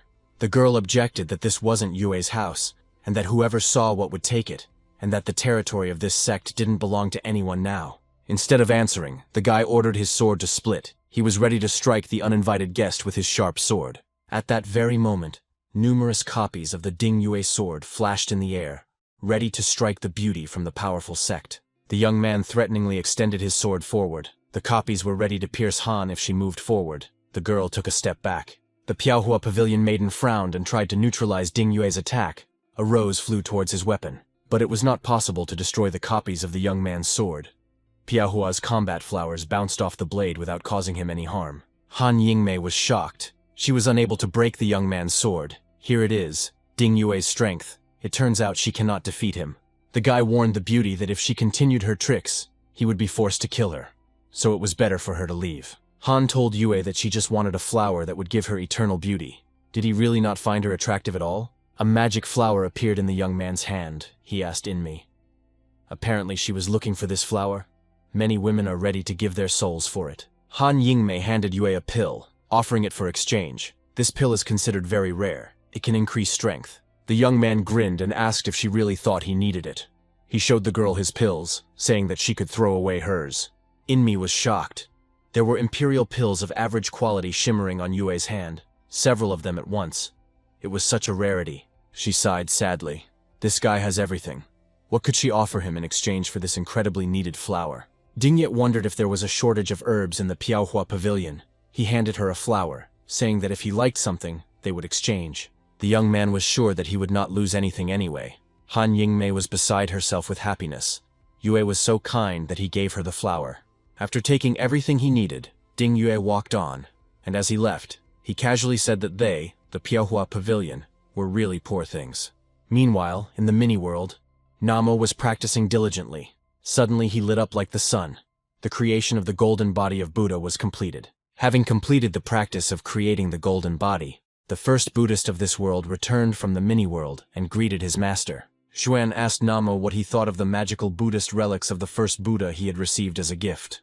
Namo replied that they were helping him in cultivation, and now he was strong enough to do good and serve his master. Former Mo Tuo informed Xuan that several powerful demons had discovered him, but they would no longer be able to cause him much harm.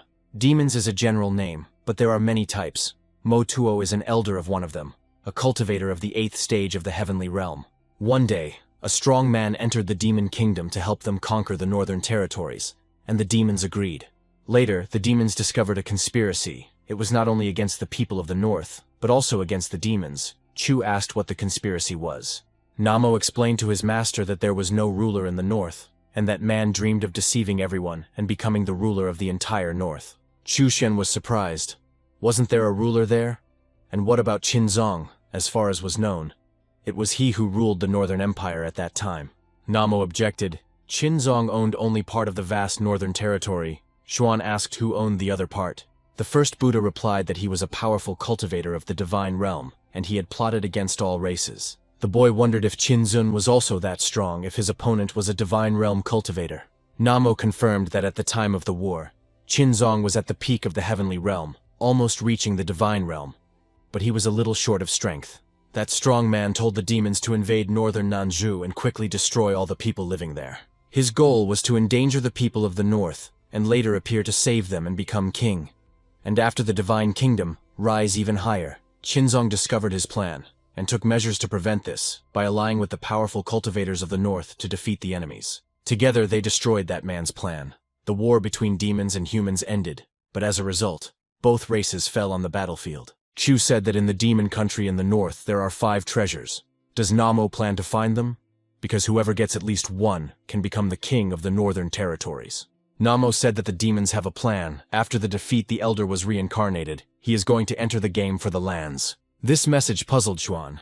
Why did the demon leader want this land, since there were other powerful cultivators besides him? The first Buddha bowed and explained that those below the emperor's realm would not be able to participate and obtain the demon's treasure. It seems like the battle for the treasure will begin between the Sons of Fortune like Ding Yue, and 3 of them are already connected to Chu Xuan. Chu realized that he needed to control this confrontation. The king had to be his man. But even the divine realm wouldn't be enough here. He gave Namo a collection of Buddhist practices. He was already at the level of the divine realm. When the passage of demons was opened, he would be able to control the situation better. After sending Namo to practice, Zhuan decided to keep an eye on Du Yuan just in case. The young man respectfully greeted the master. Chu teleported a communication talisman to his disciple through the portal, and told him to go to Nanju and wait for a convenient moment. Yuan obeyed. The boy took advantage of the saint's halo given to him by the system, and his glowing figure became gigantic and terrifying. With the help of his golden mirror of 1,000 heavens, Xuan found Luo Ying, in whose body the soul of the great emperor Qinzong was reborn. Zun paused his practice and looked in surprise at the giant figure of a man that appeared out of nowhere right next to him. Xuan, who appeared among the clouds, looked more like a ghost than a living person. He looked at Luo Ying with interest. The girl bowed respectfully and greeted the great ancestor who had come to her, and asked how she could be of service. The guy asked the girl bowing before him in a thunderous voice who she really was. Luo Ying, or Qin Zun. An alarmed Zun asked Xuan who he was, and the boy calmed the child down, telling her not to be nervous. The deity sees everything. The girl asked if Prince Luo had come to her. Xuan replied that he had met Prince Luo many years ago. He was a deity, and meeting a deity was a rare opportunity. Zun couldn't understand what kind of creature was in front of him. Maybe he thinks that he is a child from his family. He asked again who was in front of him.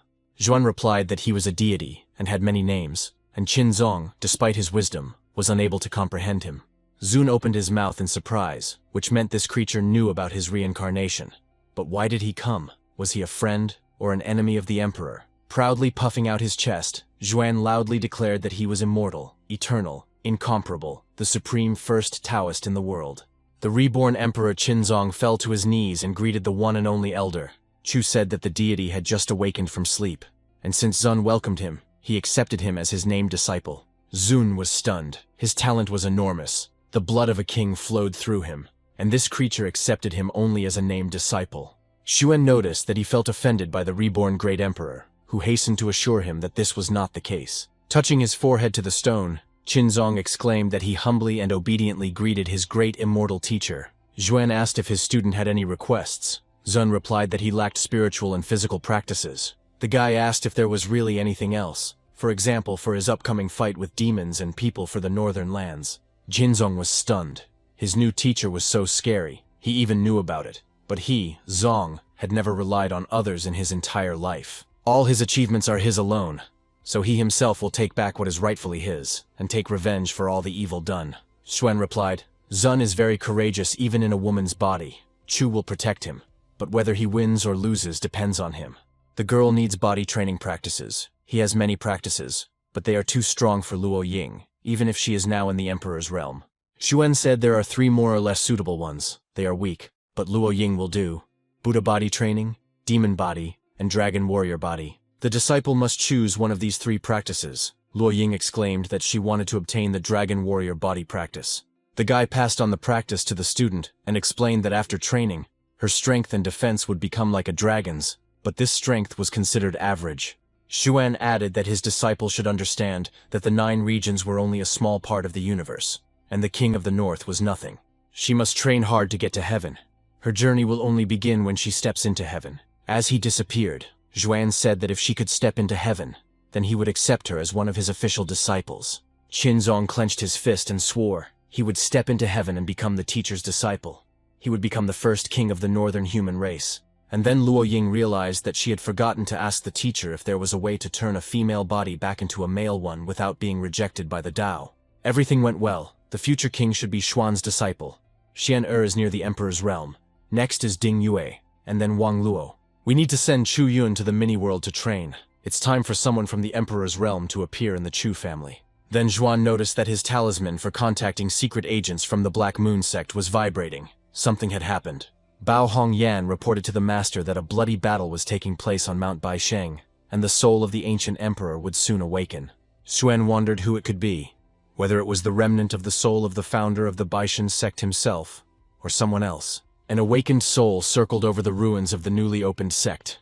Many cultivators had already been killed by this evil spirit. The Dark Lord Shou Yuan attempted to stop the evil spirit with the help of the most powerful technique, Soul and Blood Devourer. Streams of blood flowed around the evil king, like snakes coiling around the awakened soul in the ruins of the sect. The bloody chains bound the soul of the ancient cultivator. The Dark Lord told the others to hold the captive while he purified his soul. All the cultivators concentrated their efforts to restrain the ancient martial soul and help Shou Yuan. The king said that he had always been on the side of justice, and they, the scoundrels, were attacking him as if he were the main villain here. Suddenly, the ancient soul threw off the bloody shackles of the Dark Lord and cried out in anger for all his enemies to die instantly. Shou Yuan screamed in horror. How bad it was.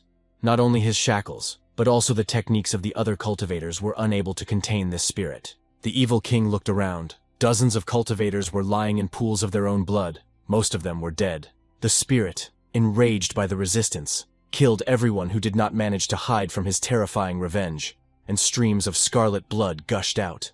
Having had his fill of revenge, the spirit burst out laughing and shouted, "What a disaster! Almost everyone is dead." The most powerful cultivators silently looked at the villain. Suddenly, an explosion occurred above the ruins of the Mount Baisheng sect, and several streams of energy rushed towards the people standing in the square. The spirit burst into laughter and rushed away, leaving the stunned people to look around and wonder what had happened. The elders finally realized that the evil war spirit had created an illusion of its body being torn apart and was trying to escape. Seeing Ding Yue approaching, the spirit rushed towards him and shouted that he liked the young man's body, and that it would now belong to him. Han Yingmei shouted at Yue to run away quickly. Otherwise the ancient martial spirit would take over his body, and his soul would die. The girl put up her defenses to stop the evil soul that was trying to enter the young body of the guy she liked. Ding Yue gritted his teeth and said to the woman not to interfere in something that was none of her business. He didn't need her help to deal with the spirit. To the surprise of everyone present, the guy calmly allowed the spirit to enter his body. Han froze in fear not far from Yue. The girl cried out in horror, "This is the end. Now the spirit will get the strong body of the young man and kill the remaining surviving cultivators." But Ding Yue didn't pay attention to anyone. Now the struggle continued between his soul and the evil invader. The spirit that had burst into the young man's body suddenly saw that around Yue's soul, many blades, subject only to him, were blazing. The spirit of the ancient cultivator was very surprised. How was this possible? The technique used by the boy was incredibly complex even for elders, and Ding Yue, motionless as a mountain, smiled as he pointed all his blades towards the stranger, using the technique of 100 years of soul training. The spiritual weapon the young man received from his teacher, magnified tenfold, flew in the direction of the alien soul that had invaded his body. The spirit strained his strength and slowed the attack, but the blades were too strong, and the aggressor realized that he would not be able to hold them back for long. The old man realized with horror that he needed to run away immediately. Otherwise his soul, which had survived so many centuries, would perish in the body of this boy. The evil spirit quickly left Ding Yue's body, trying to fly away from this dangerous youth as quickly as possible. The young man smiled and took out his sword. He asked the spirit if he really wanted to escape from him, and he was sure that he could do it. The spiritual blades continued to pursue the soul of the ancient cultivator beyond the youth's body, surrounding him from all sides. The old men were shocked. What kind of technique could be so powerful? Yue was only at the 9th stage of the true realm, but it could crush the soul of the emperor's realm.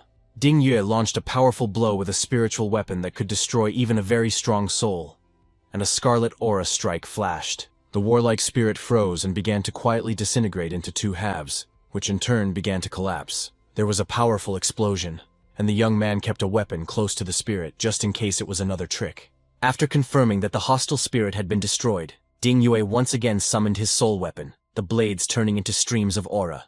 The youth's energy was blazing. He was restoring and calming his soul. All the surviving cultivators looked at him, frozen. This guy had mastered the secret technique of 100-year soul training to perfection, and could control not only ordinary weapons. Ding Yue turned to the quiet old men and asked if they still wanted to get hit. If so, they could come forward. The Nine-Sword Mountain Sect elder realized that they seemed to have a problem. Yue's strength had not only recovered, but had become even stronger. The old men looked around, seeking allies in a new attempt to kill the boy before he became all-powerful. The Dark Lord shook his head and said that he would not help them crush the boy with numbers. It was disgusting. The young man looked at the silent elders and said that if that was all, then he would go and continue exploring the ruins of Mount Baisheng. The elders exchanged glances. They no longer dared to attack this overly daring but clearly strong boy. Xuan watched the student. His will grew stronger. He had almost reached the threshold of the true kingdom and would soon enter the realm of the emperor. And then Xuan noticed that someone was flying towards Yue. The guy was surprised. Could there really still be people on Mount Baisheng? How was this possible? An unknown person appeared from nowhere and dealt a powerful blow to the Dark Lord, knocking Shou Yuan aside. The wounded evil king exclaimed in surprise, "Are there really still people here? This Baisheng mountain is full of the most unpleasant surprises." Everyone looked in surprise at the newcomer who flew over the ruins of the mysterious ancient sect of Mount Baisheng. The evil king carefully landed near his retinue, who were ready to fight with anyone to save their ruler. A young man sat down on the stone slabs of the sect's square and calmly walked forward, examining everyone present. Seeing one of the cultivators breaking open the stones of the square with a huge spear, the young man threateningly clenched his fist. A deafening explosion occurred where the warrior with the spear had just stood, and the newcomer struck him with a powerful aura. Everyone prepared for a fight, but a young man appeared out of nowhere and shouted commandingly for them to lower their weapons. A girl approached the young man and said respectfully, "His Majesty has given an order. The young master should hurry." He asked if it was something serious. The girl confirmed it and asked Mr. Bai to forgive her for causing him trouble. The young master glanced casually at the assembled cultivators, muttering contemptuously, "These bugs are bothering me." Suddenly Mr. Bai frowned. He felt that someone else had arrived. A rather strong young man came out into the square. He looked around as if he owned the place, took a few steps forward, and his aura didn't deceive him. Another person had appeared here. Looking up, Bai saw a young man with a sword entering the gate. It was Ding Yue, who had been researching the relics of Mount Baisheng. Bai realized that the young man was in the sect's courtyard, and anger flared within him. How dare he enter the courtyard? Young Master Bai frowned and shouted menacingly at the calm Yue to stop immediately. Burning with anger, he instantly moved to where Ding Yue had appeared in the square, standing right in front of the surprised youth. Yue calmly asked the stranger what was the matter, what he wanted from him. It seemed like they had never met before, or he also wanted to kill him. Lord Bai commanded the young man to hand over the treasure of his Mount Baisheng sect, otherwise he would die. Ding Yue chuckled contemptuously, and suggested that the young man try to take from him what rightfully belonged to Yue. The young master of Mount Baisheng sect frowned without further warning and immediately attacked the youth. Ding Yue didn't expect such a swift attack, and this young Master Bai was surprisingly a strong cultivator. The young man thought, "What an arrogant bastard, he really attacked. Where did he come from? It seems he wasn't there when the mountain was opened." Yu concentrated his strength and instantly drew his sword from its sheath to repel the attack of this newly minted master of the ancient sect. Young Master Bai growled that the boy was a crazy, ignorant scoundrel. It seemed like he wanted to test his strength on himself. Two blazing auras clashed in a fierce duel. Bai's white-blue ice aura and Ding Yue's scarlet fire energy. The young master of Mount Baisheng frowned. The boy was indeed strong. He was still resisting. The strike of young Baisheng's fist and the strike of Ding Yue's invincible sword met, shaking the surrounding area, neither of them giving in. Xuan's disciple gritted his teeth. This opponent seemed to be too much for him. He couldn't deal with him as easily as the others. The battle caused violent vortexes of energy to swirl around Mount Baisheng, as if there was a powerful thunderstorm. One of the elders tried to understand what was going on there. He was perplexed whether those two were already dead or still fighting. Liu Pingfeng thought with horror. Judging by this fight, the boy had not fought at full strength before. It was good that he retreated in time. The elder of the Nine-Sword sect watched the duel in surprise. He couldn't believe that the young man had such a powerful blow. One of the Qin elders watched the fight with a smile and thought with admiration that there were still such strong people here. The Dark Sovereign, shielding himself from the energy flow, thought that this time the impudent brother Ding Yue seemed to be truly in trouble. But Yue was delighted. He realized that Bai was the one who would give him a boost in development. A fight with him would help the young man make a breakthrough on the path of the sword. He decided to provoke his opponent to use all his power. He shouted to Baiyu that his blows were like slapping a virgin. The young master of Mount Baisheng sect burst out laughing in response and shouted that he had just started. Let's see what Yue would say next. Lightning energy danced around the young Baisheng with renewed vigor. He gritted his teeth and prepared for another powerful attack. Seeing the opponent's reaction, the young man thought, "Great. Every blow from Bai will make Yue stronger and stronger." Moving forward, the impatient young Baisheng rushed to attack his young and daring opponent, seeking to destroy the impudent man. And so they met again in a duel. Blow after blow rained down. The fists of young Baisheng flashed and the sword of young Ding Yue sparkled. A decisive blow. Baisheng's fist and Ding's sword Two auras, two energies, one power against the other. Everyone froze in anticipation. Yue gritted his teeth and frowned. His opponent was indeed incredibly strong. Anger and a sense of righteousness gave Bai even more strength. The youth felt his blade tremble as the pressure from the young master of Mount Baisheng grew stronger. After hitting the guy, Bai shouted at him to die because he was a cancer on the cultivation system, and a disgrace to all swordsmen. Ding Yue, having received a powerful blow, flew to the side, no longer able to resist the enraged young Baisheng. Young Bai's blow was so powerful that he tore a huge trench through the lands of the Baisheng mountain sect. Ding Yue fell among the cracked earth. Everyone was absolutely sure that the impudent and sharp-tongued young man was dead. The young man lay on the ground in a thick curtain of dust, still clutching his sword in his hand. No one knew whether he had survived or not. But young Baisheng casually told his opponent not to pretend to be dead. This attack wouldn't even kill a fly. In response, Ding Yue mockingly replied that he just wanted to take a little rest. What was so special about it? Can't he even rest for a couple of minutes? After all, he's been on his feet since the morning, and this fight is far from his first. The young man vigorously kicked his legs to get up. He was indeed alive and not even injured by the blow he had received. Yue jumped to his feet, exclaiming that he had rested and was ready to resume the fight with the young master of Mount Baisheng. Shaking his head, the young man said that it would be a good idea to warm up and stretch first, as his neck was a bit stiff from all the rest. Young Baisheng asked the boy if he had finished warming up. Yue replied with a smile. Basically, yes, they could continue playing. Bai chuckled. It is true what they say. You can't take away the courage of fools. They cannot understand who they are fighting against. Yue's sword blazed as he responded to the arrogant Baisheng. Let's see what kind of fool he would be when he saw Ding's sharp stick. Bai looked questioningly at his opponent's powerful weapon. His sword was indeed strong and seemed to be getting stronger.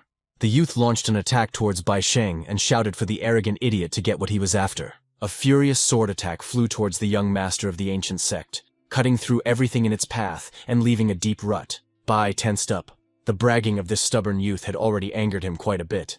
But the boy was strong. That couldn't be taken away from him. Young Baisheng blocked the sword attack, destroying it with a punch. He asked Yue. And that's all. Yes, it's not a stick, but a pencil. A gigantic stream of scarlet sword energy flew at Bai. It was difficult to block such power, but Baisheng stood firm. An explosion of terrifying force was heard. The cultivators on the mountain fell silent, and did not dare to even approach their opponents. Ding Yue was stunned. How could the young master of Mount Baisheng be able to destroy such a powerful attack? It was simply amazing. Bai chuckled. He sarcastically remarked that the boy was very weak, and it was not fun to fight with him at all. He had hoped for more. The young man, offended by the caustic arrogance of the owner of this mountain, boldly replied that he too expected greater strength from the heir of the sect. Accelerating his energy to the maximum, young Master Baisheng proposed to put all his strength into the next blow. Ding Yue supported his opponent. The fiery energy of his victorious sword condensed around him. He pushed off and rushed to attack. Bai clenched his flaming fist, his body tensed to the limit, and roared for the impudent boy to finally die. Ding Yue shouted almost the same thing. The young fighter was tense. He understood perfectly well that he was facing an incredibly strong opponent. Here they were again, one-on-one, fist against sword, flame against ice, the entire space around the fighters ablaze with energy. Both warriors were losing patience. Both were extremely tense. Everyone understood that the battle had to end with the victory of one of them. But neither Bai nor Ding were going to give in. They glared at each other with hateful eyes until neither of them could win. The release of energy was so incredible that it turned into a giant tornado, which picked up the fighters and lifted them up, and Mount Baisheng shook as if a volcano had erupted there. The Elder of Nine Swords Mountain was shocked. In his incredibly long life, he had never seen such a fight. The second old man couldn't close his mouth in surprise. No one could even suspect the exiled swordsman of such incredible power. Liu Pingfeng was puzzled as to how it was that the strongest people here were the young people, and not the clan elders. Empress Qin Kayun's courtier was horrified that Lord Bai had gotten into a fight instead of heading to the palace. And finally, the giant tornado began to weaken, and everyone waited with bated breath to see the result of this battle. The Dark Lord frowned. He too was curious about who had won this amazing battle, and whether the fight was over. Everyone was asking each other if Ding Yue had died. The mountain almost stopped shaking, and soon the clouds of dust almost died down. Everyone saw that the young man was still alive. He was clearly wounded. His suit was in tatters, but he was still standing on his feet. True, his victorious sword, given to him by the master, was broken, which meant that the young daring swordsman was left without a weapon. The young master of Mount Baisheng looked at his fist in surprise. There was a deep scratch on it. Bai was shocked. For the first time in his life, the enemy was able to inflict physical damage on him. His body was hardened by many different secret techniques. Bai grinned. The boy left a scratch on him. He asked Yue who the hell he was that he dared to fight him. Looking closely at his opponent, young Bai Sheng noticed that the youth was not whole either. They had both been injured in the battle. Closing his eyes, the heir of the ancient sect of Mount Bai Sheng concentrated on the mysterious youth standing before him. A little earlier, the opponents fought fiercely, destroying everything in the immediate vicinity. Their blows crumbled the mountain and sent stones flying. Seeing the young man's broken sword, Bai laughed, called the boy an ignoramus, and asked if that was all he could do. The young master of Mount Bai Sheng declared that he wanted to continue. He was ready to continue the fight with the daring opponent. In response, Ding Yue slashed the broken lump of the sword at Bai Sheng's outstretched hand. The arrogant gentleman frowned. This was unexpected. And then Bai saw how the young man's aura began to change. Not only did he not die from his wounds, but he also became much stronger. Young Bai Sheng realized that thanks to this fight, the boy would break through to the next realm. But was that even possible? Ding Yue is too terrifying. It's unclear how he can make a breakthrough in such a battle. This young man has a very rare talent. The heir of the ancient sect clenched his fists again. No matter how talented this boy was, he was a hindrance to him, and therefore he must die. Yui could no longer fight with a broken sword. Bai, confident that he would kill the young man when he struck, wished his opponent a good journey. Having received a powerful blow to the face, the young man staggered, took a few steps back and began to quietly fall to the ground. Suddenly Bai noticed that Yue began to dissolve and disappear. This cunning man had deceived the heir of the sect, and decided to run away from him. Bai was shocked. This was a divine-level technique, the ghost of the setting moon. When did this young man manage to master it? The enraged Bai Sheng shouted after Ding Yue not to dare run away. He must return and continue their duel. The young man laughed. What a fool. There's no need to be so angry after all. Yue only needed a breakthrough, and Bai helped him a lot with this. Ding Yue really wanted to fight Bai again. But he was really strong, perhaps the strongest person in Nanzhou after his master. Thanks to the strike from the young master of Mount Bai Sheng, Yue was able to initiate a breakthrough. Bai brought the situation to the brink of life and death. Yu understood why the teacher sent him here. If you want to become stronger, then you need to fight the strong. Only then can you make a breakthrough in strength. The satisfied young man exclaimed. He had made a breakthrough. Now it was time to go home. He had to quickly tell the teacher the good news. Landing near the mountain, Yue noticed a flash in the thick fog, wondering if someone was following him. But he didn't feel anyone. The young man frowned. Someone had clearly come here. Perhaps those old men had secretly followed him to try to kill him again. And then Ding Yue saw that it was the great Empress Qin Keiyun herself flying. She was also clearly surprised by this meeting. Yue wondered what this woman was doing here. Did she really come because of the mess she and Bai had made on the mountain? Qin Keiyun looked at the young man in surprise. Wasn't this Ding Yue, one of the disciples of her old friend, the handsome Chu Xuan? Ding Yue rushed forward, saying that he needed to go home as quickly as possible. That was it. No more troubles. That was enough for today. The Empress didn't understand what was wrong with the young man. But oh well. Now it was more important to find young Master Bai and urgently return him to the palace. Changfan tried to calm young Master Bai by reminding him of Her Majesty's order, but he rushed to catch up with Ding Yue. Empress Qin asked Changfan what was going on here, and the girl quietly told Bai that Her Majesty had flown here herself. The Grand Empress approached young Master Bai and kindly told him that they had not seen each other for a long time. Keiyun asked Bai Sheng what was wrong with him. Wasn't he happy to see her? Bai replied, if it weren't for that crazy Ding Yue, he would have. Changfan replied that she had just seen Ding Yue, but she still didn't understand what had happened, whether she and Bai had some kind of disagreement. Bai Sheng gritted his teeth and frowned. He thoughtfully replied that it was more. He asked to tell where Ding Yue went. He would kill him. Baiya was overcome with anger and exclaimed that the boy had stolen his treasures, deceived him, humiliated him, and that he would break him in half and grind him into dust. But Qin Keiyun cooled Mr. Bai's ardor, saying that they could not afford to offend the person who stood behind Ding Yue. Young Bai Sheng was amazed at how this was possible. Why couldn't they afford it? What was Her Majesty Qin Keiyun saying? The great Empress sighed and spread her hands. They absolutely cannot do this. No one can. She recalled Chu Xuan's incredible strength and repeated that no one in this world could do this. Bai Sheng must understand this and calm down. In the courtyard of Xuan's estate, his sister's clear voice rang out again. Yun loudly called out to her 13th brother from outside the gate. The guy asked in surprise what Yun was doing there, and she, very pleased, offered to look at her very carefully. Suen sarcastically remarked that the girl was so happy it was as if her breasts had grown 3 sizes, but somehow it wasn't noticeable. Yun was offended and called her little brother a fool. He had to ruin such a wonderful mood with his remark. But the girl could not remain angry for long. She smiled again, and exclaimed that she had reached the 9th step of the kingdom of truth. Xuan praised his little sister. She was so good. She was the pride of Grandpa Qianming. The guy yawned and said that he was very tired. Now it was Yun's turn to be sarcastic. She suggested that if her brother was tired of lying on his right side, then he could roll over to his left. The owner of the estate indignantly exclaimed that this impudent girl had absolutely no respect for her elders. Xuan immediately smiled and approached Yun. He said that he was very happy for her. He was just joking. His sister replied that she knew it and was also joking. Shu Yun told the 13th brother that on the way to his place, she ran into Xiao Wang and he seemed very strange to her. Xuan frowned and replied that this guy seemed normal, but he knew very well that he was the prince of the Dark Kingdom. Yun spoke thoughtfully. Even despite this, for some reason it seemed to her that this guy was, well, how to put it, a little off. The girl made a sad face. It was certainly not nice to say that, but it seemed to her that he was mentally ill. The constant companion of the young prince of the evil empire saw the gentleman talking with Tai, a regular at brothels and cheerful women. Ever since young Master Xiaowan saw that girl Chu Yun, he had become completely abnormal, a complete headache. The prince said that he wanted to ask Tai for some love advice, and his interlocutor smiled. Apparently the lady of his heart was treating Van too coldly. Xiaowang smiled bitterly. That's right, Mr. Tai understands everything. The Dark Prince can't attract the attention of a beautiful girl. Tai told His Highness that since he had not found an effective method, then he would try to help him with his experience. First of all, sweet nicknames like Darling, My Heart and Dear are already outdated.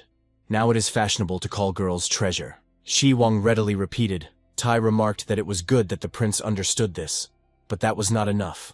There was something else he needed to know. Tai leaned towards the enamored prince and said mysteriously that the main thing is how you talk about love, because the result depends on it. The Dark Prince's mouth dropped open in surprise. Oh my god, I still have to talk about how many complications there are in love. Tai squeezed his knees to hold back a smile, and in a serious tone he continued to teach his interlocutor the art of love. Pointing his finger at the surface of the water, Tai asked His Highness if he saw any fish in the pond. Xiao Wang looked at the water in confusion. The boy asked the prince what he thought of when he looked at this fish.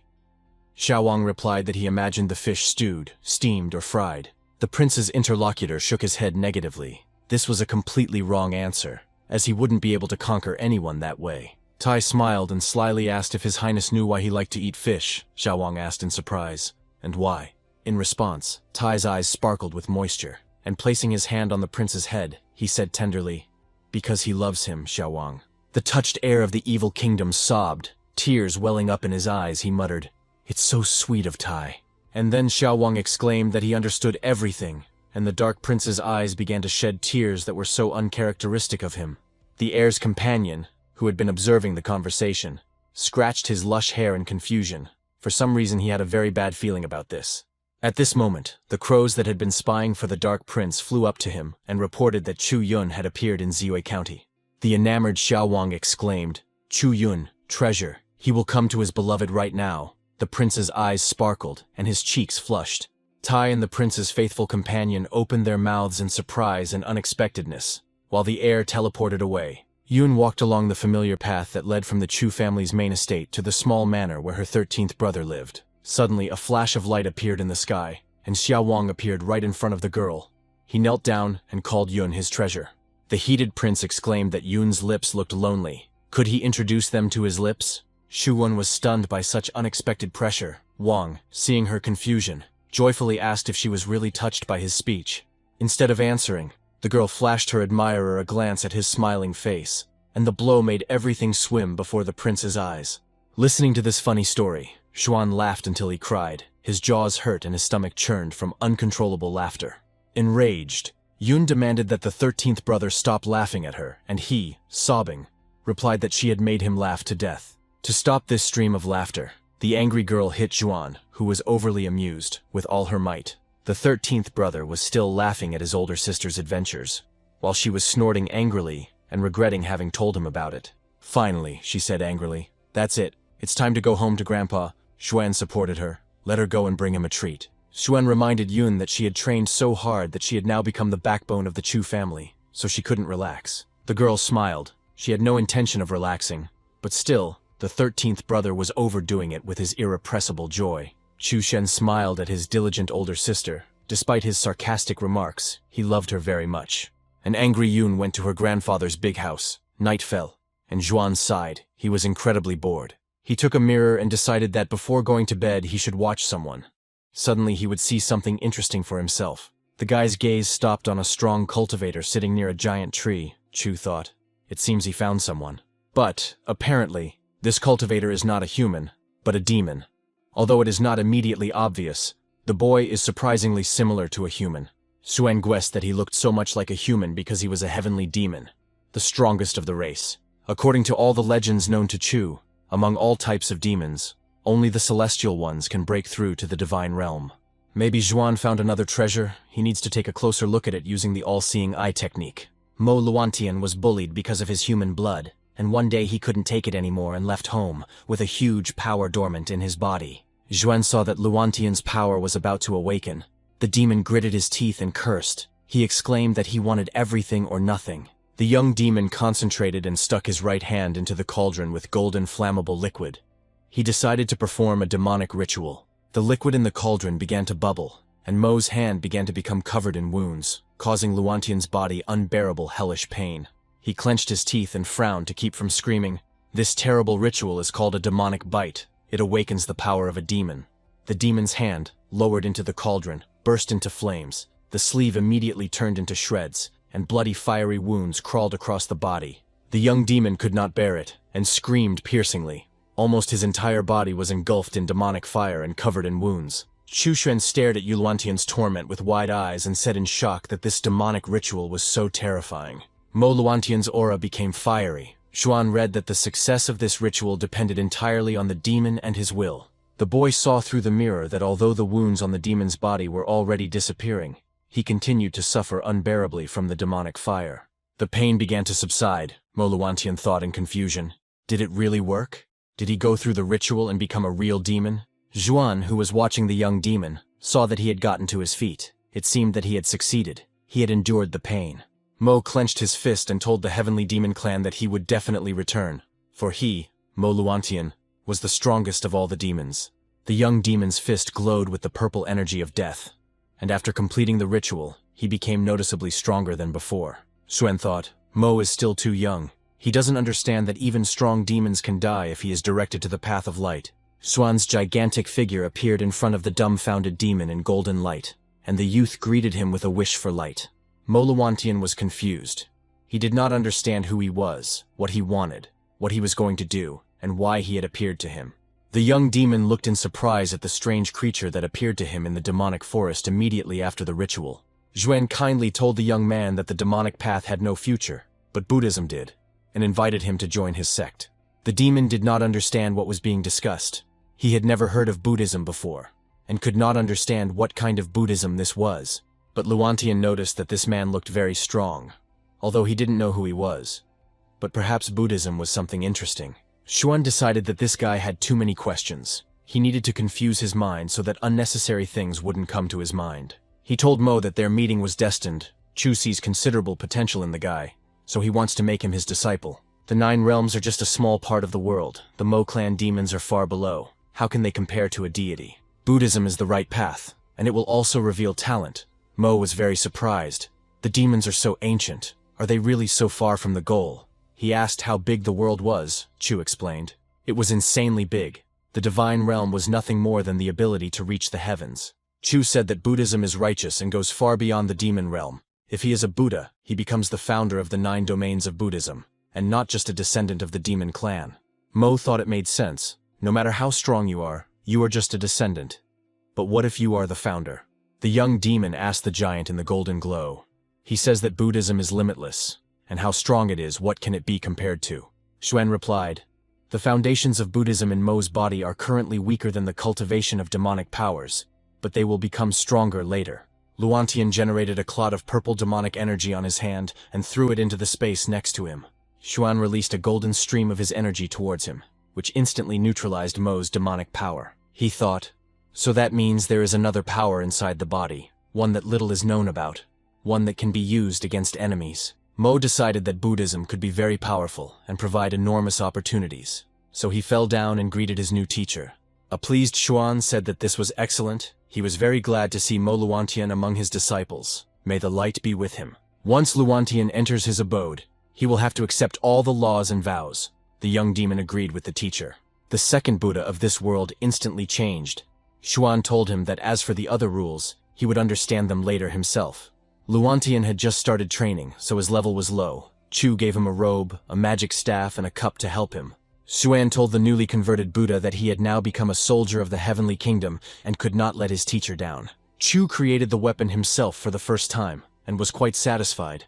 It also had other properties that instantly improved his heavenly soldier. Xuan passed on the necessary knowledge to his new student through the portal, and a golden stream poured onto the humble Mo.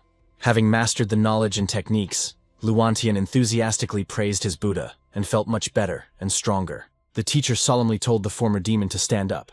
Xuan was very pleased. He was able to brainwash Mo. Chu didn't know why, but there was a strange feeling about this guy. Something magical. He could only hope that nothing would happen. For Xuan's initial efforts to establish a Buddhist sect, the system rewarded him with new Buddhist scriptures. Xuan passed on Buddhist scriptures to Luantian in the hope that he would spread Buddhism to the world, and the disciple obediently replied that he followed the path of Buddhism. As he closed the portal, Chu bid his disciple and the second Buddha farewell to train hard and become as strong as possible. The system informed Chu that he had found the Sun of Fortune from the demon realm, and as a reward he received the test of the secret realm. By experiencing the secret kingdom, one can challenge oneself, find one's shortcomings and real limits. Such is the path of the strongest. Now that there is such a place, all the techniques can be tested a large number of times, without there being any real injuries or deaths. Xuan went to his secret kingdom. He was in a hurry to experience the new opportunities given to him by the generous system. He chose a one-on-one fight. The strength is the same as his, the 9th level of the honor realm. I wonder if Chu can win. To Chu's surprise, he almost instantly defeated a strong opponent who was at the same cultivation level as him. It turns out that he is indeed stronger than the people in the same realm, which means he is the strongest of the 9th level of the honor realm. Now we need to try to fight with a fighter of the 1st level of the heavenly realm, to see if he can defeat an opponent in a higher realm. This fight was not as easy as the previous one. The enemy gave Xuan a good beating, and at the end there was a deafening explosion. Chu wiped his face. Both of them were about to die. The gap in strength was too great. It seemed like he needed to expose his own shortcomings to break through. An unperturbed Blackie calmly watched his master's training from the roof and, as befits a pet, kept quiet. Xuan continued to fight battle after battle, gradually increasing the strength of his opponent and improving his own fighting skills. He said that within 10 days, he should be the only being who can kill an opponent with a superior realm.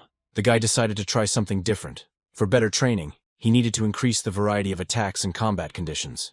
The cat jumped into the yard and stared at his owner in surprise. He had become significantly stronger in just half a day. It seemed incredible. For the fact that Chu had survived many dangers and accumulated rich combat experience while staying at home, the system rewarded the guy again. He received the memories of thousands of battles. It is a special spiritual technique that makes you feel as if you were born to participate in battles. Now Chu Xuan is the best in fighting. He smiled smugly. Let anyone try to defeat him in battle. He opened a secret kingdom for his disciples to train, gain experience, and make breakthroughs in strength. Shenner was surprised that the master could open the secret kingdom to people. She asked if he could force someone to accept a duel. Xuan asked his assistant what she was planning. The girl clenched her fists and exclaimed that she wanted to kill the scoundrel Ding Yue. She set up a wooden dummy for training, and every time she opened her eyes, she looked at it with the desire to kill. Chu smiled. Okay, since Shan'er wants it, he will make the young man fight. Xuan mentally apologized to Yue for another lie. He called the young man, who obediently responded to the master's call. Xuan asked Yue how his sword technique was developing, what his successes were. The student answered modestly. He feels that he has already broken through to the 2nd level of the kingdom, and is in the process of consolidation. Yu hoped to soon reach the level where no woman could penetrate his heart, and he could kill gods. Xuan said with a smile that the young man did not understand something. Ding Yue obediently asked the teacher to explain what mistake he had made. Chu explained that Yue avoids women. It is a mental barrier. He is afraid that a woman will hinder his self-improvement. This is wrong.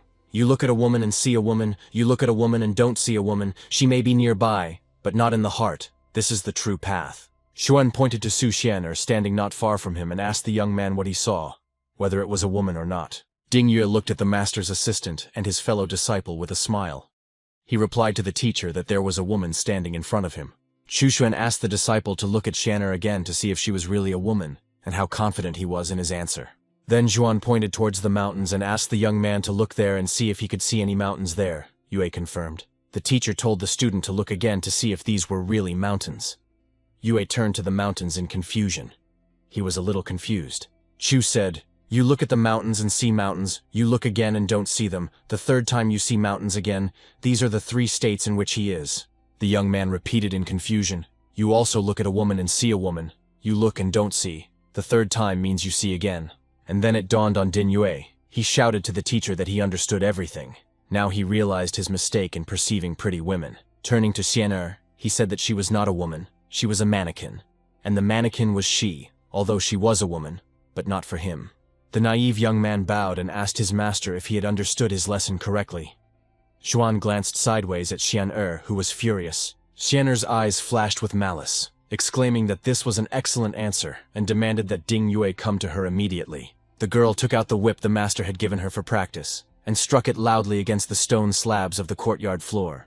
Wrapping the whip around the young man, Xian'er dragged him into the gates of the secret kingdom, growling angrily. So who was she in the opinion of that bastard Yue? Xuan heard her asking Yue who she was, and he replied that in his eyes she was not a woman, although she was a woman. But in his eyes she was just a mannequin. The beaten Yue begged his sister not to hit him. Nothing would change if she hit him again. He already understood everything. When you look at a woman, you should not see a woman. The young man added that he was sure that in the teacher's eyes, Xian'er was also just a dummy. Otherwise he would not have been able to become so strong. Xuan's enraged assistant gave Yue a painful kick to the jaw, screaming for the bastard to finally die. Tired of being beaten by the stronger Xian'er, Yue begged the teacher to help him. Sister Su has gone crazy and wants to kill him. Xuan realized that he couldn't just deceive them anymore. Ding Yue could easily be deceived.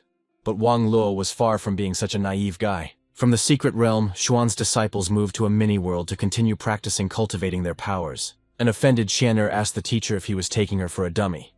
Xuan advised her not to listen to Yue's nonsense, but the girl still persistently asked the teacher if she understood correctly that he did not consider her a mannequin, as Ding Yue said.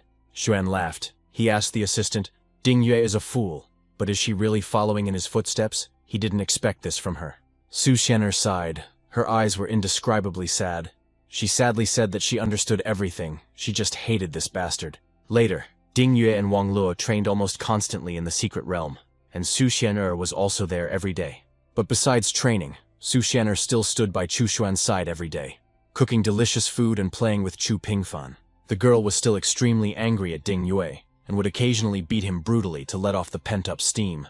Chu Pingfan was learning how to use knives, but he still had a stupid face and didn't look like a smart child. Namo Buddha, the first Buddhist of this world, learned the techniques of Buddhism with amazing speed, but was kind and humble. Having handed him another technique, Chu sent Namo to a secret kingdom to train there in order to develop his abilities and Buddhist techniques. The former demon thanked his master for his immeasurable mercy and generous gift, and he would immediately take advantage of the opportunity. Obeying his master's command, Namo moved to the secret realm where the rest of Chu Xuan's disciples were training. Namo greeted the boys warmly, wishing them wisdom and light. As Buddhists usually greet each other, he said, "Oh, Amitabha." He had already mastered a new Buddhist technique and immediately decided to practice against a very strong demon opponent. The boys were amazed at how quickly and calmly Namo dealt with the strongest enemy. The demon only had time to scream and was killed. Su said, "The training material of the 8th level Heavenly Realm demon was destroyed in an instant." Yue added, "Namo is strong." Xuan decided that after the end of the demonic war, Namo should return, become a supporter of Mo Luantian, and spread Buddhism throughout the land. After half a year, Ding Yue's cultivation had reached its peak. Enough spiritual power had been accumulated, and it was time to break through to the Emperor's realm. At the same time, Su Xian'er was able to break through to the 2nd level of the same realm. For the student's success, the system rewarded Xuan with 100 years of cultivation. Chu was satisfied. His strength had leaped forward. The heavenly realm was getting closer, but as expected, it was not enough to break through. After Ding Yue made a breakthrough, Wang Luo also gained enough spiritual power to break through to the Emperor's realm. Because Wang Luo was able to make a breakthrough so quickly under Xuan's guidance, the system gave Chu another 100 years of cultivation. Xuan was one step closer to the heavenly realm, but without a breakthrough, would it be necessary to wait another 10 years for Pingfan to reach the Emperor's realm? Maybe Moluantian will summon the system reward faster, now that his strength has reached the 6th level of the Truth Realm. From time to time, Xuan checked on him and passed on the scriptures, but did not mention the commandments. Although everything was going well, Chu felt that one day everything would go wrong. During one of the conversations, Moluantian suddenly asked the teacher if the student could exchange his staff for a bladed weapon.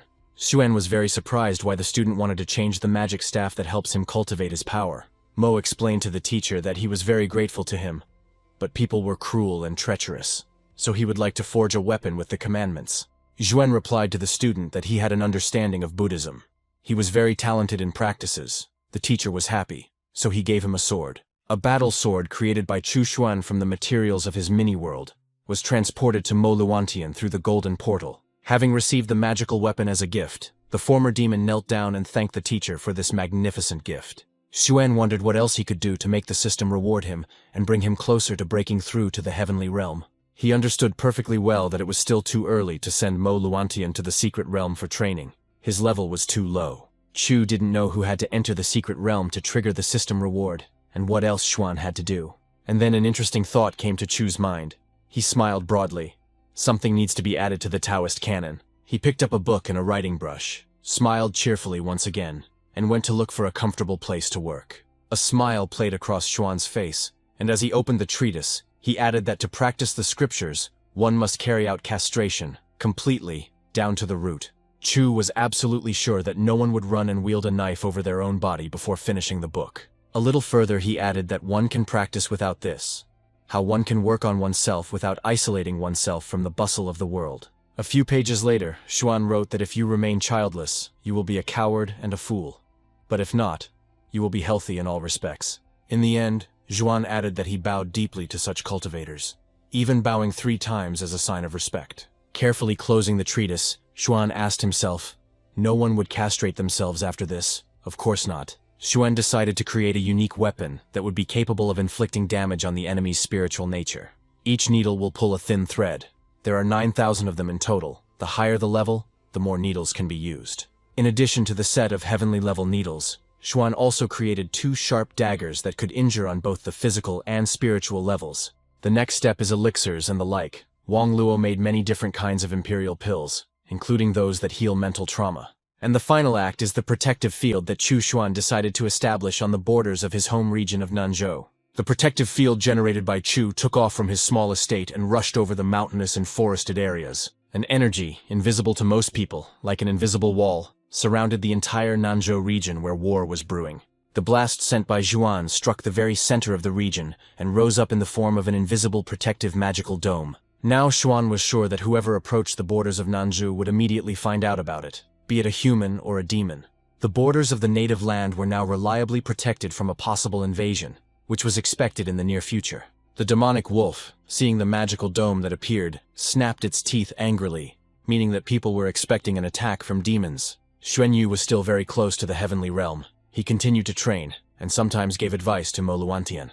The second Buddhist had many questions about both techniques and teachings, and conversations with the master helped him understand everything. Chu often noticed that Luantian seemed too self-confident. Maybe he should explain everything again. Dingyue created statues of women, and endlessly repeated, "You look at a woman, and she is not a woman. You look again, and she is still a woman." Looking at the young man, Xuan sighed heavily, but it seemed useless to explain anything to him. He was stuck on the same thing. Yui told the teacher that Brother Wang Lo gave him a pill to clear his mind and break through to the 3rd level of the sword path. But after swallowing the pill made by the alchemist, Ding Yue saw before him a sensual beauty who was in love with him. The young man was terrified. He had seen a woman, which meant he was still not strong enough to resist a woman's charms. Wang Luo, under Yue's influence, also ate a pill that created hallucinations, which strengthened one's spiritual strength by testing one's mind with various fears. One of Wang Luo's fears was that he would stop making potions and pills, but he was able to overcome this fear. Xuan cursed, "These 2 zealous freaks are putting themselves into a state of hallucination just to get rid of the influence of women. This will not happen until they lose their intercrural sticks." After some time, Ding Yue and Wang Luo came to the master with questions, and the puzzled young men said that they had doubts. Xuan asked what other doubts there were. He thought with displeasure. Well, what have these 2 idiots come up with again? Again, probably about women. Ding Yue told the teacher that every time he entered a different state, he saw women. But how to overcome these illusions? Wang Lo added that it was the same with him. Xuan said that they have psychological barriers. They are too fixated on one topic. Chu said, the truth is false and the lie is true. It's all because they are obsessed with the truth. But how can they then concentrate on cultivation? The disciples pondered the profound wisdom expressed by the master, and their eyes lit up as if divine light had been poured upon them. Finally, Ding Yue exclaimed that he understood everything, and respectfully thanked the teacher for the greatest science of cultivating strength. Wang Lo smiled, and, thanking the master for the lesson, said that he also understood everything. How good it was that they came to the teacher with this question. Xuan sighed heavily. What could these disabled people even understand? Being attracted to girls at their age is a natural thing. Yun came several times. She was halfway to breaking into the Emperor's realm. The girl was very pleased with her success. Mo Luantian had reached the 9th level of the Truth Realm, and had already begun to walk through the Demon Realm without fear of his kin. For some reason, there was no news from Du Yuan, but he should not have entered Nanzhou yet, but he could be called through the mirror. Chu Pingfan is 8 years old now. His realm is already at the 3rd level. The boy has reached the limit of the current level, and is about to break through. The boy's aura was strong and indomitable. Chu could clearly feel it, especially the wooden knife, the aura of which seemed to merge with Pingfan's aura. The knife made from the materials of the mini-world, given by Zhuan to his nephew, was named the Common Blade, in honor of its little owner. Ding Yue once used the Imperial Sword against this blade, but the knife was not damaged, not even the slightest crack. Yue then asked the teacher if he could also have the same wooden blade as little Chu Pingfan. Xuan replied, such a wooden sword Yue would not do, as long as only little Pingfan could use such a weapon. 3 years have passed since Chu Yuan's departure. The strength in his body is not chaotic, which means he is not in danger and is still alive. Perhaps the situation is not very good. The boy remembered how her mother's father had shouted that they were so worthless, that his heiress had given birth to such trash. Grandfather shouted at Pingfan that he had never seen such a useless person. It was a disgrace to their famous family. These painful memories brought tears to the child's eyes. He clenched his teeth and instinctively pulled his head into his shoulders. Zhuan commandingly told his nephew to calm down. He would succeed. He would be able to become strong and save his parents. The boy obediently focused on cultivation, his aura blazing. The blade he never parted with was right there. And then Chu Pingfan began to break through. A dense light energy of unprecedented strength lifted the boy and his weapon up. So he passed through the ordinary kingdom and went into the amazing kingdom, and then broke through into the magical kingdom that followed. Along with the boy, his weapon also changed. During this time, the blade's growth was completed, and now the change began. Chu Shen's disciples, observing the child's breakthroughs, were surprised at what kind of abilities these were, and what kind of cultivation methods these were. Under his uncle's guidance, the boy made amazing progress. In just 3 years of cultivation, he broke through to the true realm. The boys whispered that if Pingfan succeeded, the 9 regions would be conquered, since this child was only 9 years old. Under Xuan's guidance, Pingfan became the 9th cultivator in the history of the world, to reach the true realm at the age of less than 10 years. For such amazing successes of the little disciple, the system gave Xuan 300 years of cultivation and the Northern Lights technique. With this technique, you can transform into the Northern Lights, while being thousands of miles away, ignoring space, prohibitions, and barriers. A satisfied Chu Pingfan came to his 13th uncle and reported that he had broken through, and the boy said that he felt much stronger. Xuan praised his nephew very well and told him to try to break into the Emperor's kingdom before he was 20 years old. But you need to combine training and rest. It's not good to work all the time, and you don't need to put all your energy into training exclusively. The boy smiled and answered the 13th uncle that he understood everything and would try to follow all his instructions as accurately as possible. If a boy wants to go out and play outside, he can go out and even fly on a very large pengbird. Pingfan's eyes sparkled. He was very fond of his 13th uncle's magical pets, the celestial cat Blackie and the bird Peng. The power of the magical animals grew very quickly. The heavenly cat was already at the 1st level of the honor realm, and the Peng bird at the 3rd. Xuan knew that with these 2 animals, nothing dangerous would happen to Chu Pingfan in Nanzhou. They would protect the child. Zhuan used the 300 years of cultivation he had acquired. His soul and body had changed, and he was on the threshold of the heavenly realm. The rules in the heavenly kingdom are more precise, like a mini-world in which the word Chu is the law. He is the sky there. This is the heavenly kingdom. But due to some laws of qi that can destroy cultivation, before moving to the heavenly realm, Xuan must pass a test. He lay in the courtyard of the estate on his favorite lounger, and wondered what he should do now. His cultivation path was too unusual. Previously, when moving to new realms because of the system, he did not pass the QE tests, but now, It's just a disaster. Suddenly, Xuan felt that the time for a test had come. His aura sparkled, and he plunged into a previously unknown space. Amidst the raging elements, Xuan used the secret technique of being still as a mountain, creating an impenetrable protective sphere. To protect himself from penetration into his body, he used another secret method, the 100-soul training technique. Chu was surprised that he had successfully passed all the tests, using the techniques that the generous system constantly supplied him with. After completing the test, Xuan finally broke through to the heavenly realm. Everything changed, both his soul and of course his body. The pleased Xuan said, "It is so wonderful to live. Not even 10 years have passed, and he has already reached the heavenly kingdom. Isn't it amazing?" Chu became the youngest person in history to break through to the heavenly realm. And for this, the system granted him a mini-world upgrade and the radiance of the Tao. To begin with, Xuan decided to improve his miniature world. Thanks to the system's gift, it significantly increased in size. The students who were inside the world at that time were very frightened, deciding that some terrible catastrophe had begun in the mini-world. Looking into the portal, Xuan reassured them, telling them not to panic. It was just an extension of his miniature world. Nemo philosophically noted that the power of Buddhism is limitless. The Lord is able to create worlds and change their sizes at his will. After the upgrade, the mini-world expanded to the size of the northern region. The world's riches became countless, and time became endless. The primordial Tao Radiance Crystal can absorb and produce Tao, and also improve the world, and also help in long-distance communication. Xuan decided to use it in the mini-world. This crystal can help those inside to perceive the Tao from the outside world. The primordial Tao crystal sparkled above the mini-world's main tree, enhancing the already beautiful cultivation site. Xuan's next target was the Tao realm. He didn't know if there was even one cultivator in the Tao realm in all 9 regions. It will take a long time to break through the divine realm. But for now, he will receive rewards for his disciples' breakthroughs. Once Chu allows Mo Luantian to enter the mini-world, he needs to develop into the Emperor realm as quickly as possible, and he needs disciples. Over the next few days, Xuan used the mirror to look at various random places, hoping to find suitable candidate disciples. He also tried to move through the mirror portal, but it turned out that it could only move creatures of a lower level. As the decade of seclusion approached, Chu Xuan added to his entertainment, such as asking Suxian Air to dance. He also took out an ancient kin and asked the girl to play something.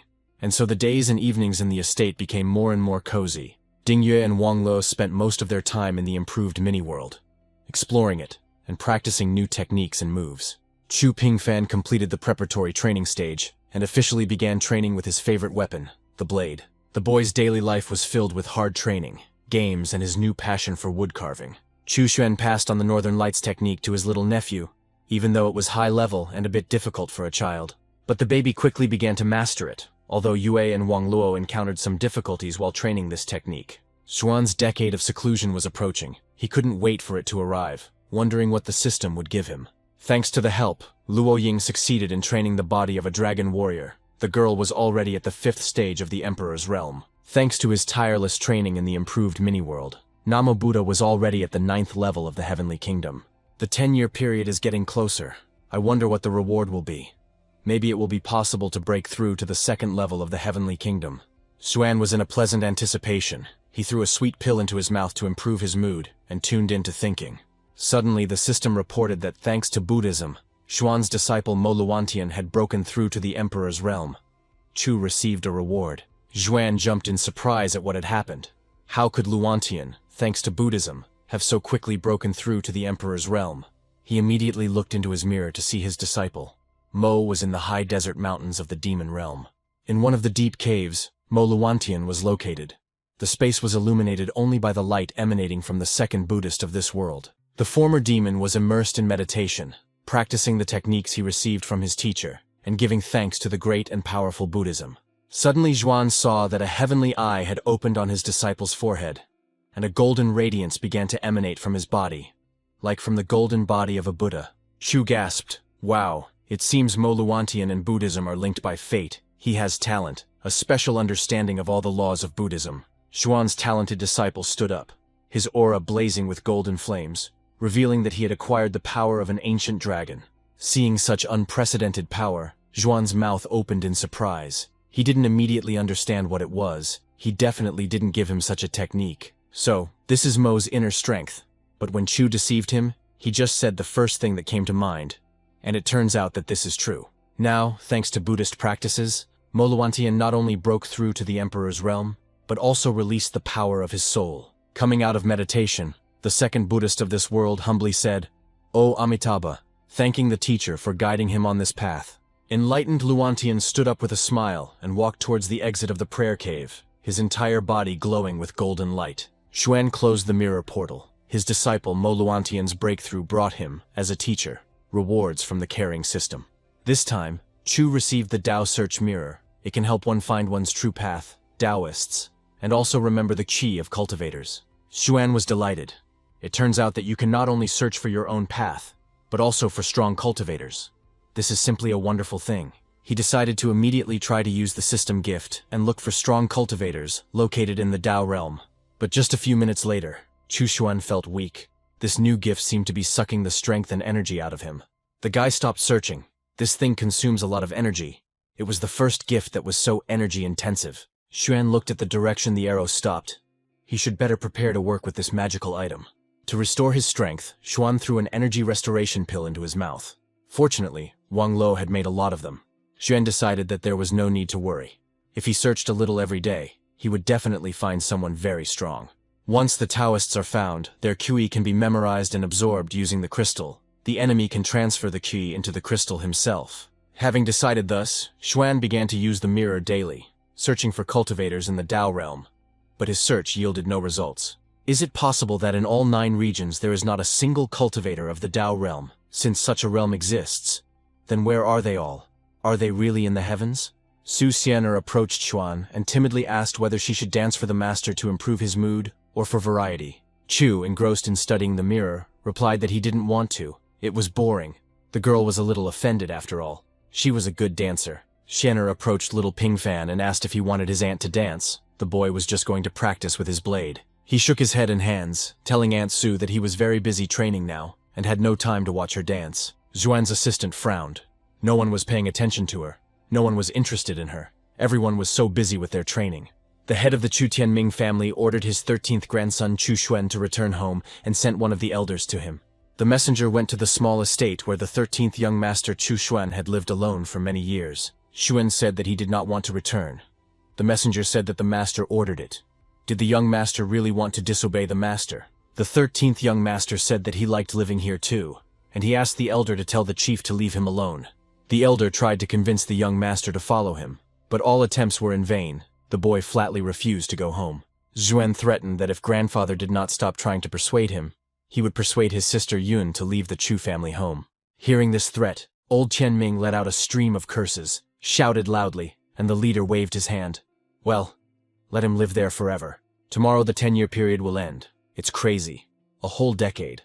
I wonder what the rewards from the system will be for this. Unexpectedly, Xuan told Xianer to dance something cheerful for him, since today was such a beautiful day. The girl thought so unexpectedly, the gentleman wants to watch her dance again. Maybe next time they will share a bed.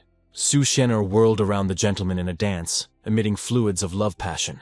Xuan asked the girl in surprise what was wrong with her. Realizing that the assistant was trying to seduce him in this way, Xuan hit the girl on the head, and she burst into tears from pain and resentment. Chu exclaimed indignantly that Xian could dance for him, but nothing more. She was still just a child, and what was she thinking about? Xuan invited the offended girl to drink his unique Daoyuan tea, which means the flow of qi, each sip of which washes the body and soul. This tea is a real treasure, but it can only be drunk once a month. It won't help anymore. He suggested Xian to try it. The girl replied that she understood everything, and took a sip of the precious drink.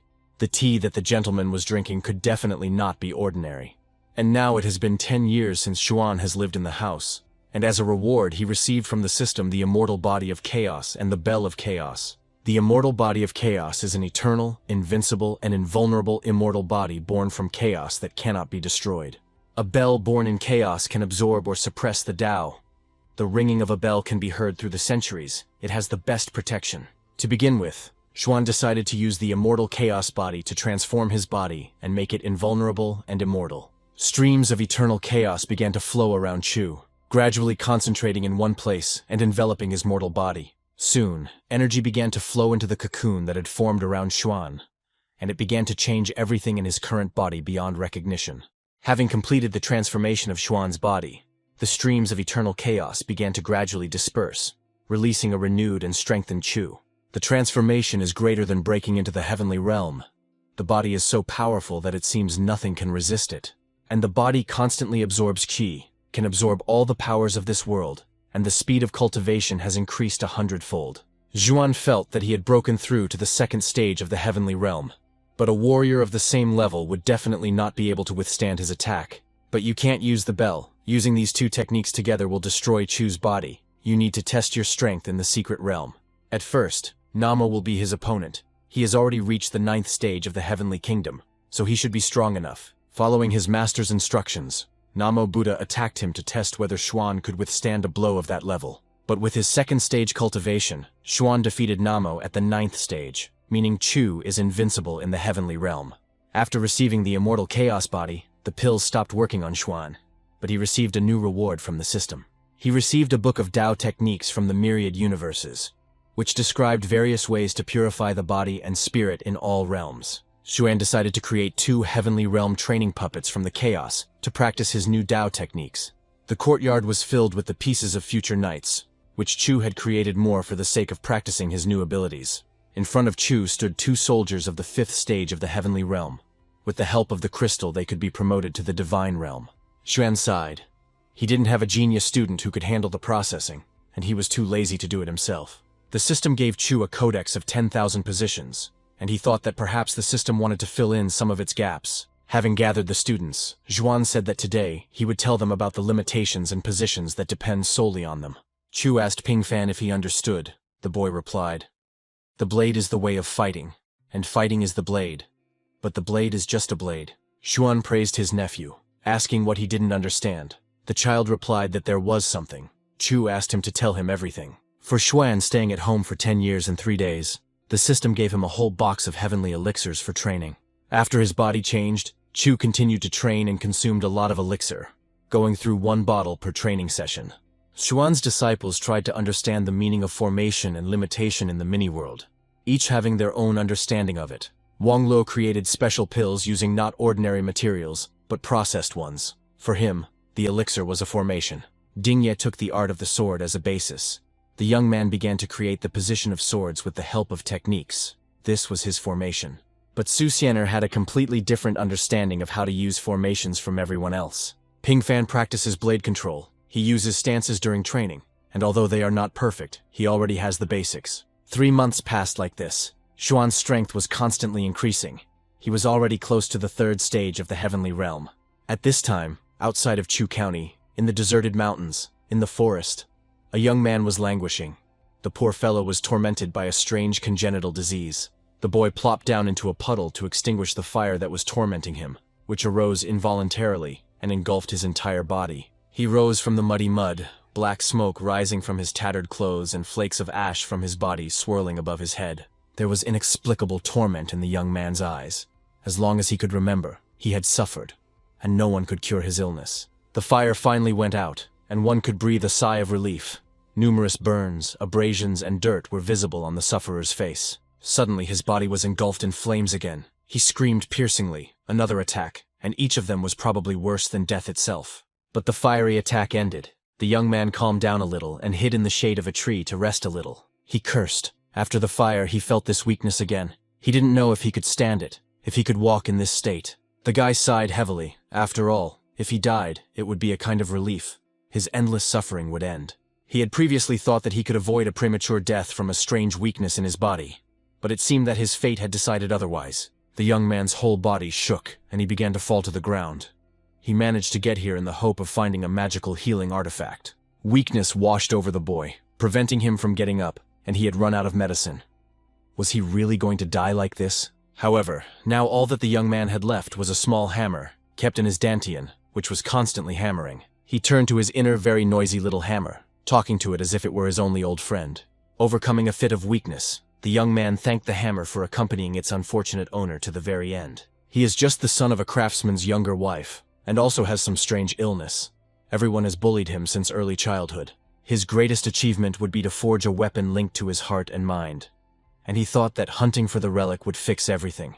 But nothing worked. What can he do now? Being here, in the dense forest, the young man looked at his burning hand. Overwhelmed by the pain of the fire, weakness, and despair, the young man again turned to the hammer, desperately pounding in his tortured chest. The young man's eyes filled with tears, and he mentally said goodbye to the hammer, saying that it seemed its owner was really dying. A burning tear rolled down the martyr's cheek and flew onto his palm, which was about to burst into flames, like his entire body. The guy looked at his hand. In fact, he didn't want to die. He wanted to be cured and become a great weapons master. But he was again engulfed in a furious and excruciating flame, causing unbearable pain to his entire body. He fell backwards and lost consciousness. Several minutes passed. The flame died down, but the young man was still unconscious and urgently needed special medication. At this time, Chu Yun, who had gone into the forest to pick herbs, came across him and was surprised at what kind of person was sleeping here in broad daylight. Taking a closer look, the girl realized that it looked like this young man was not sleeping. He was dying. Maybe someone had wounded him. Approaching the unfortunate man, the kind-hearted Yun said that the guy needed to be saved. It was truly fate that she found him here. Luckily, the girl recently invented a resurrection pill, so the young man will try it completely free of charge to save his life. Yun made this pill for 7 days and 7 nights. It is made from first-class herbs. No matter what illness he has, this medicine will help him. Leaning over the motionless boy, the girl sent a magic pill into his body. But there was no change. Shu Yin was shocked. How could it be that it didn't work? This simply couldn't be. He should have come back to life from this medicine. The young man opened his eyes. What kind of medicine was this? The pain in his body subsided. He regained consciousness, but he still couldn't open his mouth. Sister Zhuan looked at the patient with curiosity. Although she had not given this medicine to anyone yet, the effect should be different. The guy mentally begged the beauty to give him more medicine, and then he would have more strength. No need to think that he was dead. Yun decided to check if this man was still alive and what was happening to him. Why her resurrection pill did not revive him. She carefully touched his exhausted body, and he mentally asked her not to beat him, but to give him another pill. The girl gasped. This man definitely died. How could this have happened? No, something is wrong here and we need to sort it out. Yun loaded the young man into her travel bag and decided that she would take him home and show him to one of her relatives. Zhuan's sister quickly headed towards her clan's lands, wondering who would be best to ask about this matter. The half-dead youth sat in Yun's backpack and thought that for some reason he had some strange feeling that he had found what he was looking for. Shu Yun approached the border of the ancestral lands. Now she had to decide where to go next. After thinking for a bit, she headed towards Xuan. Entering the estate gate, the girl loudly shouted to her 13th brother that she had returned, and that she really needed his help in one matter. Coming out to his little sister, Xuan asked in surprise why Yun was in such a hurry. Usually she was so peaceful and leisurely. Yun replied with a smile, because she really wanted to see her beloved 13th brother, and she also brought something. Looking around, the girl asked in surprise why there were so many people here, who they were and what they were doing here. Xuan explained to his sister that these were his students and maid. They had been living here for a long time, but Yun had never met them before. He announced to the students that Chu Yun was their Shishu, co-teacher and sister of the master, and demanded that everyone introduce themselves to the girl. The first to greet the Shishu was Yun Wangluo. He introduced himself and said that he was an alchemist and was familiar with various pills and elixirs. The next to introduce himself was Chu Yun Ding Yue. The young man told his Shishu that he was a swordsman, and with the help of a master he was learning the way of the sword. Bowing to Sister Yun, Su Xianer said with a smile that she was Master Chu's servant and assistant in all his affairs. Yun asked her brother in confusion. So it turns out he took on disciples, Xuan confirmed.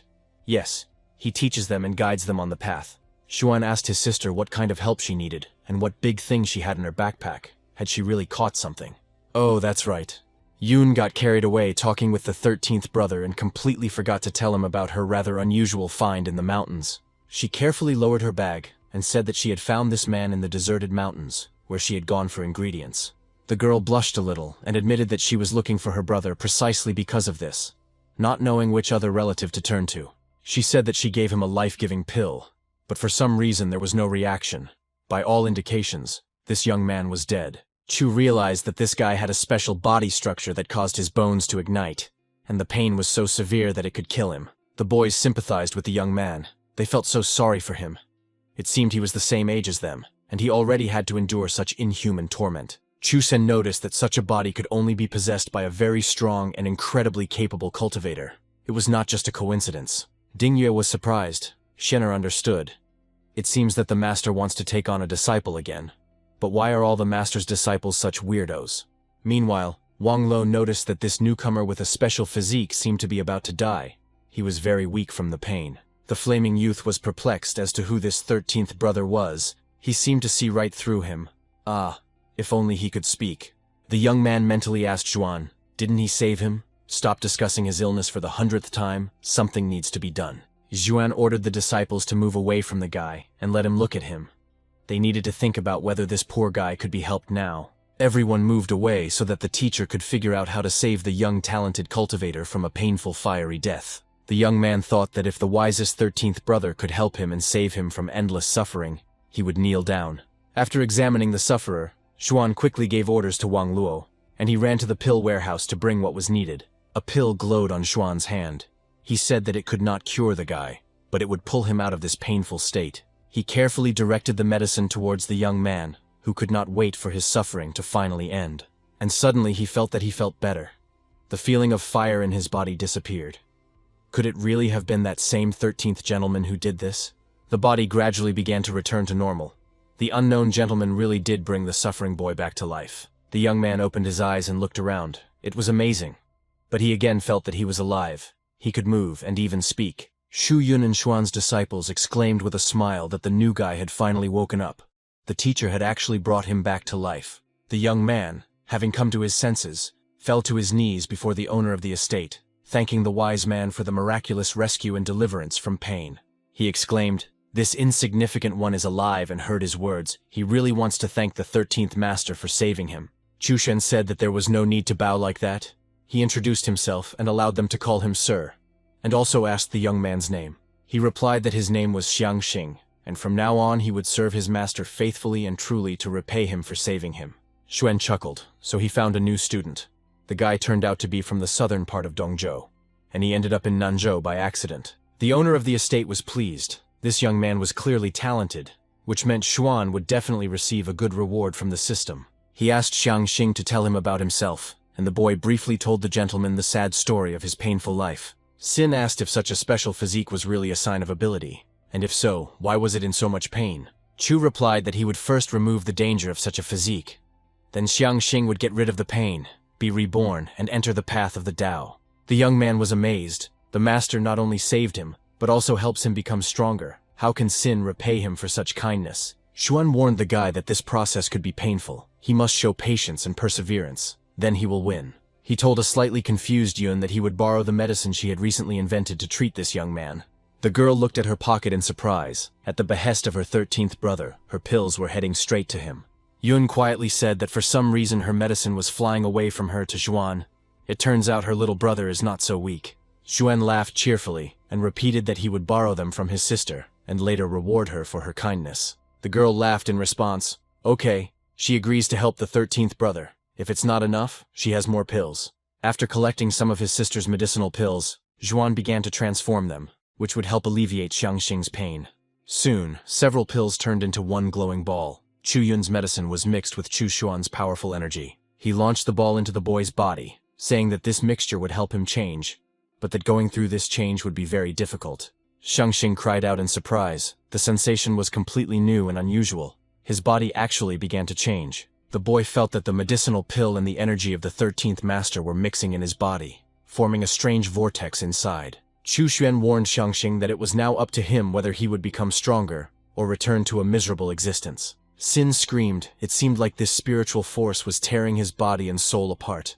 But he had endured pain and suffering all his life, and he would not give up now. Suddenly, a bright flash of light blinded everyone. Xiang Xing, flying into the sky, shouted that his reincarnation would happen today. Shu Yun, shielding herself from the flash, asked her brother in bewilderment if this was really the power of the fiery bones. She had never heard of such a thing.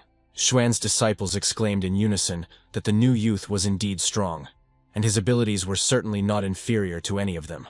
Xiang Xing descended into the courtyard of the estate again. He asked the master if it was all over. He confirmed that it was true. The young man had succeeded. The guy smiled. Could it really be true that he would be able to develop and not suffer from constant bouts of terrible pain and weakness? Xuan laughed. That's right. Xiang Xing shouldn't doubt himself and his abilities.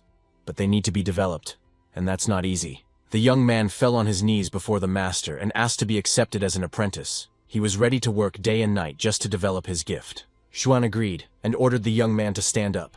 The system immediately rewarded Chu for a new student, giving him the technique of fiery heavens.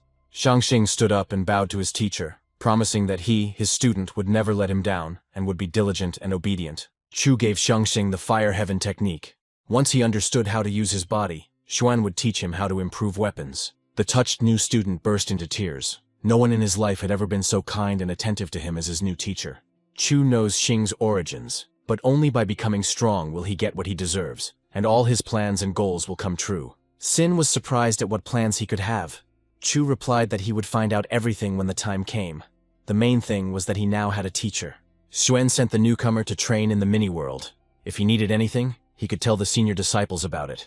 Falling to his knees again, the young man obediently replied to the teacher that he understood everything and would immediately begin training with the Shixians. Xuan thought that the whole process of Xing's transformation would take longer, but the boy had a strong motive in the form of pain. Moreover, Shangxing's willpower is much stronger than that of Ding Yue and Wang Luo, even though they also went through hardships in their childhood and youth. Several days passed. Xuan's new disciple showed amazing diligence in his training and practices of the fire heavens. One morning, Xuan went out into the courtyard and met Xing, who replied that the teacher had gotten up early. Chu replied that Xing had also gotten up early. Xuan praised the guy. He trains hard and has already conquered the fire bones. He needs to continue. Xing promised not to let the teacher down. Chu has already transferred the techniques and exercises into Xing's mind. He needs to develop. He shouldn't think that he can relax because of his talent. Shangxing bowed to the teacher and said that he understood everything perfectly. The master had done a lot for him, and he would not disappoint the teacher. Xuan promised that as soon as Xing recovered a little, he would teach him how to establish a mother-child bond. The student bowed deeply. The young man smiled. The teacher had so much faith in him, he must not let him down. He must follow all the master's instructions perfectly. Xuan asked Shangxing with a smile, "What is that hammer in his chest? It is quite interesting and very useful." The young man was a little taken aback, as expected from the teacher. He even knows about this. It seems he knows absolutely everything, even Sin's thoughts. He told the teacher that he made this hammer when he was little. Now he is intelligent. Although it is not valuable, it is important to him. Shangxing carefully handed over to the master a small, fiery hammer that had lived in the boy's chest for almost his entire life. Xuan replied that he understood the importance of the hammer for Xing, but the guy had not yet revealed its true powers, and it could do a lot. The young man looked at his hammer in confusion. Xing could not understand what kind of Xing powers the hammer master was talking about. The master directed his energy to the student's inner instrument. He explained that as a child, Xing made it for a reason. Suddenly the young man saw that under the influence of the teacher's energy, the hammer dear to his heart was cracking and falling apart into pieces. Xuan asked the student not to panic. The soul of this hammer is a special treasure, but Xing made it rather crudely. It needs some refinement. Shangxing's beloved hammer shattered into tiny pieces, leaving almost nothing left. Even the handle fell apart. The guy's face lengthened. How could this be? What would he do now without his old friend who had grown up in his chest with him? But Xuan reassured the young man, saying that he would not harm his hammer. He just wanted to help it develop and become stronger. Xuan laughed, and before him, a small ball cleared of debris shimmered in different colors, shining. It was the soul of the hammer. He directed streams of his energy at the hammer, filling the hammer's soul with power. The ball glowed even brighter and began to grow. Shangxing stared at the amazing ball with wide eyes. It changed color slightly, began to shine, and became noticeably larger in size. The young man smiled and asked the teacher, "So his hammer can also develop? It's so surprising and unexpected." The soul of the hammer continued to grow and change, absorbing streams of energy. Sin did not take his eyes off the ball. And now, in Xuan's hand, a renewed Shangxing hammer appeared. It had the same soul, but now it looked completely different. Handing the completed hammer to the student, Xuan confirmed that, yes, this instrument was capable of evolving with him.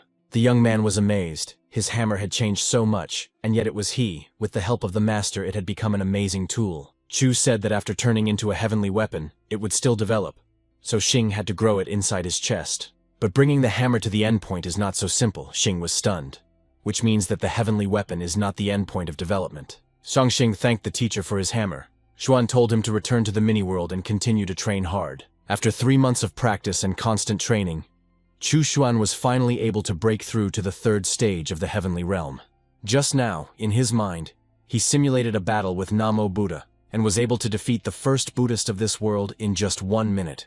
As he replayed the battle, Xuan thought that perhaps if he increased his pressure, he could win in just a few seconds. The system reported that his disciple Moluantian had spread Buddhism and defeated 1,000 demons, and as a reward, Xuan received a grimoire. But judging by the system's message, Moluantian is looking less and less like a decent monk. He doesn't let go of his weapon. Xuan picked up the mirror. He needed to see what Moluantian was doing. Maybe he needed to adjust it. Looking into the mirror, Xuan saw a huge fortress wall, near which stood his disciple and former demon Moluantian. Around Luantian lay dozens of demons he had killed. The monk with a sword in his hand turned to the guard on the high fortress wall. He said to the guard, "O Amitabha," thus wishing him goodness and light. The man looked at his strange interlocutor in confusion. Finally, the guard stuttered and asked Luantian who he was, and why he had come here, and what he was telling him that was so incomprehensible. Taking a closer look at the bald Luantian, the guard said, "Well, he's a demon, so he can't come in here. It's better for him to leave." Xuan's disciple cried out to the guard to immediately put down his sword and convert to Buddhism. Then his soul would be immediately purified. But the soldier wasn't about to lower his sword, because this strange bald weirdo had just killed several powerful demons near the wall. Moluantian explained that this was kindness. He, a good monk, was only saving their souls so that they could turn to Buddhism. The guard's eyes widened in surprise. He said that the monk had clearly gone too far with the rescue. It seemed like he was just a crazy psycho. Xuan thought that this man had lost his mind. He was clearly looking for death. How could he talk like that to a powerful demon? Luantian replied to the guard that he was possessed by evil forces that did not allow him to turn to the light and wise forces. The monk said that it seemed he needed to cleanse the guard's dirty soul and turn it to the infinite light and wisdom of Buddhism. The soldier on the wall asked in confusion what all this meant. What kind of nonsense this bald weirdo was talking, and what kind of Buddhism was this? Moluantian frowned and looked at his opponent, saying again, "Oh, Amitabha," activating one of the Buddhist techniques. The monk's palm, surrounded by the fiery energy of the dragon's power, flew straight towards the armed guard at the fortress wall. The guard was dumbfounded, he thought with horror. What is this? He had never seen such military equipment before. The former demon dealt a powerful blow to the man, killing him instantly. The guard didn't even have time to understand what had happened to him. True, the guard began to feel somehow very unusual, as if he had suddenly become much lighter than usual and could fly. The soldier thought that he seemed to be okay. It seemed that this bald guy was not as strong as he had first thought, even though he had killed the demons. And yet the guard couldn't shake the feeling that something was wrong with him, that something had changed, but he just couldn't figure out what exactly. Suddenly he looked down and exclaimed, "How could he lie there on the stone floor? Could it really be that bald man who killed him after all?" The guard screamed in horror. There was no doubt, his lifeless body lay down there. This could mean only one thing. He was dead. Moluantian raised his hand and, like a magnet, began to attract the soul of the fortress wall guard he had just killed. The soldier was horrified. It seemed that the bald freak was bringing his soul down to earth. But why was he doing this? Wasn't it enough that he killed him? With a wave of his hand, Luantian instantly brought down the high and thick fortress wall, which had previously seemed indestructible. The guard, seeing this, was stunned. Could the bald man really be so strong? Then no one in the city would be able to escape from him. Soon everyone would be killed. The monk explained to the soldier that he had deliberately left his soul behind, and that he must jump into the golden bowl and guide the soul onto the path of Buddhism. The guard was horrified. This bald man is so cruel. He wants his soul to climb into this cup, and what will he do with it? The golden cup that Moluantian Xuan had given him was like a powerful magnet, drawing the soul of the soldier who had just died. The guard tried to resist, but it was useless. He was pulled into the bowl with enormous force. He screamed desperately and flew down. Soon the soldier's soul found itself in a bowl, now held captive by the zealous Moluantian, who sought to spread Buddhism. He took the golden cup in his hands and again said, "O Amitabha." Now he had to cleanse the soul of the wicked soldier from dirt. The guard shouted at the bald man from the bowl that he had played unfairly. How could he be considered a hero after that? It was a complete deception. He demanded that the monk release him from this captivity and return his body to him, and offered to fight honestly with swords without any tricks. The soldier admitted that he had been careless and too harsh in his words. This battle did not count. They needed to fight at least one more time. But Moluantian remained silent. The guard desperately shouted for the bald man to tell him at least something. The monk's silence frightened him. Meanwhile, Luantian began the procedure of purifying the lost soul. He exclaimed, "O Amitabha, kindness and kindness." Hearing Luantian's muttering, the guard turned to the bald man again. asking why he had imprisoned him and what he had done to him. The monk asked the soldier what he thought, whether people could be satisfied with thousands of treasures and then not want more. Moluantian quoted Subhuti, who said no, people will always want more than they currently have. The guard begged the bald man to stop reading the sutras, saying that his ears were already hurting from his constant moralizing. The prisoner asked his tormentor if he really didn't want to take a sip of water. His throat wasn't made of iron, it was probably dry already. Leaning towards the cup, the former demon tried to enlighten the indignant soldier, saying that nothing is separate from emptiness. The guard begged. He begged Luantian to let him out. He was not at all interested in his endless boring sermons. Moluantian sighed. It seemed that the guard still didn't understand the essence of Buddhism. It was a pity, but he could still purify his soul. The former demon said that he had not previously understood the essence of Buddhism either, but the appearance of the teacher changed him and his outlook on life. Chu shuddered. He still had the conscience to mention him. He had to find time to teach this child a lesson, otherwise he would lose his way. The monk added that if the guard could comprehend the Buddhism created by his teacher, then everything done today would not have been in vain. He bowed prayerfully over the cup and again said, "O Amitabha," addressing once again the soul of the dead guard. This enraged the soldier's soul. He shouted that he was ready to become a saint, but to study with this bald freak or his teacher was unacceptable. Luantian's eyes flashed with anger. He shouted, "How dare such a lowly, insolent person talk about his teacher like that? He will die for his words." Taking the cup with the captured soul of the guard in his hands, the monk began to read the Heart Sutra, and golden streams of wisdom flowed around him. The guard screamed in horror. He felt his soul burning. These golden streams seemed to dissolve it, turning it into nothing. He cried out from a golden bowl, begging the monk to kill him immediately. He was in great pain. The streams of wisdom were causing him suffering. And then the guard cried out one last time and fell silent, his immortal soul disintegrating into pieces and disappearing into the flow of the sutra. Now the soldier's soul had to be reborn anew and begin its spiritual path from the very beginning, born as a simpleton.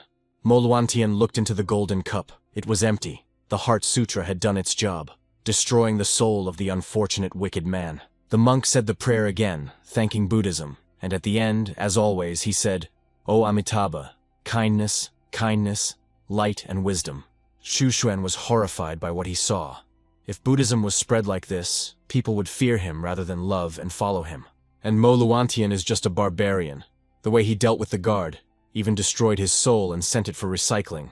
A nightmare. However, he had already reached the second stage of the Emperor realm. Chu didn't expect that he would be able to advance so much without a miniature world. There is a huge difference between Ding Yue and Wang Luo, who trained in the mini-world, and Moluantian, who broke through in the real world. It seems they all still have some growing to do, and it's time for homeschoolers to go out into the world and develop through external stimulation. Seeing the young men, Xuan called Yue and Luo, saying that he had a very important task for them. They must go out into the world. The boys readily approached the master.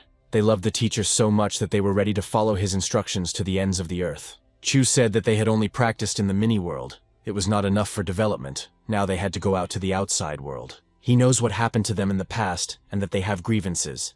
But the most important thing is a breakthrough. They must make a splash. The boys unanimously told the teacher not to worry. They would not disgrace his name. Both of them had long wanted to go to the big world. Xuan reminded them not to worry if they encountered any problems, because he, their master, was behind them.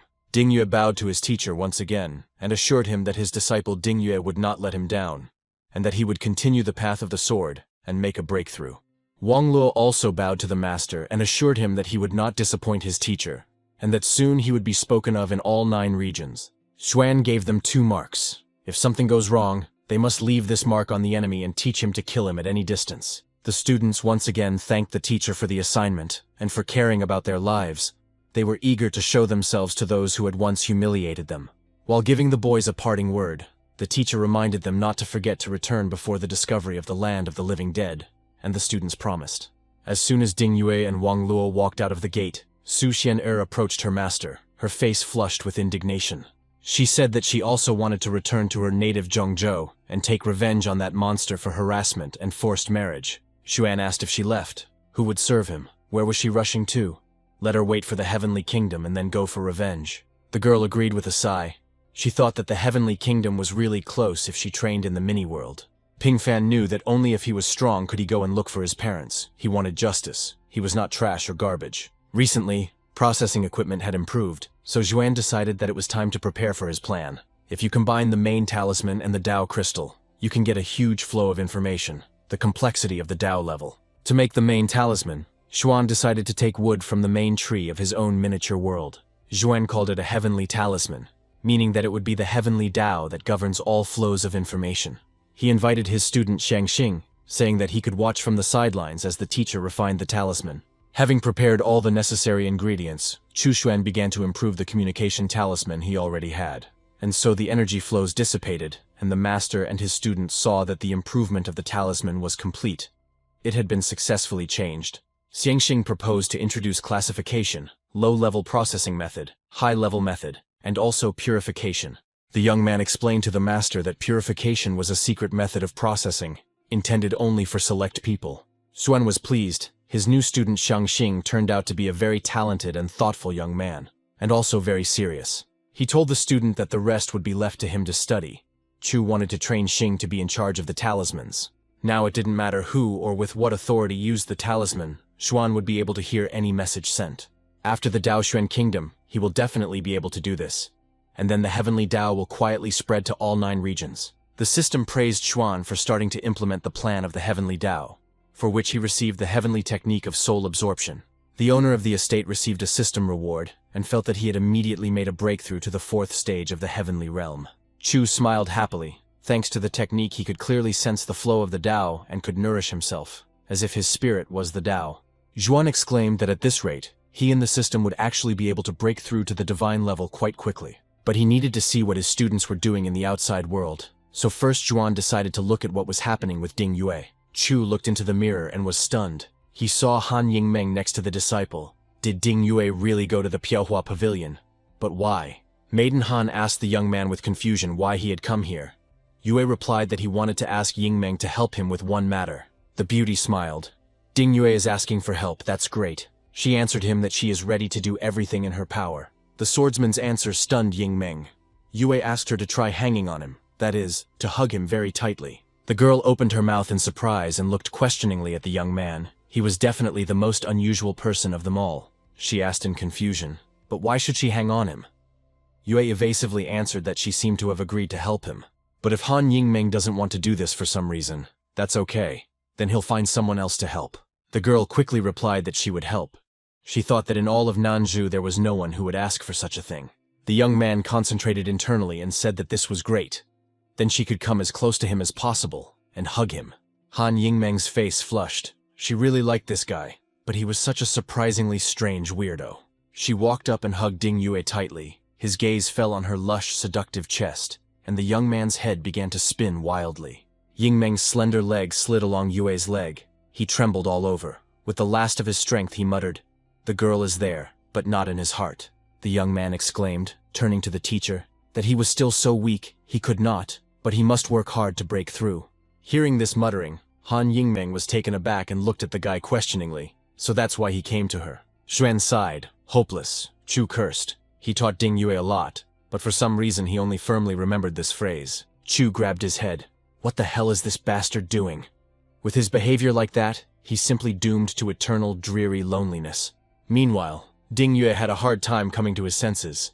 He didn't expect that Han Yingmeng's influence would have such a strong effect on him. But he firmly pushed the beautiful, enraged Han away from him, and said that he had to reach the highest level of the sword path. After that, he pushed off the ground and was gone. Han Yingmeng almost jumped with anger. How could this bastard do such a thing? Frowning, the beautiful Piaohua screamed loudly. She was inexpressibly angry at Ding Yue, who used her as a training device. Clenching her fists, she loudly cursed the young man with the last words, and shouted that she was not finished with him yet. He had to come back. Xuan sighed. Ding Yue is hopeless. There is such a beautiful and strong girl right in front of him, and I wonder what Wang Lo is doing. The alchemist hid his power and put on a mask. He knows well how to pretend to be a pig and eat a tiger. He deliberately behaves stupidly. In every alchemy competition, the Wang family has been in the top 3 in Beizhou, and this time they are one of the organizers of the competition. Luo wanted to crush the geniuses of the Wang family, trample them into the dirt, let them regret that they rejected him, and let his ex-fiancée repent. Xuan decided that this was boring. He needed to wait a little until the events came to a final conclusion, and Wang Lo defeated everyone. Now Chu decided to use the golden mirror of 1,000 heavens to communicate with his other talented disciples. Luo Ying is already at the 5th stage of the Emperor's realm, and will soon break through to the 6th. Emperor Qinzong is training her body well. Ren Zhanghe's spiritual power has changed slightly. His aura has become golden, like Namo's. He is already close to the divine realm. Great, now he can use the search mirror. Maybe he'll get lucky and be able to find strong Dao realm cultivators. Xuan launched the search arrow. Nothing again. There should be at least one such cultivator in the 9 regions. Suddenly the arrow stopped and pointed to a point. Chu jumped with joy. He finally found a Dao realm cultivator. The cultivator's soul power amazed Xuan. He decided to first collect some Dao energy into a crystal for him to remember. Chu replenished his spent strength with the pill. He still needed to think about how to deceive this strong cultivator. The powerful cultivator Xuan, found with the help of the searching mirror, was meditating in one of the caves in the desert mountains. He instantly felt someone else's interference and opened one eye.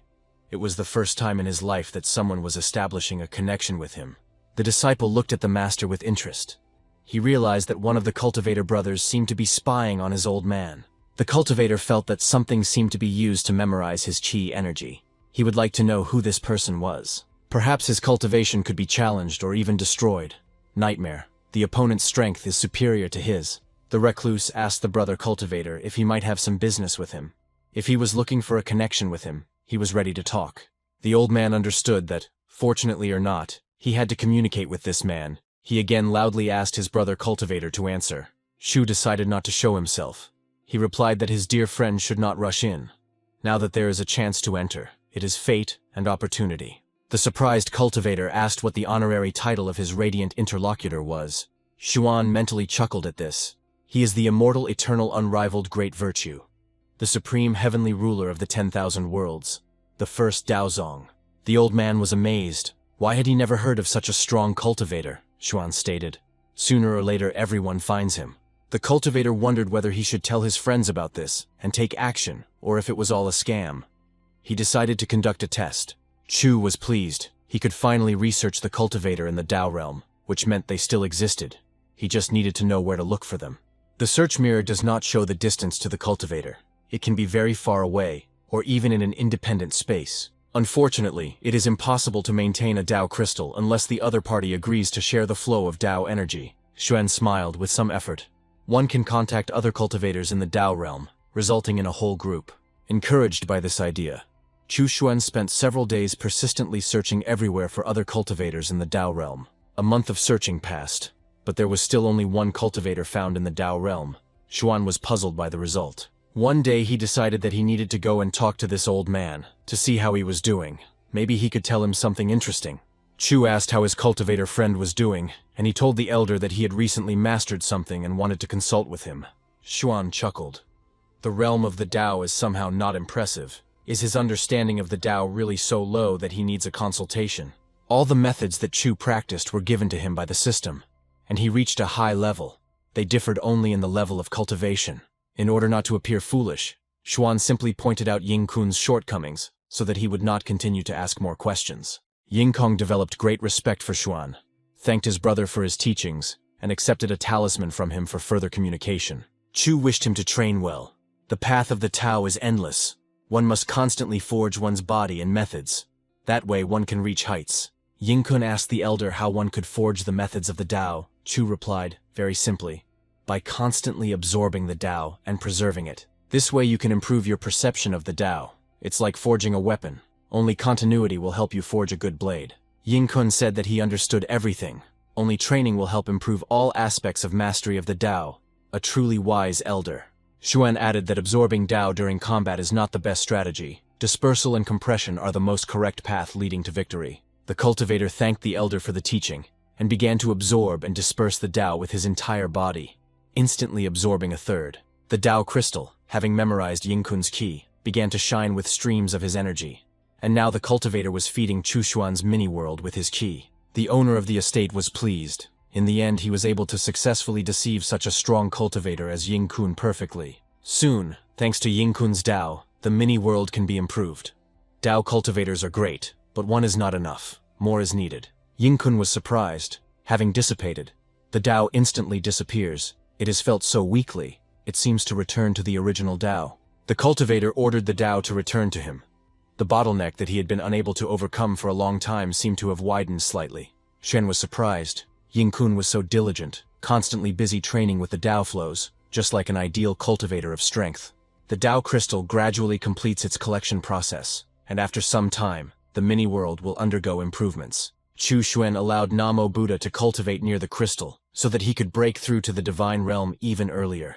The system reported that his disciple Ding Yue had wandered into the ancient kingdom, and Xuan received 500 years of cultivation as a reward. Chu grumbled, "Of course, these children need to be kept under close watch. But 500 years of cultivation is a great gift from the system." Xuan felt that he had reached the 5th level of the heavenly realm. He was getting closer and closer to the divine realm. He decided to look at his student, who brought him such a good system reward. Where else had he wandered off to? Yue was among the swords, and right in front of him was a pitch-black sword with a ferocious appearance. It was the divine sword of the ancient lands. Ding Yue is already at the 4th stage of the Emperor realm. This sword looks strong, but Yue is lucky. He will be able to resist its influence. Xuan looked at his second disciple, who he had sent out into the big world to practice and break through. His level had also risen. When Wang Lo left, he was at the 1st stage of the Emperor's realm.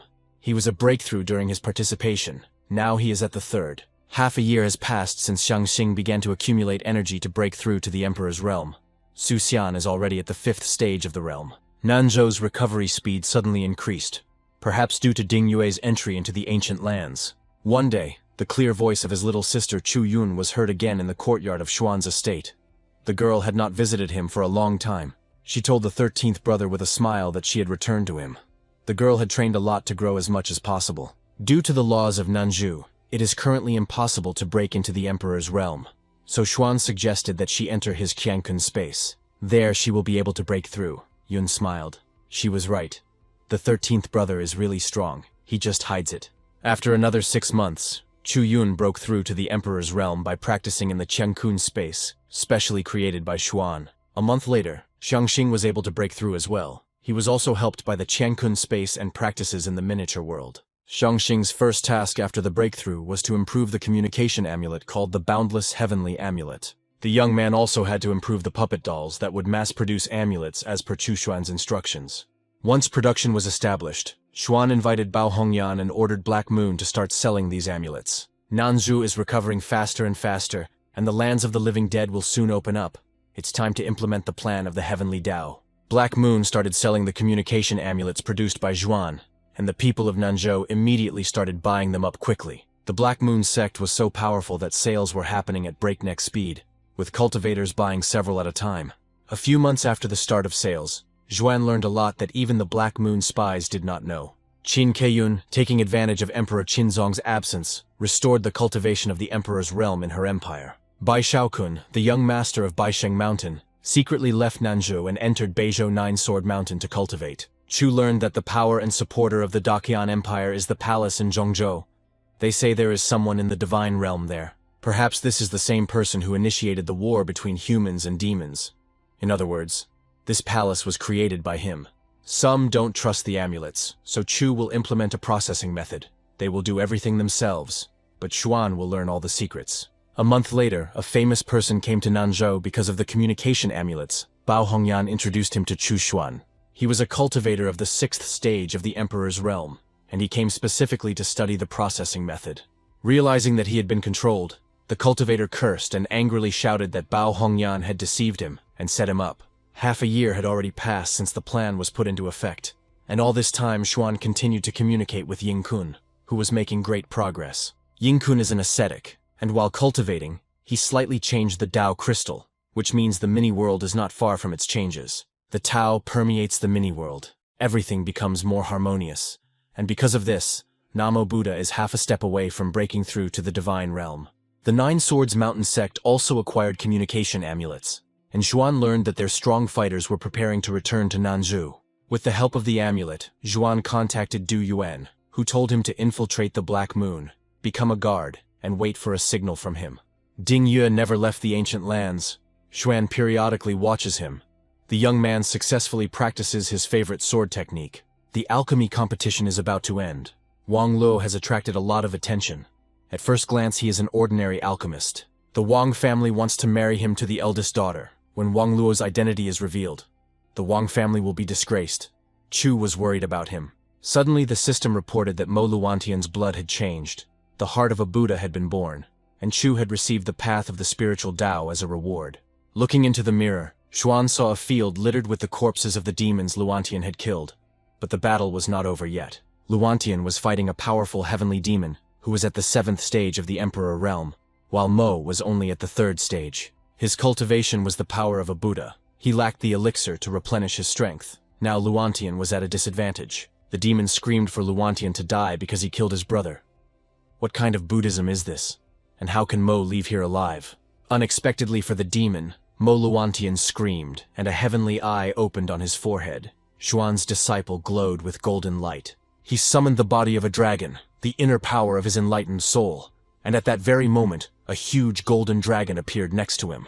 The stunned demon jumped back from the strange three-eyed monk with a sword and a golden cup in his hands. But the dragon rushed after him.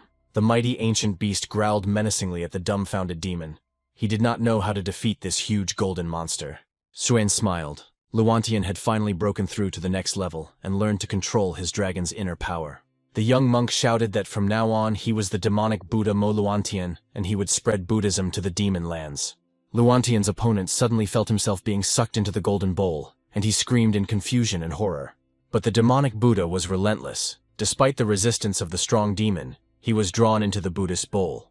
Just a few seconds of resistance, and the monk's opponent found himself in a golden trap for cleansing polluted souls. Mo Luantian does have an inclination towards Buddhism, but not the usual kind, but the demonic kind, and it suits him. In the battle, he discovered his shortcomings. They need to be replenished, the elixir of restoration and other stages, and give him the status of a Buddhist. A golden portal lit up, and Xuan appeared in the middle of the battlefield. Luantian fell to the ground and humbly greeted his great teacher. Xuan told him to get up. He said that Mo Luantian had fully realized Buddhism, so he would grant him the status of a Buddhist. The former young demon thanked the teacher for the great mercy shown to him. Buddhism gave him an incredible amount of strength and wisdom. Xuan added that since Luantian had mastered the dragon's body and power, he would grant him new Buddhist martial techniques. Mo Luantian smiled broadly, and in his hands were new treatises and wonderful Buddhist prayer beads. Having made the demonic Buddha happy, Chu Xuan closed the mirror portal, and it seemed he had dealt with all of his disciples. Now we need to see what system rewards Xuan has received for the latest achievements of his talented students. The path of the spiritual Tao allows one to walk along the streams of Tao, but not for more than a day. Chu smiled. The system is amazing. The Tao is limitless. Now he will be able to walk along the streams of the great Tao, enter right into its middle, and then break through to the divine realm. Xuan was eager to accept the reward and experience the path of the spiritual Tao. He imagined it must be amazing. And so his soul left his body lying on the couch and soared upwards. He could travel like this before, but he could not reach the Tao. He found himself in an amazing space, a huge number of forks, streams, and thoughts. Apparently, this is that very great Tao. Chu Xuan saw that he had entered an invisible area, a truly inexhaustible, endless, and boundless eternal Tao. The Tao is absorbed into the crystal. It emits a misty light, and the Tao itself is perfected within. It was the right decision to take the crystal. When you return, you will need to improve the mini-world, the Tao crystal in your hand, the bell of chaos in your soul. Thoughts are overwhelming, but there is nothing to fear. Suddenly Xuan discovered that there was someone else here. Those who were able to get here, unique people. Chu was also here, but he was just bluffing. You need to force this person to use QE and incorporate it into the crystal, and then you can simply communicate with this cultivator. Xuan felt that in the space of the Tao, his thoughts became one, as if his body and soul had merged and turned into one whole. The man Chu Xuan saw here is straining himself to move along the path of the Tao flow. It is not easy. Xuan didn't know if he could deceive this strong cultivator. At worst, he could just discuss something. Hong Wanchu, whom Xuan met, gradually comes to an understanding of the Tao and carefully explores new areas of knowledge. The cultivator also noticed Dao Xuan walking along the streams. He stopped and looked in surprise at the unexpectedly encountered Chu. Yuanchu was amazed at how leisurely Xuan walked towards his goal. He decided that this man was much stronger than him. Meanwhile, Chu Xuan calmly approached Hong Yuanchu, intending to get to know and communicate with the powerful cultivator. Hong Yuanchu bowed politely and greeted his brother cultivator, remarking that it was surprising to meet someone here. Xuan also bowed, introduced himself, and said that he was also very glad to meet you. You never know where the flow of the Tao will lead you. Yuanchu asked his new acquaintance how far he was from the path of Tao.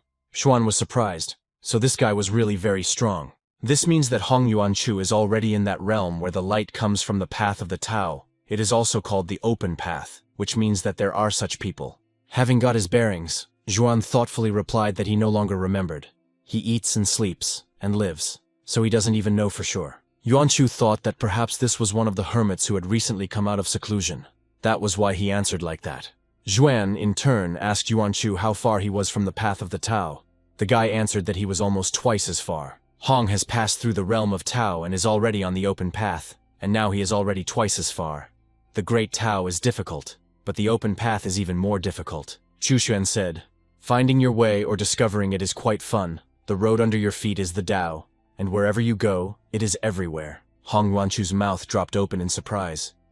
He didn't understand whether searching for a path or discovering it was fun, so he asked his brother to teach him. Chu told Hong that he had a treasure. All he needed was Qi, and regardless of time and space, they would be able to communicate with him. Xuan asked Brother Hong if he could leave some Qi for communication, and if he had any comrades, they could be brought in as well. Hong was amazed at what kind of treasure this was. It was as if he was looking at the embodiment of the Tao and communicating with him. This guy was definitely stronger than him. Yuanchu agreed and directed some of his energy into the Tao crystal in Xuan's hands. The crystal memorized the cultivator's Qi. Chu suggested Hong to attract comrades from the kingdom of Tao. After years of hermitage, he wants to live and communicate. This is also Tao. Xuan was happy. The Tao crystal was finally developing. People like Hong were not against giving energy and chatting a little. That was great. Hong asked his brother where he was going. Chu said he was just going for a walk. He should observe more. Then an epiphany might come. Hong sighed. He was too busy learning the open path. The 36 steps of the Tao realm were like high mountains. Xuan was puzzled. So the Tao realm is divided into 36 steps. Wow, how huge it turns out to be. Hong continued.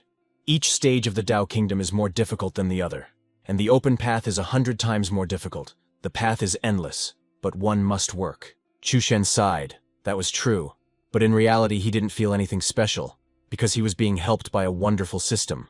It took less than 10 years for Chu to go from being an ordinary mortal to being a heavenly realm cultivator, all while sitting at home. Zhuan bowed politely to his interlocutor, saying that he was then saying goodbye, and was glad to meet his strong brother cultivator. Yuanchu watched Zhuan go by and thought, he was much stronger to be able to move around here so easily. He couldn't stand still any longer. Once one Dao Yuan is over, the disaster will soon begin. Everyone in the 9 regions must compete for the chance to become a rule maker. After Xuan's incredible walk through the streams of endless Dao, the guy's aura changed greatly. It became much brighter and stronger, and so his changed soul again rushed to his body, which had been resting peacefully all this time on a sun lounger in the courtyard of his estate. Xu Shen woke up and stood up carefully. His soul had returned. The Dao crystal was swirling in his hand, and his greatly enlarged aura was shining golden. Xuan felt that his level was rapidly increasing. Now he was at the 5th step of the heavenly realm. Now he was already at the 6th step. Having absorbed the energy of the eternal Dao during the walk, the Dao crystal returned to its original place in the miniature world of Xuan. With the help of the powerful energy of the Tao, the transformation of the mini-world began. Trees grew. Many plants began to change dramatically. The Dao penetrated into every corner of the mini-world. Dao trees began to appear. All fruits became treasures, and a Dao forest began to grow. Under the influence of the change in the mini-world, Namo Buddha began to break through the heavenly realm into the next divine one. Chu Xuan's cultivation level also continued to rise, and soon he was already at the 8th stage of the heavenly realm, and then at the 9th. His spiritual power began to transform into divine power. Chu Xuan finally broke through to the divine realm of power. Moreover, he immediately flew through the 1st and 2nd steps of the kingdom, finding himself immediately on the 3rd step, which was surprising. Xuan clenched his fist and looked at the powerful energy blazing around him. He admired it. It was simply an invincible force. But we can't level up any further. We need to stabilize, and Chu is just one of the cultivators waiting for the path to open. Chu became the youngest cultivator in the divine realm. He received a box of divine pills and the law of Dao stability. The path of Dao stability is safe and calm.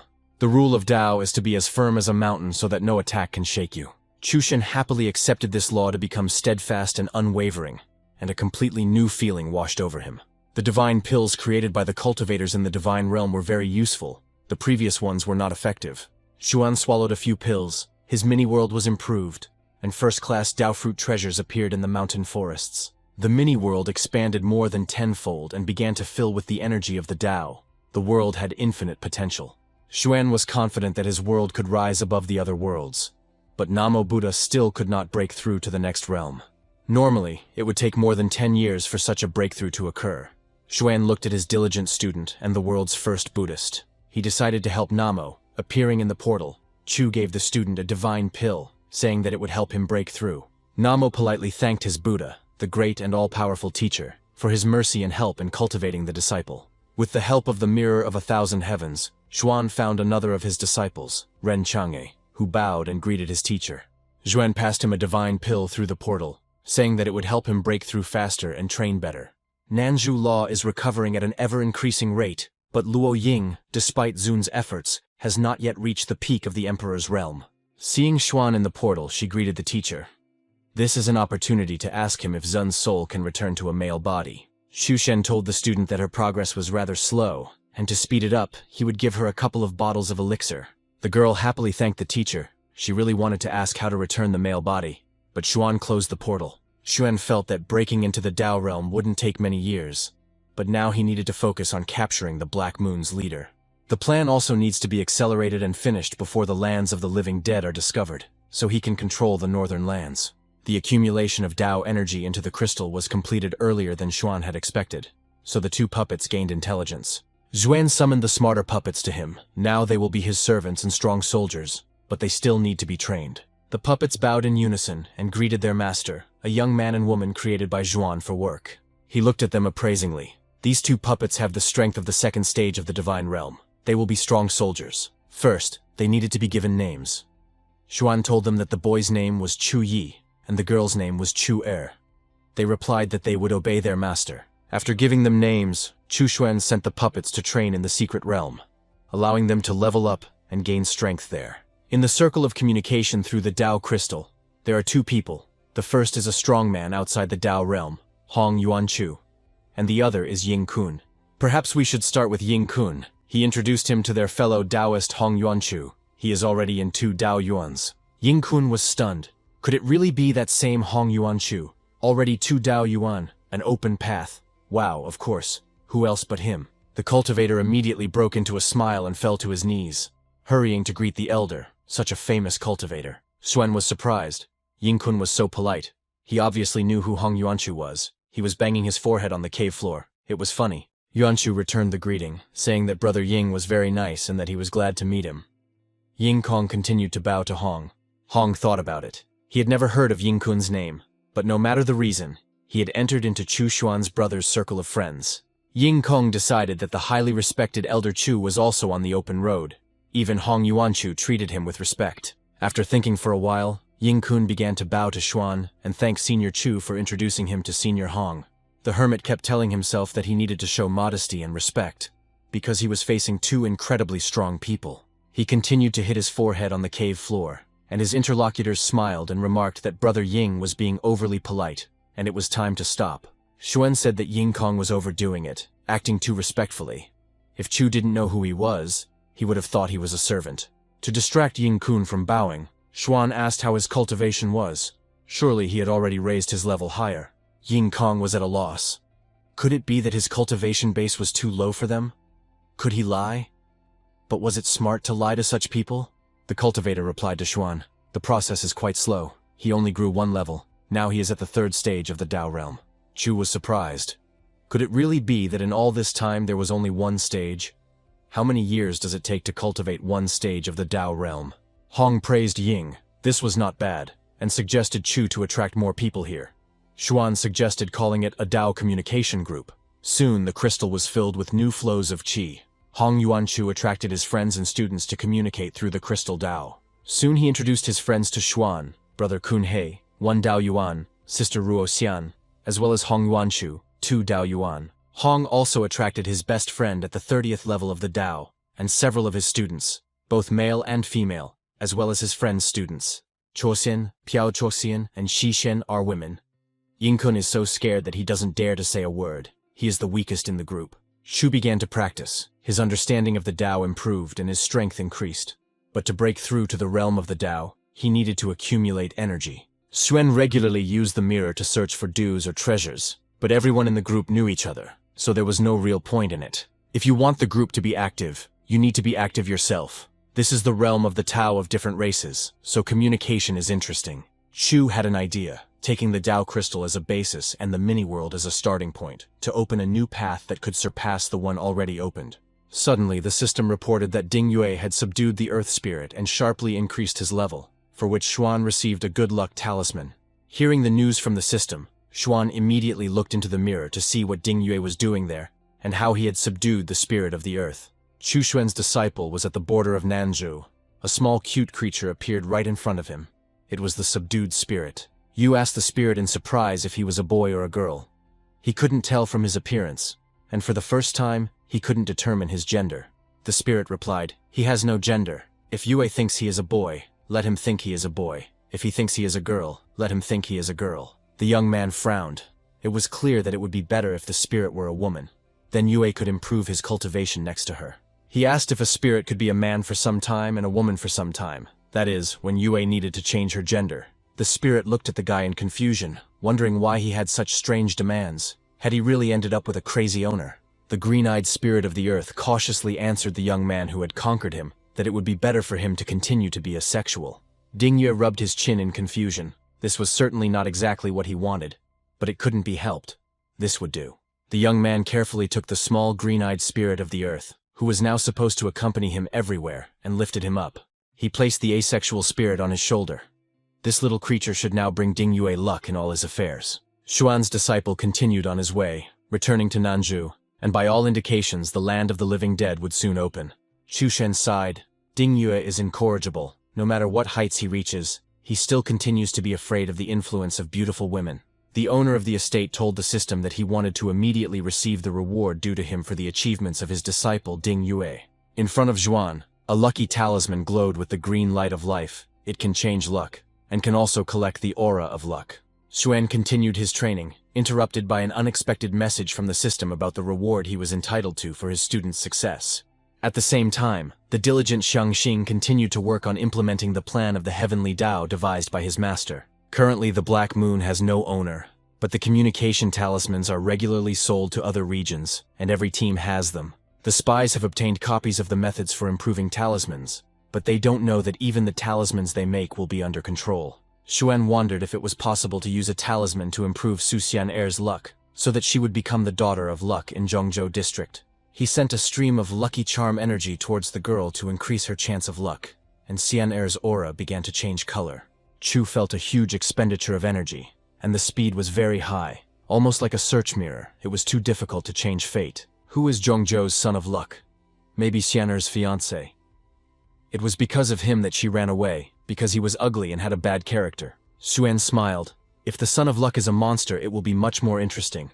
And Xian'er is no worse than the child of luck. She is Chu's disciple. The Dao chat group is still quiet. The new people are all familiar to Hong Wanchu, but Ying Kun must seem like a complete stranger among them. The system reported that his student Wang Luo had increased his luck in the alchemy competition, for which Xuan received a tripod of luck as a reward.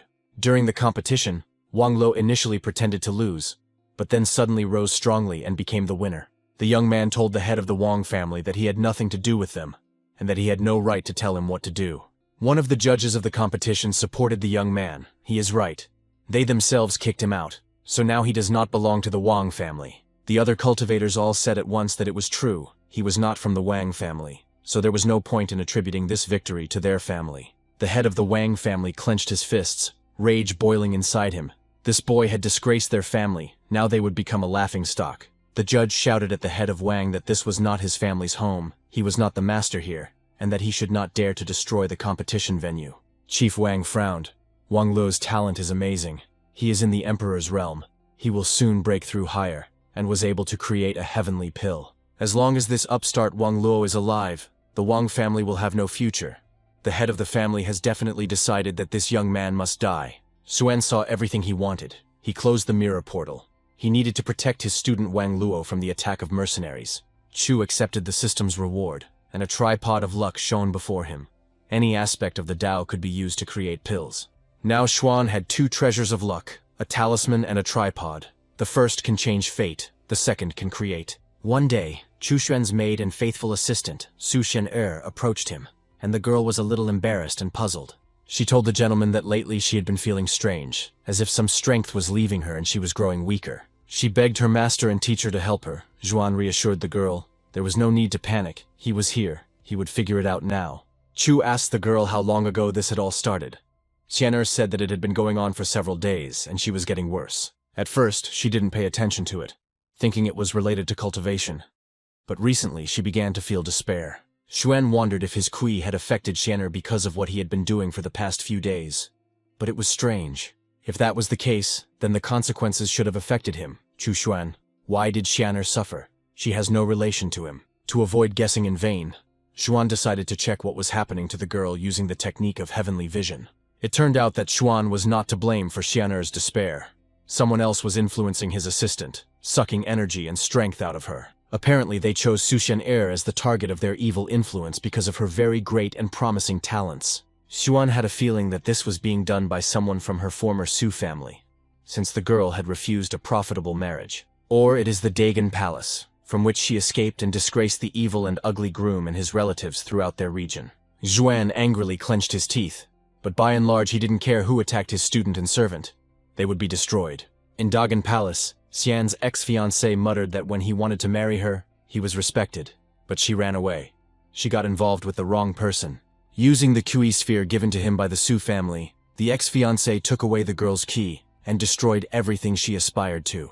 He hoped that once he destroyed Xian'er's strength and life, she would return and beg her abandoned fiancé to marry her. Suddenly, the Kui sphere in the hands of the insulted, abandoned groom began to crack and behave very unusually. The guy was very surprised. But the next second the sphere burst into flames and began to disintegrate. The guy screamed in fear, asking what was happening, what was wrong with this sphere. The groom, abandoned by Zhuan's assistant, didn't have time to understand anything before a deafening explosion resounded in the hall. It was the explosion of a chi sphere.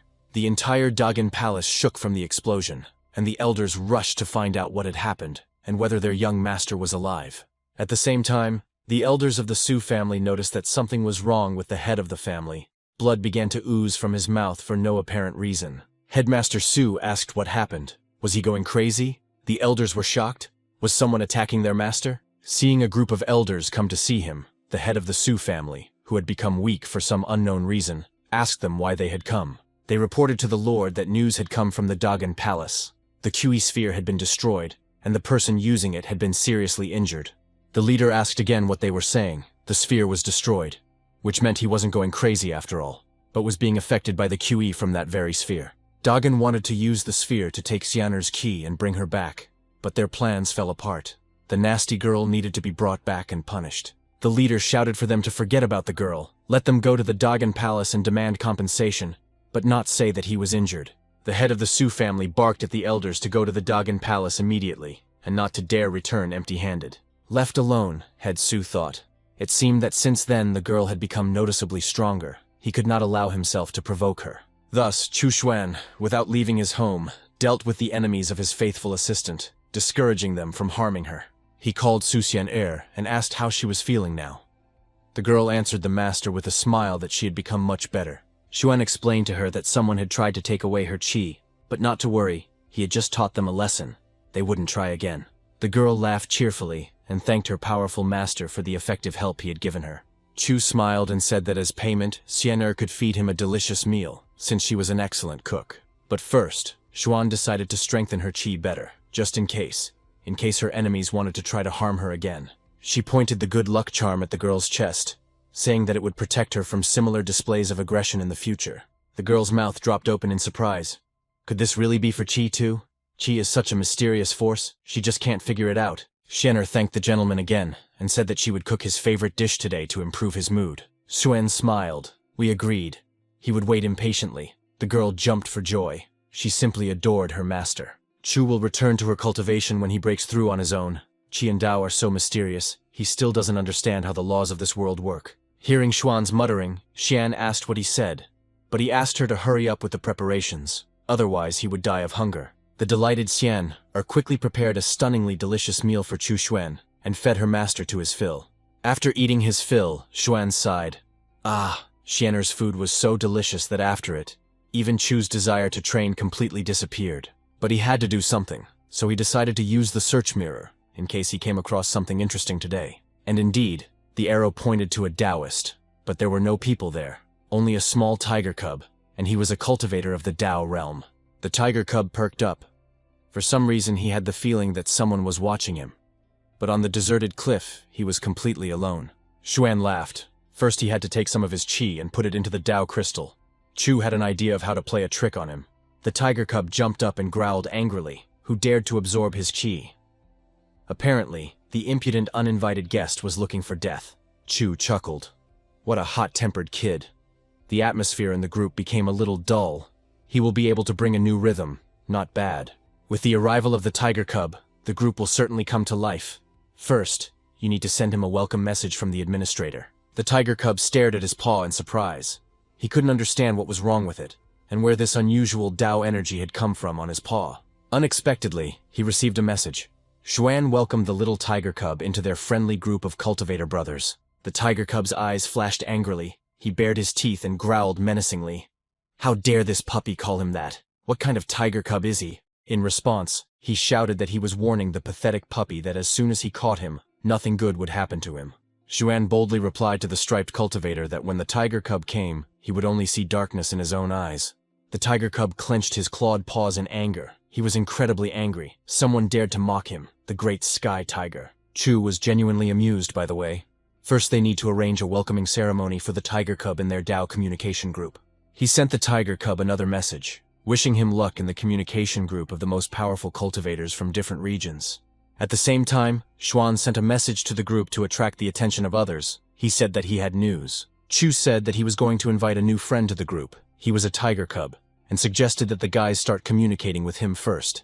In-kun raised his head with interest. It seemed like a new person had appeared in the group. No, a tiger cub. I wonder what kingdom he was in. Xuan sent out a message to everyone, asking them to warmly welcome their new friend, the cute heavenly tiger, the 16th stage of the Tao.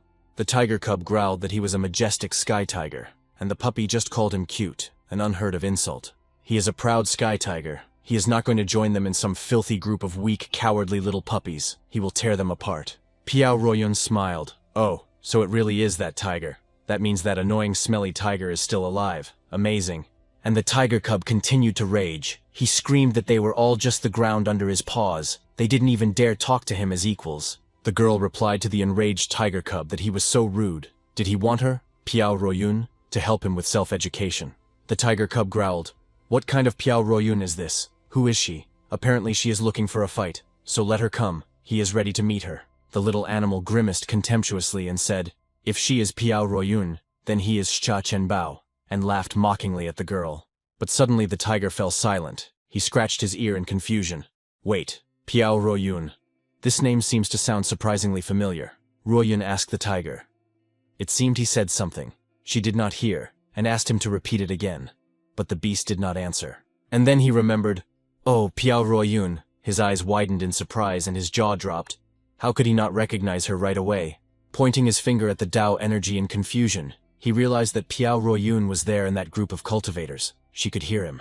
The girl called the tiger again and asked why there was no sound. He seemed to be saying something. Let him continue. She was ready to listen to him. Royun offered the tiger to chat about the past, but the frightened tiger cub silently jumped into the bushes, fearing the appearance of this girl. He grabbed his head. Piao Royun. Could it really be Piao Royun? Why her again? How could he hide from this terrible cultivator? The little animal closed his eyes, thinking that until that moment he had been a happy little sky tiger, a mighty ruler of the forest. He was happily playing, dancing, and singing in his own forest. And then this woman came, and from then on his life turned into hell. Seeing Royun then, the tiger cub screamed, how dare this bitch enter his territory? Now he will give the impudent woman a couple of blows. The girl clenched her fist with a grin. Oh, is it really true? This kitten decided to show her his teeth, and even dares to be rude to a woman. As soon as the tiger cub jumped towards Royun, he immediately received several painful blows, and his fighting spirit immediately disappeared. She lifted the tiger cub by the tail and asked him to repeat what he had just said.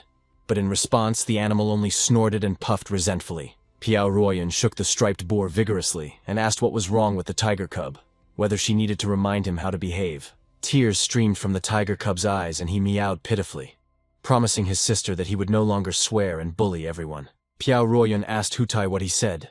The tiger cub mumbled some unintelligible answer in confusion. He was very scared. The girl said with a smile that it seemed she needed to visit him and talk to him again. Apparently, he had forgotten about his promise.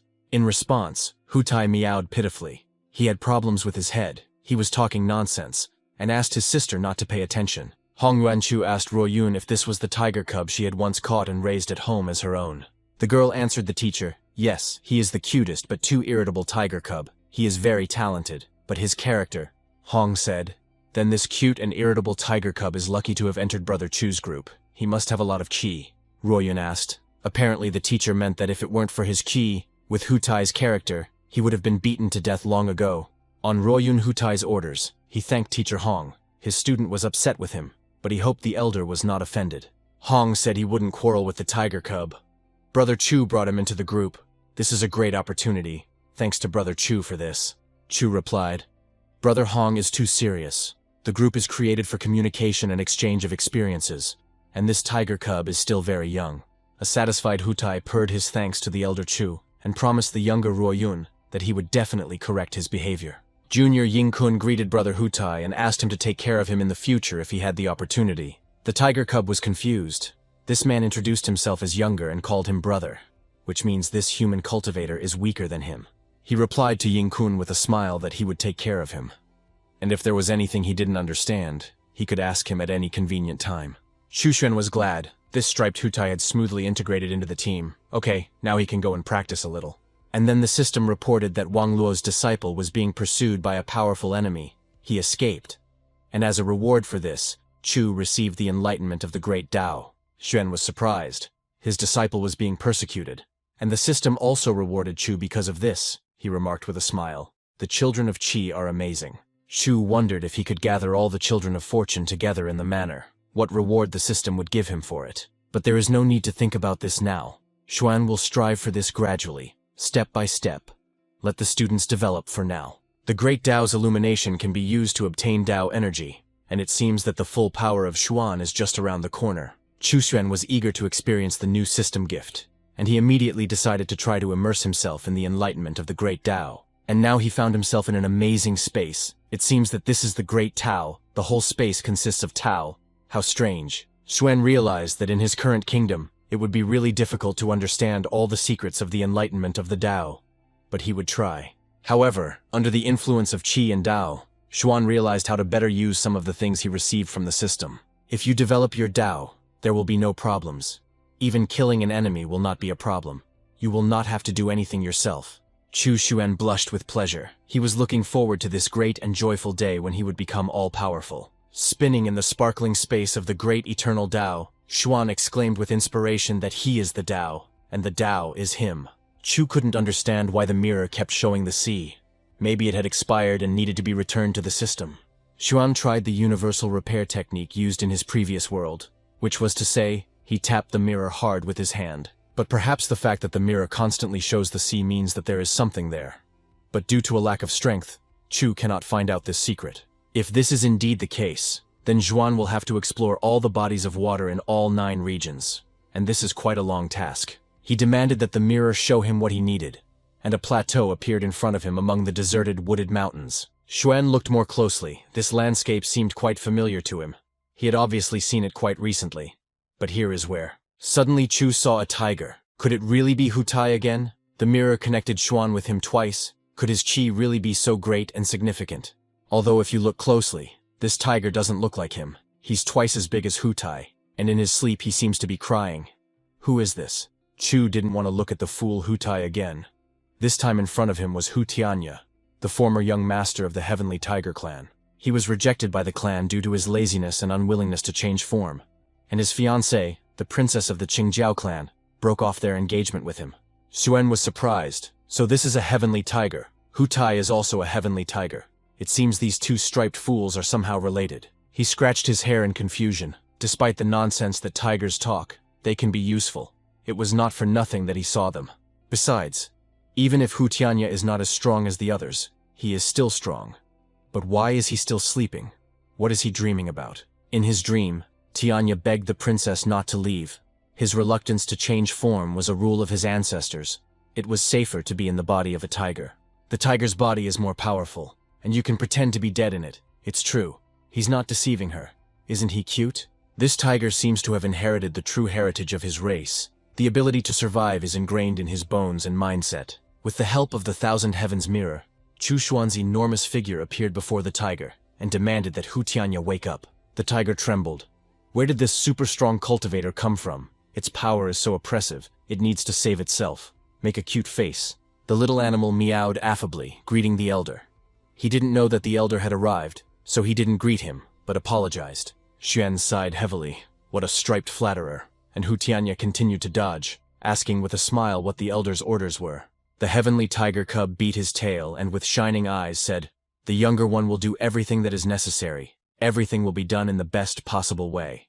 Xuan told the tiger that this was excellent and ordered him to turn into a human, warning that his cuteness tricks would not work on him. Hu Tianya obediently changed form. Xuan ordered the tiger to no longer follow Hu Tai's orders. Chu would now be its master. Chu promised that Tianya would be able to bring back his princess and surpass his ancestor, but Xuan would use him as a mount. The tiger cub immediately obediently answered the teacher that the disciple Hu Tianya was no longer cute.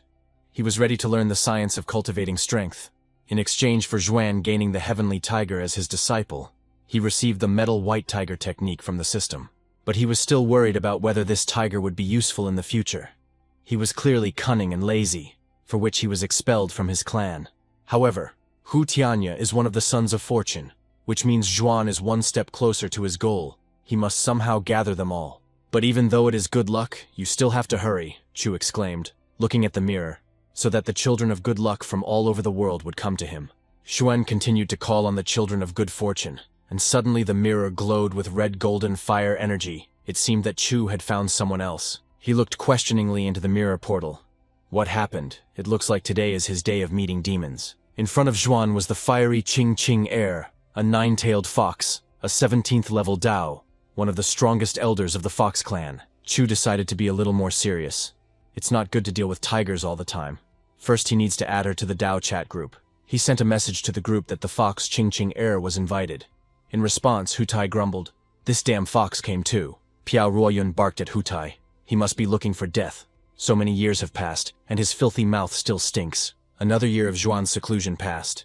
He rose to the 5th stage of the divine realm. Chu even became a little bored. None of his disciples brought him any rewards. Only Pingfan rose to the 9th level of the true realm. He is very talented. Suddenly, Chu felt that Bao Hongyan had come to him. Apparently, the Black Moon sect had discovered some new information. The girl bowed and asked the gentleman for an audience.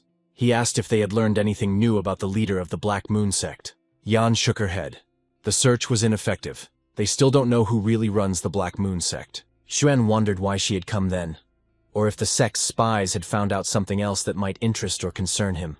Bao Hongyan explained that she was here to inform the master about the demonic lands, and that hostilities would soon begin. Chu asked what was happening with the demonic lands. Were they planning something?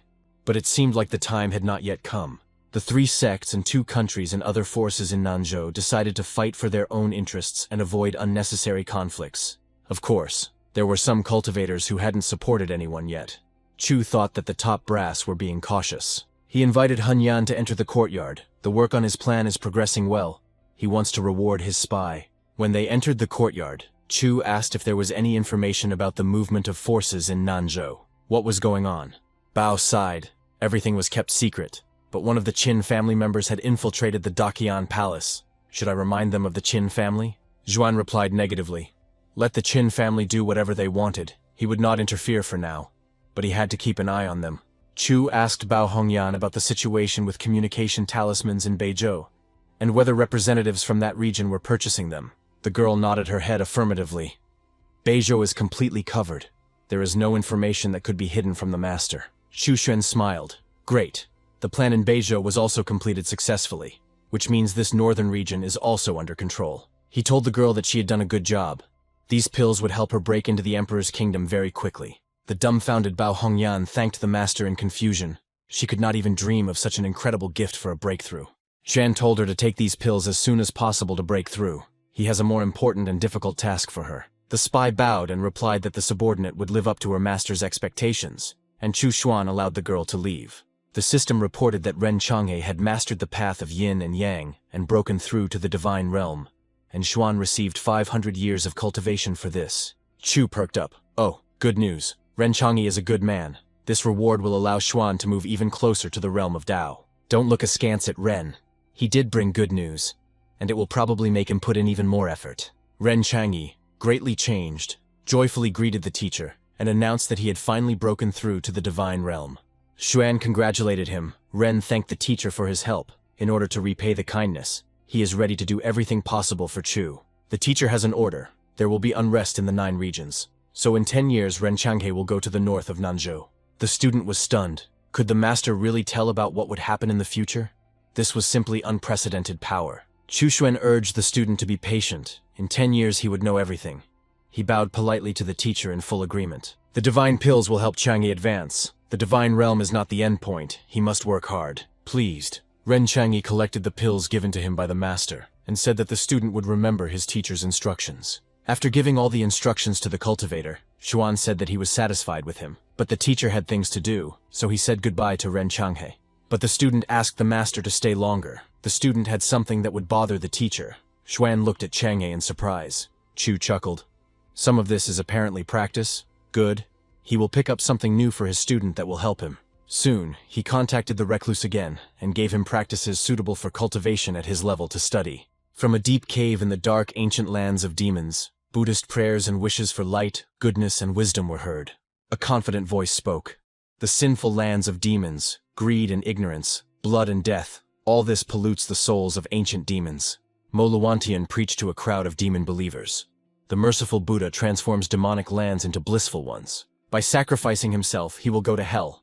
But who, if not he, the disciple of Buddha, will spread Buddhism? They must spread their faith.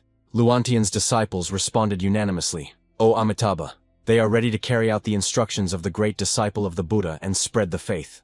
Moluantian's aura glowed golden and a halo appeared around his head. He exclaimed, O Amitabha, good and benefactor. Seeing someone else enter the cave, Moluantian asked in a friendly manner, perhaps he came here for enlightenment. But the demon asked rudely, the bald one is deceiving people again.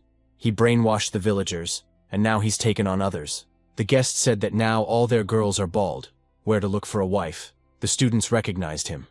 This is the eldest son of the gentleman from the neighboring village. The demon screamed, and last month the bald man destroyed his relative's city and beat him to death, calling it a memorial service. He clenched his fist, saying that he had broken through to the realm of truth and had come here to take revenge. Now all these bald idiots would die at once. Moluantian calmly extended his hands forward and said, O Amitabha, he must protect his faithful disciples from attack. A powerful golden stream of energy burst from the monk's palm and flew straight towards the raging, disgruntled evil demon. The demon, who had decided to kill the Buddhists, did not even have time to attack his victims.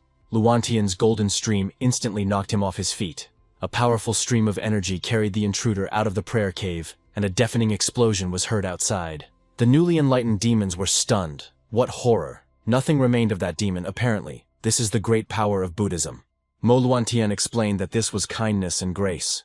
That demon was a sinner who defiled his holy teachings in front of his disciples. He asked his disciples to calm down. With his action, Luantian simply helped this sinner realize their superiority. But then another voice was heard from the street. The brother of the murdered man exclaimed that the lying bald ass had killed his brother, which meant he would die. Another demon entered the cave.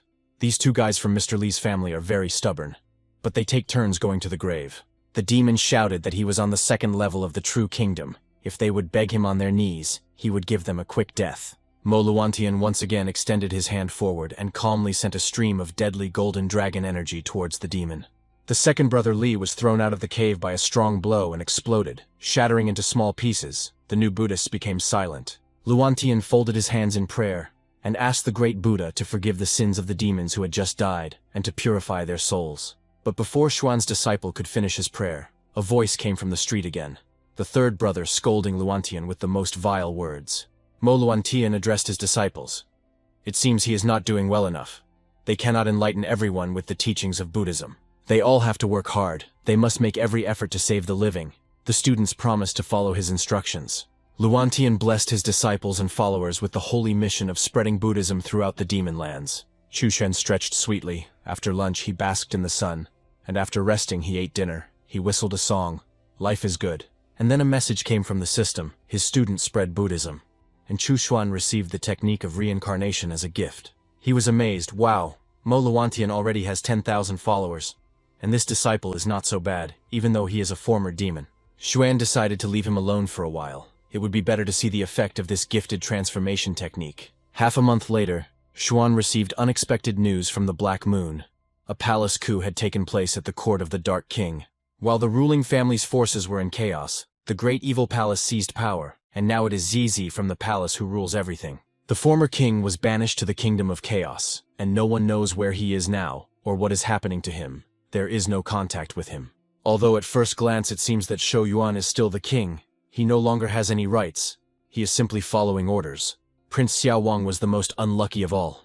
He was tortured for a long time in a variety of ways, trying to find out some of the family's secrets. In the end, his friend sacrificed himself to save the prince. He ran away like a coward into the mountains, not knowing where to go. But he was able to survive. All of the new ruler's subordinates returned safe and sound, but there is still no order in the evil king's palace. A month after this news, Chu Xuan was busy with another training session in his cozy courtyard of a small family estate. Suddenly, he sensed through his soul seal that Shou Yuan had been killed, the first of his secret servants to be killed in battle. It turned out that Shou Yuan had launched an open attack on Ziezi, but the difference in cultivation was too great, and the Dark Overlord fell. Chu Xuan didn't care much about his death. He was just a pawn. Maybe Xiao Wang would avenge him, but only if he gathered an army. Xuan remembered that it had been a long time since he had accepted the last member into his Heavenly Dao Fellowship group. He took the searching mirror and activated the magical item, the arrow quickly spinning, scanning the space in search of Taoists. And then the arrow stopped. Xuan was surprised at what kind of shadow was on the mirror. Apparently it was some kind of powerful cultivator hiding his name. Using another mirror, Chu found the mysterious shadow. It turned out to be a woman practicing in a remote mountain cave. Feeling someone's presence, the cultivator menacingly asked who dared to disturb her. She had been here for a long time.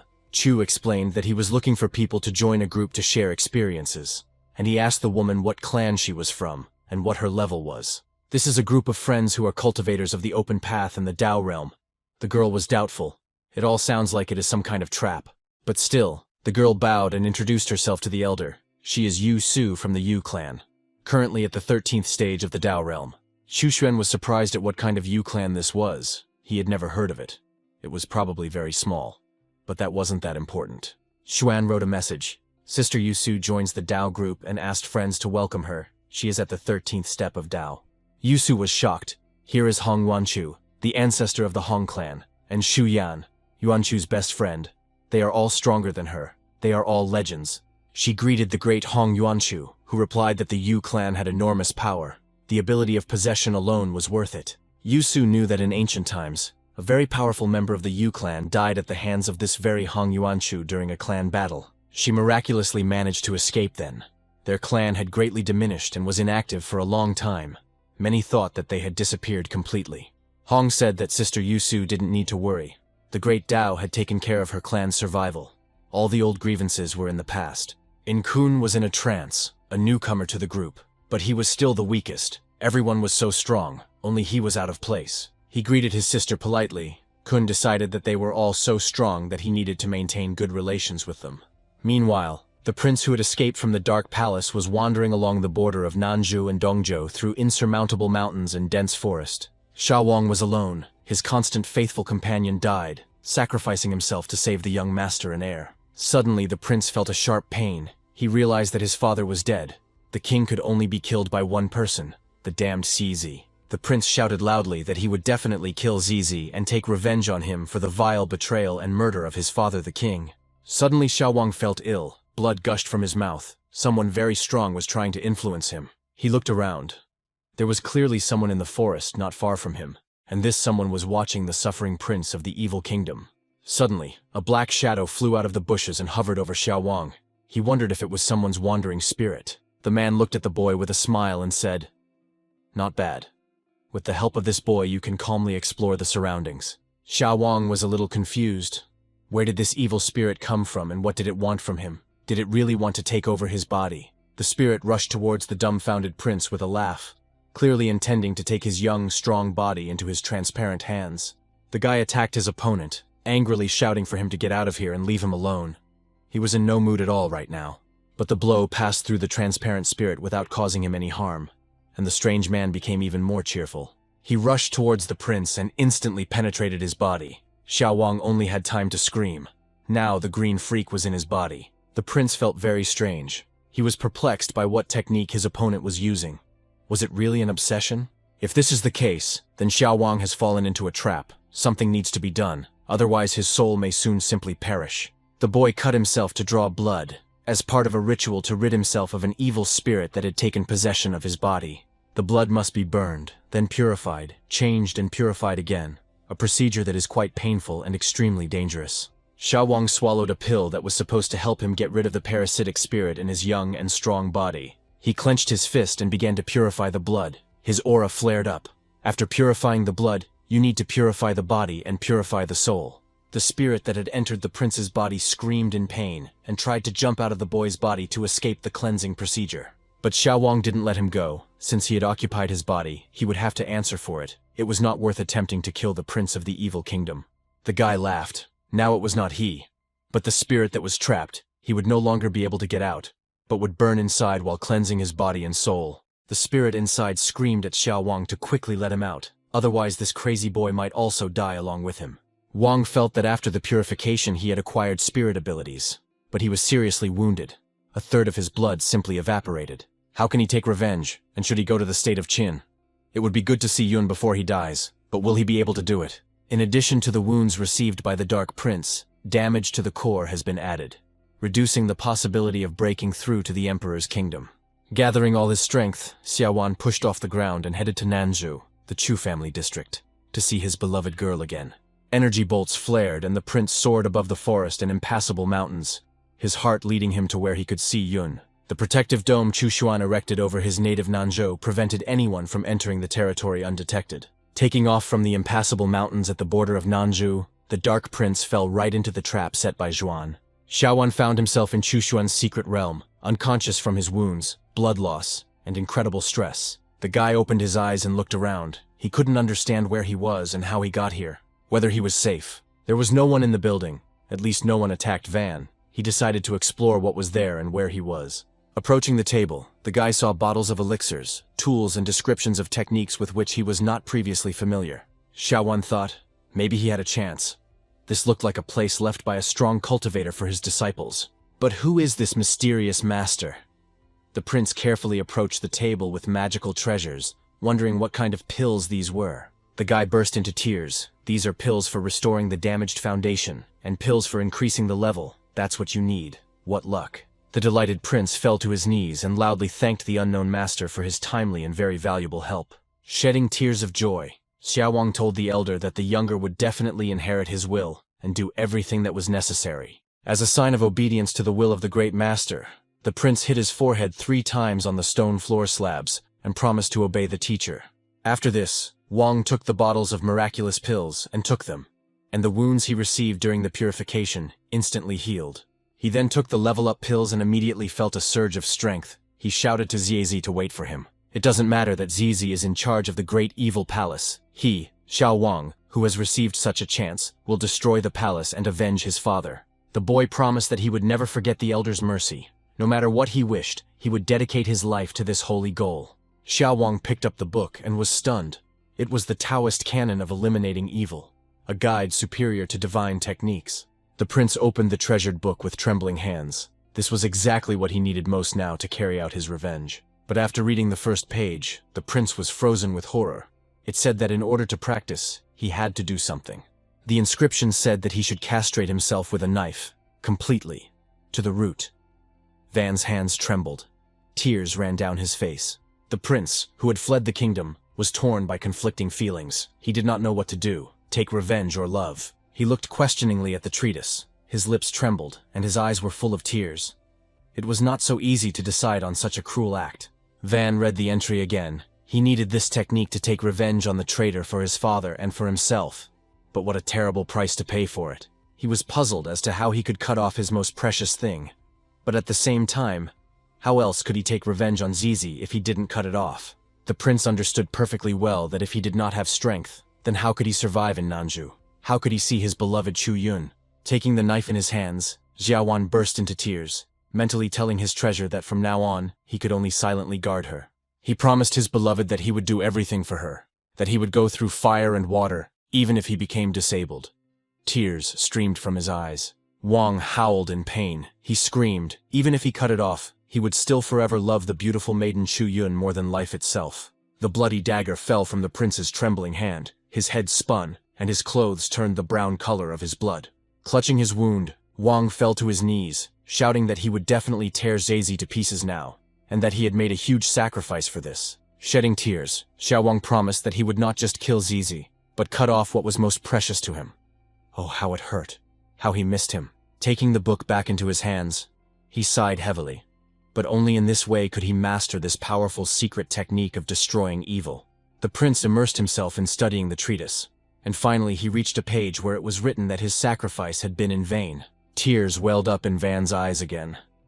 Could this really have been just a cruel joke from the owner of this place? But why did he do it? Wang read, if he refused to cut, there was no need to worry. It would not interfere with the study of Taoist practice. He angrily threw the book on the floor and screamed, "Bastard!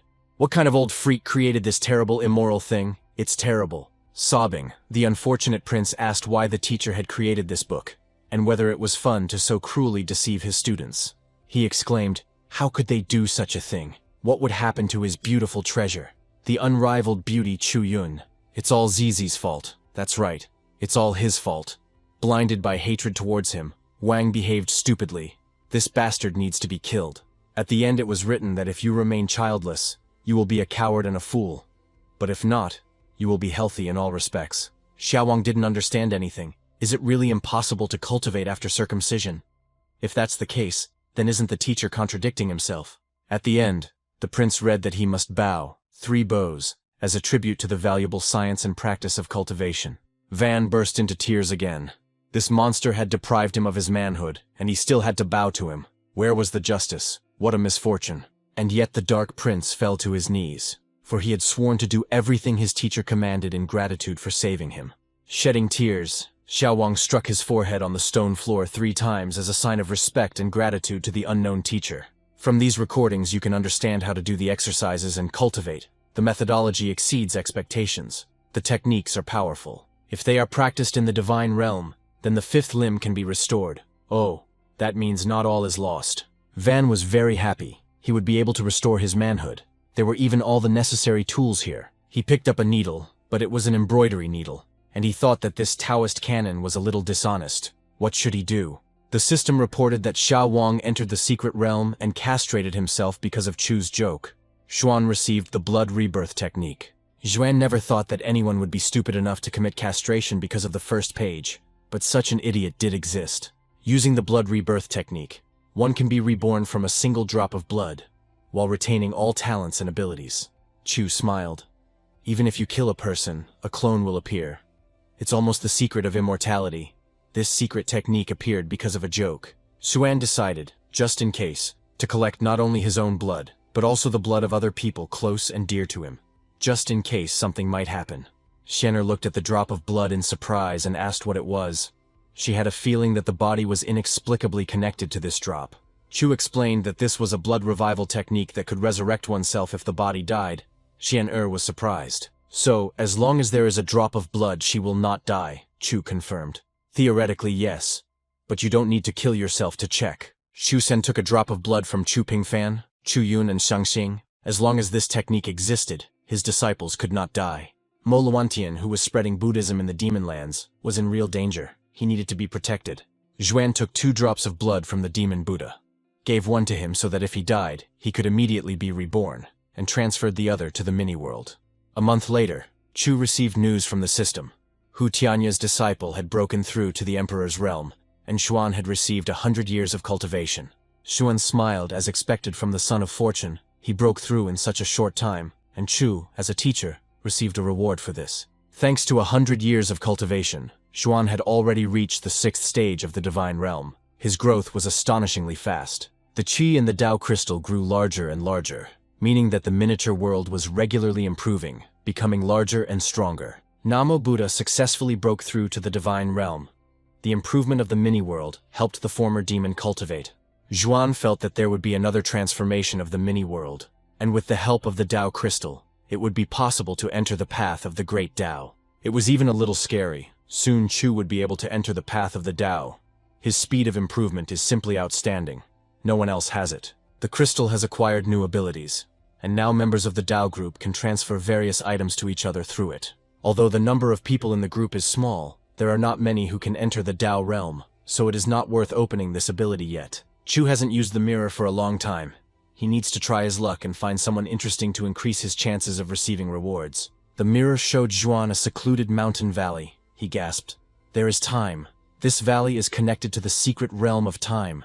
Those who are able to get into this valley are very lucky, of course. They are mostly the children of luck. We need to study it as carefully as possible. Suddenly Xuan saw Xiao Liang and Liu Piao Piao walking along the valley. Liu Piao Piao was now at the 5th stage of the Heavenly Kingdom, and had grown up. And Xiao Liang is at the 5th stage of the Emperor Realm. He has a vine branch surrounded by an ancient atmosphere and a slow liana. The young man had indeed found the slow vine. He was lucky, although it had not yet recognized him as its master. This would take time. Xiao Liang seems to be the son of luck not only of Shizhou, but also of the entire Northern Territory.